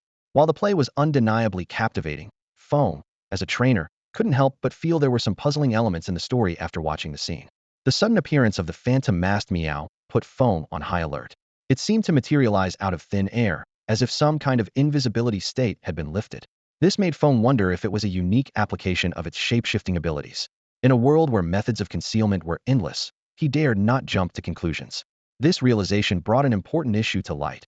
From now on, He would need to remain vigilant at all times and periodically activate his attribute panel to scan his surroundings. After all, up until now, he had only used this ability on Pokemon and magical items, viewing the world no differently than the average person, who would randomly stare at walls or trees, anyway. While Feng was deep in thought, the second act of the stage play began. The lights gradually brightened, and a graceful figure emerged, a young woman dressed in a sleek black bodysuit and wearing a mysterious mask made her elegant entrance. Her flawless figure immediately captivated the audience, especially her strikingly prominent chest that seemed to strain against the fabric of her outfit. A stark contrast to the first act, the girl now exuded confidence from head to toe. The slight upward curve of her lips, her proud posture, all of it was a far cry from the timid and helpless demeanor she had displayed earlier, as if she had undergone a complete transformation. The stage backdrop depicted a peaceful, idyllic village, where villagers and Pokemon coexisted harmoniously, some farming, others cooking or playing, all painting a picture of serene unity. A few villagers hurried toward the young woman, their faces brimming with gratitude. Masked heroine, it's all thanks to you and the phantom masked Meow for bravely driving back the Demon King's army and saving our village, one villager said sincerely. The masked heroine gently brushed her hair aside and smiled warmly. It's my duty. Next, they'll continue to clear out the Demon King's other strongholds until he is completely defeated. Before her words fully settled, the sound of synchronized hoofbeats approached rapidly. A group of knights clad in silver armor, mounted on majestic flame horses and thunder zebras, arrived at the village entrance. The lead knight dismounted swiftly and strode up to the masked heroine, bowing respectfully. Masked heroine, we've finally found you. Several villages across the kingdom are under heavy attack by the Demon King's army. We urgently need your assistance. The story unfolded from there. The masked heroine and the phantom masked Meow worked seamlessly together, joining forces with the kingdom's army to repel the Demon King's forces time and time again. As the days passed, their reputation spread far and wide, and they became the undisputed heroes in the hearts of the kingdom's people. Feng keenly observed that the actress portraying the masked heroine possessed remarkable physical abilities. Her movements were light and agile, whether leaping across rooftops or executing swift maneuvers, all done with effortless precision. She reminded him of Catwoman from Batman. Intriguingly, she also wielded a whip as her weapon, a beautifully crafted whip made of woven vines and flowers. This elegant weapon was not only visually stunning but also displayed incredible power. Each strike landed with unerring accuracy on her enemy's weak points, almost as if it had a will of its own. Feng found himself increasingly fascinated by her skills. The whip danced gracefully in the hands of the masked heroine, a clever application of the magical masked Meow's thousand bloom technique. Each strike carried potent grass-type damage, landing with pinpoint accuracy on critical points. Even if the whip was damaged during the intense battle, it would regenerate instantly. Feng observed the masked heroine closely. She didn't directly use Pokemon moves. Though her agility was impressive, it wasn't superhuman. It seemed she was an ordinary person trained in professional combat rather than someone with supernatural abilities. After successfully defending the kingdom, the masked heroine led an elite royal army on a bold campaign to reclaim the demon realm. Along the way, she led her forces to destroy several of the Demon King's strongholds, eventually capturing a crucial laboratory. There, she uncovered the Demon King's deepest secreta pearl capable of summoning the dragon god. The process of creating this pearl was chilling, requiring the life force of numerous Pokemon.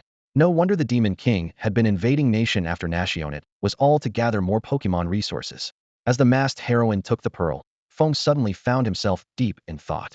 Pearl, dragon god, invisibility, pseudo-legendary Pokemon. These keywords kept flashing through his mind. He abruptly recalled a news report he had seen on the television at the Kansas City League Center about a mysterious thief who had stolen a grass-green pearl. This felt too coincidental. Could she have turned her experiences into a stage play? From Honedge to Sinnoh with the pearl in hand, what was her true purpose? Was she sent by some dark organization in Sinnoh? For now, these questions remained unanswered, leaving Feng to hope for another encounter in the future. The curtain rose on the third act, introducing a menacing three-headed dragon, a legendary demon king. Its body was a mix of black and blue, with three massive black wings spread wide behind it.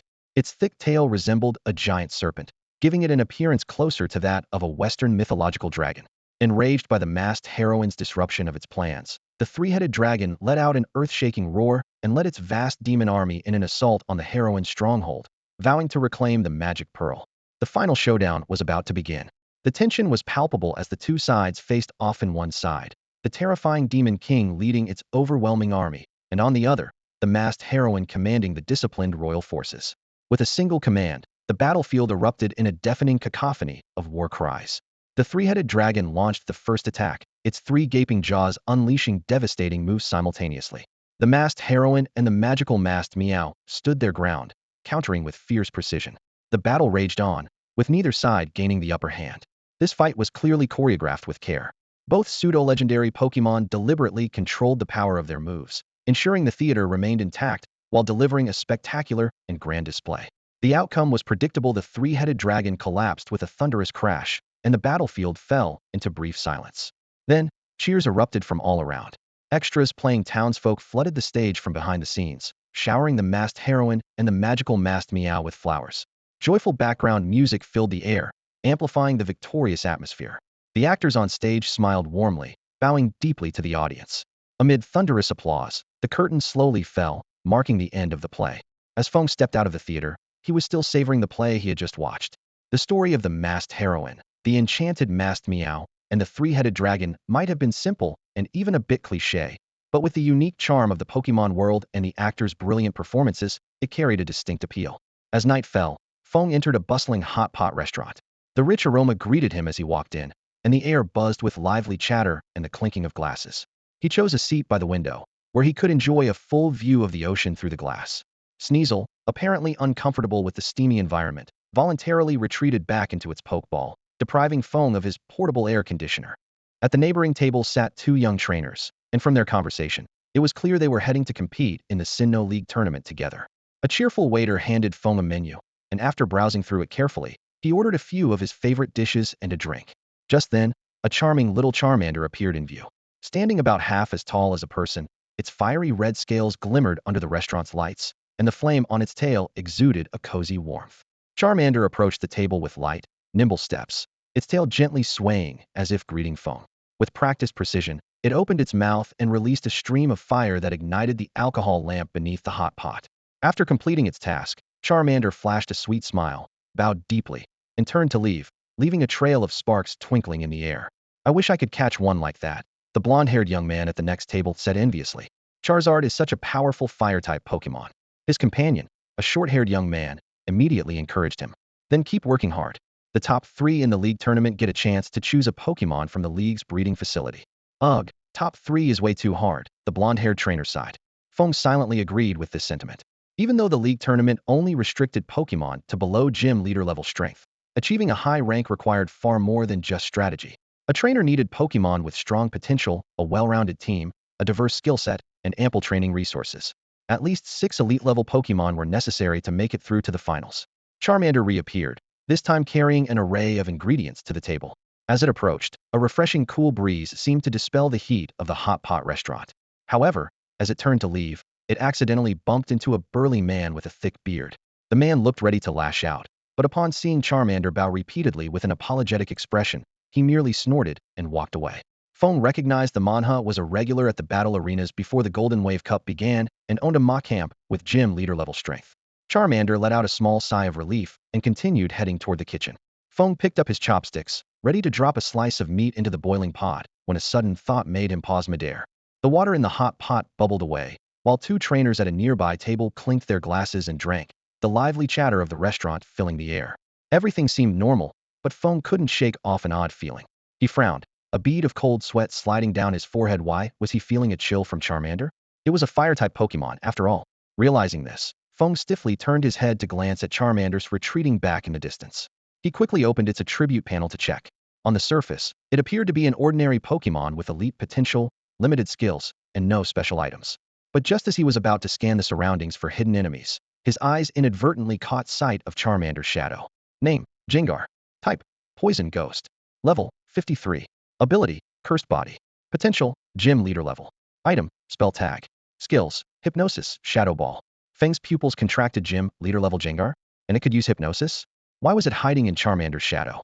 Jengar naturally lowers the temperature around it, which explained the chill Feng had felt. Despite the shock and confusion swirling in his mind, Feng kept his expression calm and continued dipping food into the hot pot as if nothing had happened. A gym leader level Pokémon was far beyond his capabilities, especially one as elusive as a ghost type. Judging by Jengar's skill set, it was clearly owned by a trainer. But who was its target? When Feng glanced again, both Charmander and Jengar's silhouettes had vanished. Feng thought back to the strange boy he had encountered earlier in the day. Could it be that his act hadn't fooled the boy? Or was it merely a coincidence? and Jengar had another target? A strong sense of danger coursed through him, but the greater the peril, the calmer he became. His mind raced, formulating a plan. On the brighter side, neither the odd boy nor Jengar had shown overt hostility. Perhaps he was overthinking, but his experience traveling alone reminded him never to take chances in situations like this. Winning a gamble brought little reward, but losing could cost him his life. If he really was their target, there were still ways out. Feng had faced similar predicaments before and knew two possible strategies. 1. To slip into the shadows, just as he had done in Petalburg Woods to evade the Hunter organization. Or 2. To seek a powerful ally, much like how Xiaoling's master, Weasel, had crushed Team Aqua by leveraging strength. With this in mind, Feng made up his mind. After finishing his meal and waiting until the night deepened, he quietly slipped into the shadows of an unnoticed corner of the restaurant, using a guest shadow to exit the hot pot establishment. Only after confirming he wasn't being followed did he emerge and return to the training room. However, this constant hiding was not a sustainable solution. Spending a month aboard a ship in the shadows was not feasible. He needed to find a strong ally. As it happened, Rian would be competing in tomorrow's match. If someone was indeed targeting him, Feng could use Rian and her bodyguard's strength to eliminate the threat. At the very least, he could make the enemy reconsider their plans. After completing his training regimen, Feng's attention shifted to a new challenge.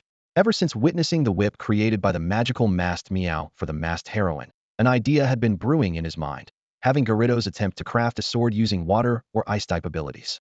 This could not only come in handy when Aegislash was unavailable, but also allow him to spar without relying on normal-type moves. After all, in this world, individuals with extraordinary physical prowess were not uncommon. After some discussion, Garrido's immediately set to work on the experiment. Feng didn't set high expectations for the first attempt, just forming a rough shape would already be a success. Taking his words to heart, Garrido's concentrated deeply, its entire body glowing with a radiant blue light as the surrounding air grew damp. Under its control, water-type energy began to coalesce in the air, forming the shape of a sword. Within the translucent blade, the flow of water was clearly visible. Aquablade. Feng reached out to grasp the shimmering sword, only to have his hand pass straight through the blade. Upon closer inspection, he realized it wasn't solid. It was merely a flowing mass of water maintaining the form of a sword. After several failed attempts, Feng began to ponder. If water couldn't hold a fixed shape, what about ice? He then instructed Garridos to use Blizzard and Ice Feng to attempt crafting an ice sword. As the temperature around them plummeted, a transparent longsword made of ice crystals slowly took shape. The blade emitted an intense chill, as though it had been forged in the depths of a polar glacier. Feng cautiously gripped the hilt, and an icy coldness instantly spread from his palm to the rest of his body. He swung it a few times, finding it reasonably manageable, and decided to test its power. Targeting a training dummy, Feng assumed a stance and delivered a full-force side slash. With a loud clang, the ice sword shattered on impact, leaving only a shallow mark on the dummy. Not durable enough. Feng muttered as he examined the broken blade, shaking his head in resignation. The weapon was not only too fragile, but also had a very limited lifespan, making it suitable only for battling low to mid-tier Pokemon. Still, he couldn't help but imagine. If paired with a fire sword, he might just pull off a dual-element style of combat. Noticing Feng's disappointment, Garridos, with its usually fearsome expression, now appeared uncharacteristically crestfallen, almost comically so. Feng climbed onto Gyarados' head and gently patted the unscaled part of its skin. Despite its tough texture, he offered reassurance. It's okay. You'll get better as you grow stronger. He understood deep down that the issue likely stemmed from the fact that ice wasn't Gyarados' primary type, meaning it couldn't yet fully master the intricate control of ice-type energy. Feng gazed at the ice crown and small sword crafted by Sneasel, a sense of anticipation growing in his heart. The intricate craftsmanship filled him with hope for the future. If Sneasel could make a small sword for Ralts, surely it could forge a formidable greatsword for him someday. The fourth round of the competition arrived as scheduled. Among the 5 remaining contestants, Feng drew a match against a short-haired girl specializing in grass-type Pokemon. On the battlefield, both trainers released their Pokemon. Feng sent out his ace, Garridos, while his opponent summoned a Superior. Superior stood gracefully in the arena, its deep green back contrasting sharply with its pale green underside, resembling the tender leaves of spring. Its crimson eyes radiated an air of pride befitting its name. At the referee's signal, the battle began in an instant. Garridos immediately activated its Intimidate ability, combining it with Scary Face to make Superior shudder involuntarily. Seizing the opportunity, Garridos soared into the air, whipping its tail down at Superior in a devastating flying tail attack, a move doubly effective against its opponent. At the last possible moment, Superior snapped out of its daze at its trainer's call. It deftly manipulated its vines not to attack, but to lift itself off the ground like an elevator, narrowly avoiding the deadly strike. Feng's eyes lit up at the sight. Using moves to change positioning was a clever tactic, one worth learning. Perhaps his own Pokemon could master Ice-type moves to create sliding paths. But for now, he didn't hesitate to command. Gyarados, Blizzard. Faced with the vast Ice-type attack, Superior had no choice but to use Protect and Haste. The green shield safeguarded its body, but the vines supporting it snapped under the onslaught of the icy storm. With its support gone, Superior plummeted from the air, Gyarados' menacing face drawing ever closer. Gyarados, Ice Feng. Feng seized the moment. Superior, use Leaf Storm quickly, the girl countered, her voice tinged with desperation. This high-powered move required charging, but Gyarados was already within striking range. As expected, before Superior could gather its energy, Gyarados' fangs clamped down on its neck. Freezing cold seeped from its teeth, spreading like a tidal wave and sapping Superior's strength. Gyarados coiled its massive body tightly around its opponent, the two resembling entwined serpents from a distance. Under its trainer's frantic calls, Superior finally succumbed, collapsing limply to the ground. The referee declared Gyarados the winner.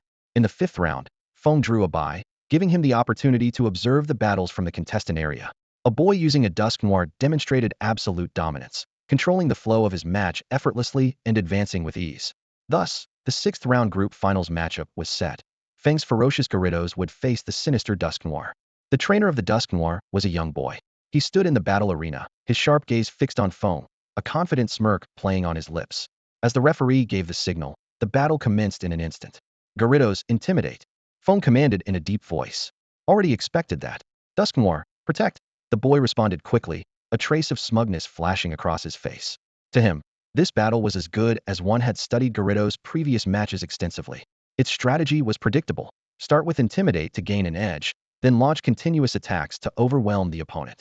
Faced with such a straightforward tactic, the boy had devised a flawless counterplan. Use Protect to neutralize the first wave of attacks, then disrupt Gyarados' rhythm with moves like Trick Room or Taunt. However, Feng's next command shattered the boy's confidence like a hammer blow. Gyarados, substitute. This was the strategy Feng had developed after days of observing battles, creating a substitute to completely nullify Dusknoir's troublesome status moves. The substitute would act as an impenetrable shield for Gyarados' true body, rendering Dusknoir's disruptive moves useless unless the substitute was broken. What?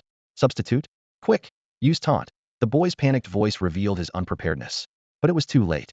While Dusknoir's Protect was still active, Gyarados was already surrounded by a radiant glow, and an identical replica of itself appeared beside it. Roar! Both Gyarados let out earth-shaking cries and lunged at Dusknoir like bolts of lightning. Their movements were perfectly synchronized, making it impossible to tell them apart.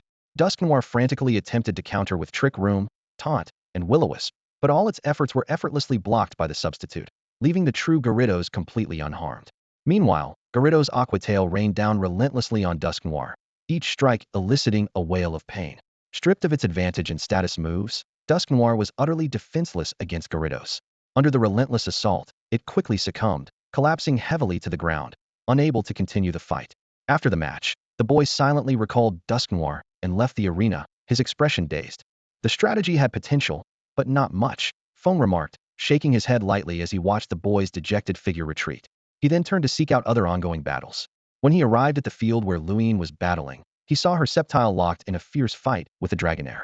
The Dragonair's trainer was the blue-haired young man Feng had noticed earlier. The Dragonair's stats were astonishing. Elite 4-level potential, the Shed Skin ability, holding an Eviolite, and equipped with powerful moves like Flamethrower, Blizzard, Thunder, Draco Meteor, and Rain Dance. Such an impressive setup spoke volumes about the blue-haired trainer's extraordinary background. Although Feng hadn't witnessed the earlier stages of the battle, the current situation was clearly unfavorable for Luine. Her Sceptile was covered in wounds, and while its Overgrow ability had been activated, it still appeared to be in dire straits. In contrast, the Dragonair hovered gracefully in midair, gazing down at its opponent with an air of composure. It bore only a few shallow scratches on its elegant form. Luine's match was on the verge of collapse. Feng stood outside the field, his eyes fixed on the battleground. Scorch marks scattered across the ground silently spoke of the intense confrontation moments ago. Hakuryu's Flamethrower and Fire Blast had dealt a devastating blow to Sceptile. Judging by the current situation, Sceptile's defeat seemed inevitable. As Feng pondered possible strategies for Luine to turn the tide, a light sound of footsteps approached from beside him.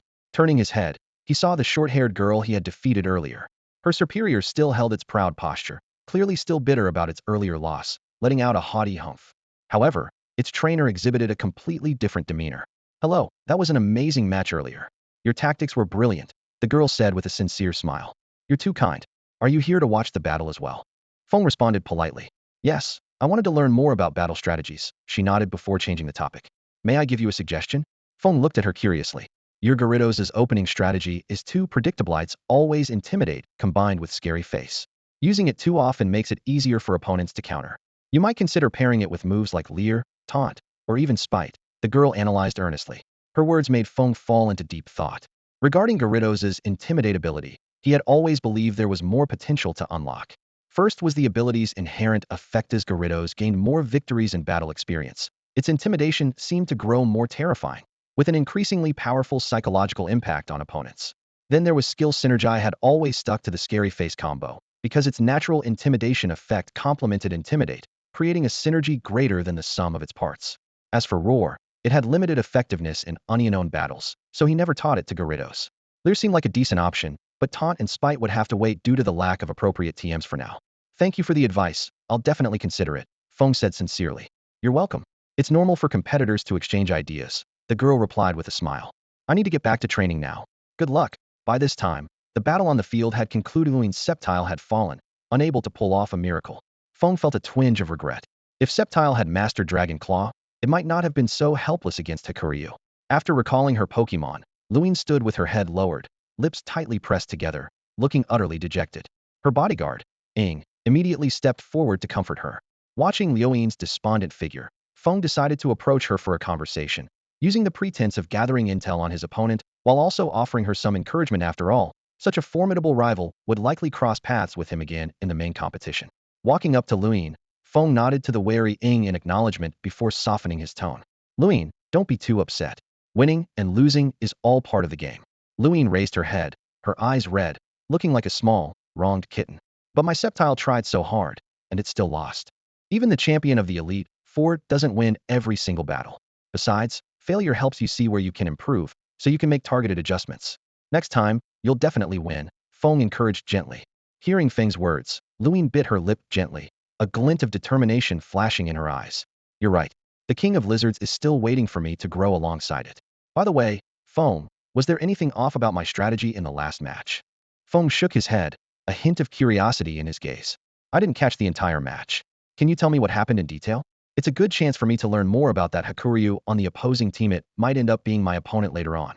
Sure, but you have to help me get revenge. Luin glanced around. It's pretty noisy here. Let's find a quieter place to talk. As they walked, Feng conversed with Luin while staying alert to their surroundings. His attribute interface was the perfect detection tool. No hidden Pokemon could escape his perception. After confirming there were no suspicious Pokemon trailing them, he exhaled quietly, thinking he might have been overly cautious. Luin led Feng into a cafe called Fairy Milk. The shop was sparsely populated, with a few staff members and a handful of Alchemy and Slurpuff lazily going about their tasks or engrossed in watching the Jinlang Cup matches on television. As they entered and took a seat, a server promptly approached with menus. This cafe was renowned for its coffee, uniquely crafted with Alchemy and Slurpuff. The menu boasted a variety of specialty flavors, such as creamy vanilla, creamy ruby, and creamy mint. Each of them ordered a drink. Even Sneasel selected one. Before long, 4 cups of coffee arrived at their table, each topped with a layer of white whipped cream and featuring colorful, specially blended milk coffee underneath. Sneasel eyed the drink curiously, cautiously standing on its chair and testing it with a straw. After one sip, it displayed a look of pure delight, quickly grabbing the cup and drinking in big gulps, occasionally adding its self-made ice cubes. To Sneasel, the colder the drink, the better. As a Pokemon favoring chilled treats, it only enjoyed warm beverages when in the right mood. This is delicious. So this is the coffee made by Alchemy and Slurpuff, Feng remarked, savoring the taste. The sweet, creamy flavor brought back memories of all the coffees he'd tried in his previous life, none of which could compare to this one. Once the server left, the group resumed discussing battle strategies. Luin recounted her match in detail, with Sakura chiming in to highlight key moments. Feng gained a deeper understanding of that Hakuryu's abilities and began forming a strategy in his mind. Sakura then presented the profile she had gathered on the tournament participants, summarizing a few major contenders. Besides Yangxia, 4 other competitors stood out. A sharp-dressed youth commanding a Haxorus, who also boasted a powerful Charizard with impressively potent fire-type moves, suggesting both high aptitude and excellent training.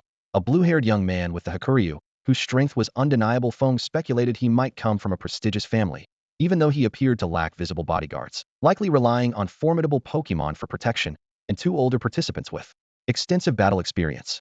Their precise timing and control over the flow of battles led Feng to suspect they were either gym leader level or elite 4-level trainers competing under alternate accounts. After thoroughly inspecting the surroundings and ensuring everything was safe, Feng prepared to return to his training. Before parting, Luine smiled and told him that she would come to watch his match in person the next day, hoping they could analyze the game together afterward. Feng nodded in agreement with a smile. At 9 a.m. the next day, the Golden Wave Cup officially commenced. The atmosphere at the venue was solemn, equipped with professional commentators, a medical team, and multi-angle live streaming equipment. The ship's first mate acted as the host, while several powerful Quasi-Elite-level Pokemon stood guard around the field, ensuring the competition proceeded safely and orderly. 24 contestants gradually arrived at the battlefield. These trainers, who had emerged from nearly 1,000 participants, displayed distinct styles, but radiated an unwavering trust in themselves and their partner Pokemon. Feng noticed Yangxia nearby, encouraging his Infernape. His words seemed to fuel the flames on Infernape's head, igniting its fighting spirit. The first mate of the Golden Wave took the microphone and stepped onto the stage. After briefly introducing the tournament's background, he began explaining the rules. The main competition would adopt a single elimination format, with each match lasting a maximum of 30 minutes. If time ran out, the winner would be determined based on the situation on the field. The drawing phase began, and the faces of the 24 contestants were shuffled randomly on a large screen before being paired into 12 matchups.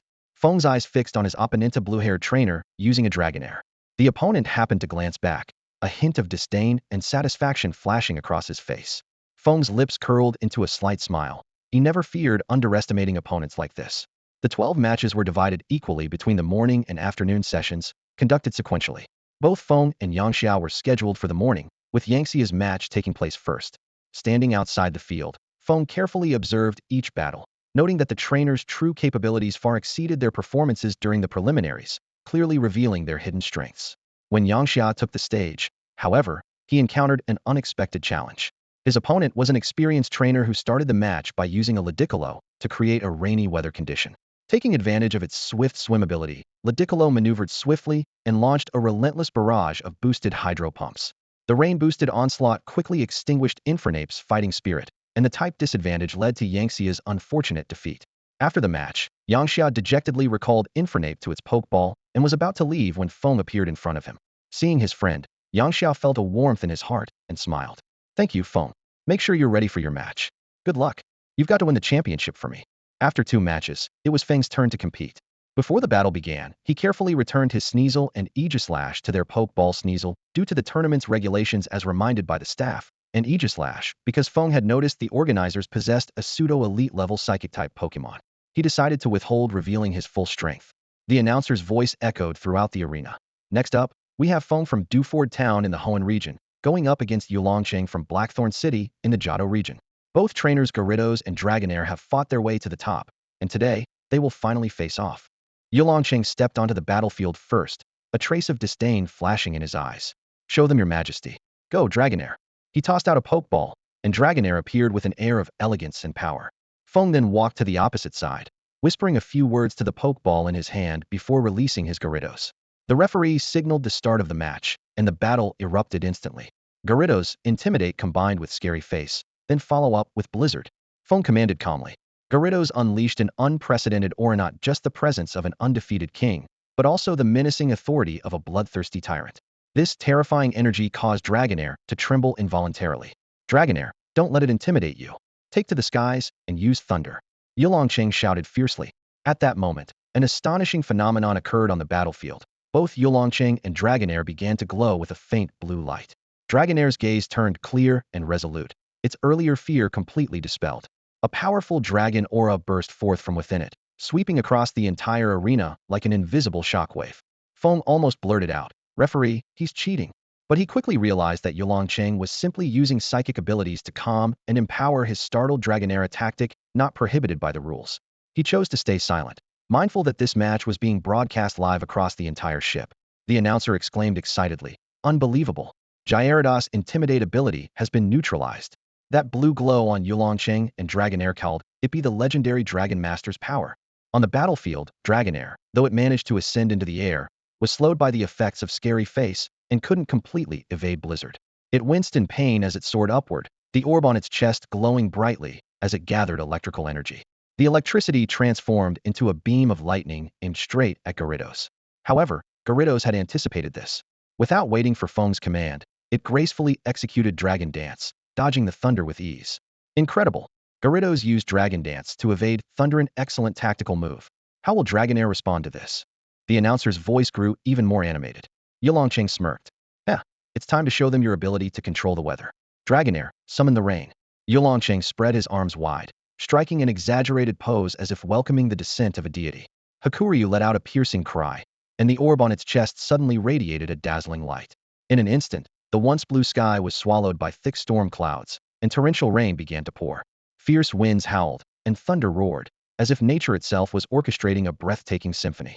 Gracefully, Hakuryu spiraled through the clouds, lightning flashing around its sinuous form, with the thunder serving as its accompaniment. Empowered by the combined forces of the dragon tamer's might and the prowess of a champion, the dragon finally exuded an aura worthy of a true dragon. Gyarados, sensing the overwhelming energy emanating from its opponent, showed no sign of retreat. On the contrary, its fighting spirit burned even brighter. It leaned forward slightly, readying itself for the impending battle. "It's rain dance," the commentator exclaimed with excitement. Yulongcheng's strategy is brilliant this way, thunder won't miss. But can Gyarados withstand the quadruple damage from an electric-type move? The storm clouds stretched far and wide, and the intensity of the rain and lightning far surpassed the rain dance Gyarados had previously summoned. Yet, Feng's lips curled into a confident smile. Long before Gyarados had emerged from its pokeball, he had devised a strategy: attack, while closing the distance. After several exchanges, Gyarados had successfully narrowed the gap between itself and Hakuryu. Just a little closer, and one powerful Ice Fong could decide the match. Hakuryu, use thunder with all your might. In this battle, Yulongcheng commanded. Hakuryu roared, and the surrounding lightning responded in unison, crackling and striking down in rapid succession, forming a sea of thunderbolts. The orb on its chest gleamed brilliantly as it manipulated several massive bolts of lightning from the storm clouds. These bolts, like ferocious beasts, lunged at Gyarados from all directions, resembling divine punishment intent on tearing it apart. "Gyarados, protect!" Feng shouted. Faced with such a multidirectional, lethal assault, using protect was the only option. A green protective shield instantly enveloped Gyarados. In the blink of an eye, Gyarados had braved the relentless lightning and closed in on Hakuryu. Its fierce face twisted into a menacing grin, as if to say, "Now it's my turn." "Gyarados, use Ice Fong with everything you've got. Shatter its orb." Feng's voice carried a sharp edge of determination. "Hakuryu, quickly, use protect." Yulongcheng called out urgently. "It's no use. Bind it with your body and keep attacking." Feng countered. The massive Gyarados roared as it opened its gaping maw, coiling its enormous body tightly around the elegant Hakuryu, along with its green protective barrier. As the light of the barrier gradually dimmed, Gyarados wasted no time. It bared its icy fangs and bit down ferociously on Hakuryu's orb and neck. "Ah!" A heart-wrenching scream echoed through the arena. Hakuryu's angelic face was twisted in agony, its body writhing desperately in an attempt to break free. Hakuryu is in trouble. It's been completely locked down by Gyarados, the commentator announced, his voice tinged with tension. Can it escape this dire situation? Hakuryu, hold on. Use Dragon Rush and unleash your full dragon power. Yulongcheng immediately activated his Dragon Tamer's bond, channeling part of Hakuryu's pain into himself through their mental connection. This surge of energy felt like a refreshing spring to Hakuryu, alleviating some of the torment it was enduring. After easing its pain, Heiklong finally regained some semblance of its fighting spirit. Its entire body began to glow with a blue radiance as dragon-type energy surged through it like a tidal wave. Gathering this immense power, it launched a devastating dragon rush aimed directly at the Gyarados that had sunk its fangs deep into Heiklong. However, Gyarados was already in a berserk state. Its crimson eyes burned with madness, and despite the ferocity of the attack, it refused to let go. Instead, it tightened its grip, determined to leave a permanent scar on Heiklong. This battle had escalated into a grueling test of willpower and endurance. Gyarados maintained the upper hand with its relatively unharmed physique, while Heiklong relied on its dragon mastery to endure the pain and keep fighting. As seconds turned into minutes, both Pokémon struggled to persevere through this brutal contest. Finally, with a heart-wrenching cry, Heiklong could hold on no longer. It lost consciousness and plummeted toward the ground. Just as the referee was about to declare the outcome, a suffocating wave of dragon aura swept across the arena, leaving everyone weak-kneed and nearly collapsing under its pressure. Descending from the skies was a massive Dragonite. Its robust yellow body and the two antennae atop its head unmistakably proclaimed its status as a champion-level Pokémon. Dragonite swiftly landed beside Heiklong, carefully cradling it before flying it back to the Dragon City. There, the Dragon City attendants hurriedly applied healing sprays to treat Heiklong's injuries, their frantic movements betraying their deep concern and fear. Once assured that Heiklong was out of danger, Dragonite turned to face Gyarados, its eyes blazing with fury. Under Dragonite's immense and terrifying aura, Gyarados found itself immobilized.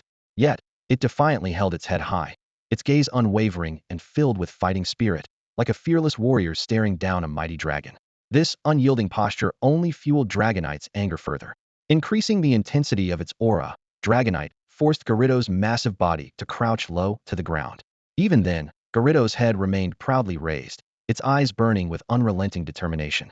Just as Dragonite prepared to take action, Feng swiftly raised a Pokeball, ready to recall Gyarados. At that moment, Dragonite froze, its sharp gaze shifting toward the edge of the battlefield. There, a champion-level Azumarill stood, lightly swaying its spring-like tail. Despite its adorable appearance, its eyes gleamed with a predatory ferocity that sent a chilling message: it was watching its next target. This was the Pokémon the captain had entrusted to the first mate, specifically to handle troublemakers during competitions. Standing firmly behind Azumarill, the first mate spoke in a calm and steady tone. "Sir, please recall your Dragonite and refrain from letting it interfere with the match." Yulongcheng looked embarrassed, spreading his hands as he explained, "It came from the Dragon's Den and isn't my Pokémon. It stays in the Pokeball only to follow and protect its child." Though Dragonite wasn't under Yulongcheng's command, it hesitated upon seeing Azumarill, a flicker of apprehension in its eyes. After casting one last deep glance at Gyarados, it voluntarily returned to its Pokeball. Roar! Gyarados, seeing Dragonite retreat, immediately took credit for the victory. It straightened its body, raised its head high, and let out a thunderous roar that seemed to shake the air around it, as if declaring to everyone, "I, Gyarados, have triumphed over a champion-level Pokémon." At that moment, Gyarados' confidence soared to its peak, and its aura surged dramatically. It unexpectedly broke through to the elite level. Attribute data. Name: Gyarados. Type: Water, Flying. Level: 40 Elite. Ability: Intimidate. Potential: Champion. Held item: Mystic Water. Moves: Bite, Leer, Twister, Thrash, Whirlpool, Ice Fong, Brine, Scary Face, Waterfall, Crunch, Rain Dance, Aqua Tail, Dragon Dance, Hydro Pump. TM moves: Strength, Protect, Endure, Substitute, Bounce, Earthquake, Blizzard, Fire Blast, Thunder. This breakthrough caught Feng by surprise. Gyarados had only recently reached level 39, and by all accounts, it should have taken several weeks to cross this threshold. Yet, the confrontation with Dragonite had spurred it into an instant breakthrough. Feng pondered thoughtfully. Perhaps leveling up isn't just influenced by personality, but also involves certain mental or emotional factors. This kind of dragon's aura seems similar to the Intimidate ability. Could it be another manifestation of psychic potential? A strong mental force can indeed exert psychological pressure. Sneasel, being a Pokémon with the inner focus ability, might also. Gyarados was a classic example of a headstrong fighter, brave but reckless, always charging into battle without considering retreat. If it had been Feng facing a champion-level Dragonite, he would have chosen to avoid the confrontation and wait until he was stronger to challenge it. Acting rashly could lead to disaster. Survival is the only path to limitless possibilities. However, Feng had no intention of changing Gyarados' personality. Instead, he planned to capitalize on its strengths while compensating for its weaknesses, stepping in to guide it when it acted impulsively and withdrawing it when danger arose. In contrast, Aegislash was gentle by nature, often offering comfort when Feng was feeling down, like a warm and caring presence. This temperament required Feng to take a more proactive role in guiding it. Meanwhile, Sneasel's personality was more akin to Feng's, adept at seizing opportunities and assessing situations. It knew when to retreat in the face of danger and when to strike boldly when a chance arose. Feng had high hopes for Sneasel, believing it would achieve greatness in the future. The competition will proceed. Next contestants, please prepare to enter the stage. The first mate announced after recalling Azumarill. Feng chose not to stay and watch the rest of the matches. He turned and left the arena, heading toward the cafe where Luin was waiting. Gyarados' breakthrough left him with mixed feelings. The rapid leveling up was exciting, but being forced to withdraw from the advanced tier competition due to the breakthrough was disappointing. It was all because of that overly protective Dragonite, suddenly appearing and causing chaos. Thinking of Dragonite still made Feng uneasy. If it had ignored Azumarill's deterrence and insisted on punishing Gyarados, things could have ended much worse for his Pokémon. Walking along the path ahead, Feng was deep in thought about the Gyarados. Suddenly, his vision blurred, and he noticed Luin not far away, crouching to feed Sceptile. The Pokémon maintained its usual posture, gently lowering itself to lick her palm. "Hey Feng, you're done with your match." Luin noticed his arrival and waved enthusiastically. "Luin, Didn't you say you'd wait for me at the cafe? Where's Ing? Feng asked, puzzled. I came out early. Ing is still inside. Luine tilted her head and asked, by the way, how did your match go? Mission accomplished. I avenged you. Feng replied with a light-hearted smile. What do you mean, avenged me?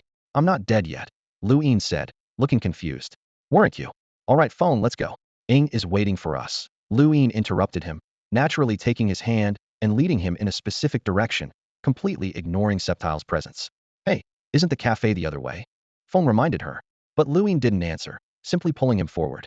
Her small, soft hand had an unusual strength, making it impossible for Feng to free himself. The two walked on, one leading and the other following. Feng seemed to realize something and fell silent. As he stopped speaking, the surrounding sounds became clearer, a chatter of distant pedestrians, the crashing of waves further away. The sea breeze brushed past, ruffling Feng's clothes, but strangely, it didn't lift Lu Yin's hair. Feng's pupils suddenly contracted, and without hesitation, he activated his mystic guardian ability. In an instant, the playful and lively Lu Yin vanished without a trace. The street before him was empty, as if everything just now had been an illusion. Yet, his wrist was still gripped by an invisible force, as though an unseen rope was pulling him forward. Startled, Feng quickly opened his attribute panel. Data rapidly appeared on the screen revealing the profile of a Miss Magius. Name, Miss Magius. Type, Ghost. Level, 56. Ability, Levitate, Gym Leader level. Item, Spell Tag. Moves, Hypnosis. The truth was clear. A Gym Leader level Miss Magius, cloaked in invisibility, was using hypnosis to guide him forward. From the very beginning, he had been talking to a Miss Magius. It was likely that he had been ensnared by its spell the moment he left the battle arena. No wonder this Luine had behaved so strangely and exhibited such unusual strength. With Aegislash and Weevil confined in their Pokeballs, his Pokemon would only see their trainer talking to himself while walking forward. Coupled with the Miss Magius' exceptional stealth abilities, Feng had been completely caught off guard. Though he didn't know where it intended to lead him, it was certainly not somewhere good. Feng's heartbeat quickened, but he forced himself to stay calm, maintaining the same demeanor as before. Hey, Luine, I need to use the restroom. They'll be quick, he said, blinking as he unleashed his full power Captivate move. An invisible red heart shot straight towards the Dream Eater demon, striking it directly in the chest. The demon instantly fell into a daze, its gaze unfocused without a doubt. It was female. Feng seized the fleeting opportunity and swiftly slipped into a nearby dark alley. Within 10 seconds, the Dream Eater demon snapped out of its stupor, blinking in confusion before realizing it had been tricked. It immediately turned and pursued the alley, only to find it empty. Feng had already summoned his Aegislash and vanished into the shadows without a trace. The Dream Eater demon trembled with rage, but was powerless to act. It searched the surrounding area for a while before reluctantly preparing to return and report back. However, it failed to notice a shadowy tail following close behind. Hidden in the shadow of a street lamp, Feng kept his eyes fixed on the demon's attribute panel. Instead of retreating, he boldly chose to tail it. This method of tracking was not without reason. Feng had extensively studied the concealment abilities of Ghost-type Pokemon within shadows. Aside from Pokemon with keen senses of smell or psychic types that could detect the unsettling energy of Ghost types, most Pokemon below the rank of Pseudo-Elite 4 were unable to perceive entities hidden in shadows. Even other Ghost types, unless sharing the same shadow, would struggle to detect one another. Feng trailed the Dream Eater demon from a distance, the two ghostly figures gliding across the deck, brushing past passengers unnoticed. A few minutes later, the demon floated into a luxurious suite aboard the Golden Wave and slipped inside through a crack in the door. Feng refrained from following immediately, opting instead to wait patiently outside for half an hour. Suddenly, light footsteps approached. A young girl in a miniskirt glanced around cautiously. After ensuring no one was watching, she gently knocked on the door. It opened almost instantly, and the girl darted inside. Feng recognized her. It was the same girl who had accompanied the suited boy during the Golden Wave Cup registration. This discovery gave Feng pause. Either the suited boy was the mastermind, or he was another target. Although he had formed some theories about the organization, it was impossible to uncover the full picture from behind a closed door. A sly smile played on Feng's lips. Since he couldn't enter himself, he decided to take a different approach. Judging by the girl's cautious behavior, she clearly wasn't a high-ranking member of the organization. Moreover, her youthful and innocent appearance suggested she wasn't particularly strong. If he could track her and find an opportunity to subdue her, he might risk alerting the organization, but he could also potentially uncover its secrets. Before long, the girl left the room. Feng silently followed her as she made her way to a private training room on the 14th deck of the Golden Wave. She rented a room and gracefully stepped inside, shutting the heavy door behind her. The door insulated her from the outside world's noise, but it also left her vulnerable to a looming danger. The girl in the miniskirt retrieved 2 Pokeballs from her waist and expertly tossed them into the air. With a flash of red light, 2 advanced Pokemon materialized in the training room. She cast a quick glance at the Pokemon she had personally trained, then dropped into a plush chair. Her slender body leaned back as she stretched her arms, letting out a big yawn that escaped from her cherry-colored lips. Finally, I don't have to deal with that spoiled brat anymore, she muttered, crossing her legs with an air of disdain. Always acting like he's so great just because of his family. If I have to keep pretending with him, I might just puke. Thankfully, the boss acted early, and now I can finally be free. The training room was quiet, and the girl was savoring this rare moment of solitude. However, the peace was short-lived. A glint of cold light sliced through the air, and suddenly, thin red lines appeared across the throats of her 2 Pokemon. The marks, like the grim signature of death, mercilessly declared the end of their lives. The Pokemon wavered briefly before collapsing to the ground, their eyes shutting forever. Ah! The girl screamed as her delicate face drained of all color. She stumbled upright from the chair, panic driving her to dash toward the door of the training room. Terror made her movements clumsy, and she nearly tripped several times in her frantic escape. Just as her fingertips were about to touch the door to freedom, a sinister figure emerged from her shadow. A cold hand clamped around her neck from behind, dragging her backward. She thrashed desperately, her trembling fingers reaching toward the door just out of reach, but hope slipped further and further away. Her throat was tightly constricted, allowing only faint whimpers to escape as her vision blurred. The hand suddenly tightened and hurled her backward with brutal force. The girl hit the ground hard, her pale legs instantly bruising as her long, dark hair scattered messily around her. She coughed violently, struggling to push herself up from the floor. Looking up, she saw a boy with a clean, handsome face staring down at her, his gaze as cold as ice. Beside him floated a sinister, blood-stained sword exuding a menacing aura. I ask. You answer, Feng said coldly. Don't try anything clever, or you'll face the consequences.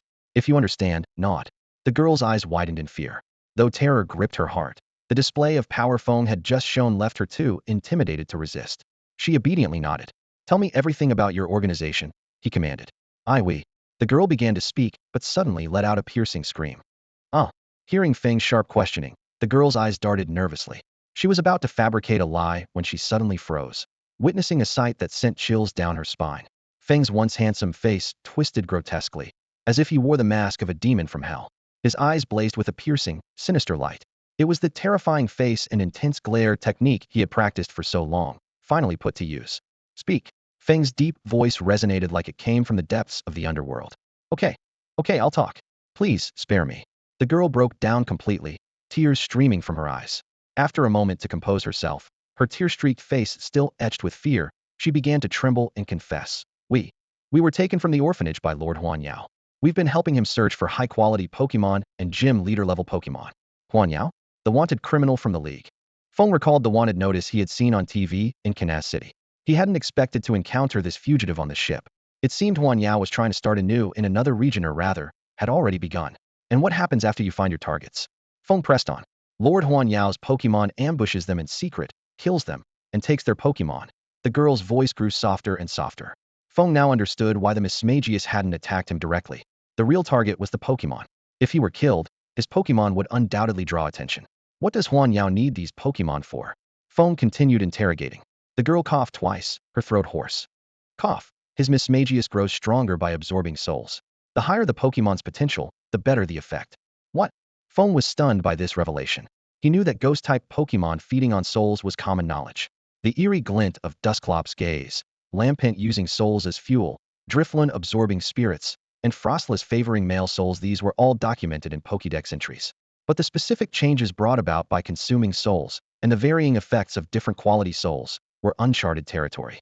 If high-potential Pokemon had stronger energy affinities, did that mean their souls were also more appetizing? The mysteries of this world clearly surpassed his imagination. The original lore seemed to only scratch the surface. Why were humans stronger and more durable than Pokemon? Why did the power of legendary Pokemon fluctuate so unpredictably? Why were the battle skills of the Elite Eight so questionable? Not to mention the countless bizarre phenomena surrounding Ash and Pikachu. It was all too surreal. How many Pokemon does Huan Yao have now? And how strong are they? Feng asked, his tone unyielding. One near-elite level Mismagius, gym leader level Jengar, Banette, and another Mismagius, plus a recently captured elite level Lampent. Oh, and the girl suddenly remembered something, her eyes widening with fear as she backed away. He's strange too. He can follow ghost-type Pokemon into shadows, just like you. Huan Yao could enter shadows? How had he overcome the issue of life energy dissipating? This ghost-type trainer at near-elite level was indeed formidable. Feng stepped closer, kneeling down to whisper in the girl's ear, "Don't be afraid. Answer my questions. How many of you are there in total? Who are they? Huan Yao's whereabouts, his possessions, and your communication schedules. Excluding Lord Huan Yao, there are 5 of us." They are. After extracting all the information, Feng stood up and took a few steps back, studying the girl as if deciding her fate. The girl, realizing her life hung in the balance, forced herself to stand despite the pain. She stumbled towards Feng, her expression desperate. She managed a sycophantic smile, batting her eyelashes and pulling down her collar to expose her pale skin. "As long as you spare my life, you can do anything you want with me. From today on, you'll be my new master," she said in a soft, pleading tone, her eyes brimming with fear and supplication. But faced with the youthful, fragile, and seemingly defenseless girl, Feng's expression remained unchanged. Instead, the corners of his mouth curled into a faint smile. The girl's contrived demeanor froze instantly. After tidying up the scene, Feng stepped out of the training room. The golden sunlight bathed him, outlining his tall and upright figure. Passing girls couldn't help but steal glances at him, whispering in awe about the sunny and handsome young man. Through questioning a young girl in a miniskirt, Feng had completely understood why he had been targeted. The peculiar boy who approached him was one of Huan Yao's subordinates. After noticing that Feng's Gyarados seemed to be an exceptionally high-potential Pokemon, he immediately reported it to Huan Yao. Huan Yao then chose the simplest and most direct method, stationing Pokemon outside the arena to ambush Feng at the right moment. However, Huan Yao would never have guessed that Feng had already seen through Miss Magia's tracking with the help of his attribute panel. Not only that, but he also followed the clues back to uncover all of their information, completely turning the passive situation around. As he walked, Feng contemplated his next move. Although he had temporarily escaped the pursuit, being targeted by Huan Yao meant that even wandering around the ship could expose him at any time. If he were to encounter that quasi-elite level Miss Magius next time, the consequences would be unimaginable. "Waiting around to be attacked isn't my style," Feng muttered, narrowing his eyes as he decided to strike first. With his current strength, he couldn't possibly confront Huan Yao Hedon, who had a quasi-elite level Pokemon and several gym leader level Pokemon. Even a single gym leader level Pokemon could put Feng in a life or death situation. But the strength of one's power is always relative. In the eyes of a true elite level trainer, Huan Yao was nothing more than a minor figure. Since his own strength was insufficient, leveraging someone else's power was the best option. If he could gain some benefits in the process, so much the better. Even if he gained nothing, eliminating this looming threat would be worth it. There weren't many elite-level trainers on the ship. Feng quickly ran through the candidates in his mind. Dragonite, the boy in the suit, Captain Kuroida Takashi. Wait, the boy in the suit was already dead. Perhaps this could a plan began to take shape in his mind. The next morning, outside a luxury suite on the Golden Wave. Knock, knock. "Young master, are you back?" An impeccably dressed elderly butler Xian Ba stood at the door, gently knocking. Since the young master's match ended early yesterday morning, he had gone on a date with that commoner girl and hadn't returned for an entire day. This greatly worried Xian Bo. While the young master often flirted with women, he always brought them back to his room and had never spent the night elsewhere. This behavior was highly unusual. After waiting a few minutes, the room remained completely silent. A sense of foreboding crept over Xian Bo. Without hesitation, he summoned his elite-level Pokemon Komodo, forcibly opened the door.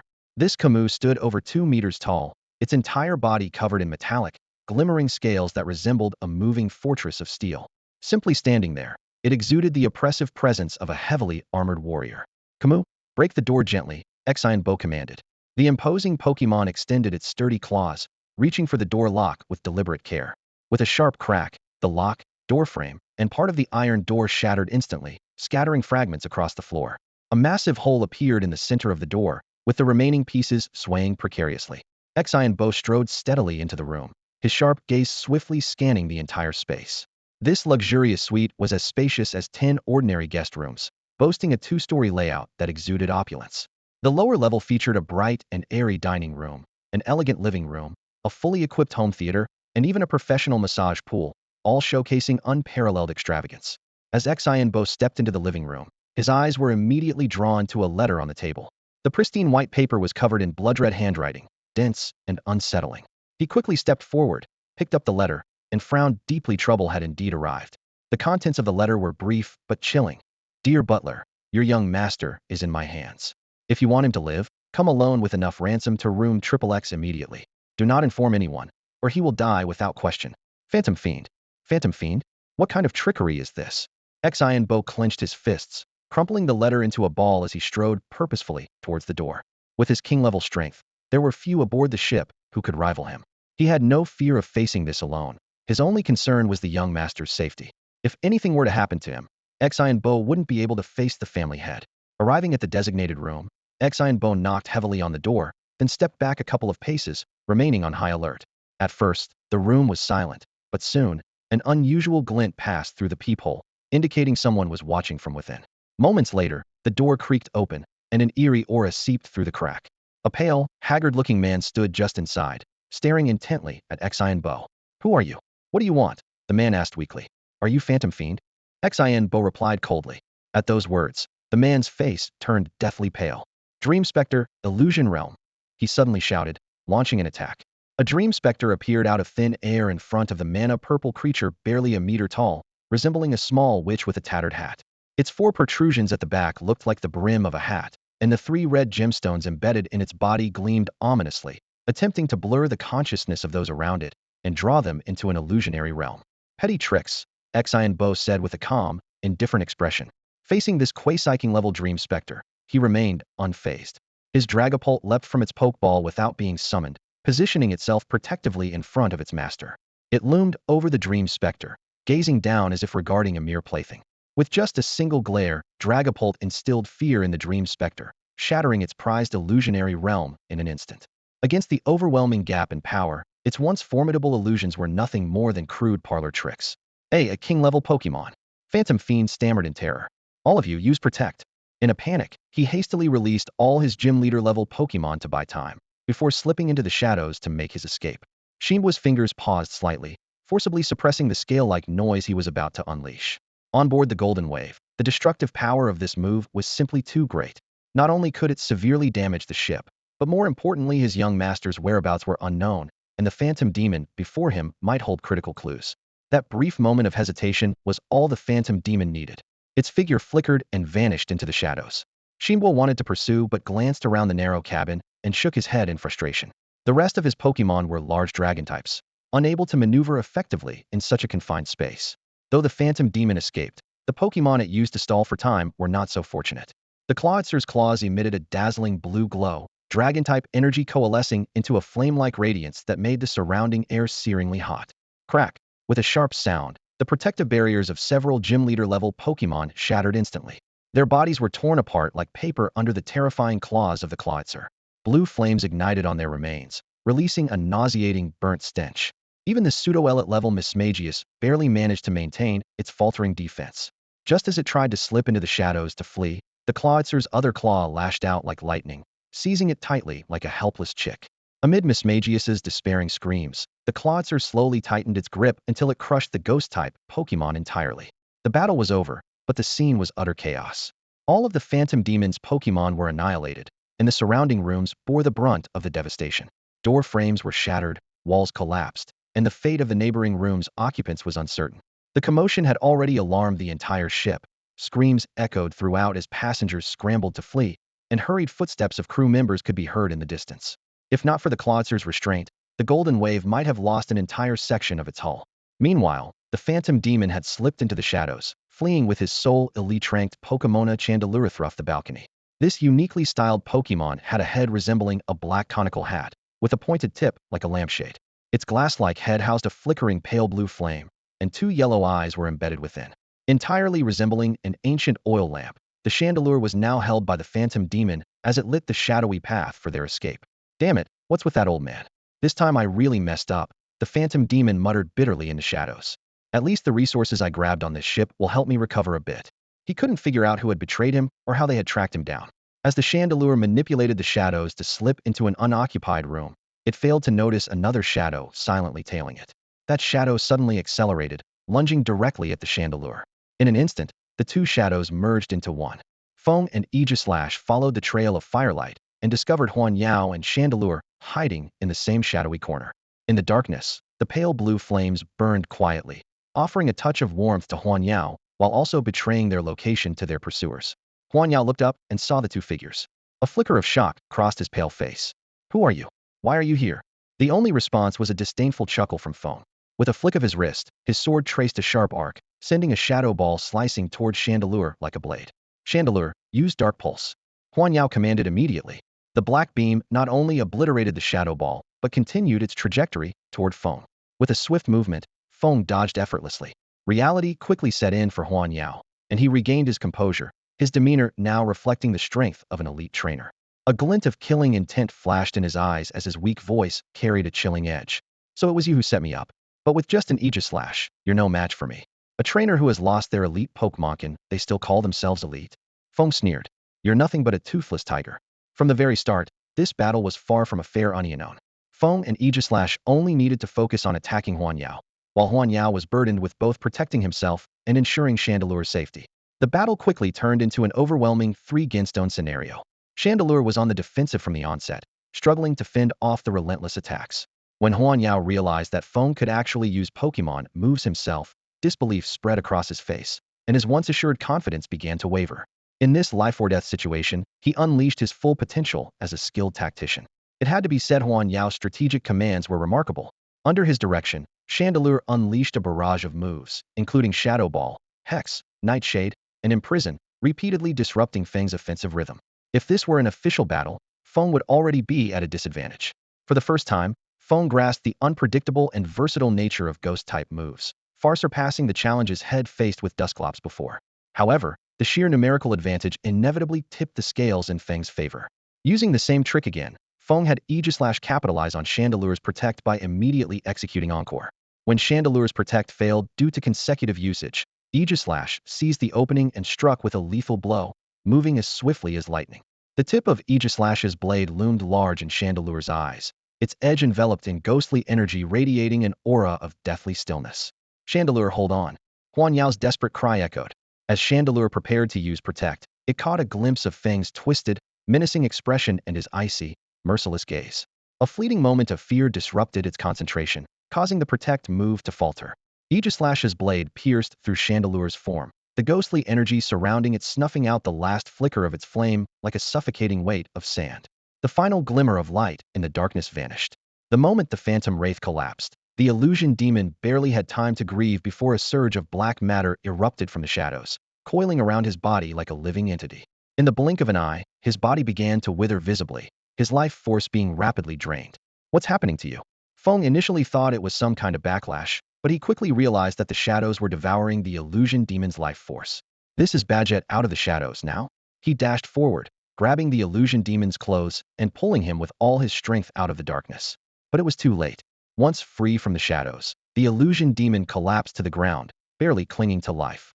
His already frail body was now critically damaged. Even if he could be saved, he would likely be left in a vegetative state. Yet, despite his dire condition, his clouded eyes still flickered with a defiant glint. Feng gazed impassively at the once-renowned elite 4-level trainer who had dominated the Hoenn region, calculating the flawless conclusion of his plan. Everything had unfolded as he had orchestrated. First, extracting information from the miniskirt girl about the whereabouts and habits of the suited boy and the butler. Then, planting a blood-stained letter in their home to provoke the butler into seeking revenge. The illusion demon had indeed killed the suited boy, ensuring that a conflict would erupt when the two met. Even if the illusion demon failed to escape and was captured or killed by the butler, it would still mark the success of Feng's plan. Moreover, Feng had been lurking all along in the shadows beneath the illusion demon's balcony, personally observing the events as they unfolded. In truth, from the moment this plan took shape in Feng's mind, the illusion demon's death had been inevitable. The only uncertainties were the timing and manner of his demise. Now, the illusion demon lay gravely injured and on the brink of death, unable to utter a word, stripped of all value to Feng. Unwilling to accept his fate? Who wouldn't be? After clawing his way to the rank of Elite Four, who would willingly meet their end so easily? But in the end, you still lost. Feng slowly extended his hand, gripping the illusion demon's throat. With a slight squeeze, the once infamous fugitive, who had terrorized the Hoenn region for years, met his end. Elite Four? Nothing more than this. Back in the training room, Feng began taking inventory of the spoils he had looted from the illusion demon. As an Elite 4-level trainer and the leader of a small faction, not to mention someone who had robbed several gym leaders in the past, the illusion demon had amassed an impressive fortune. He owned 4 spatial bracelets in total. The first one was filled with cash and bank cards. A mountain of alliance currency gleamed in the center of the bracelet, a golden pile tall enough to swim in. Neatly stacked beside it was a thick bundle of bank cards, likely containing even more wealth than the cash. Feng estimated that just the cash alone exceeded 10 million alliance currency, enough to cover his tuition fees without worry. The second bracelet contained various Pokemon supplies, energy cubes, Pokemon food, 2 TM discs, several megastones, a keystone, and 3 permanent Pokemon-held items. Feng carefully examined the treasures in his hands. The 3 megastones were evolution items for Glalie, Ampharos, and Houndoom, each emitting a faint glow. The technical discs contained 2 powerful moves, Shadow Ball and Shadow Claw. Among the permanent items were a spell tag, a cleanse tag, and a seemingly ordinary suit of armor. When Feng picked up the worn, dark-colored armor, his pupils suddenly contracted. The attribute panel revealed that this was the cursed armor capable of evolving Charcadet into Ceruledge. He couldn't help but marvel at Huan Yao's sharp eye. Being a ghost-type Pokemon expert, Huan Yao must have immediately recognized the cursed aura emanating from the armor. The third bracelet, though sparse in content, was incredibly valuable. It held an ancient book detailing ghost-type secret arts, along with several notebooks containing Huan Yao's years of insights. However, when Feng's consciousness reached into the fourth bracelet, the scene before him made his entire body tremble. A gruesome image unfolded: a mountain of corpses, with blood flowing freely among them. Feng suppressed his discomfort, recognizing the familiar faces, the suited boy, the Haxorus, the bearded man from the hot pot restaurant, a Dusknoir, and its trainer, and several trainers he had faced in battles. Now, all of them were lifeless corpses. Feng's fingers unconsciously tightened around the bracelet, and his heart was filled with turmoil. Pokemon brought humanity the purest form of friendship, yet they could also become tools for evil. A powerful trainer with malicious intent posed a threat far greater than any knife-wielding criminal. This explained the rampant activities of dark organizations, Pokemon hunters, and fugitives. Danger lurked everywhere, and one misstep could turn anyone into prey. Only by honing his own skills could he hope to survive in such perilous circumstances. After calming himself, Feng took out the ancient book. It was heavy in his hands, the rough cover bearing the marks of time. The dark red surface was scrawled with the crooked words, Book of Curses, exuding an ominous aura. Opening the yellowed pages, he was greeted by densely packed symbols and drawings. These eerie patterns seemed to possess a strange power. Staring at them for too long induced hallucinations, yet they vanished as soon as the book was closed. The book documented various ghost-type secret arts, opening the underworld, sacrificing life, casting curses, summoning spirits, and even methods to enhance power, most of which involved bizarre rituals and strange material requirements. Feng was no stranger to the underworld within the Pokemon world. Pokemon like Litwick and Dusknoir could open the gates to the underworld, a place seemingly distinct from Giratina's distortion world. The presence of spirits was also not uncommon. There was once a spirit that took the form of a little girl, nearly causing harm to Ash and his friends while they traveled in the Sinnoh region. The wonders of Pokemon extended far beyond their abilities and moves. Pokédex entries often mentioned their unique powers. Ghost types could turn invisible, blend into shadows, and communicate with the underworld. Unknown could traverse time and space. And there was the mysterious power of bonds. Particularly intriguing was the spiritual energy of Aegislash. It was said that in ancient times, some Aegislash wielded immense spiritual power to control humans and Pokemon, even establishing vast kingdoms. Feng's own Aegislash had yet to exhibit such abilities, likely due to its current level or age, but it was undoubtedly a potential worth exploring. As for the true nature of these supernatural abilities, perhaps only Arceus held the answers. Feng opened the notes of Huan Yao, his gaze falling on the densely packed writings. The opening pages detailed the origins of this cursed bouquet had been given to Huan Yao in a nondescript inn by a mysterious old man. The elder had carefully observed the mismagius by Huan Yao's side before suddenly pulling the ancient book from his sleeve. At the time, Huan Yao, still lacking in strength, had only skimmed through the book but immediately sensed its extraordinary nature and gladly accepted this unexpected gift. However, the next morning, something bizarre occurred. Huan Yao and the mismagius found themselves lying on a dew-soaked lawn, with the inn and the old man seemingly vanished into thin air. Were it not for the cursed book still quietly resting in his bracelet, Huan Yao might have thought the entire encounter had been nothing more than a fleeting dream. No matter how hard he searched afterward, the inn remained elusive, like a mirage. The notes meticulously recorded Huan Yao's insights from studying the cursed book. Through repeated experiments and refinement, he found that most of the spells were either too outdated and ineffective compared to Pokemon moves, required rare and unattainable materials, or were too powerful to control. In the end, he retained only a few of the most valuable spells. 2 stood out in particular. The first was called Shadow Dive, which required the assistance of ghost-type Pokemon. This spell allowed humans to temporarily merge into shadows, but the state rapidly consumed life force and couldn't be maintained for long. The second spell, Soul Devour, enabled ghost-type Pokemon to increase their level by absorbing souls. The higher the quality of the Pokemon, the more pronounced the effect. However, This spell also had limitations if used too frequently, without sufficient time for the Pokemon to process the absorbed souls. Their minds could be influenced by the remnants of the consumed spirits. There were two key conditions for using Soul Devour. The Ghost-type Pokemon needed to have at least Gym Leader-level aptitude to accurately sense souls, and the food souls had to be of high quality to mature properly. Although Feng knew little about the mysteries of souls, Huan Yao's years of experience and observations seemed highly reliable. The latter half of the notes detailed spells specifically tailored for certain Pokemon, such as Mismagius and Banette, focusing on curses, illusions, and hypnosis. Unfortunately, these spells were of no use to Feng's Aegislash, as it neither excelled in illusions nor specialized in curses. After reading these enigmatic records, Feng found himself captivated, even contemplating specializing in ghost types. These mysterious and unpredictable abilities could help him achieve great success, perhaps even establish his own organization. But soon, practical concerns sobered him given his current circumstances. Acquiring an elite-level Banette or Mismagius was an almost impossible task. After careful consideration, the most practical option for Feng at the moment was undoubtedly Soul Devour. This spell could help his Aegislash quickly increase its level, and according to the notes, using it in conjunction with a cleanse tag would make the soul absorption process even smoother. Feng happened to have a Pokemon with Gym Leader level qualifications and elite level strength that he had taken from someone. It was the perfect subject to test his techniques. Patiently, he explained the principles and steps of the Soul Devour technique to Aegislash, repeating them over and over. Aegislash's single eye shifted, and its blade quivered slightly, showing a vague understanding. It wasn't surprising had been pampered since its early days. Unlike the wild ghost-type Pokemon that wandered without a home, forced to feed on human souls and life energy to survive. In the training arena, Feng acted decisively. He first released the elite-level Ampharos, catching it off guard with a combination of Scary Face and Leer. In that brief moment of hesitation, a thin blade enveloped in dark purple ghost-type energy shot through the air, piercing directly into Ampharos's right eye. Its eyeball shattered, blood spraying out as the Pokemon let out a harrowing scream. An eruption of violent electricity surged from its body, crackling outward and charring the ground.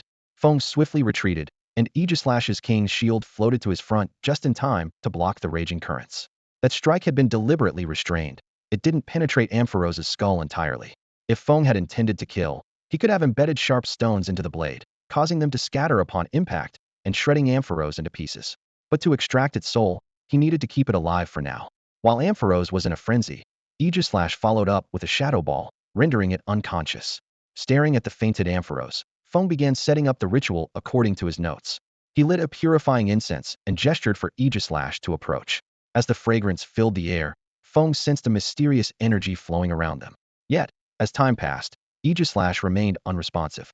Feng carefully reviewed the steps in his notes. Was the incense burning for too little time? Was Ampharos' soul too strong?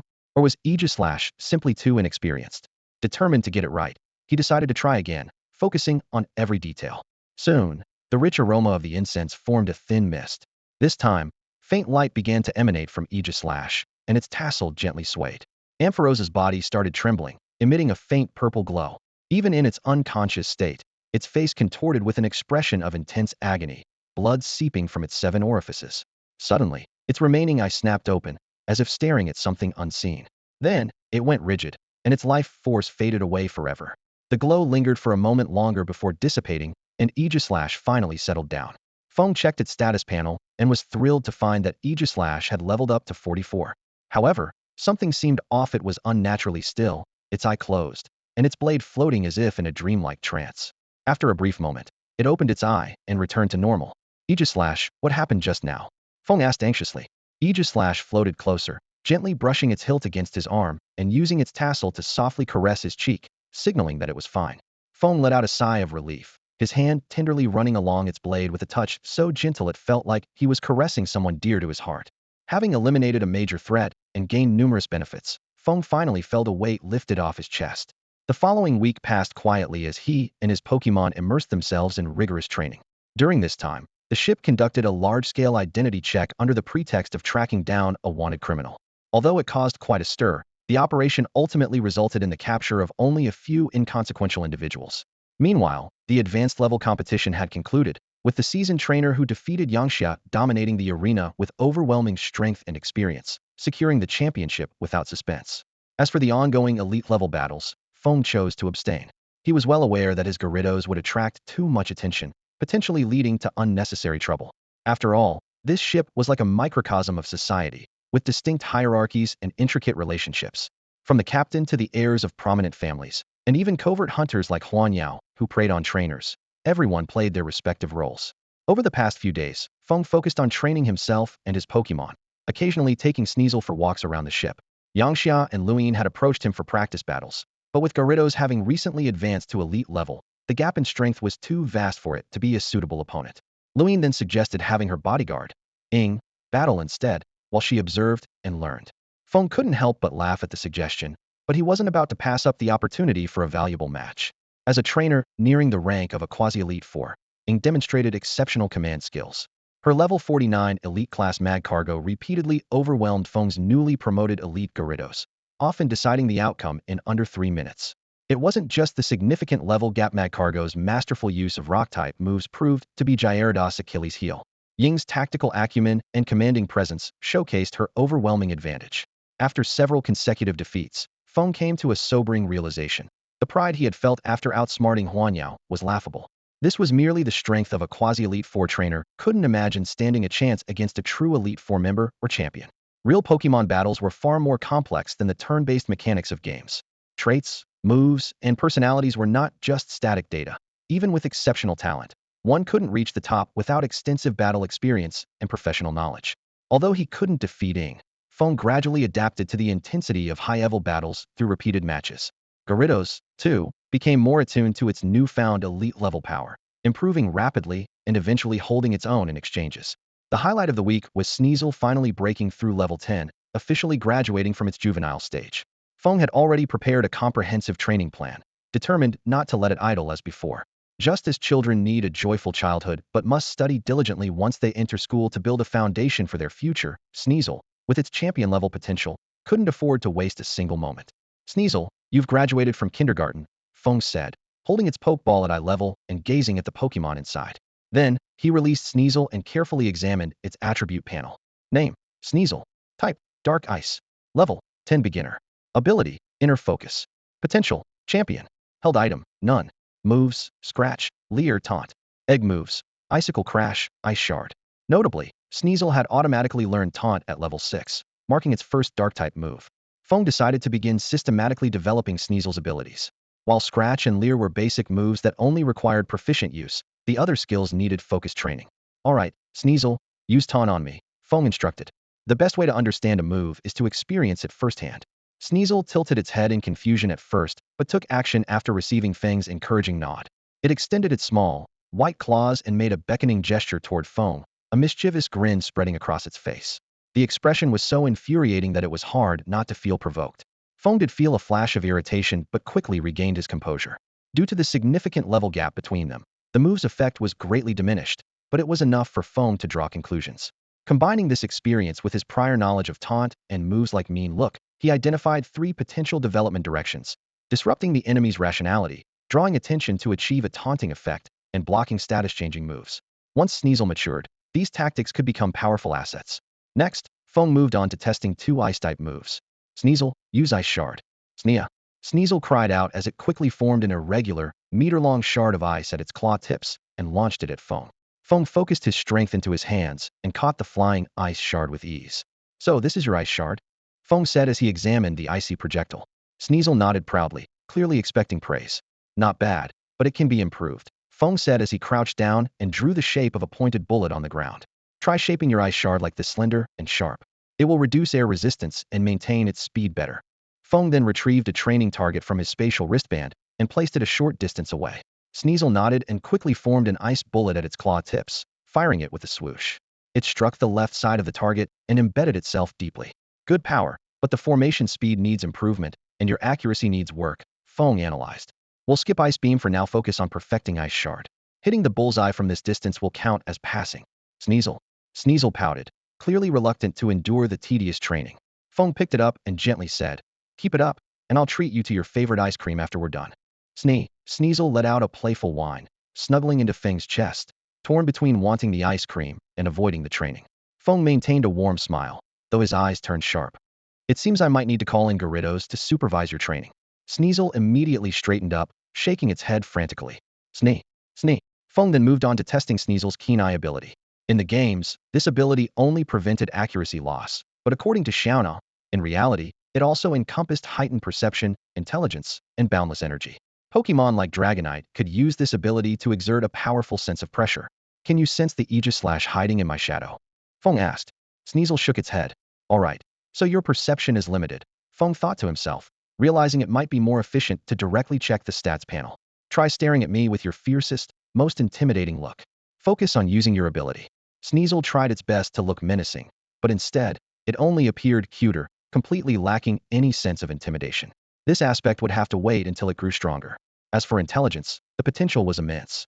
In the future, Sneasel could be trained to become a capable assistant for a trainer. However, for now, it lacked even basic Pokemon knowledge, let alone the ability to strategize in battles. Feng decided that once school started, he would bring Sneasel to classes to build a strong foundation before teaching it tactical knowledge. For now, simply following commands would suffice. In the training field, 3 Pokemon were each engrossed in different training exercises. Sneasel, who used to leisurely watch from the sidelines, now had no choice but to join the rigorous training routines. After Gyarados was promoted to the elite level, it earned the privilege of sparring with Aegis/. At this moment, the 2 Pokemon were locked in an intense battle at the center of the field. Standing at the edge of the field, Feng kept a close eye on Sneasel's training progress. This little troublemaker always tried to slack off and would sneak over to its custom-made ice lounge chair to rest whenever he wasn't paying attention. However, under Feng's strict supervision, Sneasel had no choice but to focus on its training. Since equipping the spell tag, Aegis/'s strength had increased dramatically.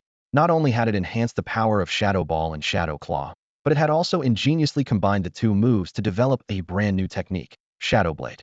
This move, with a power of 95, retained the characteristics of ghost-type abilities while incorporating the sharp, swift nature of physical attacks. When unleashed, its wide sword energy made it particularly effective in group battles.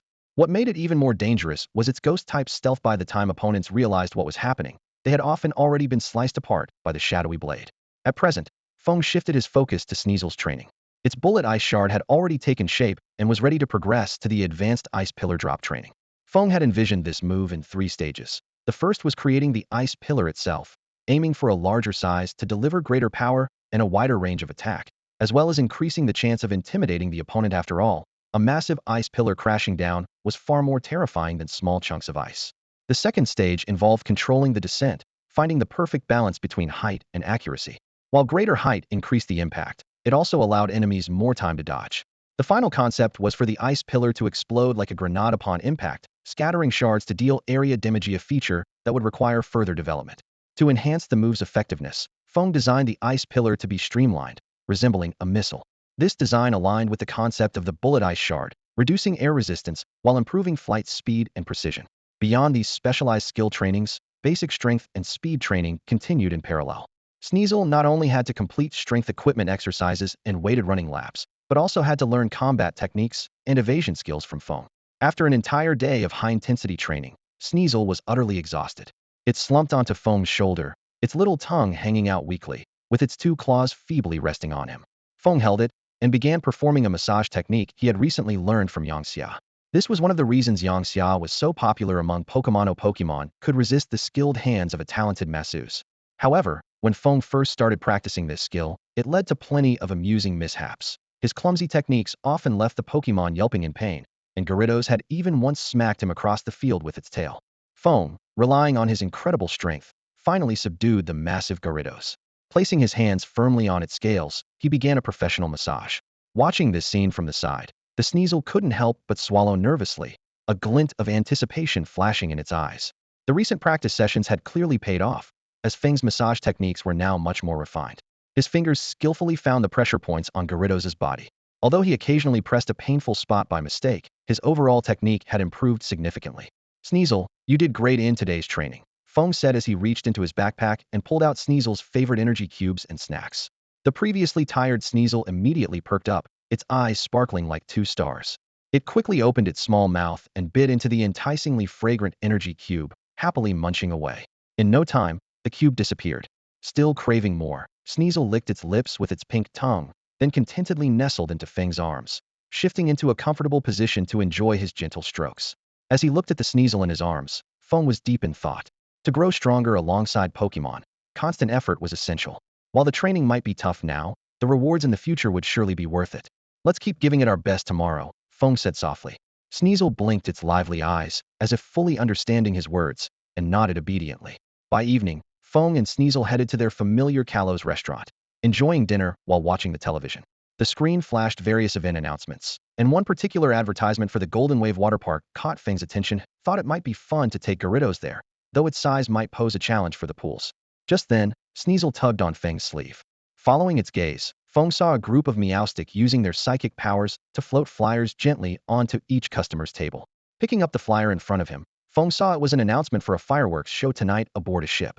Sneasel immediately grabbed Feng's arm and began shaking it excitedly, almost using it as a swing. You want to see the fireworks? But we still have training tonight. Feng's words trailed off as Sneasel shook his arm even harder, almost like a human-sized fan. Seeing through its little ploy to avoid training, Feng chuckled helplessly. All right, we'll go as a way to relax after training. But you'll have to work twice as hard tomorrow, he said. Sneasel eagerly patted its chest in reassurance, its face beaming with joy. After dinner, the two headed straight to the 15th deck of the Golden Wave. By then, the deck was already packed with people eagerly awaiting the show. Parents with children, trainers traveling together, couples snuggling close. Everyone gazed up at the night sky, anticipating the dazzling fireworks to come. Like a nimble little monkey, Sneasel climbed up Feng's body and perched steadily on his shoulders. Its legs dangled over his shoulders as it hugged his head from behind, occasionally making playful snee-snee noises to direct him, as though it were the trainer instead. With the first spark bursting in the night sky, the fireworks show officially began. With the first resounding boom, fireworks shot into the sky, resembling agile fiery dragons that illuminated the entire night as if it were broad daylight. The ocean reflected a dazzling array of colors, as the unique fire type moves from the Pokemon world intertwined with traditional gunpowder fireworks, weaving a magnificent spectacle across the heavens. That's flamethrower. Over there, is that smokescreen?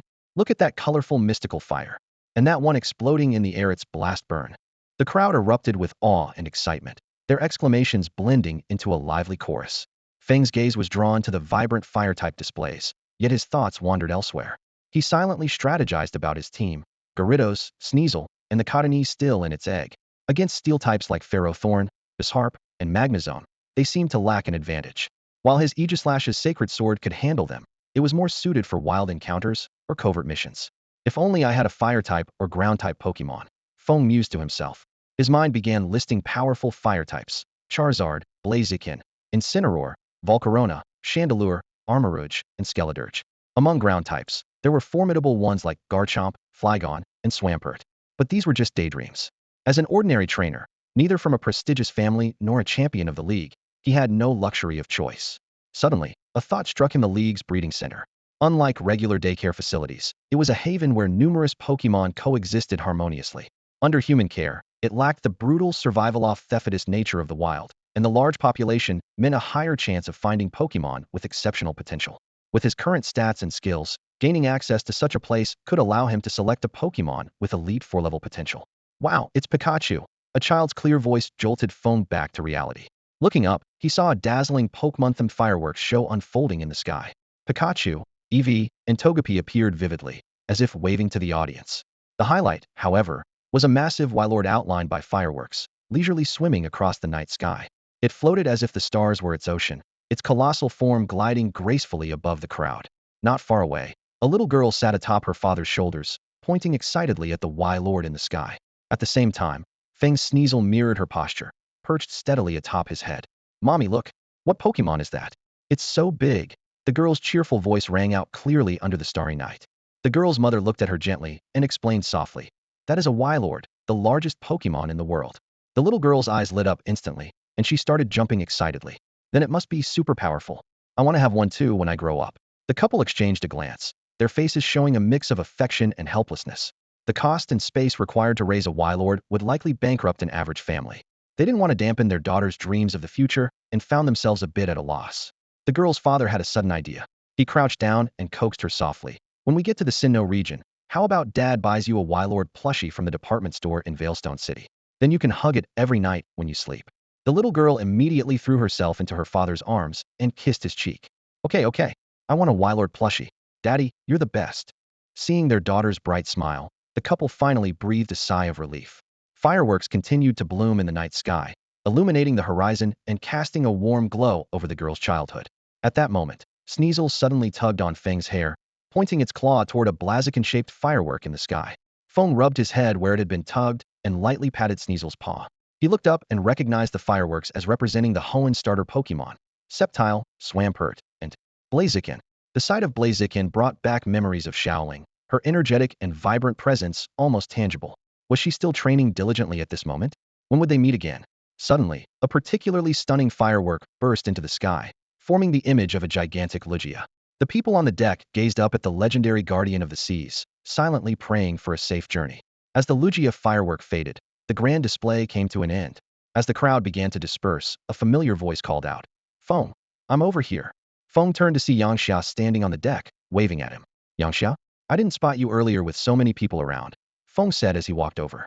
"Haha, I just noticed you too," Yangxia replied with a sheepish laugh, scratching his head. "By the way, how's that massage technique I taught you? Does your Pokemon like it? They love it, right, Sneasel?" Feng turned to look at Sneasel. Although Sneasel's expression showed some reluctance, it nodded begrudgingly, clearly not wanting to embarrass its trainer in front of others. Yangxia leaned in close to Feng, lowering his voice mysteriously. "Hey, there's a fun place to check out tonight. Want to come?" "What kind of fun place? Why so secretive?" Feng asked, puzzled, wondering if it might be somewhere they shouldn't go, especially since they were just kids. Yangxia didn't elaborate, instead lightly tapping Feng's hand with the back of his own and slipping a piece of paper into Feng's palm. He winked and said, "Feng, they'll see you tonight," before disappearing into the crowd. Feng unfolded the paper, which bore a single line. "Come to training room 3 at 1 a.m. He frowned and clenched the paper tightly. While he trusted Yangxia and believed he wouldn't do anything harmful, the recent strange incidents on the ship and the valuable items Feng carried made him wary. He decided to head to training room 3 early and hide in the shadows to observe the situation, just in case it was a trap. It was nearing 1 a.m., and the training room was silent. The door was gently pushed open with a faint creak, and Yangxia entered the room alone. After scanning the surroundings, he chose to rest briefly on a chair in the training room. Feng, who had been waiting outside, noticed this and deliberately made his footsteps louder, pretending he had just arrived. Hearing the sound, Yangxia looked up and nodded in acknowledgement, then gestured for him to close the door. Feng complied, shutting the door as he walked over to Yangxia. "What's so secretive?"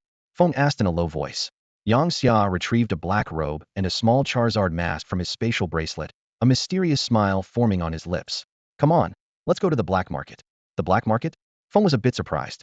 The seemingly upright and zealous young man before him was apparently no stranger to underground dealings.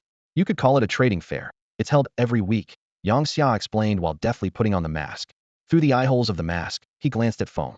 "There are plenty of skilled individuals on this ship. Who knows? We might find something good. Are you in? Where is it held?" "The lower decks of the ship," Yangxia replied, draping the oversized black robe over himself with practiced ease. Feng nodded in agreement and pulled out his own Gyarados mask. The two made their way to the bottom of the cruise ship, where 2 crew members stood guard at the staircase. They looked on alert, their Pokemon standing close by. Noticing Feng and Yangxia's attire, the crew members immediately understood. 10,000 alliance credits per person. No releasing your Pokemon inside. After paying the entry fee, the two descended the spiral staircase. Soon, a luxurious underground trading venue came into view. It was a spacious hall about 2 stories high, elegantly decorated to resemble a high-end club. Under the bright lights, dark red patterned carpets stretched across the floor, and nearly 100 stalls were neatly arranged. Each stall featured polished wooden tables and chairs, along with nameplates displaying the items for sale. The hall buzzed with activity. The sounds of bargaining filled the air, occasionally accompanied by heated arguments, adding a touch of street market energy to the otherwise refined setting. This floor mainly deals in Pokemon items. Pokemon trading happens on the level below, Yangxia explained. The two decided to browse this floor first. The stalls offered a dazzling variety of items: evolution stones, berries, Pokemon accessories, mega stones, and even Pokemon breeding notes for sale. They stopped at a stall labeled permanent Pokemon items. The vendor, wearing an Abra mask, immediately greeted them enthusiastically. "We've got all kinds of permanent Pokemon items. What are you looking for? Do you have charcoal?" Yangxia asked directly. This wasn't just any ordinary charcoal, but a rare item that boosts the power of fire-type moves. Despite its price tag of at least 2 million alliance credits, it was still highly sought after and difficult to find on the market. Yes, I do." The vendor quickly nodded, retrieving a piece of charcoal from his spatial ring and placing it on the table. In a tone filled with feigned compassion, he said, 1.5 million alliance credits, no bargaining. If I weren't in such a hurry to sell, you wouldn't have gotten such a deal."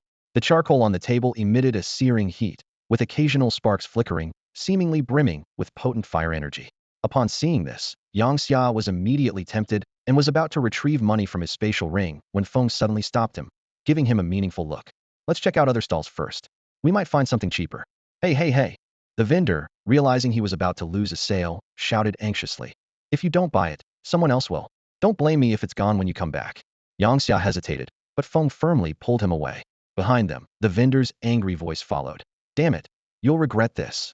Once they were a distance away, Feng lowered his voice and explained, that charcoal is fake. He's taking advantage of the fact that no one can summon their Pokemon here to test it on the spot. Yang Xia looked at Feng in surprise, then nodded in gratitude. The two eventually arrived at a stall specializing in trading megastones. A sign prominently stated, only buying or trading, not for sale. Feng asked with interest, what megastone are you looking to trade for? And what do you have? The vendor glanced at Feng, and then retrieved 4 megastones from his spatial ring. If you have megastones for Tyranitar, Houndoom, or Absol, you can pick any one of these. From the fact that he could produce 4 megastones, it was clear this vendor was wealthy and likely a near-elite trainer specializing in dark types. Feng scanned the stones on the table with his attribute panel and was surprised to discover one of them was a gyaradocyte. Suppressing his excitement, he calmly asked, how do you verify the authenticity of the megastone I give you? That's not your concern. I have my ways. The vendor replied confidently. Without hesitation, Feng took out a Garchompite. I want the gyaradocyte. The vendor barely glanced before tossing the stone to him. Deal. The two continued to browse the market but didn't find any valuable training insights or desired Pokemon. The black market's limited scope meant the strongest Pokemon available were only near elite level, far from meeting Feng's standards. Despite this, Feng was quite satisfied with the trip. The Gyaradocyte would significantly boost Gyarados' power, increasing its base stats by 100 points in the game, bringing it to 640, nearing the level of the legendary Dragon Kyurem. As for its effects in reality and the specifics of using Mega Evolution, further exploration was needed. Could a champion-level Pokemon achieve the threshold of Divine Beasts through Mega Evolution?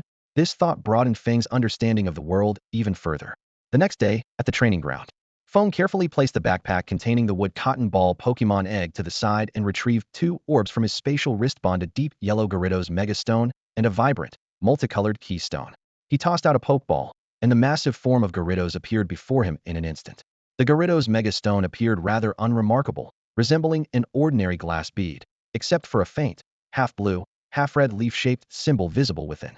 However, when Feng held up the stone, Gyarados reacted with surprising intensity. This colossal creature behaved like an affectionate child, continuously nudging Feng with its head and bringing its massive mouth close to the stone, its eyes gleaming with longing.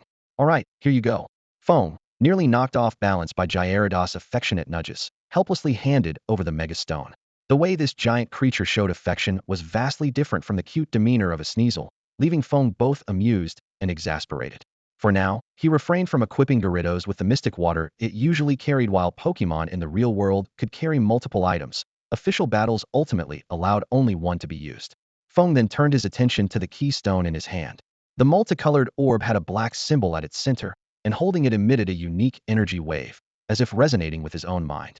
Closing his eyes to focus, Feng sensed that the stone seemed capable of channeling mental energy, though he couldn't yet grasp how to guide this power. Gyarados, let's try Mega Evolution, Feng suggested. Hearing this, Gyarados widened its eyes and let out a questioning roar. Following Feng's instructions, it held the Mega Stone in its mouth and closed its eyes, attempting to activate the energy within the stone. Simultaneously, Feng concentrated on channeling his mental energy through the key stone, but the energy felt like a butterfly lost in the wind, unable to find its proper destination. As Gyarados failed to activate the Mega Stone and Feng struggled to control his mental energy, he fell into contemplation. Despite the challenge, Feng never doubted the bond he shared with Gyarados. From their fateful meeting at the perilous research facility to surviving life-and-death trials in Petalburg Woods, their unshakable trust had been forged through countless hardships. Calming himself, Feng began to recall information from games and anime in his previous life, hoping to uncover a method to break through this impasse. Mega Evolution, also known as Super Evolution, allows Pokemon to temporarily unleash hidden energy within them, surpassing their original limitations.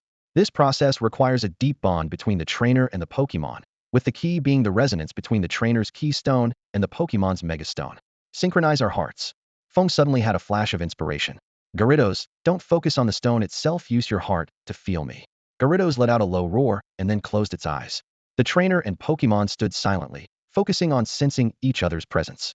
In Gyarados' mind, memories of their time together flashed like a montage. The sweat from their training sessions, the adrenaline of battling side by side, and the joy of growing stronger together.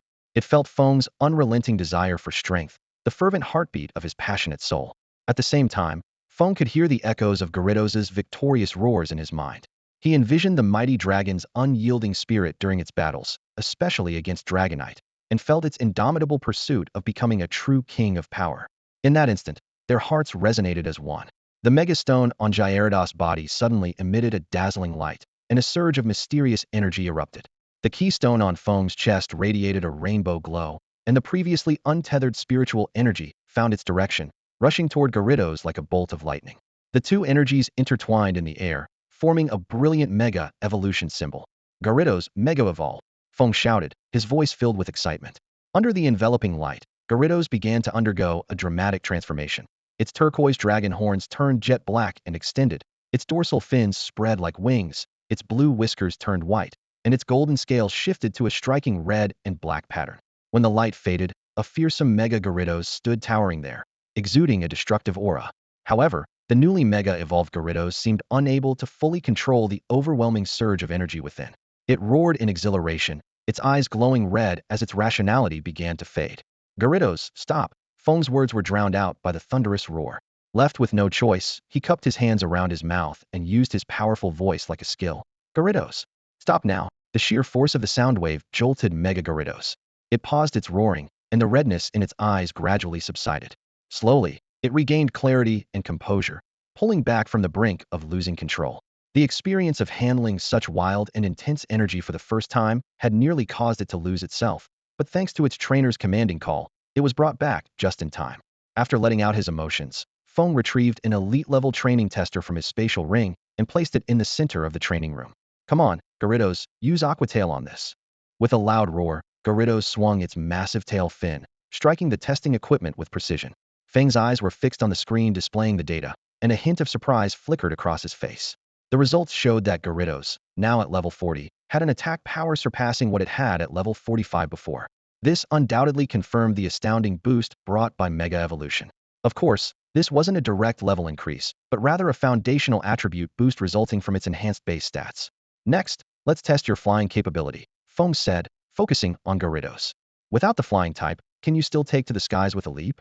Gyarados let out a low growl and shook its massive head. It attempted to jump, but could only remain airborne for a brief moment before crashing heavily back to the ground. For a creature that once soared freely, this was undoubtedly a heavy blow. What made it even harder to accept was that its speed hadn't improved after Mega Evolution. On land, it was still forced to crawl slowly. During moments like these, the proud dragon couldn't help but feel a deep sense of frustration, as though it had been reduced to an ordinary reptile. Noticing the disappointment in Gyarados' eyes, Feng spoke with encouragement in his voice. Gyarados, don't lose heart. You have another way to take flight. These words immediately caught Gyarados' attention. It lifted its head abruptly and let out a hopeful roar. Roar? After Mega Evolution, your control over water-type energy has greatly improved, Feng explained. You can try using water propulsion to achieve flight. His idea was akin to the propulsion system of a Gundam, utilizing powerful water jets as thrust to enable aerial movement and maneuverability. Hearing this, Gyarados wasted no time in attempting the new method. However, its initial attempts were far from smooth. The force of its own water jets sent it tumbling uncontrollably around the training room. It wasn't until it learned to control the water streams from its sides that the chaotic situation began to improve slightly. Gyarados, pause your training for now, Feng said softly. Let's test your new ability Mold Breaker. His gaze shifted to the nearby Aegislash.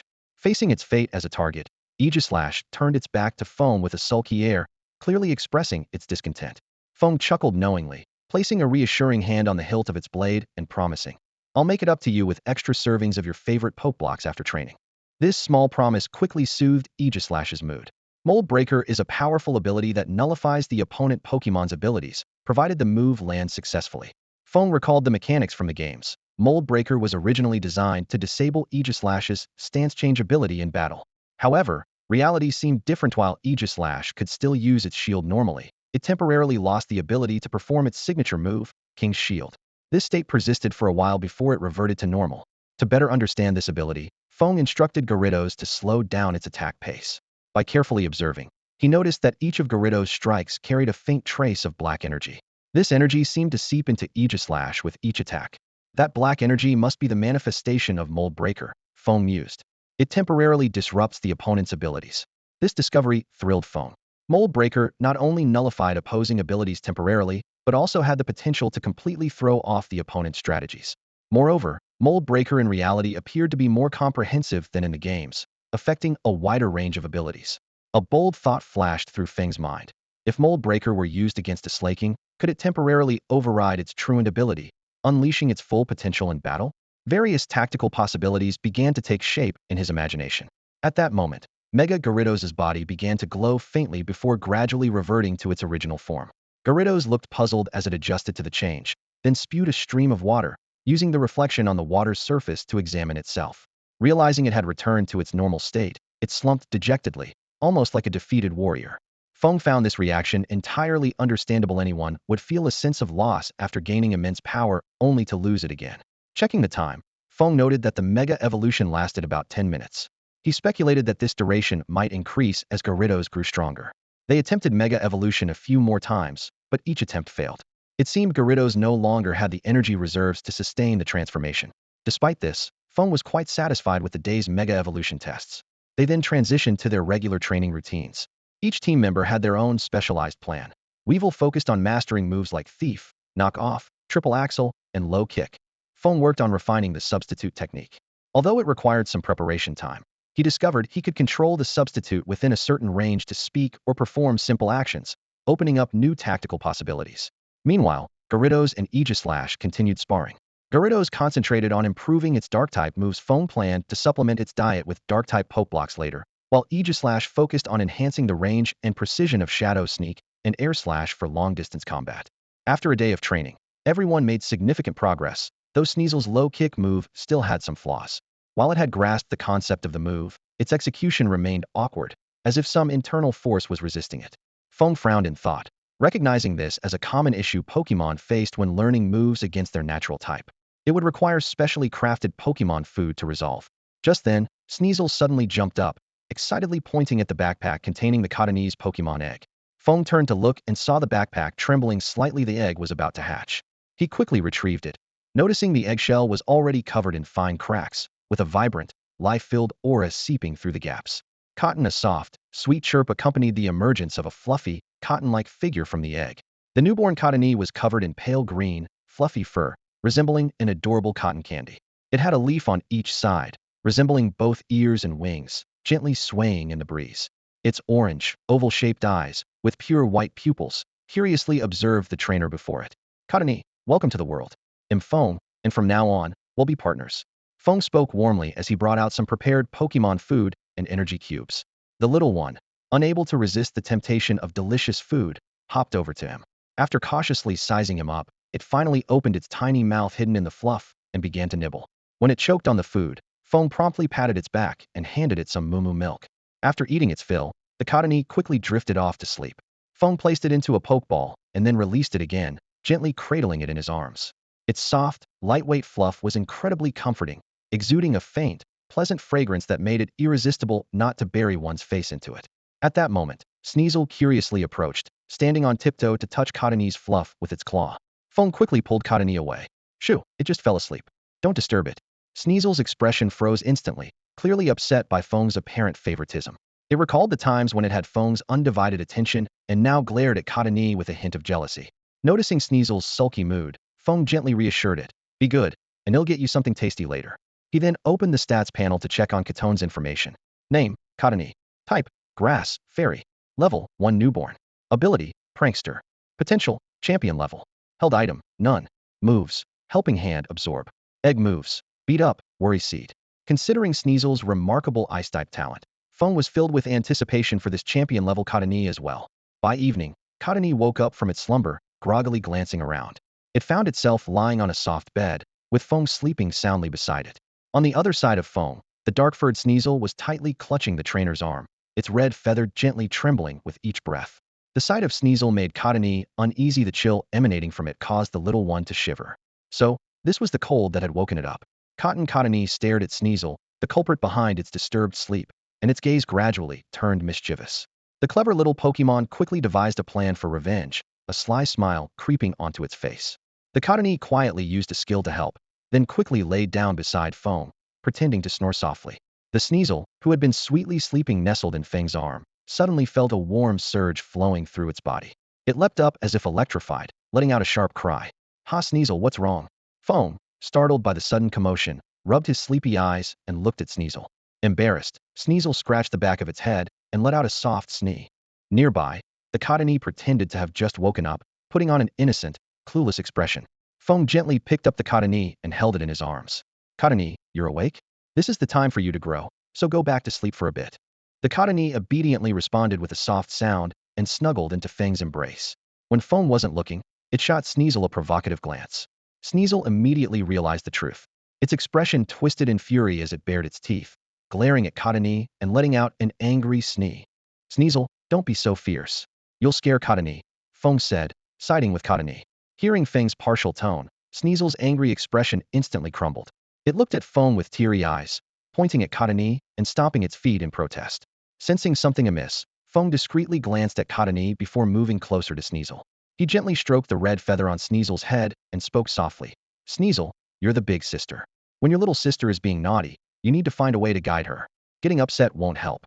This mischievous female cottony had a terrible temperament and didn't get along with Sneasel, leaving Feng feeling like he was stuck in a palace drama.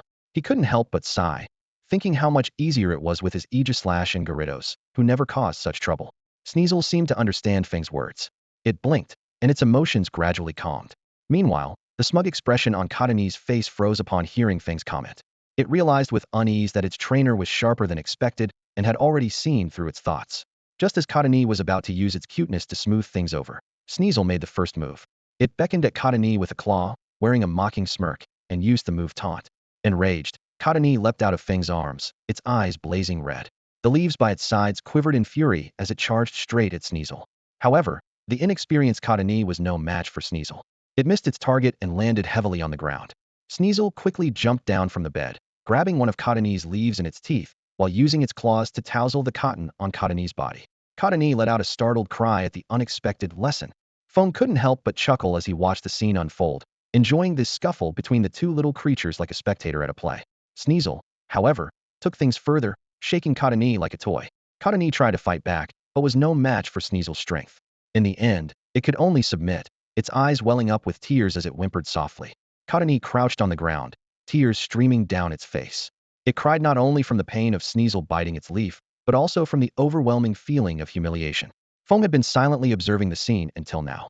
Finally, he decided to step in. He strode forward and firmly grabbed both Pokémon by the scruffs of their necks, separating them. All right, you two. That's enough, Feng said, his voice calm but authoritative. Sneasel and Cottony immediately stopped their squabbling upon hearing their trainer's words. Though they still harbored lingering dissatisfaction toward each other, they maintained a fragile truce in Feng's presence. Cottony, knowing it had started the trouble, stayed silent, while Sneasel, having vented its frustration, felt much more at ease. Feng pulled both Pokémon into his arms and spoke gently. You two need to get along. You're teammates, after all. Even if you have disagreements, you can't resort to sneaky tricks to settle them. If you want to fight, do it openly. And if you lose, train harder. Got it, Snee? Cotton. The two Pokémon nodded obediently in response. After all the commotion, none of them felt like sleeping anymore. Feng glanced at the sunrise just peeking over the horizon and said, all right, let's head to training early today. With that, he returned both Pokémon to their Pokeballs, changed into his training gear, and headed straight to the training room. Since Cottony was still very young, Feng skipped any battle training for it. However, noticing its cleverness and even a hint of mischief, he focused on teaching it tactical thinking, giving it a solid foundation in strategy and decision-making. By noon, Feng finished training with Sneasel and Cottony and went to meet Luin and the others for lunch.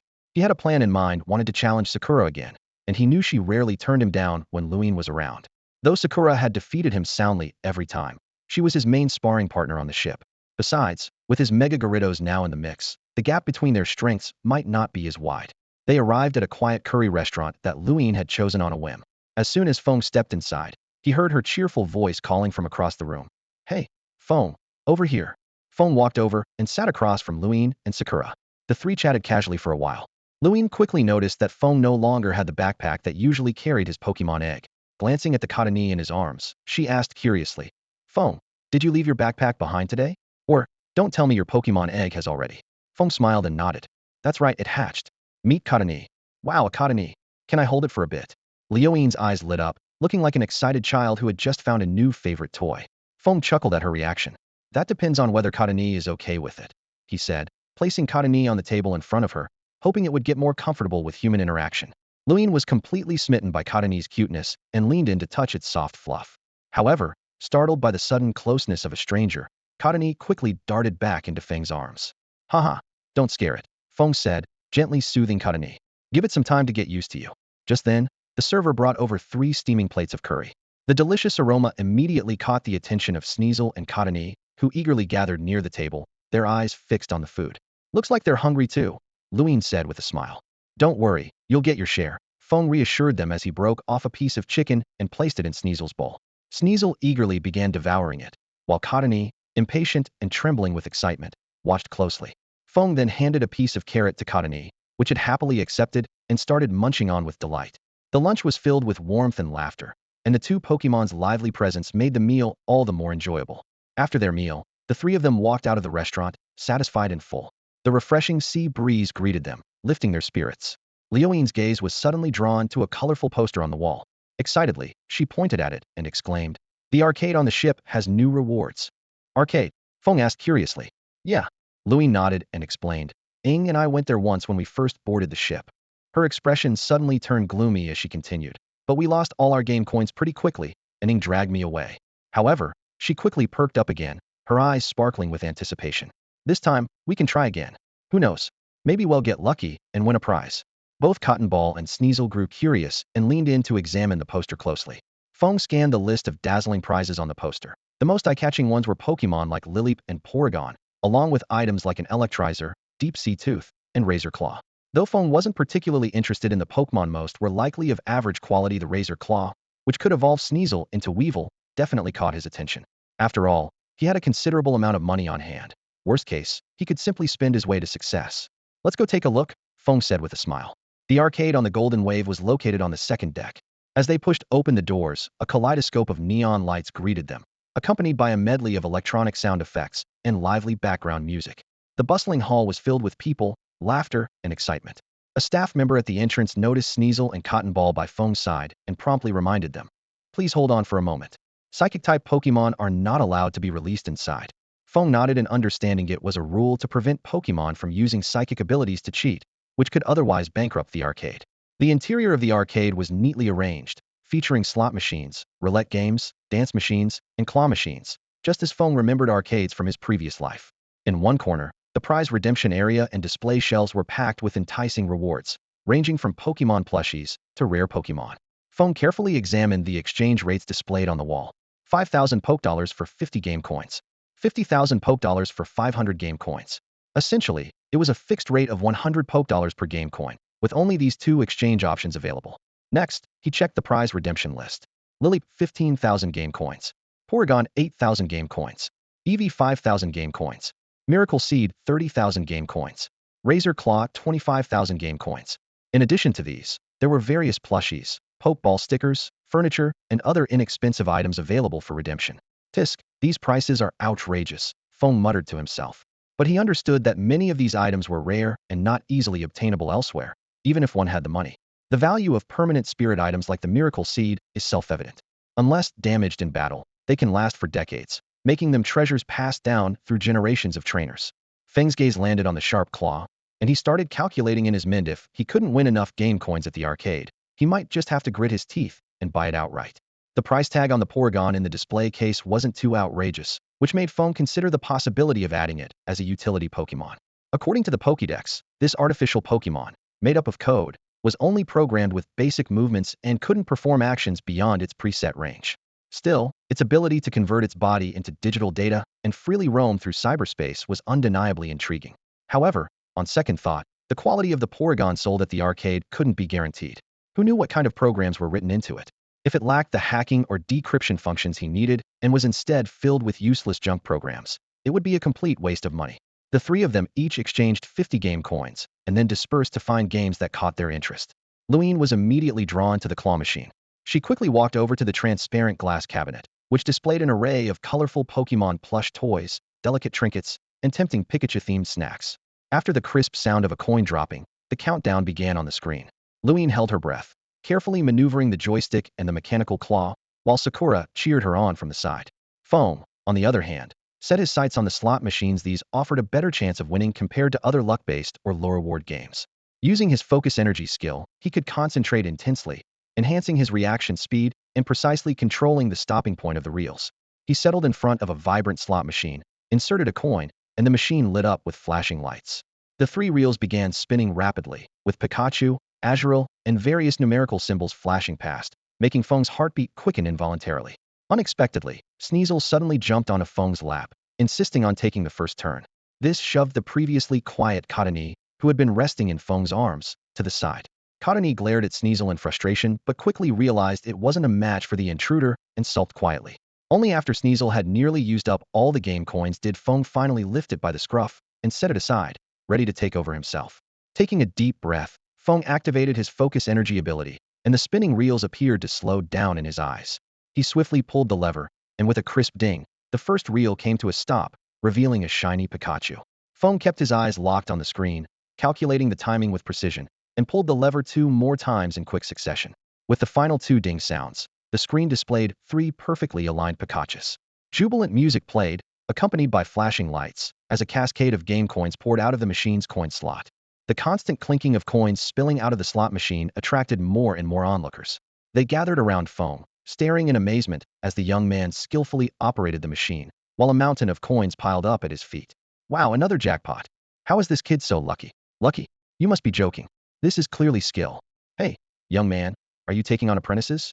The murmurs of the crowd grew louder as the 3 reels on the slot machine suddenly aligned perfectly on 777. The machine began to shake violently and spewed out a torrent of coins. The wooden buckets used to collect them were overflowing, with some coins rolling far across the floor. The scene sent another wave of astonished gasps through the crowd, with some even suspecting Feng was a plant hired by the arcade. Feng ignored the chatter around him, estimating that he had amassed enough coins. He and his Sneasel each carried an overflowing bucket toward the prize counter, leaving behind a crowd buzzing with excitement and tales of his feat. Could you count these coins for me? I want to see if it's enough to trade for that razor claw, Feng said as he placed the heavy bucket on the counter. The staff member hesitated, then called over several colleagues to help tally the coins. After a short while, they wiped the sweat from their brows and announced the total: 24,352 coins. Still a little short, Feng remarked, raising an eyebrow. Guess I'll play a few more rounds of the slot. Please wait, sir. A formally dressed manager interrupted him. We'll cover the remaining coins for you, as a gesture of goodwill. Consider it a friendly favor. But we kindly ask you to go easy on us next time. Small businesses like ours can't handle this kind of strain. Fair enough, Feng replied with a slight smirk. I won't play the slots at your arcade anymore. The manager expressed his gratitude and gave a signal to the staff, who promptly presented Feng with an ornate box. Congratulations on obtaining the razor claw. Feng opened the box to reveal a gleaming, razor-sharp claw. The stats displayed on its attribute panel confirmed it was the real deal. A faint smile played on his lips. She had finally found what he needed for Sneasel's evolution. Snee! Snee! Sneasel jumped excitedly, reaching for the box, but Feng quickly moved it out of reach. Though it was daytime, he didn't want to risk triggering Sneasel's evolution prematurely. It still hadn't fully mastered its own abilities and skills. Amid the envious gazes of the crowd, Feng gestured for Luine and Ying to follow him out of the arcade. Once outside, Luine couldn't hold back her admiration, looking at Feng with awe. I can't believe you're even amazing at playing games. Just picked up a few tricks, Feng replied nonchalantly before turning to Ying. How about another battle? My Gyarados is on a whole new level now. Out of the blue, Luine asked, surprised. Anytime, Ying responded with a calm smile. The two made their way to the training ground, each releasing their Pokemon for battle. Feng's Pokemon was a Gyarados wearing a Mega Stone, having just surpassed level 40. Sakura, on the other hand, sent out a level 49 Magcargo, just one step away from gym leader level strength. This Magcargo, with its elite level potential, was indeed intimidating. Its body resembled a miniature active volcano, with its thick shell of molten lava constantly dripping searing magma, leaving scorched trails on the ground. Despite its superior level, the outcome remained uncertain due to Gyarados' quadruple type advantage. My Magcargo may have a higher level, but with your type advantage, you still have a slim chance of winning, Sakura said, a confident smile playing on her lips. Feng remained calm, chuckling lightly in response. From the sound of it, you seem pretty sure of your victory. My Gyarados may have just reached the elite level, but that doesn't mean it will lose. You'd better give it your all. Referee Luine cleared her throat, signaling both sides to prepare. Ahem. Now then, let the battle begin. Gyarados, Intimidate, Leer, and then Dragon Dance. Magcargo, Sunny Day? Though Intimidate didn't interrupt Magcargo's move, combined with Leer, it successfully reduced Magcargo's attack and defense stats by 1 stage each. Mag cargo, stone edge. Sakura commanded. In response, countless sharp, glowing red rocks formed around Mag cargo, sparking and radiating intense heat as they launched toward the dragon-dancing Gyarados in a flurry. This attack, combining both rock and fire elements, had severely injured Gyarados in a previous battle. But this time, the situation was entirely different. Gyarados Mega Evolved. Feng raised his keystone high, and Gyarados was instantly enveloped in a dazzling light. What? Sakura's eyes widened in disbelief as she watched the transformation unfold. As the light faded, the majestic form of Mega Gyarados emerged. Having shed its flying type, it now boasted significantly increased physical defense, allowing it to withstand the damage from Stone Edge and complete a crucial dragon dance. Gyarados, it's time to counterattack. Use Waterfall and charge. Feng's voice was filled with passion, perfectly in sync with his Gyarados. Mega Gyarados' scales surged with an immense torrent of water, propelling it forward like a powerful jet. It transformed into a fierce water arrow, slicing through the air and leaving a trail of mist in its wake. In an instant, it closed the distance to Mag Cargo, leaving only a faint afterimage behind. Oh no, what kind of speed is this? Mag Cargo, hold your ground. Sakura's voice carried a hint of panic. Before her words had fully landed, a loud boom echoed through the battlefield. The massive form of the Mega Gyarados surged forward, crashing heavily against the green protective barrier in front of Mag Cargo, sending waves splashing everywhere. The impact bounced it back, and it landed on the ground not far away. Mag Cargo, use flamethrower with all your strength. Sakura's eyes were firm as she gave the command. This was no ordinary flamethrower, it was practically a miniature volcanic eruption. Mag Cargo's body suddenly swelled, and with a thunderous roar, molten lava, volcanic ash, and fiery projectiles gushed forth like a fountain. The ground trembled as countless rocks turned red-hot from the intense heat, streaking upward in fiery trails. When the volcanic debris hit the ground, it made a piercing, sizzling sound, its scorching heat almost melting the surface. Under the clear blue sky, Mag Cargo was now surrounded by flowing lava. The searing streams of molten rock formed a massive web, covering nearly half the battlefield. Waves of fire, mixed with blistering magma, surged toward the Mega Gyarados in an overwhelming onslaught. Is this really Mag Cargo? It might as well be a mini Groudon, Feng muttered in awe as he watched the powerful flamethrower. Though he couldn't fully grasp its intricacies, he knew it was not an attack to withstand heat in. Gyarados, use Hydro Pump to propel forward and dodge it. Roar! The Mega Gyarados responded instantly, releasing powerful streams of water from its sides and mouth simultaneously.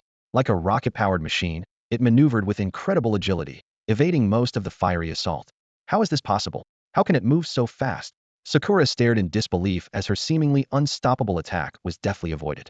Her earlier composure evaporated, and beads of sweat formed on her forehead. Feng, noticing Mag Cargo's exhaustion after using its powerful move, seized the opportunity. Gyarados, break now. Then use Hydro Pump to reverse and strike with Aqua Tail at full power. Whoosh bang! From Mag Cargo's perspective, the Gyarados appeared to teleport, suddenly materializing right in front of it. With immense force, the Aqua Tail struck, sending Mag Cargo flying and rendering it unable to continue battling. Sakura bit her lip as she recalled Mag Cargo into its Pokeball. When she approached Feng, her embarrassment was evident. As a near-elite trainer, losing to someone at the advanced level was a bitter pill to swallow. Sensing her discomfort, Feng broke the silence with a smile. Sakura, what was that flamethrower move you used? It looked incredibly powerful. Oh, that move, Sakura explained candidly. It was actually a combination technique involving the flame body ability, flamethrower, and rock slide, designed to mimic the effects of a volcanic eruption. While it had immense power, wide range, and prolonged impact, it consumed a lot of energy and left Mag Cargo vulnerable afterward. She mentioned that she had planned to use it as a finishing move when Gyarados was close enough, ensuring even if it used Protect, the subsequent lava would deal continuous damage. Feng nodded in understanding, already envisioning new tactical strategies in his mind. Time flew by, and another 2 weeks passed amidst training and daily life. During this period, Feng's life was as calm as still water. The ship's fleet seemed to have ceased pursuing the matter of the murdered crew member, allowing him to breathe a small sigh of relief. The elderly Xian Bo, who had been searching in vain for the elusive phantom beast, rode off toward the Hoenn region on a quasi-elite-class Charizard. The young master's disappearance left him with no reason to stay any longer. The Jinlang Cup Gym leader-level competition concluded, and Feng finally met the legendary Captain He Dao Wu. However, this legendary figure was far from the heroic image Feng had imagined. Instead, he had a grim and ruthless visage that sent chills down one's spine. The weekly black market aboard the ship continued as usual. Although Feng didn't gain anything this time, Yangxia managed to score several rare fire-type berries and some precious minerals, leaving with a haul. What brought Feng the most satisfaction was the rapid improvement in his Pokemon strength. Gyarados had fully mastered its mega-evolved form, controlling the water streams on both sides of its body with precision. When soaring through the air, its speed was astonishing, and its agility was jaw-dropping, as if it were powered by rocket boosters. In unknown battles without using status-changing moves, Feng was no match for it. This inspired Feng to purchase the move Taunt for Gyarados, to pair with its mold breaker ability and force opponents into pure melee combat. He even envisioned himself riding his mega-evolved Gyarados, dominating the battlefield in the future. Sneasel not only mastered Quick Attack, but also honed its proficiency with the move Thief. This move wasn't just about stealing opponents' items. It also allowed Sneasel to conceal its presence, aiding in its execution. However, perhaps due to its lower level, the concealment effect wasn't particularly effective. Every time it tried to sneak food from Feng's spatial wristband, it would be caught and promptly rewarded with a flick to the head. Feng kept a close eye on it to prevent the mischievous Pokemon from stealing from others and causing trouble. Cottonee finally learned Fairy Wind and Stun Spore. Although it could now fly using Fairy Wind, Feng only allowed it to practice in the training room. On the deck, he held it tightly, fearing it might accidentally become a sharp dose meal. As its strength grew, Cottonee sought to take revenge on Sneasel for past bullying. However, the result was a more humiliating defeat. Its prankster ability had no effect on the Dark-type Sneasel, and its Stun Spore was effortlessly dodged. Instead, it would be provoked into a frenzy. By the time it regained its composure, it was already pinned under Sneasel's foot. Facing Sneasel's smug, condescending gaze, Cottonee was both furious and distressed, ultimately breaking into sobs. Feng initially considered stopping their fights, but then realized that this kind of healthy rivalry could actually enhance their training. Especially with Sneasel, who had been rather lazy before now. With an evenly matched opponent, it had no choice but to train seriously to avoid being surpassed. And so, Feng's team began an unspoken cycle of internal competition. However, peaceful days never last long.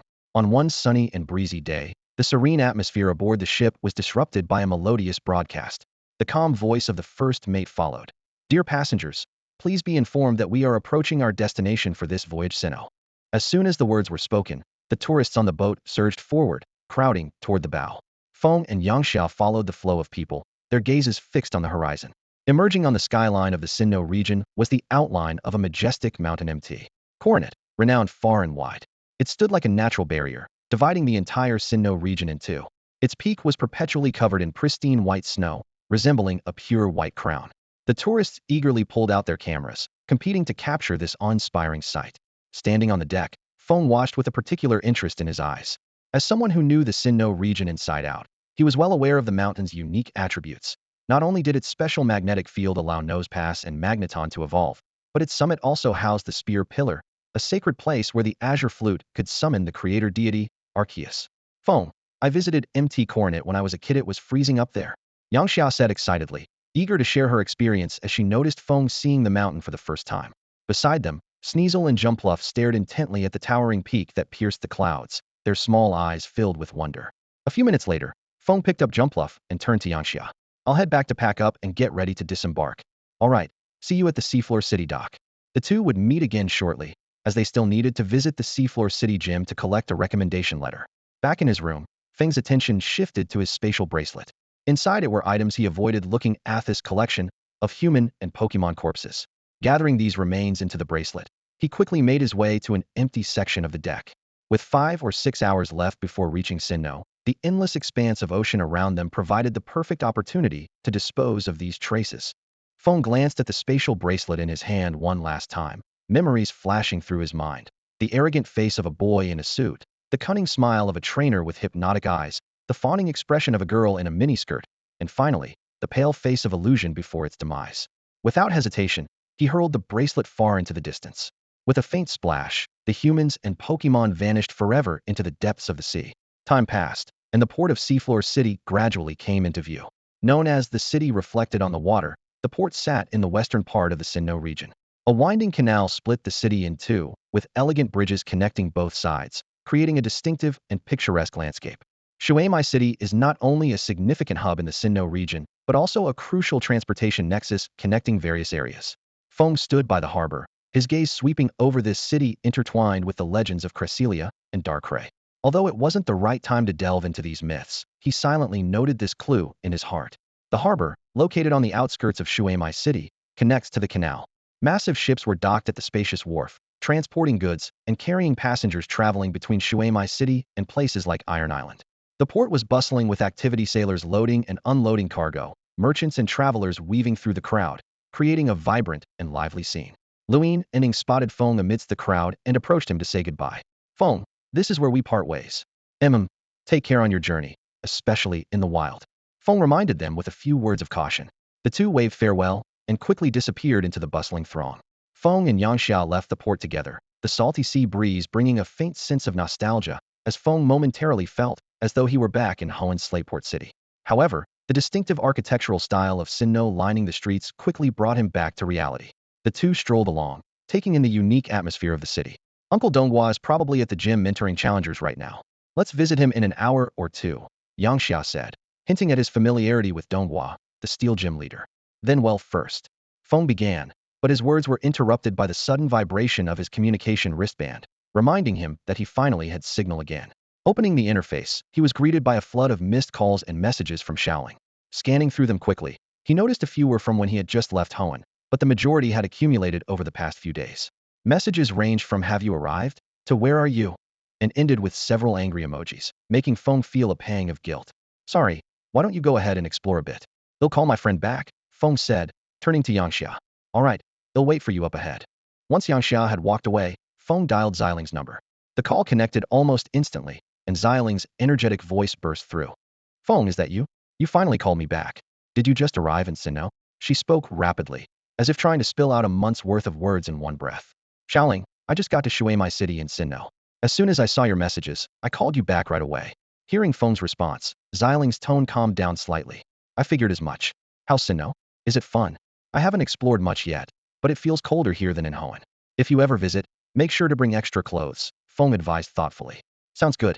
So what's your plan now? Are you going to challenge the gyms? No, I'm planning to go to school. I'm thinking of attending the trainer school in Jubilife City.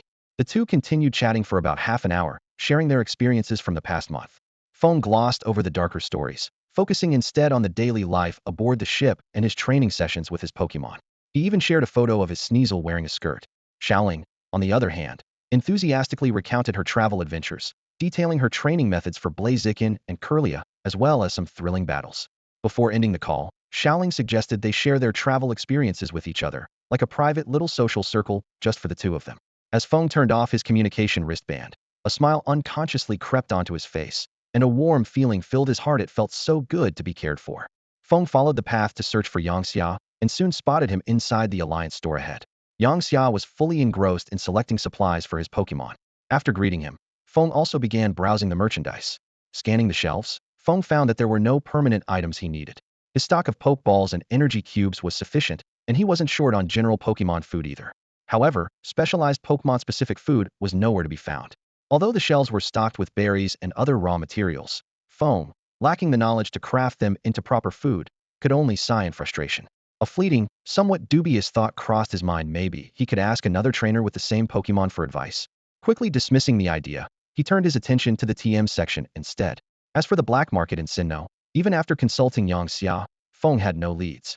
Yangxia explained that he had never ventured into such places when he was younger and added that black market goods were often incomplete and unreliable, making it unlikely to find the desired TMs there. After some deliberation, Feng decided to make his purchases at the Alliance store for now, as he had plenty of funds at hand. He meticulously listed the necessary TMs for each of his Pokemon. Aegislash needed moves like Close Combat and Flash Cannon, among others, totaling 4 TMs. Gyarados required 5 moves, including Taunt and Surf. Weevil's list included 6 moves, such as Blizzard and Poison Jab. As for the young Cottonee, in addition to a Sunstone, it needed 6 TMs, including Protect and Fake Tears. After purchasing the most urgently required TMs, Feng's wallet was instantly lighter by over 1,000,000 Alliance coins. Staring at the thin stack of discs he had exchanged for such a hefty sum, he couldn't help but feel a pang of regret. However, with no clear leads on the Sinnoh black market and the pressing need to train his Pokemon, he reluctantly accepted the expense. What once seemed like an endless fortune had now dwindled to less than 8 million. The staff at the Alliance Center were exceptionally enthusiastic, their eyes practically sparkling as they looked at Feng. They eagerly recommended new products, treating him like a lavish spender. Half an hour later, Feng and Yangxia exited the Alliance store. As they walked, Yangxia said, Uncle Donghua is probably about to close the gym for the day. Let's pay him a visit and see if he can write you a recommendation letter. On the western side of Waterpole City stood the imposing steel gym, a four-story structure built from massive rocks. The central entrance resembled a tunnel carved into a mountain, while a prominent pokeball emblem adorned the top. The bright red metal supports on either side contrasted sharply with the rustic stone, showcasing a harmonious blend of tradition and modernity. Familiar with the gym's layout, Yang Xia led Feng to the back entrance. After a brief exchange with a staff member, they were allowed inside. Navigating through the maze-like rooms, they eventually arrived at a door labeled Gym Leader's Office. Yang Xia tidied her attire before knocking softly. A deep, middle-aged man's voice came from within. "Come in." Yang Xia pushed the door open and cheerfully called out, "Uncle Donghua." Feng stepped into the room, and his eyes were immediately drawn to the unique gym leader, Donghua. Beneath his striking purple hair were a pair of sharp, piercing eyes. He wore a brown sleeveless top, and a dirt-streaked shovel leaned casually against his side. Despite his appearance resembling that of a laborer, there was an undeniable aura of a seasoned warrior about him. "Xiao Yangxia." Donghua's face showed a flicker of surprise. "What brings you to Sinnoh? Didn't even give me a heads up." "Hee hee," Yangxia replied with a grin. "I'm here to follow in the footsteps of Master Yi." Donghua's expression froze briefly before he let out a chuckle. "Yi, huh? Well, you'd better give it your all." His gaze shifted to Feng, who stood behind Yangxia. "And who's this young fellow? Your companion?" "Yes, this is Feng," Yangxia introduced warmly. "He's a very talented trainer." Feng stepped forward politely and greeted him. "It's an honor to meet you, Leader Donghua." Donghua smiled and nodded in acknowledgement before turning back to Yangxia. "So, you're here for the Sinnoh League, I take it? Looks like I'll be your first challenge." "That's right. The Sinnoh League is just the beginning of my journey." "Sounds good to me. I never turn down a challenger. But the gym's already closed for today. Official challenges will have to wait until tomorrow." Donghua's eyes shifted toward Feng. "What about you, young man? Care to give it a try as well?" After Feng explained his purpose, Donghua thoughtfully stroked his chin. "A recommendation letter, huh? No problem. But I'll need to test your strength first. Even if you don't pass, I'll still write it for Yangxia's sake." With that, he set down his shovel and motioned for Feng to follow. "Come on, let's head to the battle arena. Yangxia, you can tag along and watch." The battle arena featured a classic rocky terrain, with scattered stones of various sizes. The layout provided cover for smaller Pokemon and created an ideal setting for rock-type moves. "Kid, what level are your Pokemon?" Donghua asked from his side of the arena. "Elite level." Feng replied as he took out the Pokeball containing his Gyarados. Donghua selected a uniquely patterned Pokeball from his belt and tossed it with a flourish, releasing an elite-level Bronzong. The ancient bell-shaped Pokemon, with its red ring-like eyes and tree-like patterns on its back, stood out strikingly. It evoked the legends of old, where it was revered as a deity capable of summoning rain clouds. As Feng checked Bronzong's stats, he was stunned. A champion tier potential, equipped with a twisted spoon item, and a nearly complete move pool. This was practically a golden bell disguised as a bronze one. "Hey, what are you spacing out for? Send out your Pokemon already," Donghua urged. "Go, Gyarados." Feng called out as he released his Pokemon. The referee quickly took their position and announced, "The battle begins now." Gyarados intimidate, leer, then taunt. Feng commanded, fully aware of Bronzong's troublesome status moves and determined to neutralize them from the start. "Not bad. You know to shut down its status moves," Donghua remarked with a faint smile. Bronzong, use Psychic to suppress it. Even with its status moves restricted, Donghua's confidence in his Bronzong remained unshaken, as though victory was already in his grasp.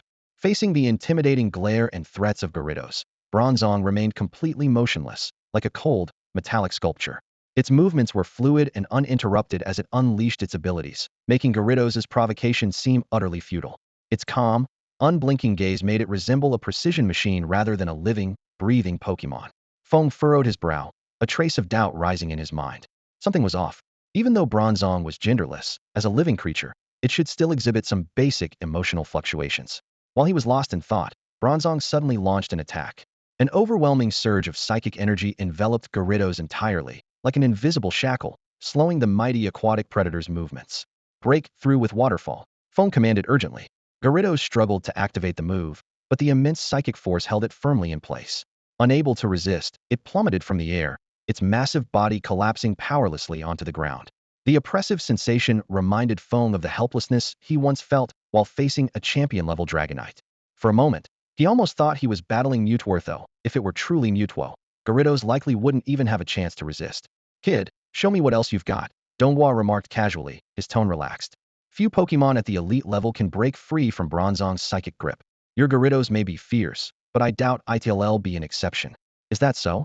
We'll see about that," Feng replied, slowly raising the keystone in his hand. Under the light, the stone gleamed with a dazzling spectrum of colors. "A keystone? Gyarados Mega Evolve. In a flash of light, the form of Mega Gyarados emerged, standing tall and imposing. Its dark-type traits immediately dispelled Bronzong's psychic hold. Since Bronzong lacked the Miracle Eye ability, its vaunted psychic powers were rendered ineffective against its opponent. Donghua, seeing the Mega Gyarados, gave a smile of approval. Haha, not bad, kid. Bronzong, manipulate the rocks on the field with Psychic and use Rock Slide. As Bronzong's psychic energy spread, the entire ground began to quake violently. Countless rocks glowed with a pinkish hue and floated into the air, while the surface cracked under the force of its power. The floating debris converged like rivers flowing into the sea. In an instant, a barrage of rocks rained down like a meteor shower, hurtling toward Mega Gyarados. This is insane, it's like a rock version of Draco Meteor, Feng muttered, astonished but composed. He quickly issued a command. Gyarados, dodge while using Hydro Pump to create an opening and close in on Bronzong. Gyarados unleashed powerful jets of water, maneuvering to evade the incoming rocks while blasting away those in its path. However, the battlefield was littered with an endless supply of stones, and Bronzong's psychic energy dominated nearly half the arena. Wherever Mega Gyarados moved, it was met with an unrelenting barrage of rocks, leaving it with no room to escape, let alone advance toward Bronzong. As the rocks closed in, Gyarados' space to maneuver grew increasingly restricted. Donghua's lips curved into a confident smile, a hint of approval in his eyes. Kid, your performance has indeed exceeded my expectations, but this bronze bell is beyond your ability to handle right now. Feng kept his eyes locked on the battlefield, his mind racing. At this moment, the Mega Gyarados was weaving through the piles of rocks in midair, unleashing Hydro Pump and Aqua Tail to smash the surrounding stones.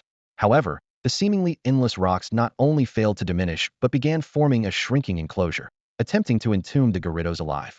It's too far. Feng furrowed his brows, swiftly analyzing the situation. Long-range attacks were being blocked by the layers of stone, status-changing moves couldn't turn the tide, and the power of Whirlpool and Twister wasn't enough. Suddenly, an idea struck him. Gyarados, unleash your most powerful surf and flood this entire area. Feng commanded decisively. The Mega Gyarados let out a thunderous roar, its body glowing with an intense blue light.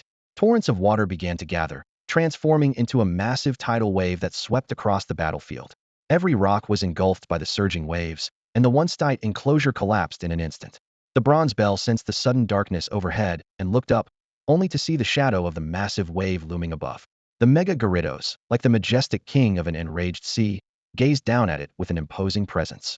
Bronze bell, use your most powerful psychic to control the waves. Donghua's face turned pale as he shouted urgently. Now, Dark Pulse. Feng seized the moment and issued the next command. A wave of dark energy, shimmering with black light, shot out and struck the bronze bell as it attempted to manipulate the waves, knocking it to the ground. The bronze bell let out a pained cry, unable to regain its balance before the uncontrolled tidal wave came crashing down, completely submerging it. The Mega Gyarados seized the opportunity, swiftly closing in and repeatedly using Crunch, biting down fiercely on the bronze bell's surface. When the water finally receded, the bronze bell was left incapacitated, while the Mega Gyarados roared triumphantly in victory. Donghua withdrew the bronze bell, his expression complex as he approached Feng. You've won. That Gyarados of yours is truly formidable. I admit I underestimated it. Both of you have exceptional talent, even among the best. He gestured to the Pokeball in his hand. Do you know the origin of this bronze bell? It's actually one of Elite Four Lucian's Pokemon. He left it with me to train its Steel-type abilities. No wonder it has champion-level potential and such an extensive move pool, Feng mused aloud before asking. Gym Leader Donghua, I noticed that this bronze bell seemed completely emotionless, unaffected even by Gyarados' intimidate and taunt. How is that possible? Well, Donghua said with a shake of his head, I'm not an expert on psychic types. But according to Lucian, this bronze bell has been in a constant state of meditation. Maybe that's why it can suppress its emotions so effectively. Constant meditation? Feng's eyes lit up. Does that mean its special attack and special defense are always maxed out? Isn't that kind of like cheating? Donghua keenly noticed Feng's thoughts and offered a gentle smile as he explained. Hee, this meditation isn't an ordinary skill. It's a special technique for honing superpowers. Honestly, I don't know the finer details myself. Feng furrowed his brow thoughtfully. Could this technique for enhancing superpowers share similarities with the flowing water, formless technique that Xiaoling's family prided itself on? It was hard to believe that the seemingly unremarkable Bronzong could unleash such astonishing superpowers. His gaze flickered as images of Xiaoling, Sakura, Huanyao, Wu Song, and other heirs of prominent families crossed his mind. These powerful trainers all shared one thing in common: unique heritages. Whether it was the flexible application of skills, devastating combo techniques, mysterious secret arts, or exclusive Pokemon training methods, These legacies allowed their Pokemon to far surpass their peers in strength. Feng's thoughts were interrupted by Donghua's hearty voice. Oh, by the way, I've already agreed to the recommendation letter. Once you're at school, study hard and make a name for yourself. Don't forget about me when you succeed, haha. His tone carried an unmistakable admiration, clearly influenced by their earlier battle, which had changed his opinion of Feng. Yangxia approached with a smile. Feng, you're still as impressive as ever. Uncle Donghua, you weren't going all out, were you? You didn't even use any of your signature steel-type moves. Donghua chuckled as he ruffled Yangxia's hair. Haha, you cheeky boy. After the battle, the two settled down at the gym. The next day, Yangxia would challenge the gym leader for a badge, while Donghua handed Feng the all-important recommendation letter. At 6 in the morning, the training grounds were already alive with the sounds of activity. Feng stood in the spacious arena, his eyes scanning the well-equipped training facilities and recovery devices. The area was completely empty, and with no surveillance cameras, it was the perfect time to train. Gyarados was diligently training on its own, requiring no supervision. Sneasel, however, was another story, needing constant attention, much to Feng's frustration. Suddenly, an idea struck him. He looked down at the Cottonee cradled in his arms. Cottonee, why don't you supervise Sneasel's training? Let me know if it slacks off, he said, gently stroking its soft, fluffy body. Cottonee nodded eagerly, its eyes sparkling with excitement. Snee, snee, snee. Sneasel shook its head and waved its hands in protest, clearly unhappy with the arrangement. But outvoted 2-1, it had no choice but to accept its fate, sulking as it moved to the side to practice its moves.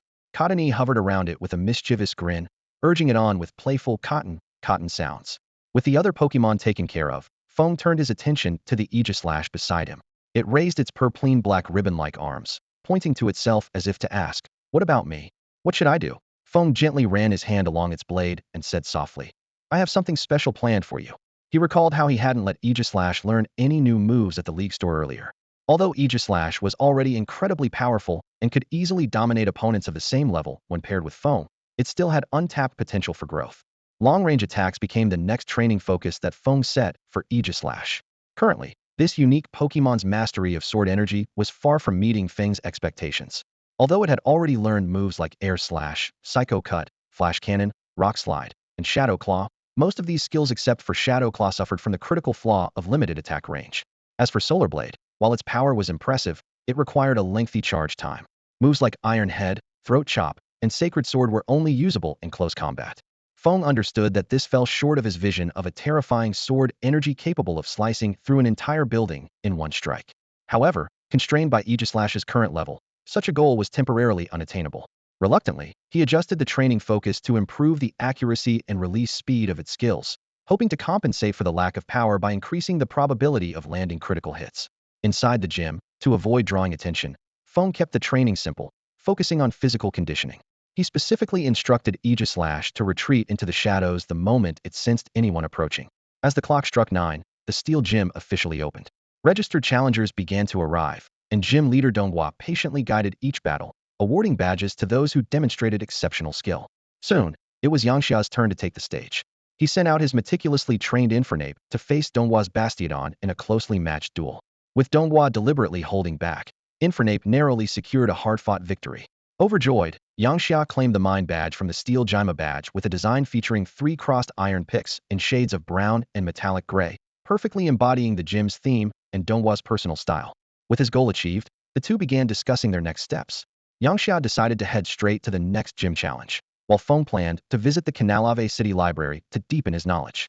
Outside the gym, they exchanged friend contacts on their communication devices before parting ways. Feng, make sure you participate in the league conference. We'll battle again then. Yangxia called out enthusiastically, waving as he left. The Canalave City Library was located in the northwest corner of the city. As the only large library in the Sinnoh region, it housed an extensive collection of texts covering the region's culture, Pokemon, stories, myths, and history. This iconic building, distinguished by its deep blue dome and golden accents, often attracted renowned Pokemon professors and Sinnoh League champions seeking to study its archives. It was only a short walk from the Steel Gym to the library's front garden. In the garden's center, a massive fountain sprayed glistening streams of water, surrounded by numerous playful Pokemon. A lively Bizel was shooting water at a Poliwag, which nimbly twisted its body and retaliated with splashing waves from its tail. This impromptu water battle quickly drew in other water-type Pokemon, filling the garden with cheerful cries and playful energy. In the afternoon glow of Shuemai City, sunlight gently bathed the streets. The city's residents and Pokemon coexisted harmoniously, creating a unique urban ecological landscape. At the corner of a street, a few neighbors were chatting away, their laughter occasionally ringing out in the warm air. The Pokemon of the city had long adapted to its rhythm, thriving in their respective niches. The sewer system became home to many Pokemon. Meowth, Gulpin, and Rattata darted through the pipes. Zubat and Dustox glided through the dim spaces. Bizel and Spheal played in the water pools, and sometimes a wandering whalemare could be seen ambling through. In some corners, abandoned Pokemon lingered quietly, adding a faint touch of melancholy to the city's bustling charm. Feng pushed open the library doors, and a grand hall of knowledge unfolded before him. The spacious and bright reading hall featured a minimalist yet elegant design, with towering bookshelves neatly arranged in rows. From ancient Sinnoh texts to Professor Oak's poetry collections, from cutting-edge research papers to practical Pokemon training guides, the library offered a vast array of resources. Walking down the corridors, he found classical-style private reading rooms exuding a rich historical atmosphere. While the layout of each floor was similar, the rarity of the collections varied. The uppermost floors were restricted, accessible only to authorized individuals. With the guidance of the staff, Feng quickly located the Pokemon breeding section and the Sinnoh history section. In the breeding area, meticulously categorized guides covered all 18 Pokemon types, alongside foundational Pokemon knowledge, berry encyclopedias, and anatomical analyses. The abundance of materials tempted Feng to immerse himself in study for a year or more, but he quickly refocused on his immediate priority, improving his strength. For now, breeding knowledge would serve as a supplementary tool. Feng selectively picked out a few specialized books on Aegislash, Gyarados, Sneasel, and Cottonee. He handed the Sneasel-related book to the curious Pokemon, watching as it blinked its large eyes and eagerly flipped through the pages. Then he gently placed a few books on Katone's fluffy head, prompting an indignant flutter of its little wings and a mildly annoyed glance as it steadied itself. Although he couldn't find Pokemon-specific food guides in the open access area, Feng did discover materials about special skill-enhancing foods. He also retrieved several historical and legendary texts from the Sinnoh history section. With Sneasel and Cottonee in tow, he carried the stack of books to a reading table, drawing curious glances from other patrons as they carefully set the books down. Settling into his seat, Feng opened the guide on crafting special Pokemon food. Feng's gaze wandered over the hefty book titled Pokemon Skills and Food, a work painstakingly compiled by an obscure Pokemon professor. The book covered the methods for crafting various types of Pokemon food. He first turned to the chapter about Water-type Pokemon learning Electric-type moves and began studying it intently. The book explained in detail the challenges Water-type Pokemon face when learning Electric-type moves. Due to their natural fear of electricity and painful memories associated with it, they often struggle to focus on sensing Electric-type energy. This not only results in low learning efficiency, but also significantly weakens the power of their moves. The solution was surprisingly simple: prepare Pokemon food using the electricity-resistant Shukaberry as the main ingredient. Have the Water-type Pokemon consume it before training, and then gradually proceed with practice. Feng carefully noted down the recipe and the list of supplementary ingredients before continuing to flip through the book.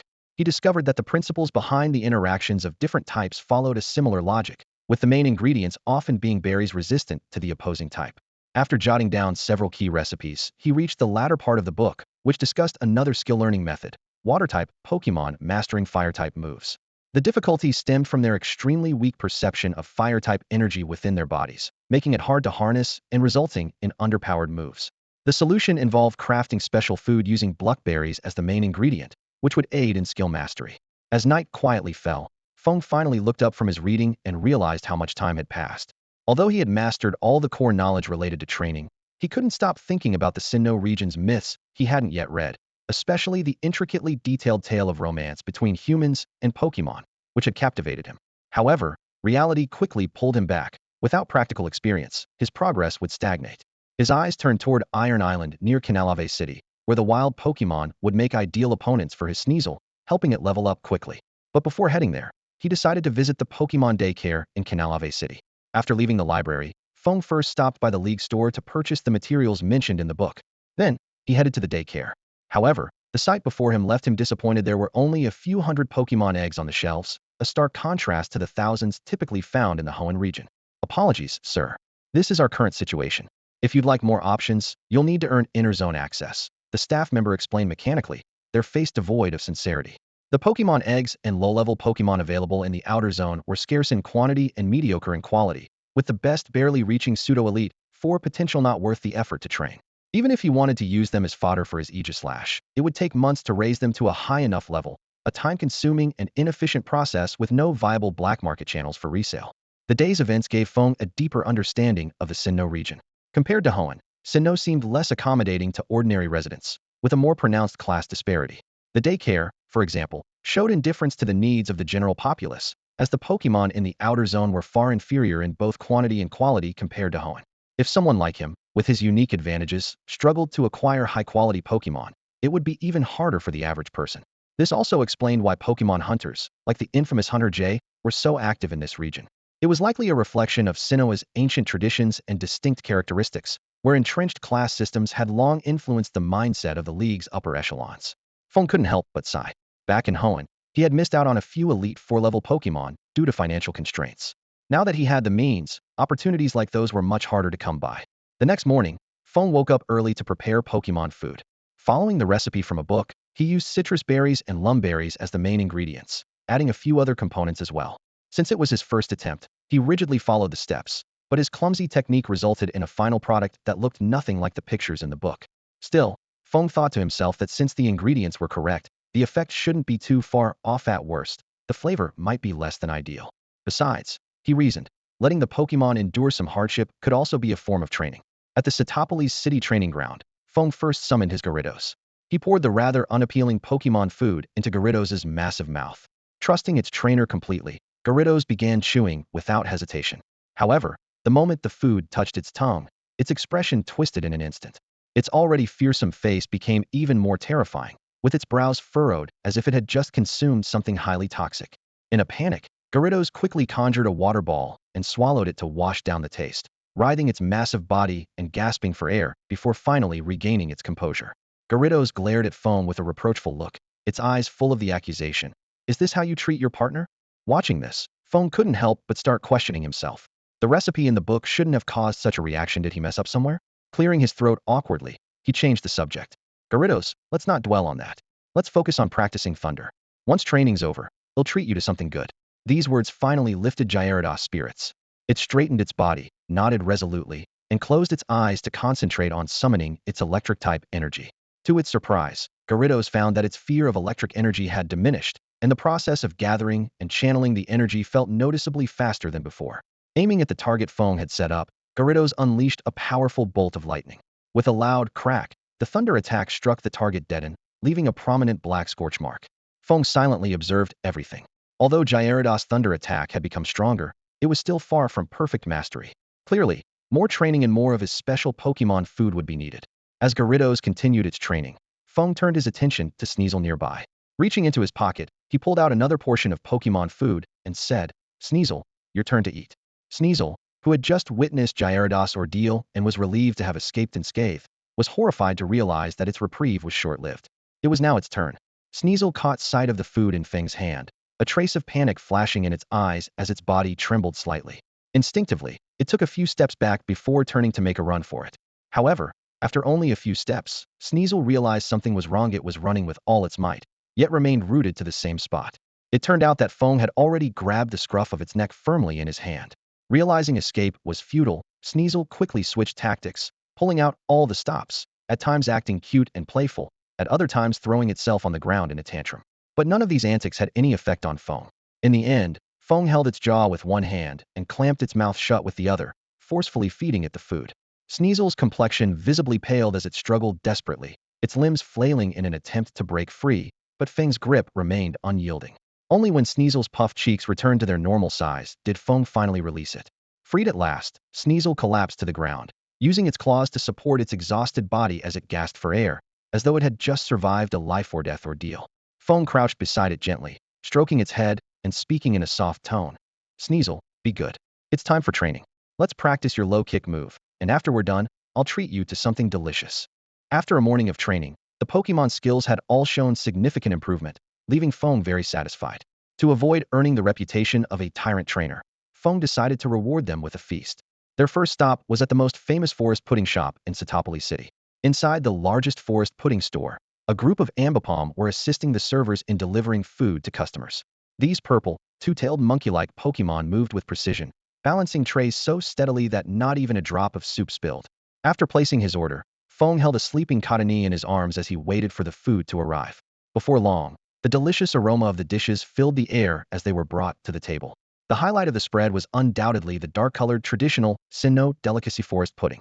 Feng first picked up a piece and fed it to the drooling Sneasel. Then, when no one was looking, discreetly tossed a piece into the shadows before finally starting to eat himself.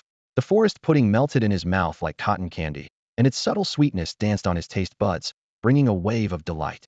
Sneasel, lost in the bliss of the sweet treat, couldn't help but steal glances at the sleeping Cottony every so often, worried it might suddenly wake up and snatch the food away. Watching Sneasel's cautious and somewhat petty behavior, Feng couldn't help but chuckle to himself, wondering, I wonder who had inherited that personality from. After finishing his meal, Feng carefully packed a portion of forest jelly for Cotton Ball and Gyarados, planning to let them enjoy it later. His next destination was Iron Island, where he aimed to train Sneasel and perhaps test his luck in encountering a Pokemon with exceptional potential. Iron Island is located off the western coast of the Sinnoh region. Once a thriving small mining island due to its rich mineral resources, it has since transformed into a training haven for Pokemon trainers. While its main veins have been depleted, the remaining mines and mining facilities have become ideal habitats for wild Pokemon. Over time, a unique little village formed on the island, where the residents make a living by serving traveling trainers and working in metal refining. Byron, the Canalave City gym leader, has a small villa on the island, serving as both a rest spot during training and a convenient base for mining.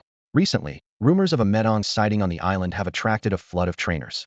Apart from riding water-type or flying-type Pokemon, the only way to reach Iron Island is by taking a ferry from Canalave City. When Feng arrived at the Canalave City docks with Cotton Ball in his arms and Sneasel by his side, he found the place packed with trainers who had heard the news. The scene reminded him of the black market in Rustboro City, where services offering information on rare Pokemon sightings were common unverified, but non-refundable.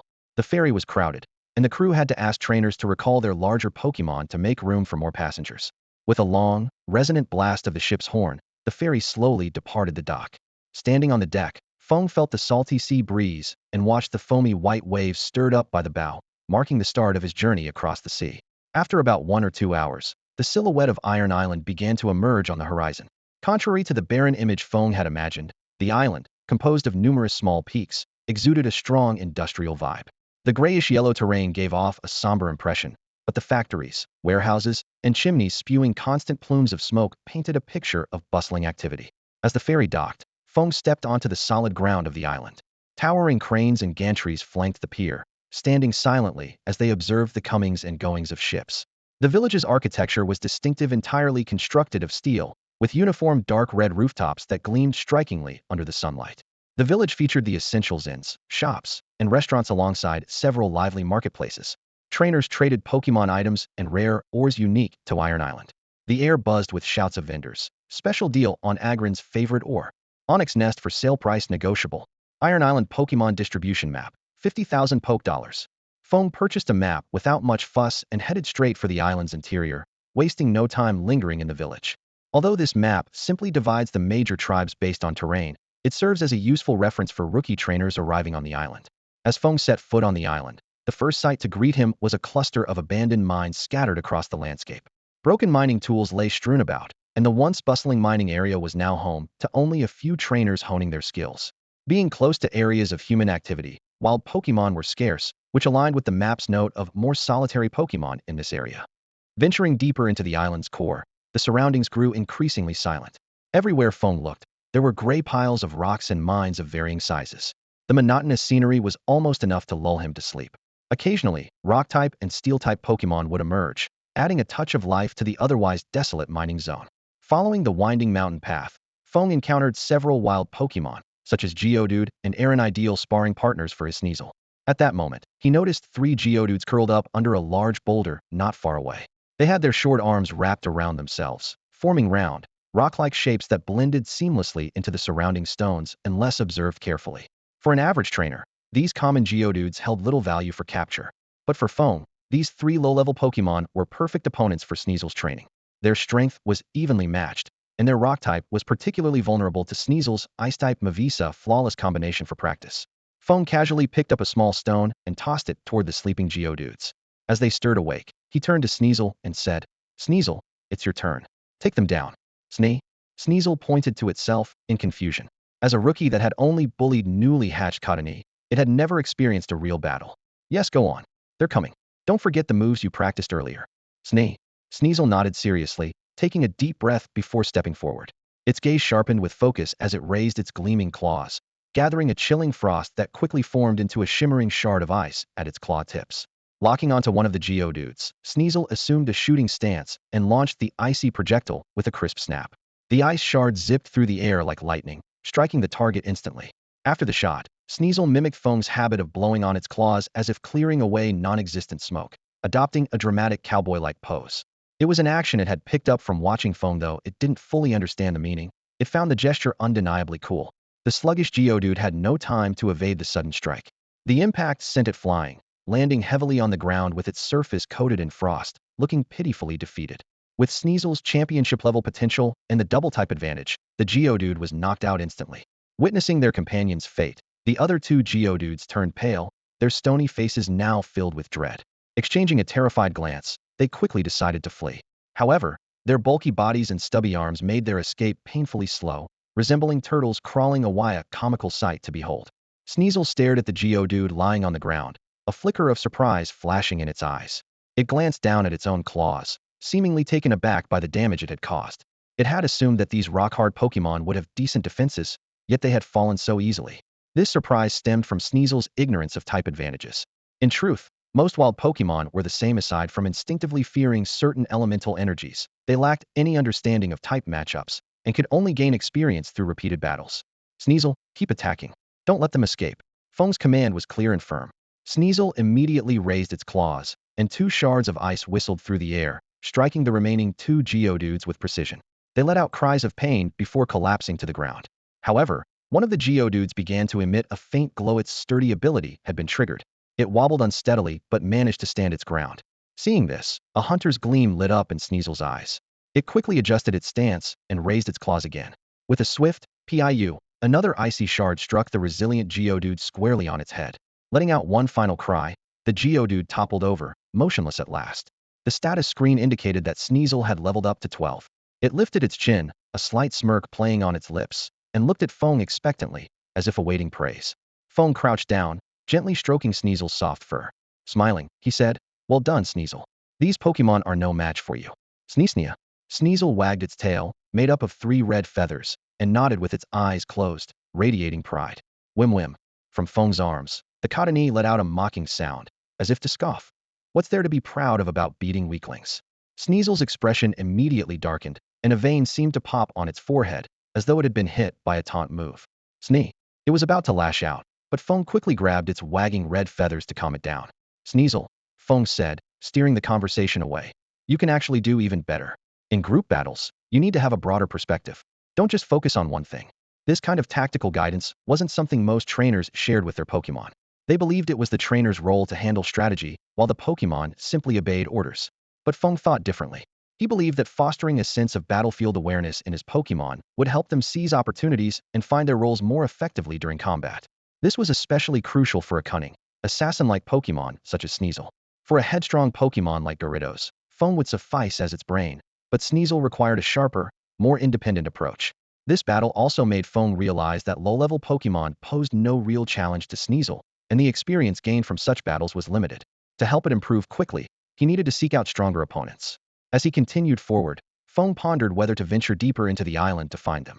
At that moment, he suddenly heard a piercing cry. Feng perked up his ears, listening intently. He turned towards the sound and spotted its source atop a small hill not far away. On the hill, an armored bird was pecking at the ground. Its body was covered in iron-gray, armor-like feathers that, despite their heavy appearance, were astonishingly lightweight, allowing it to soar at an incredible speed of 300 kilometers per hour. The undersides of its wings glowed a blood-red hue, and each feather was a hollow blade. According to legend, these feathers were once used as weapons in ancient times. Feng quickly opened his attribute panel for a glance. The armored bird had moderate strength, average potential, and few skills, making it an ideal opponent for Sneasel to practice on. Sneasel, use your most powerful ice shard strike on it. Snee. Sneasel responded immediately, conjuring a massive ice missile that starkly contrasted its small frame. As the sharp, conical projectile took shape, the surrounding ground was coated with a thin layer of frost from the chilling aura. Fixing its gaze firmly on the target, Sneasel launched the ice shard with a powerful thrust. The missile spun rapidly through the air, carrying an intense, biting cold as it hurtled toward the armored bird. The armored bird, engrossed in its meal, suddenly felt an icy chill pierce through the air. It looked up to see the massive ice shard rapidly enlarging in its vision. Crawl! It flapped its wings in a panic, trying to escape, but it was too late. The ice shard struck its side with precision, sending it crashing down the hill with a deafening thud. The armored bird tumbled awkwardly on the ground, shaking off shards of ice as it struggled to get back on its feet. Sneasel seized the opportunity, darting forward and launching a barrage of icy shards from its claws. However, the armored bird refused to give in. Its wings gleamed with a metallic silver light as it flapped vigorously, deflecting the incoming ice shards with its steel wing. Sneasel moved like a nimble dancer, weaving through the battlefield and continuing its relentless assault of glittering ice shards. Feng nodded silently, noticing that Sneasel was beginning to grasp the fundamentals of Hitandran tactics. Caw! Frustrated by the relentless attacks from the small black creature, the armored bird suddenly surged forward, wings outstretched, charging straight at Sneasel. Despite its feathers being struck by the ice shards, it relied on its superior physical strength to press on. Sneasel panicked as its prized ice shard attacks failed to stop the armored bird. Wide-eyed and flustered, it scrambled to come up with a countermeasure, but the armored bird was already closing in at high speed. Sneasel, use protect! Feng shouted just in time. Sneasel snapped out of its panic, quickly erecting a protective barrier in front of itself. While the barrier managed to block the armored bird's attack, the sharp edges of its steel wings still managed to breach the shield, narrowly avoiding leaving a mark on Sneasel. Feng let out a sigh of relief but wasted no time issuing a new command. Sneasel now? Use triple kick on its wings. As the armored bird finished its attack and prepared to take flight again, Sneasel capitalized on the opening, delivering 3 lightning-fast kicks to the same spot on its wing. The precise strikes left visible cracks in the armored feathers. Using the momentum, Sneasel leapt away, creating some distance from its opponent. The Skarmory lowered its head to examine the cracks on its wings, fury blazing in its eyes. Although its high level and superior physical defense had prevented the 3 attacks from being fatal, Feng's strategy was already working. Its wing injuries had significantly reduced its flying speed. Considering Skarmory's already low base speed, this put it on equal footing with Sneasel, creating favorable conditions for the next phase of the plan. Sneasel taunt. At the command, Sneasel moved swiftly, a sly, mischievous grin curving its lips. Casually placing one hand on its hip, it beckoned mockingly at Skarmory with the other claw, as if silently jeering. Come on, rookie, hit me if you can. The display thoroughly infuriated Skarmory. Its eyes turned bloodshot as it locked onto Sneasel and let out a furious screech. Unfolding its injured wings, it launched a steel wing attack, silver light flashing as it dove from the sky like an enraged bull. But Sneasel was ready. With a nimble sidestep, it easily evaded the ferocious assault. Then, with tears glinting in its eyes, it unleashed its fake tears move. After several rounds of maneuvering, Feng judged that the time was right and gave the decisive command. Sneasel, blizzard, turn it into an ice sculpture. Snee. With a crisp cry of acknowledgement, Sneasel unleashed a frigid blizzard from its mouth, striking the oncoming Skarmory Heaton. Already vulnerable due to its low special defense and further weakened by the effects of fake tears, Skarmory's resilience crumbled like paper. Its wings quickly froze in the biting cold, and it succumbed to the icy onslaught, crashing heavily to the ground. Sneasel's level immediately rose, LV12, LV13. The experience from battling stronger opponents is definitely worthwhile, Feng thought as he quietly reviewed the stats on the attribute panel. The victorious Sneasel walked over to its fallen opponent, giving it a light kick with its foot to confirm it was no longer able to fight. Then, with a triumphant smirk, it placed its clawed foot on Skarmory's body and let out a howling cry of victory. It cast a sidelong glance at Katani, as if awaiting its judgment. Katani murmured timidly, its gaze flickering nervously. This time, it had no room to criticize. Defeating a higher-level opponent was proof enough of Sneasel's strength. Feng smiled as he patted Sneasel's head in praise. Well done, Sneasel. He was pleased to see that Sneasel was steadily developing its own battle style, either wearing down opponents with agile harassment or seizing the moment for a decisive blow. After feeding Sneasel, Feng returned it to its pokeball to rest. He then ventured deeper into Iron Island alone, intending to find elite-level opponents for Doublade and Gyarados. It wasn't until dusk that he retraced his steps back to the small village, where he rented a room at the inn to rest. His plan was to train in the area for 1 or 2 weeks, waiting for Sneasel to advance to mid-tier strength before heading to Jubilife City. Exhausted from a day of battles, Feng fell asleep the moment his head hit the pillow. At dawn, as sunlight filtered through the curtains, he awoke right on time at 6 o'clock. Feng carefully moved Sneasel's arm off his body, his actions as gentle as if handling a fragile piece of porcelain. He held his breath, inching his way out of bed to avoid disturbing the peacefully sleeping Whimsicott. Once he confirmed that neither Pokemon had been awakened, he quietly got up and began packing his belongings. After finishing, Feng turned to look at the still lumbering Sneasel, a small smile unconsciously forming on his lips. Just as he reached for the pokeball to recall it, Sneasel seemed to sense something. It let out a faint mumble, slowly opened its eyes, and groggily sat up. Morning sunlight pierced through the clouds, bathing the earth in a golden glow. Feng, holding Whimsicott in his arms and leading Sneasel by the paw, stepped out of the inn. The fresh air greeted them, and the warm sunlight seemed to outline their figures in gold. A new adventure was about to begin. Following their plan, they started by searching for beginner and intermediate level Pokemon on the outskirts of Iron Island to help Sneasel train. Later, they would venture deeper into the island to challenge more elite opponents. As they retraced yesterday's route, various gray mountains loomed into view. Along the way, they encountered common Pokemon like the Geodude family, the Rhyhorn family, the Diglett family, and Skarmory. Deeper inside the island, however, resided powerful Pokemon such as Onix, Aggron, and Gigalith. These Pokemon were not only formidable, but also fiercely territorial. Yesterday, Feng had managed to locate 3 isolated elite-level Pokemon, battling them before quickly retreating to avoid provoking their groups. Near a pile of rocks, they came across an unusually large Rhyhorn. Feng decided to take the opportunity to test Sneasel's improved battle instincts and signaled for it to fight freely. The moment Rhyhorn saw Sneasel, it charged forward aggressively, its horn gleaming and its heavy hooves pounding the ground with a resounding clang, causing the earth to tremble slightly. Sneasel showed no fear. It deftly dodged the attack, leaping onto Rhyhorn's back at just the right moment and landing steadily. Without hesitation, it unleashed a flurry of ice punches. Rhyhorn roared in pain, thrashing its tail wildly in an attempt to dislodge Sneasel. Seizing the moment, Sneasel leapt into the air, adjusted its posture mid-flight, and conjured a massive icicle. As the shadow of the ice loomed over Rhyhorn, the icicle struck its neck with precision. The massive creature let out a final cry before collapsing with a thud. Feng watched Sneasel's performance with satisfaction. This natural-born fighter seemed to have inherited a knack for battle. In just a few days, it had developed its own unique fighting style, executing its moves with remarkable finesse. As they continued onward, a commotion of cries could be heard ahead. Following the noise, they discovered a group of low-level Diglets squabbling over some minerals. Feng was about to walk away when he noticed Sneasel's keen interest in the Diglett, its excitement akin to a cat spotting mice. Finding a safe spot to sit, he let Sneasel play. Sneasel stealthily approached the Diglett group and suddenly unleashed a wide-range blizzard. Taking advantage of the snowstorm obscuring visibility, it fired shards of ice in quick succession. The Diglett were thrown into chaos, scattering in all directions, but Sneasel skillfully took them down one by one. Before long, the Diglett were either fleeing or incapacitated. Sneasel happily ran back to Feng, affectionately nuzzling his cheek. Had your fun?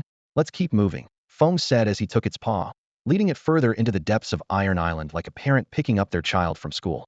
In this wild, survival-of-fittest environment, there was no absolute right or wrong. Whether it was Beedrill or Rhyhorn attacking travelers, or normally gentle Pokemon turning aggressive to defend their territory, they were simply following the laws of nature. They fought to survive, while trainers came to grow stronger. Neither could be faulted for their actions. Yet, human morality often defies simple logic. Hunters who kill bears, wolves, or threatening Pokemon like Arbok or Ursaring are praised as protectors, but those who harm endearing creatures like stray cats, squirrels, or Vulpix are condemned as cruel. Such is the complexity of human nature. As Feng ventured deeper into the island, the silhouette of the mountain grew increasingly imposing. Unlike the desolate outskirts, signs of human activity were evident everywhere. A partially mined mountain loomed before him, and the bustling scene surrounding it unfolded in full view. Massive mechanical arms swung rhythmically, while minecarts shuttled back and forth along the tracks, transporting loads of ore to the outer construction sites. The air was thick with a mixture of dust and the scent of machine oil. Workers dressed in uniforms and wearing safety helmets busied themselves alongside Pokemon such as Machamp, Graveler, and Onix. The division of labor was clear. Pokemon cleared paths, excavated, and transported materials, while humans focused on directing operations and collecting the ore into spatial wristbands. Feng was about to calculate the potential profits from the ores when he remembered his lack of sales channels. Shifting his attention, he refocused on finding wild Pokemon and opportunities for battle. Hey, what are you here for? A trainer stationed as a guard on the outskirts noticed him. Here to train on Iron Island. Could you tell me where the elite-level Pokemon gathering spots are nearby? Feng asked politely. You're looking for elite-level Pokemon gathering spots. The trainer seemed surprised by the question from what appeared to be a boy of only 12 or 13. Yes, they're over that way. Quite a few trainers have already asked for directions. The trainer pointed out the direction and kindly added, Kid, I don't know how strong you are, but be careful out there. In the wild, some trainers will do anything for their own gain. Thank you for the warning. They'll keep that in mind. Feng smiled and nodded, His innocent grin paired with his clean-cut, handsome face creating a deceptively harmless impression. But inwardly, he added with a smirk, "Sorry, but I might just be one of those trainers you're talking about."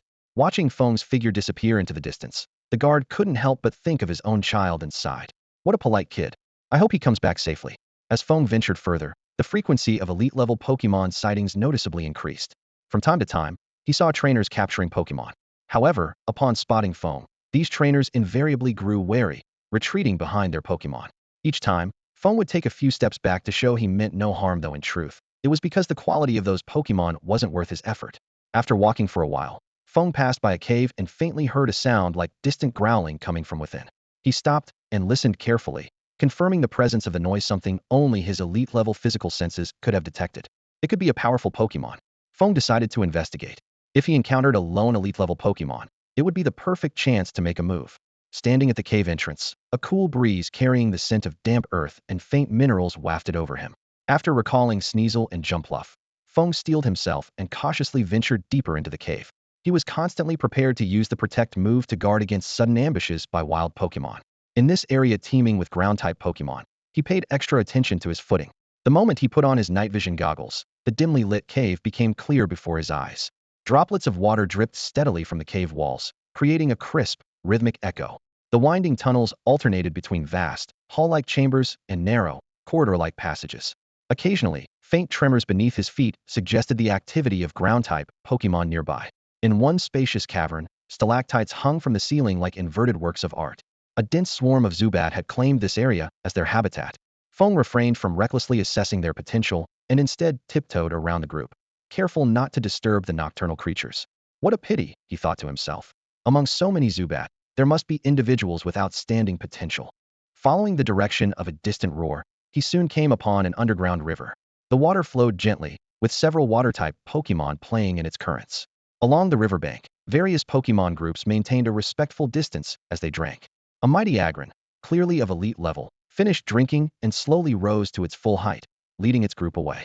Using the shadows for cover, Feng carefully avoided these groups and quickly moved past. As he approached the source of the roar, a figure suddenly appeared ahead. Drawing closer, Feng saw it was a scruffy middle-aged man, warily scanning his surroundings. Beside him was an elite-level Umbreon, leisurely licking its paws, a stark contrast to its trainer's tense demeanor. From the cave behind them came thunderous roars and the sounds of intense battle. After a moment of deliberation, Feng devised a plan. He stepped out of the shadows deliberately, making his footsteps louder as he approached. The middle-aged man heard the noise and snapped to attention, shouting sharply, "Who are you? No one's allowed in here, leave immediately." He took 2 steps back, assuming a defensive stance. Umbreon instantly shed its relaxed demeanor, baring its teeth and glaring at Feng like a fierce guard dog. In the dim light, Umbreon's dark fur blended seamlessly with the shadows, and its crimson eyes locked onto its target with predatory precision. A faint smile tugged at Feng's lips as he subtly signaled his Aegislash. Striding forward confidently, he feigned innocence and said, "This is the wild, isn't it? Why can't I pass through? Since we're both trainers, how about a fair battle?" With that, he tossed a Pokeball, releasing his Gyarados. "Who has time for your trainer games?" the man barked furiously. He swiftly pulled out 2 Pokeballs and released 2 high-level Pokemon. "Umbreon, you too. Take him down," he commanded, retreating to the back to watch the fight unfold. "Let's not resort to violence right away," Feng said in a light-hearted tone, standing still without giving any commands to the Gyarados. The middle-aged man frowned, looking puzzled. "What are you talking about?" "Nothing. Just thought I'd have you quiet down for a moment." A faint smile curled at the corner of Feng's lips as he raised his hand and snapped his fingers. Snap! In that instant, a flash of cold light emerged from the shadow beside the man. A massive sword appeared, its blade gleaming with an icy chill, and pressed against his neck with lightning speed. The sharp edge exuded a biting cold that froze him in place, too terrified to move. His Pokemon, witnessing the scene, froze as well, exchanging uncertain glances as they stood motionless. "Aegislash, confiscate his Pokemon and lock them away. Then toss me the Pokeballs," Feng commanded. Aegislash extended its dark, shadowy arm and deftly retrieved the Pokeballs from the man's possession. The man tried to resist, but the icy sensation on his throat immediately sapped any courage he had left. He closed his mouth in despair, too afraid to utter a word. Seeing their trainer in such a dire situation, the 3 Pokemon realized the fight was over. If Gyarados weren't present, they might have risked capturing Feng as leverage, but with the current circumstances, they could only lower their heads in defeat and be returned to their Pokeballs unaware that even without Gyarados, Feng himself was far from an easy opponent. Hand them over, Feng said cheerfully as he caught the pokeballs and the spatial bracelet tossed by Aegislash. Only then did he signal for it to release the man. As Aegislash withdrew, the man bent over, gasping for air. With the sword at his throat moments ago, he hadn't even dared to breathe deeply. Feng approached him directly, his tone sharp and to the point. Do you know what's happening inside? The man remained silent, his head down as he tried to catch his breath. Feng raised an eyebrow and kicked him to the ground. I'll ask you again what's going on inside. The man gritted his teeth, enduring the pain as he sat up and looked at the young but imposing Feng. Despite his fear, thoughts of his comrades still fighting inside kept him silent. Feng narrowed his eyes slightly, aware that time was running out. If the battle inside ended, he'd lose his chance to take advantage of the situation. Realizing the man's loyalty to his companions, Feng's lips curled into a meaningful smile as he pulled out the pokeball containing his Umbreon and twirled it between his fingers. Let's make a deal, Feng said, softening his tone. If you talk, I'll release your Pokemon when this is over. I give you my word. But if you don't, he let the sentence hang, his voice laced with an ominous edge. Their fate will be the black market shelves. So what's your choice? The man's face turned pale at Feng's words. While not a saint, he clearly cared deeply for his Pokemon. His expression revealed his inner turmoil, caught between loyalty and the fear of losing his cherished companions. Feng added fuel to the fire, lowering his voice to a devilish whisper. I've heard that the black market has a complete system for training Pokemon. Any Pokemon that goes in alive comes out as a soulless fighting machine. This statement hit like a hammer, completely shattering the man's final resistance. His expression shifted from struggle to rigidity before melting into a sigh of resignation. All right, what do you want to know? 5 minutes later, Feng stored the man's lifeless body into his spatial bracelet, quickly organizing the intelligence he had just acquired. Deep within the cave, 3 companions were working together to battle a formidable elite-class Ursaring. The man had originally been stationed at the cave's entrance to guard against wild Pokemon or trainers who might be drawn by the sounds of the battle. The trio had 3 elite-class Pokemon and several high-level ones. Normally, this would be more than enough to handle a single Ursaring. However, this particular Ursaring was far from ordinary. Its abilities exceeded typical limits, with devastatingly powerful moves and an especially troublesome characteristic, nerve. Any Pokemon that approached it would find their legs weakening involuntarily, their combat effectiveness plummeting. Even maintaining a distance didn't completely mitigate the effect. To minimize the risk of their Pokemon being seriously injured, the group had resorted to a long-range battle strategy. Such a powerful Ursaring was not something Feng intended to let slip away. He became a shadow, stealthily making his way toward the depths of the cave. Although the man had claimed their team lacked any psychic type or sense-sensitive Pokemon, Feng remained on high alert, wary of the possibility of walking into a deadly trap. When he reached the battlefield, the sight before him was astonishing. A nearly 3-meter-tall Ursaring was encircled by a Luxray, a Vespiquen, and a Crobat. Its grayish-brown fur was already covered in wounds, and the yellow crescent on its forehead, combined with its gray eyebrows, formed a pattern resembling a cloud-shrouded moon. Despite being at a disadvantage, the aura it exuded was even more intimidating than Gyarados' intimidatability.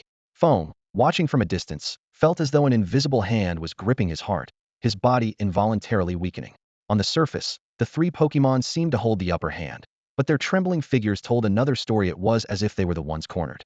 Though they could still follow their trainer's commands, their moves had lost much of their power and accuracy. Even so, the Ursaring was nearing its limit, with barely enough strength left to take down one more Pokemon in a final act of defiance. Vespiquen, use Air Slash. A female trainer broke the silence with a commanding voice. Crobat, keep using Toxic. Luxray roared loudly. Faced with attacks from 3 sides, the Ursaring remained unfazed. It dug its claws into the ground, hurling 2 massive stones with precision to block the Air Slash and the Toxic attack. Then, ignoring Luxray's roar, it let out a ferocious growl and charged directly at Luxray. While Luxray managed to evade the attack, its trainer standing behind it was left defenseless. To make matters worse, the team's protective moves had already been exhausted under the Ursaring's calculated assault. If this strike landed, the tide of the battle would shift drastically. At the critical moment, a Primeape dashed forward, positioning itself protectively in front of Luxray and its trainer. Crossing its arms, it summoned a green protect shield in an instant. The Ursaring, radiating an intense, earthy glow, unleashed its long-charged high horsepower with full force. A sharp crack echoed as the protect barrier shattered under the impact. The ferocious bear's paw, undeterred, swung directly at Primeape's face. Unable to evade, Primeape took a heavy blow to the head, blood immediately gushing out as it collapsed to the ground. The Ursaring showed no signs of stopping. Its other paw, enveloped in a fierce energy, swept toward Luxray with a deafening whoosh. In the nick of time, 2 trainers shouted their commands simultaneously. Crobat, support, Ajang. Vespiquen, air slash. Aim for its head. They attempted to force Ursaring to switch its focus by applying pressure from multiple angles. However, the Ursaring, seemingly indifferent to its own injuries, was bent on taking down Luxray. Luxray, use endure. It's at its limit. Ajang, Luxray's trainer, commanded with composure. Luxray stood its ground against the bear's relentless assault, summoning all its strength to endure. Though it was sent flying by the blow, it managed to cling to its last shred of vitality. Meanwhile, Crobat and Vespiquen's attack struck Ursaring with pinpoint accuracy, further destabilizing the already weakened beast. The three trainers, sensing victory, prepared to deliver the final blow when an unexpected twist unfolded. From the cave entrance, three white energy orbs shot out, hitting Crobat, Vespiquen, and the severely injured Luxray in an instant. A shadowy figure appeared behind Crobat's trainer, swiftly subduing the high-level Pokemon by his side before grabbing him by the throat. Just like that, the prolonged battle came to an abrupt halt. The situation on the battlefield was now clear. Ursaring was gravely injured and barely standing. Luxray was incapacitated, and while Crobat and Vespiquen could still fight, Crobat's trainer had been captured by the enigmatic figure named Feng. The remaining female trainer stood alone, clearly no match for him. "Who are you?" the female trainer exclaimed in alarm. "Call off your Vespiquen, or his life is forfeit," Feng said coldly, shaking the hostage in his grasp as though he were a mere rag doll. His Aegislash was already preparing to replicate its earlier tactics to subdue the remaining trainer. Feng assumed she would, like Crobat's trainer, hesitate to risk her ally's life. However, her reaction was utterly unexpected. "Vespiquen, attack command, eliminate them," she ordered without hesitation. "Ahuiyu." Ajang gasped in shock at his longtime companion. Who could have imagined that this seemingly gentle woman would reveal such ruthless resolve, willing to sacrifice her teammate, without a second thought to save herself? At her command, a swarm of bees buzzed furiously, surging toward Feng in a dense, menacing wave, completely disregarding the hostage in his grip. The Crobat continuously unleashed its skills in front of Feng, its wings slicing through the air and striking down the swarming bees. Though covered in wounds, it remained steadfast and loyal, shielding its trainer with unwavering determination. "Queen Beedrill, come to me. We're leaving." The female trainer, Ahui, ignored her companions and turned to retreat. But just as she took a few steps, a cold sensation pressed against her neck. Glancing down, she saw a sharp sword had somehow found its way there, its blade resting menacingly at her throat. One more step forward, and blood would surely spill. Feng's lips curled into a confident smirk. "I'll say it one more time or call your Queen Beedrill. Obey, or lose your life. Make your choice." Minutes later, three trainers stood against the wall like prisoners awaiting execution. Their pokeballs and spatial wristbands had all fallen into Feng's possession. Even the resilient Ursaluna couldn't escape being captured. Feng quickly scanned the data of the newly acquired Ursaluna. Ground and normal dual type, level 48 elite. Its ability was Unnerve, with a remarkable potential reaching the champion level. Its skill set was impressively diverse. Fundamental moves like Headlong Rush and High Horsepower. Technical moves such as Protect and Swords Dance from TMs, and even the inherited move Belly Drum. This meticulously trained configuration clearly indicated professional handling, though its separation from its original trainer remained a mystery. "How did you come across this Ursaluna?" Feng asked the trio. Faced with their silence, he sighed lightly. "Is it always going to be this way? Do I really need to get rough?" As a seasoned interrogator, Feng was no stranger to extracting information. From questioning orphanage directors to dealing with Team Aqua members, miniskirt trainers, and middle-aged trainers outside caves, his methods were endlessly resourceful. With strategies like sowing discord, coercion, and temptation, he rarely needed to resort to physical punishment. Experienced trainers often confessed before it came to that. It turned out the four of them were initially hunting for the legendary Metagross. After days of searching without success, they shifted their focus to capturing other elite Pokemon to sell. Ahui's Queen Beedrill, using its Bee Scouts, eventually discovered the unusual Ursaluna. Nobuo, leveraging his expertise in Pokédex entries and Sinnoh's history, immediately recognized the rarity of this Pokemon. With peat blocks becoming increasingly scarce on the market, Ursaluna's value had skyrocketed. The group not only planned to capture this Ursaluna, but also sought to find any peat blocks potentially hidden on Iron Island, hoping to establish a profitable venture. However, the Ursaluna's strength far exceeded their expectations. Its occasional roars attracted other Pokemon to the fray, some of which were elite level themselves. Left with no choice, the group assigned one member to guard the cave entrance while the rest focused on wearing the Ursaluna down in a prolonged battle. "Where exactly is the black market? Especially the one in Juqing City. How do you get in?" Feng asked directly, his piercing gaze fixed on the three of them. Among the trio, a Jing, who was the most informed, hesitated briefly before speaking. "We've been operating in Juqing City." He went on to describe the location of the black market and the methods to access it. even detailing the composition of the local underground forces. Feng listened attentively, nodding as he committed the crucial information to memory. Then, he pulled 3 bank cards from his pocket and placed them neatly in front of the trio. The passwords for these cards speak. The expressions of the 3 instantly grew tense. These bank cards represented their last bargaining chips. Handing over the passwords would mean forfeiting any remaining leverage for survival. Even when faced with the threat, they chose silence, clinging to the faint hope that staying quiet might save their lives. Feng's sharp eyes swept over them before he raised his hand and pointed to Xine Xiong. In a cold, commanding tone, he ordered Niu La, execute. Niu La hesitated. It had never taken a human life before and now looked uncertainly at Feng. Execute, Feng repeated, his voice firmer this time. He was pushing Niu La to overcome its psychological barriers, preparing it for future battles where hesitation could prove fatal. No, spare me, Xine Xiong screamed in terror, scrambling desperately toward the cave entrance. But he hadn't made it far before an icy bullet pierced his skull, sending blood spraying. He collapsed to the ground, lifeless. Witnessing their companion's gruesome death, a Jing and a Hui reacted in starkly different ways. A Hui slumped against the stone wall, her face pale as she pleaded for mercy. Meanwhile, a Jing, summoning his last ounce of courage in the face of despair, roared and charged at Feng. I'll fight you to the death. But he had barely taken a few steps when he was overcome by a bone-chilling cold. Frost quickly spread across his skin, freezing him in place. In moments, he was transformed into a lifelike ice sculpture, his terrified expression forever preserved. The ice statue toppled to the ground and shattered into fragments, which soon melted into mere puddles. Against such weak opponents, Niu La didn't even need to unleash its full blizzard attack. The last remaining member, a Hui, was utterly broken. She curled up on the ground like a frightened animal, burying her head into her knees. Feng approached her slowly, towering over the trembling woman as he asked in a calm yet menacing voice, "What are the passwords?" Just as Feng approached, a Hui's trembling suddenly ceased. Her innocent face twisted into a deranged grin in an instant, like a wolf shedding its sheep's clothing, and she lunged fiercely in Feng's direction. The fragile, pitiable demeanor she once had was utterly gone, replaced by the ferocity of a wild beast. With the skills I've honed in the wilderness, as long as I can subdue him, I can turn the tables. Ahui screamed internally, watching the distance between her and Feng rapidly close. But reality is often harsher than imagination. She did manage to get close to Feng, but only her head made contact, colliding directly with his foot. Feng's swift and powerful kick, too fast to track, sent Ahui hurtling into the stone wall behind her, leaving a human-shaped crater in the solid rock. Blood gushed from Ahui's crushed head, her life slipping away at an alarming rate. Her eyes were filled with despair and resentment, betraying her teammates, and enduring silently all this time had led only to such a tragic end. This cunning and ruthless woman ultimately drew her final breath, consumed by bitterness. "TCH, I overdid it," Feng muttered in frustration. Didn't even get to ask her for the bank card password before she died.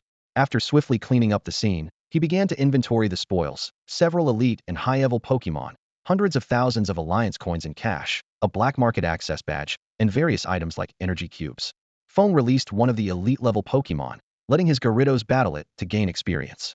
Then, he lit a cleansing incense and commanded his Aegislash to absorb the defeated Pokemon's soul, extracting its remaining value. Once everything was taken care of, Feng retrieved the Pokeball containing Ursaring, the heavily injured and unconscious Pokemon.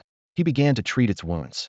Before long, Ursaring slowly opened its eyes and, upon seeing Feng, weakly raised its massive paw to swipe at him. Even at only a fraction of its full strength, such an attack could easily turn an ordinary person into pulp. As the massive paw came hurtling toward him, Feng remained unfazed. With a calm expression, he casually raised his own hand, a stark contrast to the size of Ursaring's. A glint of disdain flickered in Ursaring's eyes. After all, humans were fragile creatures, just like the trainer who had abandoned it. It silently vowed that if it ever encountered that trainer again, it would crush them into paste. However, when its paw made contact with Feng's seemingly feeble hand, Ursaring's expression froze. To its shock, its attack was completely halted, its paw firmly gripped by Feng. The enormous creature was effortlessly lifted and swung through the air, its massive body tracing arcs before being slammed forcefully into the stone wall. Dizzy and disoriented, Ursaring tried to stand, but found its battered body too weak to move. It gazed at Feng, who was slowly approaching, and for the first time, it sensed an oppressive aura from a human akin to that of a gym leader or an Elite Four trainer. "Well, are you going to submit?" Feng stood before Ursaring, a faint smile playing on his lips. "Roar!" Ursaring pointed at its injuries, indicating that it was not fully healed and the fight was unfair. I'll give you a fair chance to challenge me," Feng said, his tone like that of a devil offering a contract. "If you win, I'll grant you your freedom. If you lose, you will obey my commands and never resist. Not if you agree. Ursaring hesitated, deep in thought. It distrusted humans and loathed the idea of being captured again. But in its current state, it had no other choice, especially with its unfinished business still unresolved. Finally, it nodded with great difficulty, accepting the challenge. Half an hour later, under the effects of a top-grade healing spray, Ye Xiong's injuries had healed to the extent that it could fight again. It slowly stood up, its muscles taut and its gaze fierce as it glared down at Feng, as if it had regained its aura of invincibility. Feng's eyes swept over Ye Xiong's burly frame, a glimmer of admiration flashing in his gaze. A Pokemon born for battle like this, if he could capture it, would undoubtedly become a powerful ally on his team. Without hesitation, he released Gyarados and signaled Aegislash to step out from the shadows. Calmly, he issued a challenge to Ye Xiong. You can choose any one of them. Defeat it, and the victory is yours. Hearing this, Ye Xiong's eyes darted back and forth, quickly assessing the three opponents before it. The human, though incredibly strong, was small and highly agile, likely too tricky to pin down. The Aegislash that had emerged from the shadows was a ghost type, rendering Ye Xiong's normal type moves ineffective, and its ability to vanish at will was a frustrating advantage. Finally, Ye Xiong's gaze landed on the seemingly dim-witted Gyarados. Though it was massive, Ye Xiong wasn't intimidated by a heating clash. While water-type moves were strong against it, Ye Xiong's Thunder Punch and Rock-type moves were nothing to scoff at. After careful deliberation, Ye Xiong confidently raised its paw and pointed at the wide-eyed Gyarados staring back at it. All right, Gyarados it is, Feng nodded. Gyarados, are you ready? Ye Xiong let out a low growl in acknowledgement, lowering its body into an attack stance. Gyarados, Intimidate, and Leer. The abilities of both Pokemon activated almost simultaneously. Gyarados, Intimidate, and Ye Xiong's nerve intertwining, sending an invisible shockwave through the cave. Though fundamentally different, the two auras were equally imposing. Intimidate struck at the core, instilling a deep, primal fear, while Nerve caused a physical unease that felt like a heart stopping and blood freezing, which then fed back into a mental dread. The residual pressure was so overwhelming that even the watching Weevil collapsed on the spot, forcing Feng to hurriedly recall it into its Pokeball. As he observed the battle, Feng analyzed the Nerve ability in his mind. From Mewtwo and Calyrex to Tyranitar, Aerodactyl, and Haxorus, Pokemon with this ability were notoriously ferocious. The fact that Nerve could prevent opponents from using berries likely stemmed from its influence on their physical functions. What if Intimidate, Nerve, and the pressure ability of Weevil were combined? Could it create an even more astonishing effect? Feng shook off the thought and refocused on the battle. At this point, Gyarados, being at a lower level, was already struggling under Ye Xiong's oppressive aura. Without hesitation, Feng raised the keystone in his hand. Gyarados, let's Mega Evolve. A dazzling spectrum of colors illuminated the cave as the figure of Mega Gyarados emerged from the radiant light. Its massive body cast a looming shadow, and its scales gleamed with an icy sheen under the faint light. Gyarados, use Rain Dance. With a thunderous roar, Mega Gyarados unleashed a surge of immense energy. Despite the oppressive pressure exerted by Ursaring's nervous tension ability, it flawlessly executed the Rain Dance move. In an instant, heavy rain clouds gathered at the cave's ceiling, and torrential raindrops began to pour down, drenching the ground and soaking Ursaring's fur. Unexpectedly, the rain did more than just create a wet atmosphere. It seemed to carry an invisible force that gradually dissipated the effects of Ursaring's ability. This was the ingenious use of Mega Gyarados' Mold Breaker ability, infusing the rain clouds summoned by Rain Dance with its disruptive power, not only nullifying the opponent's ability, but also enhancing the potency of water-type moves. A flicker of confusion crossed Ursaring's eyes, but before it could react, Gyarados' Aqua Tail came hurtling toward it with ferocious speed. The scalding water, infused with the rain, lashed out like a raging whip at Ursaring. Although Ursaring managed to cross its arms and use Protect just in time, the searing splashes scattered throughout the cave, filling the air with a steamy mist. Without hesitation, Mega Gyarados opened its jaws and began forming a solid sphere of water. With a resounding boom, the water pulse blasted Ursaring, sending it flying. Even with the level difference providing some buffer, the rain-boosted hydro pump left Ursaring severely battered. Struggling to its feet, Ursaring let out a furious roar. Under the gloomy rain, it stood tall, rain and blood dripping from its fur. Its towering frame, over 3 meters high, exuded an intimidating presence, and its ferocious expression radiated sheer ferocity. Gathering all its strength, Ursaring became enveloped in a white energy aura and charged forward with reckless abandon for a takedown attack. Watching this, Feng smiled confidently. While countering with Protect would have been the safest strategy, he chose to face Ursaring head-on to win its respect completely. Gyarados, use Aqua Tail with everything you've got. With the rain enhancement, Mega Evolutions boosted 155 base attack stat, and the advantage of type effectiveness. This Aquatail was an unstoppable force. The moment the two attacks collided, an explosive burst of energy sent both combatants flying. To Feng's surprise, while Ursaring was rendered unable to fight, Mega Gyarados was also heavily injured, its form swaying unsteadily. Impressive. What a warrior, Feng muttered, his gaze filled with admiration as he looked at Ursaring, reminiscent of Chow Chow recognizing Zhao Yun. He tended to Gyarados' injuries first, and then provided basic treatment for Ursaring. Taking a seat on a sofa he retrieved from his spatial wristband, Feng began brushing the drenched Whimsicott beside him, patiently waiting for Ursaring to regain consciousness. Before long, Ursaring's eyes opened, taking in the sight of Feng seated on the sofa and the proud Gyarados standing behind him. Realizing the outcome of the battle, Ursaring lowered its head in shame. Ursaring, it's time to keep your promise. Or are you going to go back on your word? Feng leaned forward, resting his elbows on his knees, his gaze intense. Ursaring pounded its chest before bowing its massive frame and lowering its head in submission. A satisfied smile spread across Feng's face as he rose to his feet, walking over to gently pat Ursaring's head, like a leader welcoming a new, loyal general. From this day forward, my team has gained another formidable ally. Feng looked at Yaya Bear with a gentle smile and said warmly, Yaya Bear, I know you have a lot of stories from your past, but from now on, you're my Pokemon. I'll take care of everything for you from training to meals. I'll be responsible for it all. He paused for a moment before adding, by the way, is there anything you'd like to do? As your trainer, I'll do everything I can to help you achieve it. Yaya Bear lifted its round head, its black, bead-like eyes hesitantly gazing at the young man in front of it, as if weighing whether he could help fulfill its wishes. After a moment, it looked away, extended its thick paw, and began drawing carefully on the ground. A bear that can draw? Feng exclaimed in surprise, crouching down to examine Yaya Bear's work. Though the drawing was crude, the content was clear: an elegant villa, a gentle girl, and adorable bear cubs. You mean your previous owner was a wealthy girl, and you lived in her home? Feng guessed tentatively. Yaya Bear nodded in confirmation and then began sketching a new scene. The second drawing depicted a bear cub collapsed on the ground, and an angry girl. The third showed the backdrop of Iron Island, with the girl walking away resolutely while the cub reached out to her in vain.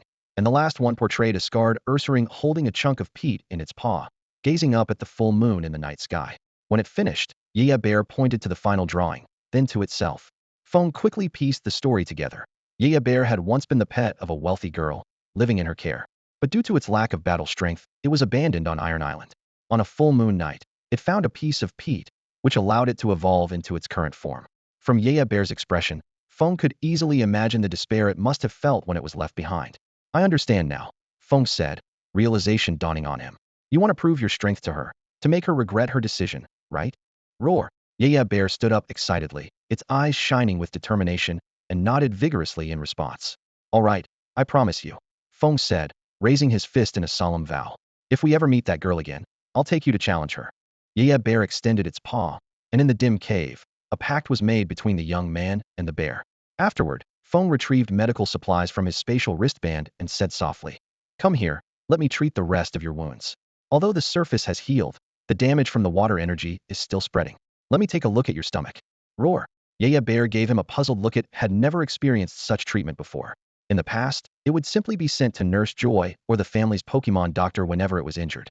After a moment of hesitation, it clumsily rolled onto its back, obediently allowing Feng to tend to its wounds. Feng lay on Yaya Xiong's soft body, carefully spraying the healing mist. Its body was as elastic as a giant trampoline, allowing Feng to easily tend to every wound. Once the injuries were treated, Feng retrieved normal-type and ground-type energy cubes from his spatial bracelet and poured a large bowl of Pokemon food, placing it in front of Yaya Xiong. Having gone without such a delicious meal for a long time, Yaya Xiong immediately buried its head and began devouring the food with gusto. After Yaya Xiong finished eating, Feng pulled out a meticulously crafted training plan. Yaya Xiong, from now on, we'll follow this plan for special training. It's time to make you even stronger. Yaya Xiong let out two powerful roars in response. Feng observed that Yaya Xiong had developed a bold and reckless fighting style from its battles in the wild, resembling that of a Gyarados. However, as a trainer, Feng saw untapped potential waiting to be developed. The first priority was to enhance Yaya Xiong's nervous tension, ability, and its synergy with various moves. Yaya Xiong had mastered numerous status moves. Beyond basic combinations like Scary Face and Leer, it could also use moves such as Taunt, Sweet Scent, Bulk Up, and even Play Nice. Play Nice, in particular, worked by lowering the opponent's attack through friendly interaction, but if there was a significant power gap, this friendliness could also serve as an intimidation tactic. The second focus was Feng's innovative idea combining the intimidate ability with nervous tension. He positioned Gyarados and Xiong, preparing them to activate their abilities, and then released Vespiquen. As the two Pokémon unleashed their abilities simultaneously, Vespiquen was immediately overwhelmed. First stunned midair by Gyarados' intimidate, then brought down by Xiong's nervous tension. It took a while for Vespiquen to weakly regain its flight. Feng recalled Vespiquen and carefully analyzed the results. Though the two abilities activated together, their effects were sequential. Intimidate caused a brief daze, followed by nervous tension triggering a fall. While the outcome was promising, it fell short of Feng's goal of delivering an instant, devastating impact. Achieving that would require more training to improve their coordination. The third area of focus was developing combination moves. This required Xiong to demonstrate all its learned skills so Feng could fully assess its proficiency and performance in battle. Since the two hadn't known each other for long, this process would need to be refined gradually through future interactions and battles. Xiong, let's have a battle with Gyarados, Feng suggested. Gyarados gave a puzzled look, unaccustomed to battling independently without instructions, and appeared slightly unsure.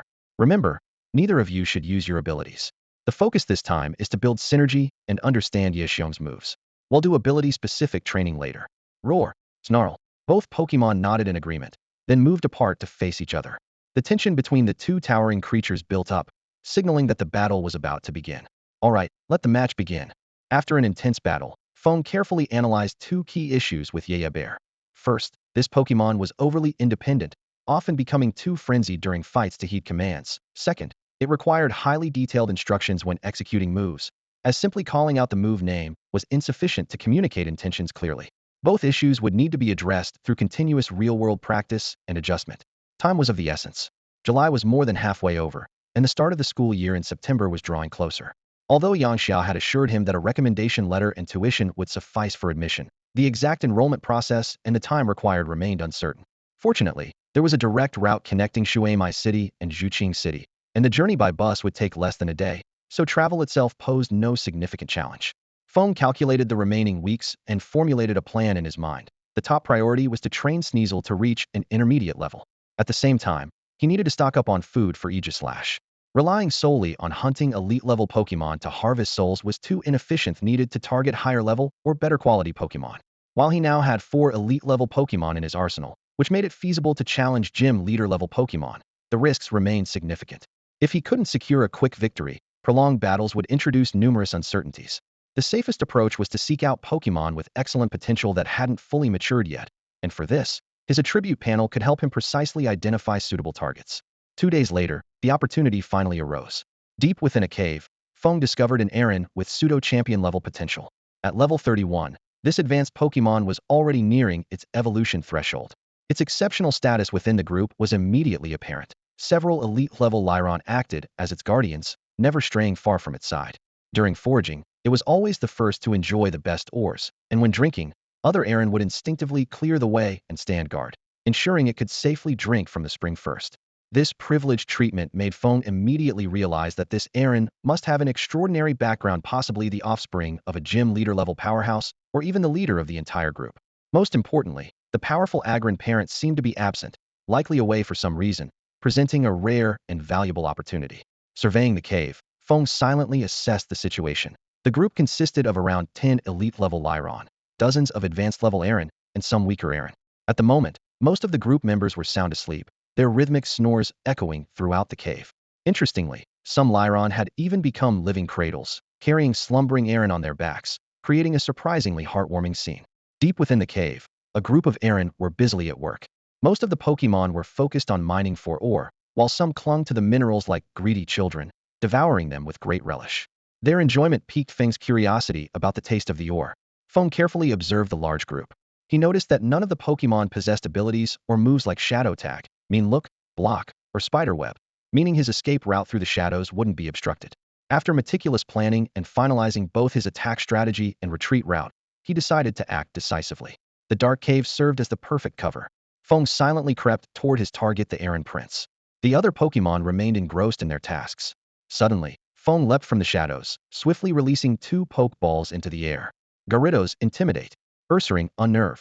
His deliberately loud command instantly drew the attention of the group. The Aron turned toward the unexpected intruder, their eyes glowing red with fury as they charged at him. But just as they were about to attack, Two blinding red flashes lit up the cave. A suffocating wave of pressure swept over the area. Roar, growl. The deafening roars of Ursaring and Gyarados reverberated through the cave, both Pokémon unleashing their abilities to the fullest. The once ferocious group quickly fell into disarray. The weaker Aaron collapsed, convulsing and fainting on the spot. The stronger Lyron crumpled to the ground, unable to stand. Even the elite Agron trembled uncontrollably, barely managing to stay upright. Seizing the moment, Feng pulled out an empty Pokeball and expertly threw it at the unconscious Aaron Prince. Under the watchful eyes of the group, the ball traced a flawless arc through the air and struck its target. With a flash of red light, the Aaron Prince was drawn into the ball. After a few shakes, a crisp ding confirmed the successful capture. Amid the murderous glares of the Agron, Feng boldly retrieved the Pokeball. After confirming the capture, he quickly returned both of his Pokémon to their balls and slipped into the shadows, retreating along the pre-planned escape route. By the time the Agron managed to break free from their paralysis, Feng was long gone. They stomped and roared in rage, waking their unconscious comrades. Though they immediately organized a pursuit, Feng had already vanished without a trace. Frustrated, they could only return to await their leader's decision. Once outside the cave, Feng released the Aaron Prince and set up a cleanse tag. Summoning his Aegislash, he watched as the Aaron Prince's life force faded away. Aegislash's aura visibly grew stronger, and it conveyed to Feng that the power gained from this soul was at least 10 times that of an ordinary elite-level Pokémon soul. Feng suddenly understood why phantom adventurers sought high-potential Pokémon. He began to wonder just how powerful the souls of champion-level or elite 4-level Pokémon could be. Of course, if he ever encountered such a Pokémon, he would undoubtedly train it himself rather than allow Aegislash to consume it unless it belonged to an enemy. As Feng pondered, Aegislash absorbed an energy cube and then gently tugged at his sleeve with its ribbon-like blade tassel.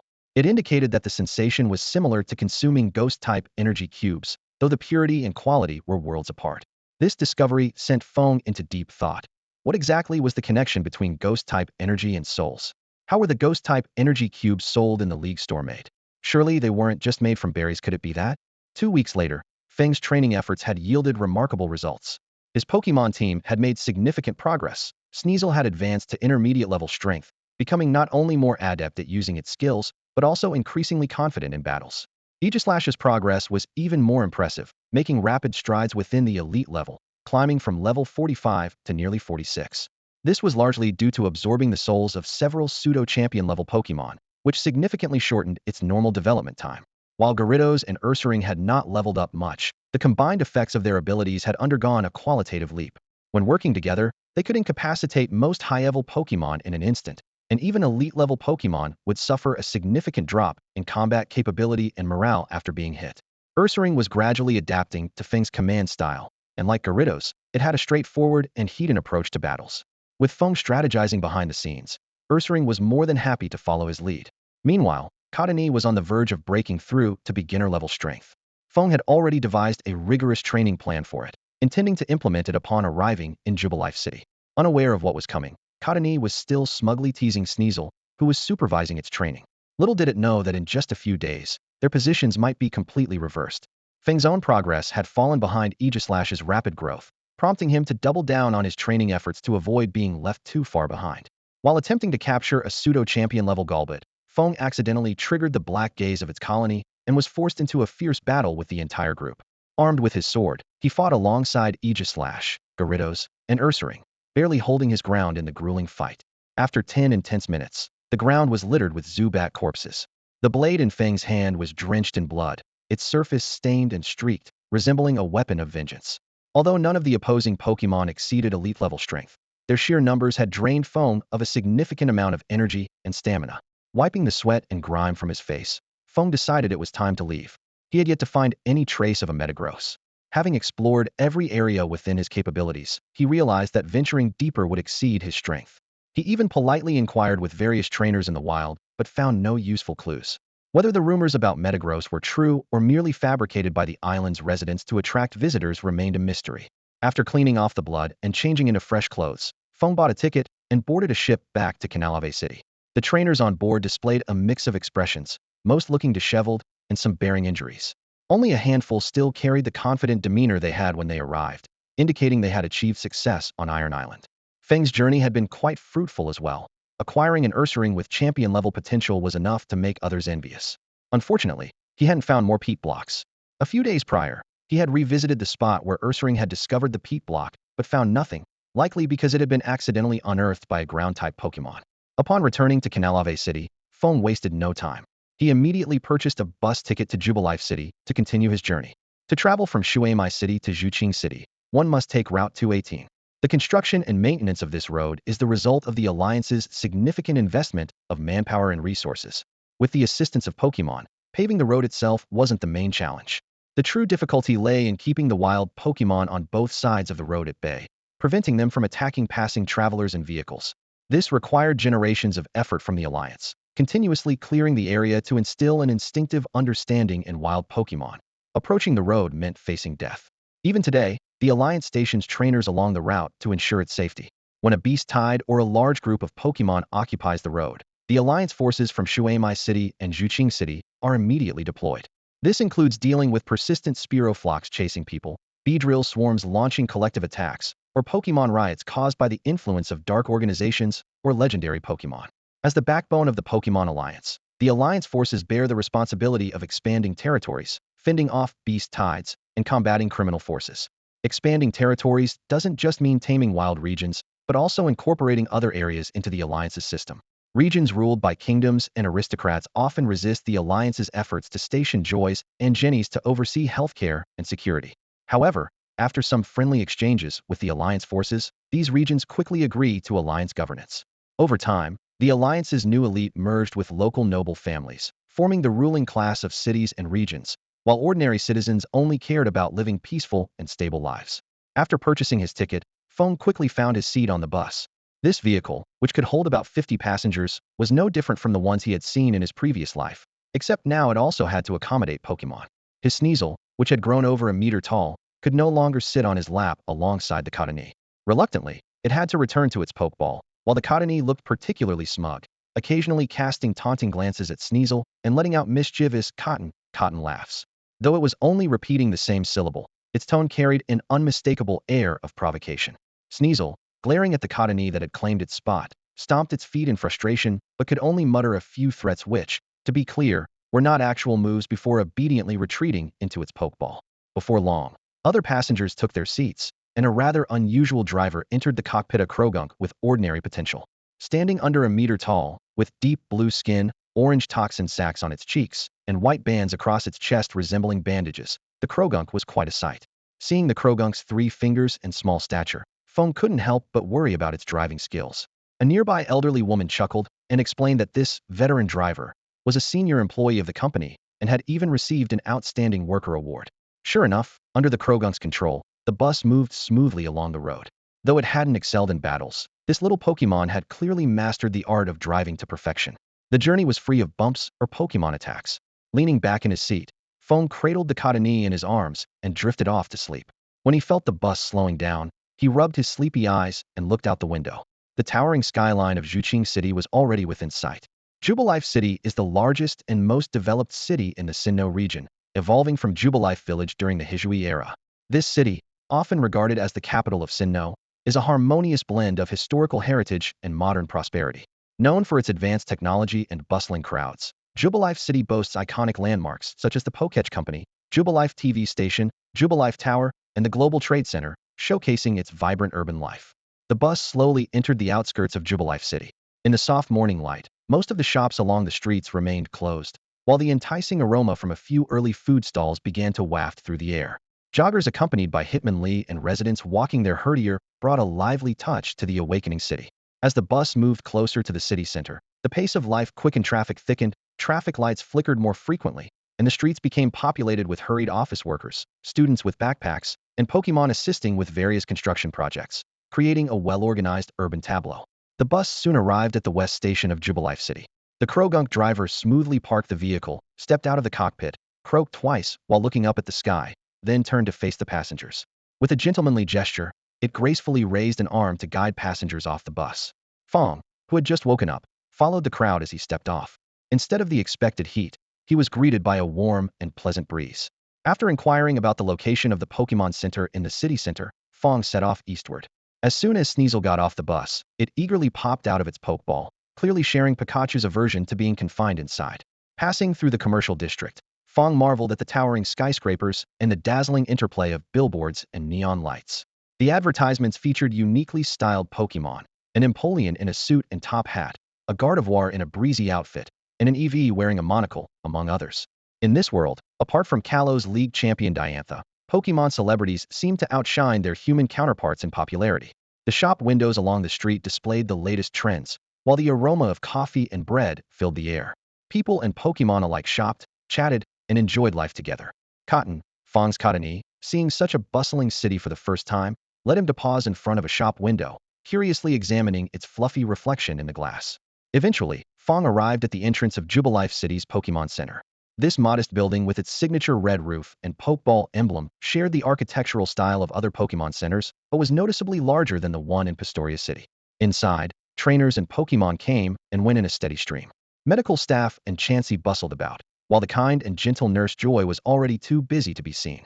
Qingmu Feng stood at the counter in the Pokemon Center's main hall, pulling out his ID from his pocket and handing it to the receptionist. "Hello, I'd like to book a room, please." The receptionist skillfully took the card and swiped it across a nearby reader. Instantly, a stream of information appeared on the screen. Qingmu Feng, a native of Duford Town in the Hoenn region, along with his age, place of birth, and registered Pokemon details. "Your room number is," the receptionist said, handing him a key with a professional and polite tone. Feng took the key and made his way to his room. As he pushed open the door, he was greeted by a cozy single room, small but well-equipped. The tidy arrangement exuded a warm and welcoming atmosphere. He immediately flopped onto the soft bed, fiddling with the communication wristband on his wrist to return a missed call from Xiaoling, who had tried to contact him several times during his training on Iron Island. As the call connected, Xiaoling's energetic voice burst through. "Feng, you finally called me back. I've been trying to reach you for weeks. I was training on Iron Island, and there's no signal there," Feng explained with a smile. "How did it go? Any big achievements?" Xiaoling asked eagerly, her excitement evident. "Guess what? I already earned the Malville City Gym badge." Feng could almost picture her cute, slightly smug expression, her lips curling into a triumphant smile. "That's impressive, but I'm not far behind. I caught a Teddy Ursa," Feng replied. "A Teddy Ursa? You're so lucky." Xiaoling's voice rose with excitement. "That's one of Champion Bertha's newest key Pokemon." At this time, the Sinnoh League was still under Champion Bertha's reign. Cynthia had yet to claim the title, and though Bertha was considering retirement due to her age, she remained in the position, unable to find a suitable successor. Rumors swirled that Cynthia's upcoming challenge could be Bertha's retirement match, the moment Bertha would subtly step aside to pass the championship torch. Suddenly, a cheerful Ralts rang out from the other end of the line. It was a call from Xiaoling's Ralts, which instantly caught the attention of Feng Sneasel. The little Pokemon eagerly hopped around, trying to reach Feng's wristband. Chuckling, Feng crouched down so Sneasel could join the conversation. "Feng, Elu ran out of its Pokeball as soon as it heard your voice," Xiaoling said with a laugh. "I bet Sneasel is right there with you." Sneasel responded enthusiastically. Soon, the two Pokemon began chatting animatedly in their own unique language. A few minutes later, Sneasel's cheeks turned a rosy shade, looking bashful, which made Feng curious about what Ralts had said. "Elu seems so happy. I can sense its emotions," Xiaoling remarked warmly. Feng briefly wondered how Xiaoling, whose Ralts had trace instead of telepathy, could sense emotions, only to realize it was Xiaoling herself who could feel the Pokemon's mood. "Let's let them have their conversation. Back to us, what's your plan next?" Xiaoling asked, shifting the topic. "What are you going to do?" "I'm planning to enroll at the trainer school in Jubilife City. They'll train my Pokemon while studying." "So, you're aiming to challenge the Sinnoh League?" "Graduates from the trainer school can get direct entry into the league conference." Half an hour later, they reluctantly ended the call. Before hanging up, they exchanged recent photos. Xiaoling sent a picture of herself with her Blaziken and Ralts, while Feng replied with a photo of himself alongside his Pokemon, excluding his Aegislash. These snapshots captured their shared growth and progress. "Time to go register for classes," Feng said, stretching as he got up. He left the room and headed to the Pokemon Center's main hall to ask for directions to Jubilife City's trainer school. With the information in hand, he set off on his new journey. That's all for today. Thank you so much for watching. I hope you guys enjoyed. If you wish to have another part of this recap, please give us at least 1,000 likes. Please don't forget to comment and subscribe to our channel for more content like this. Until next time.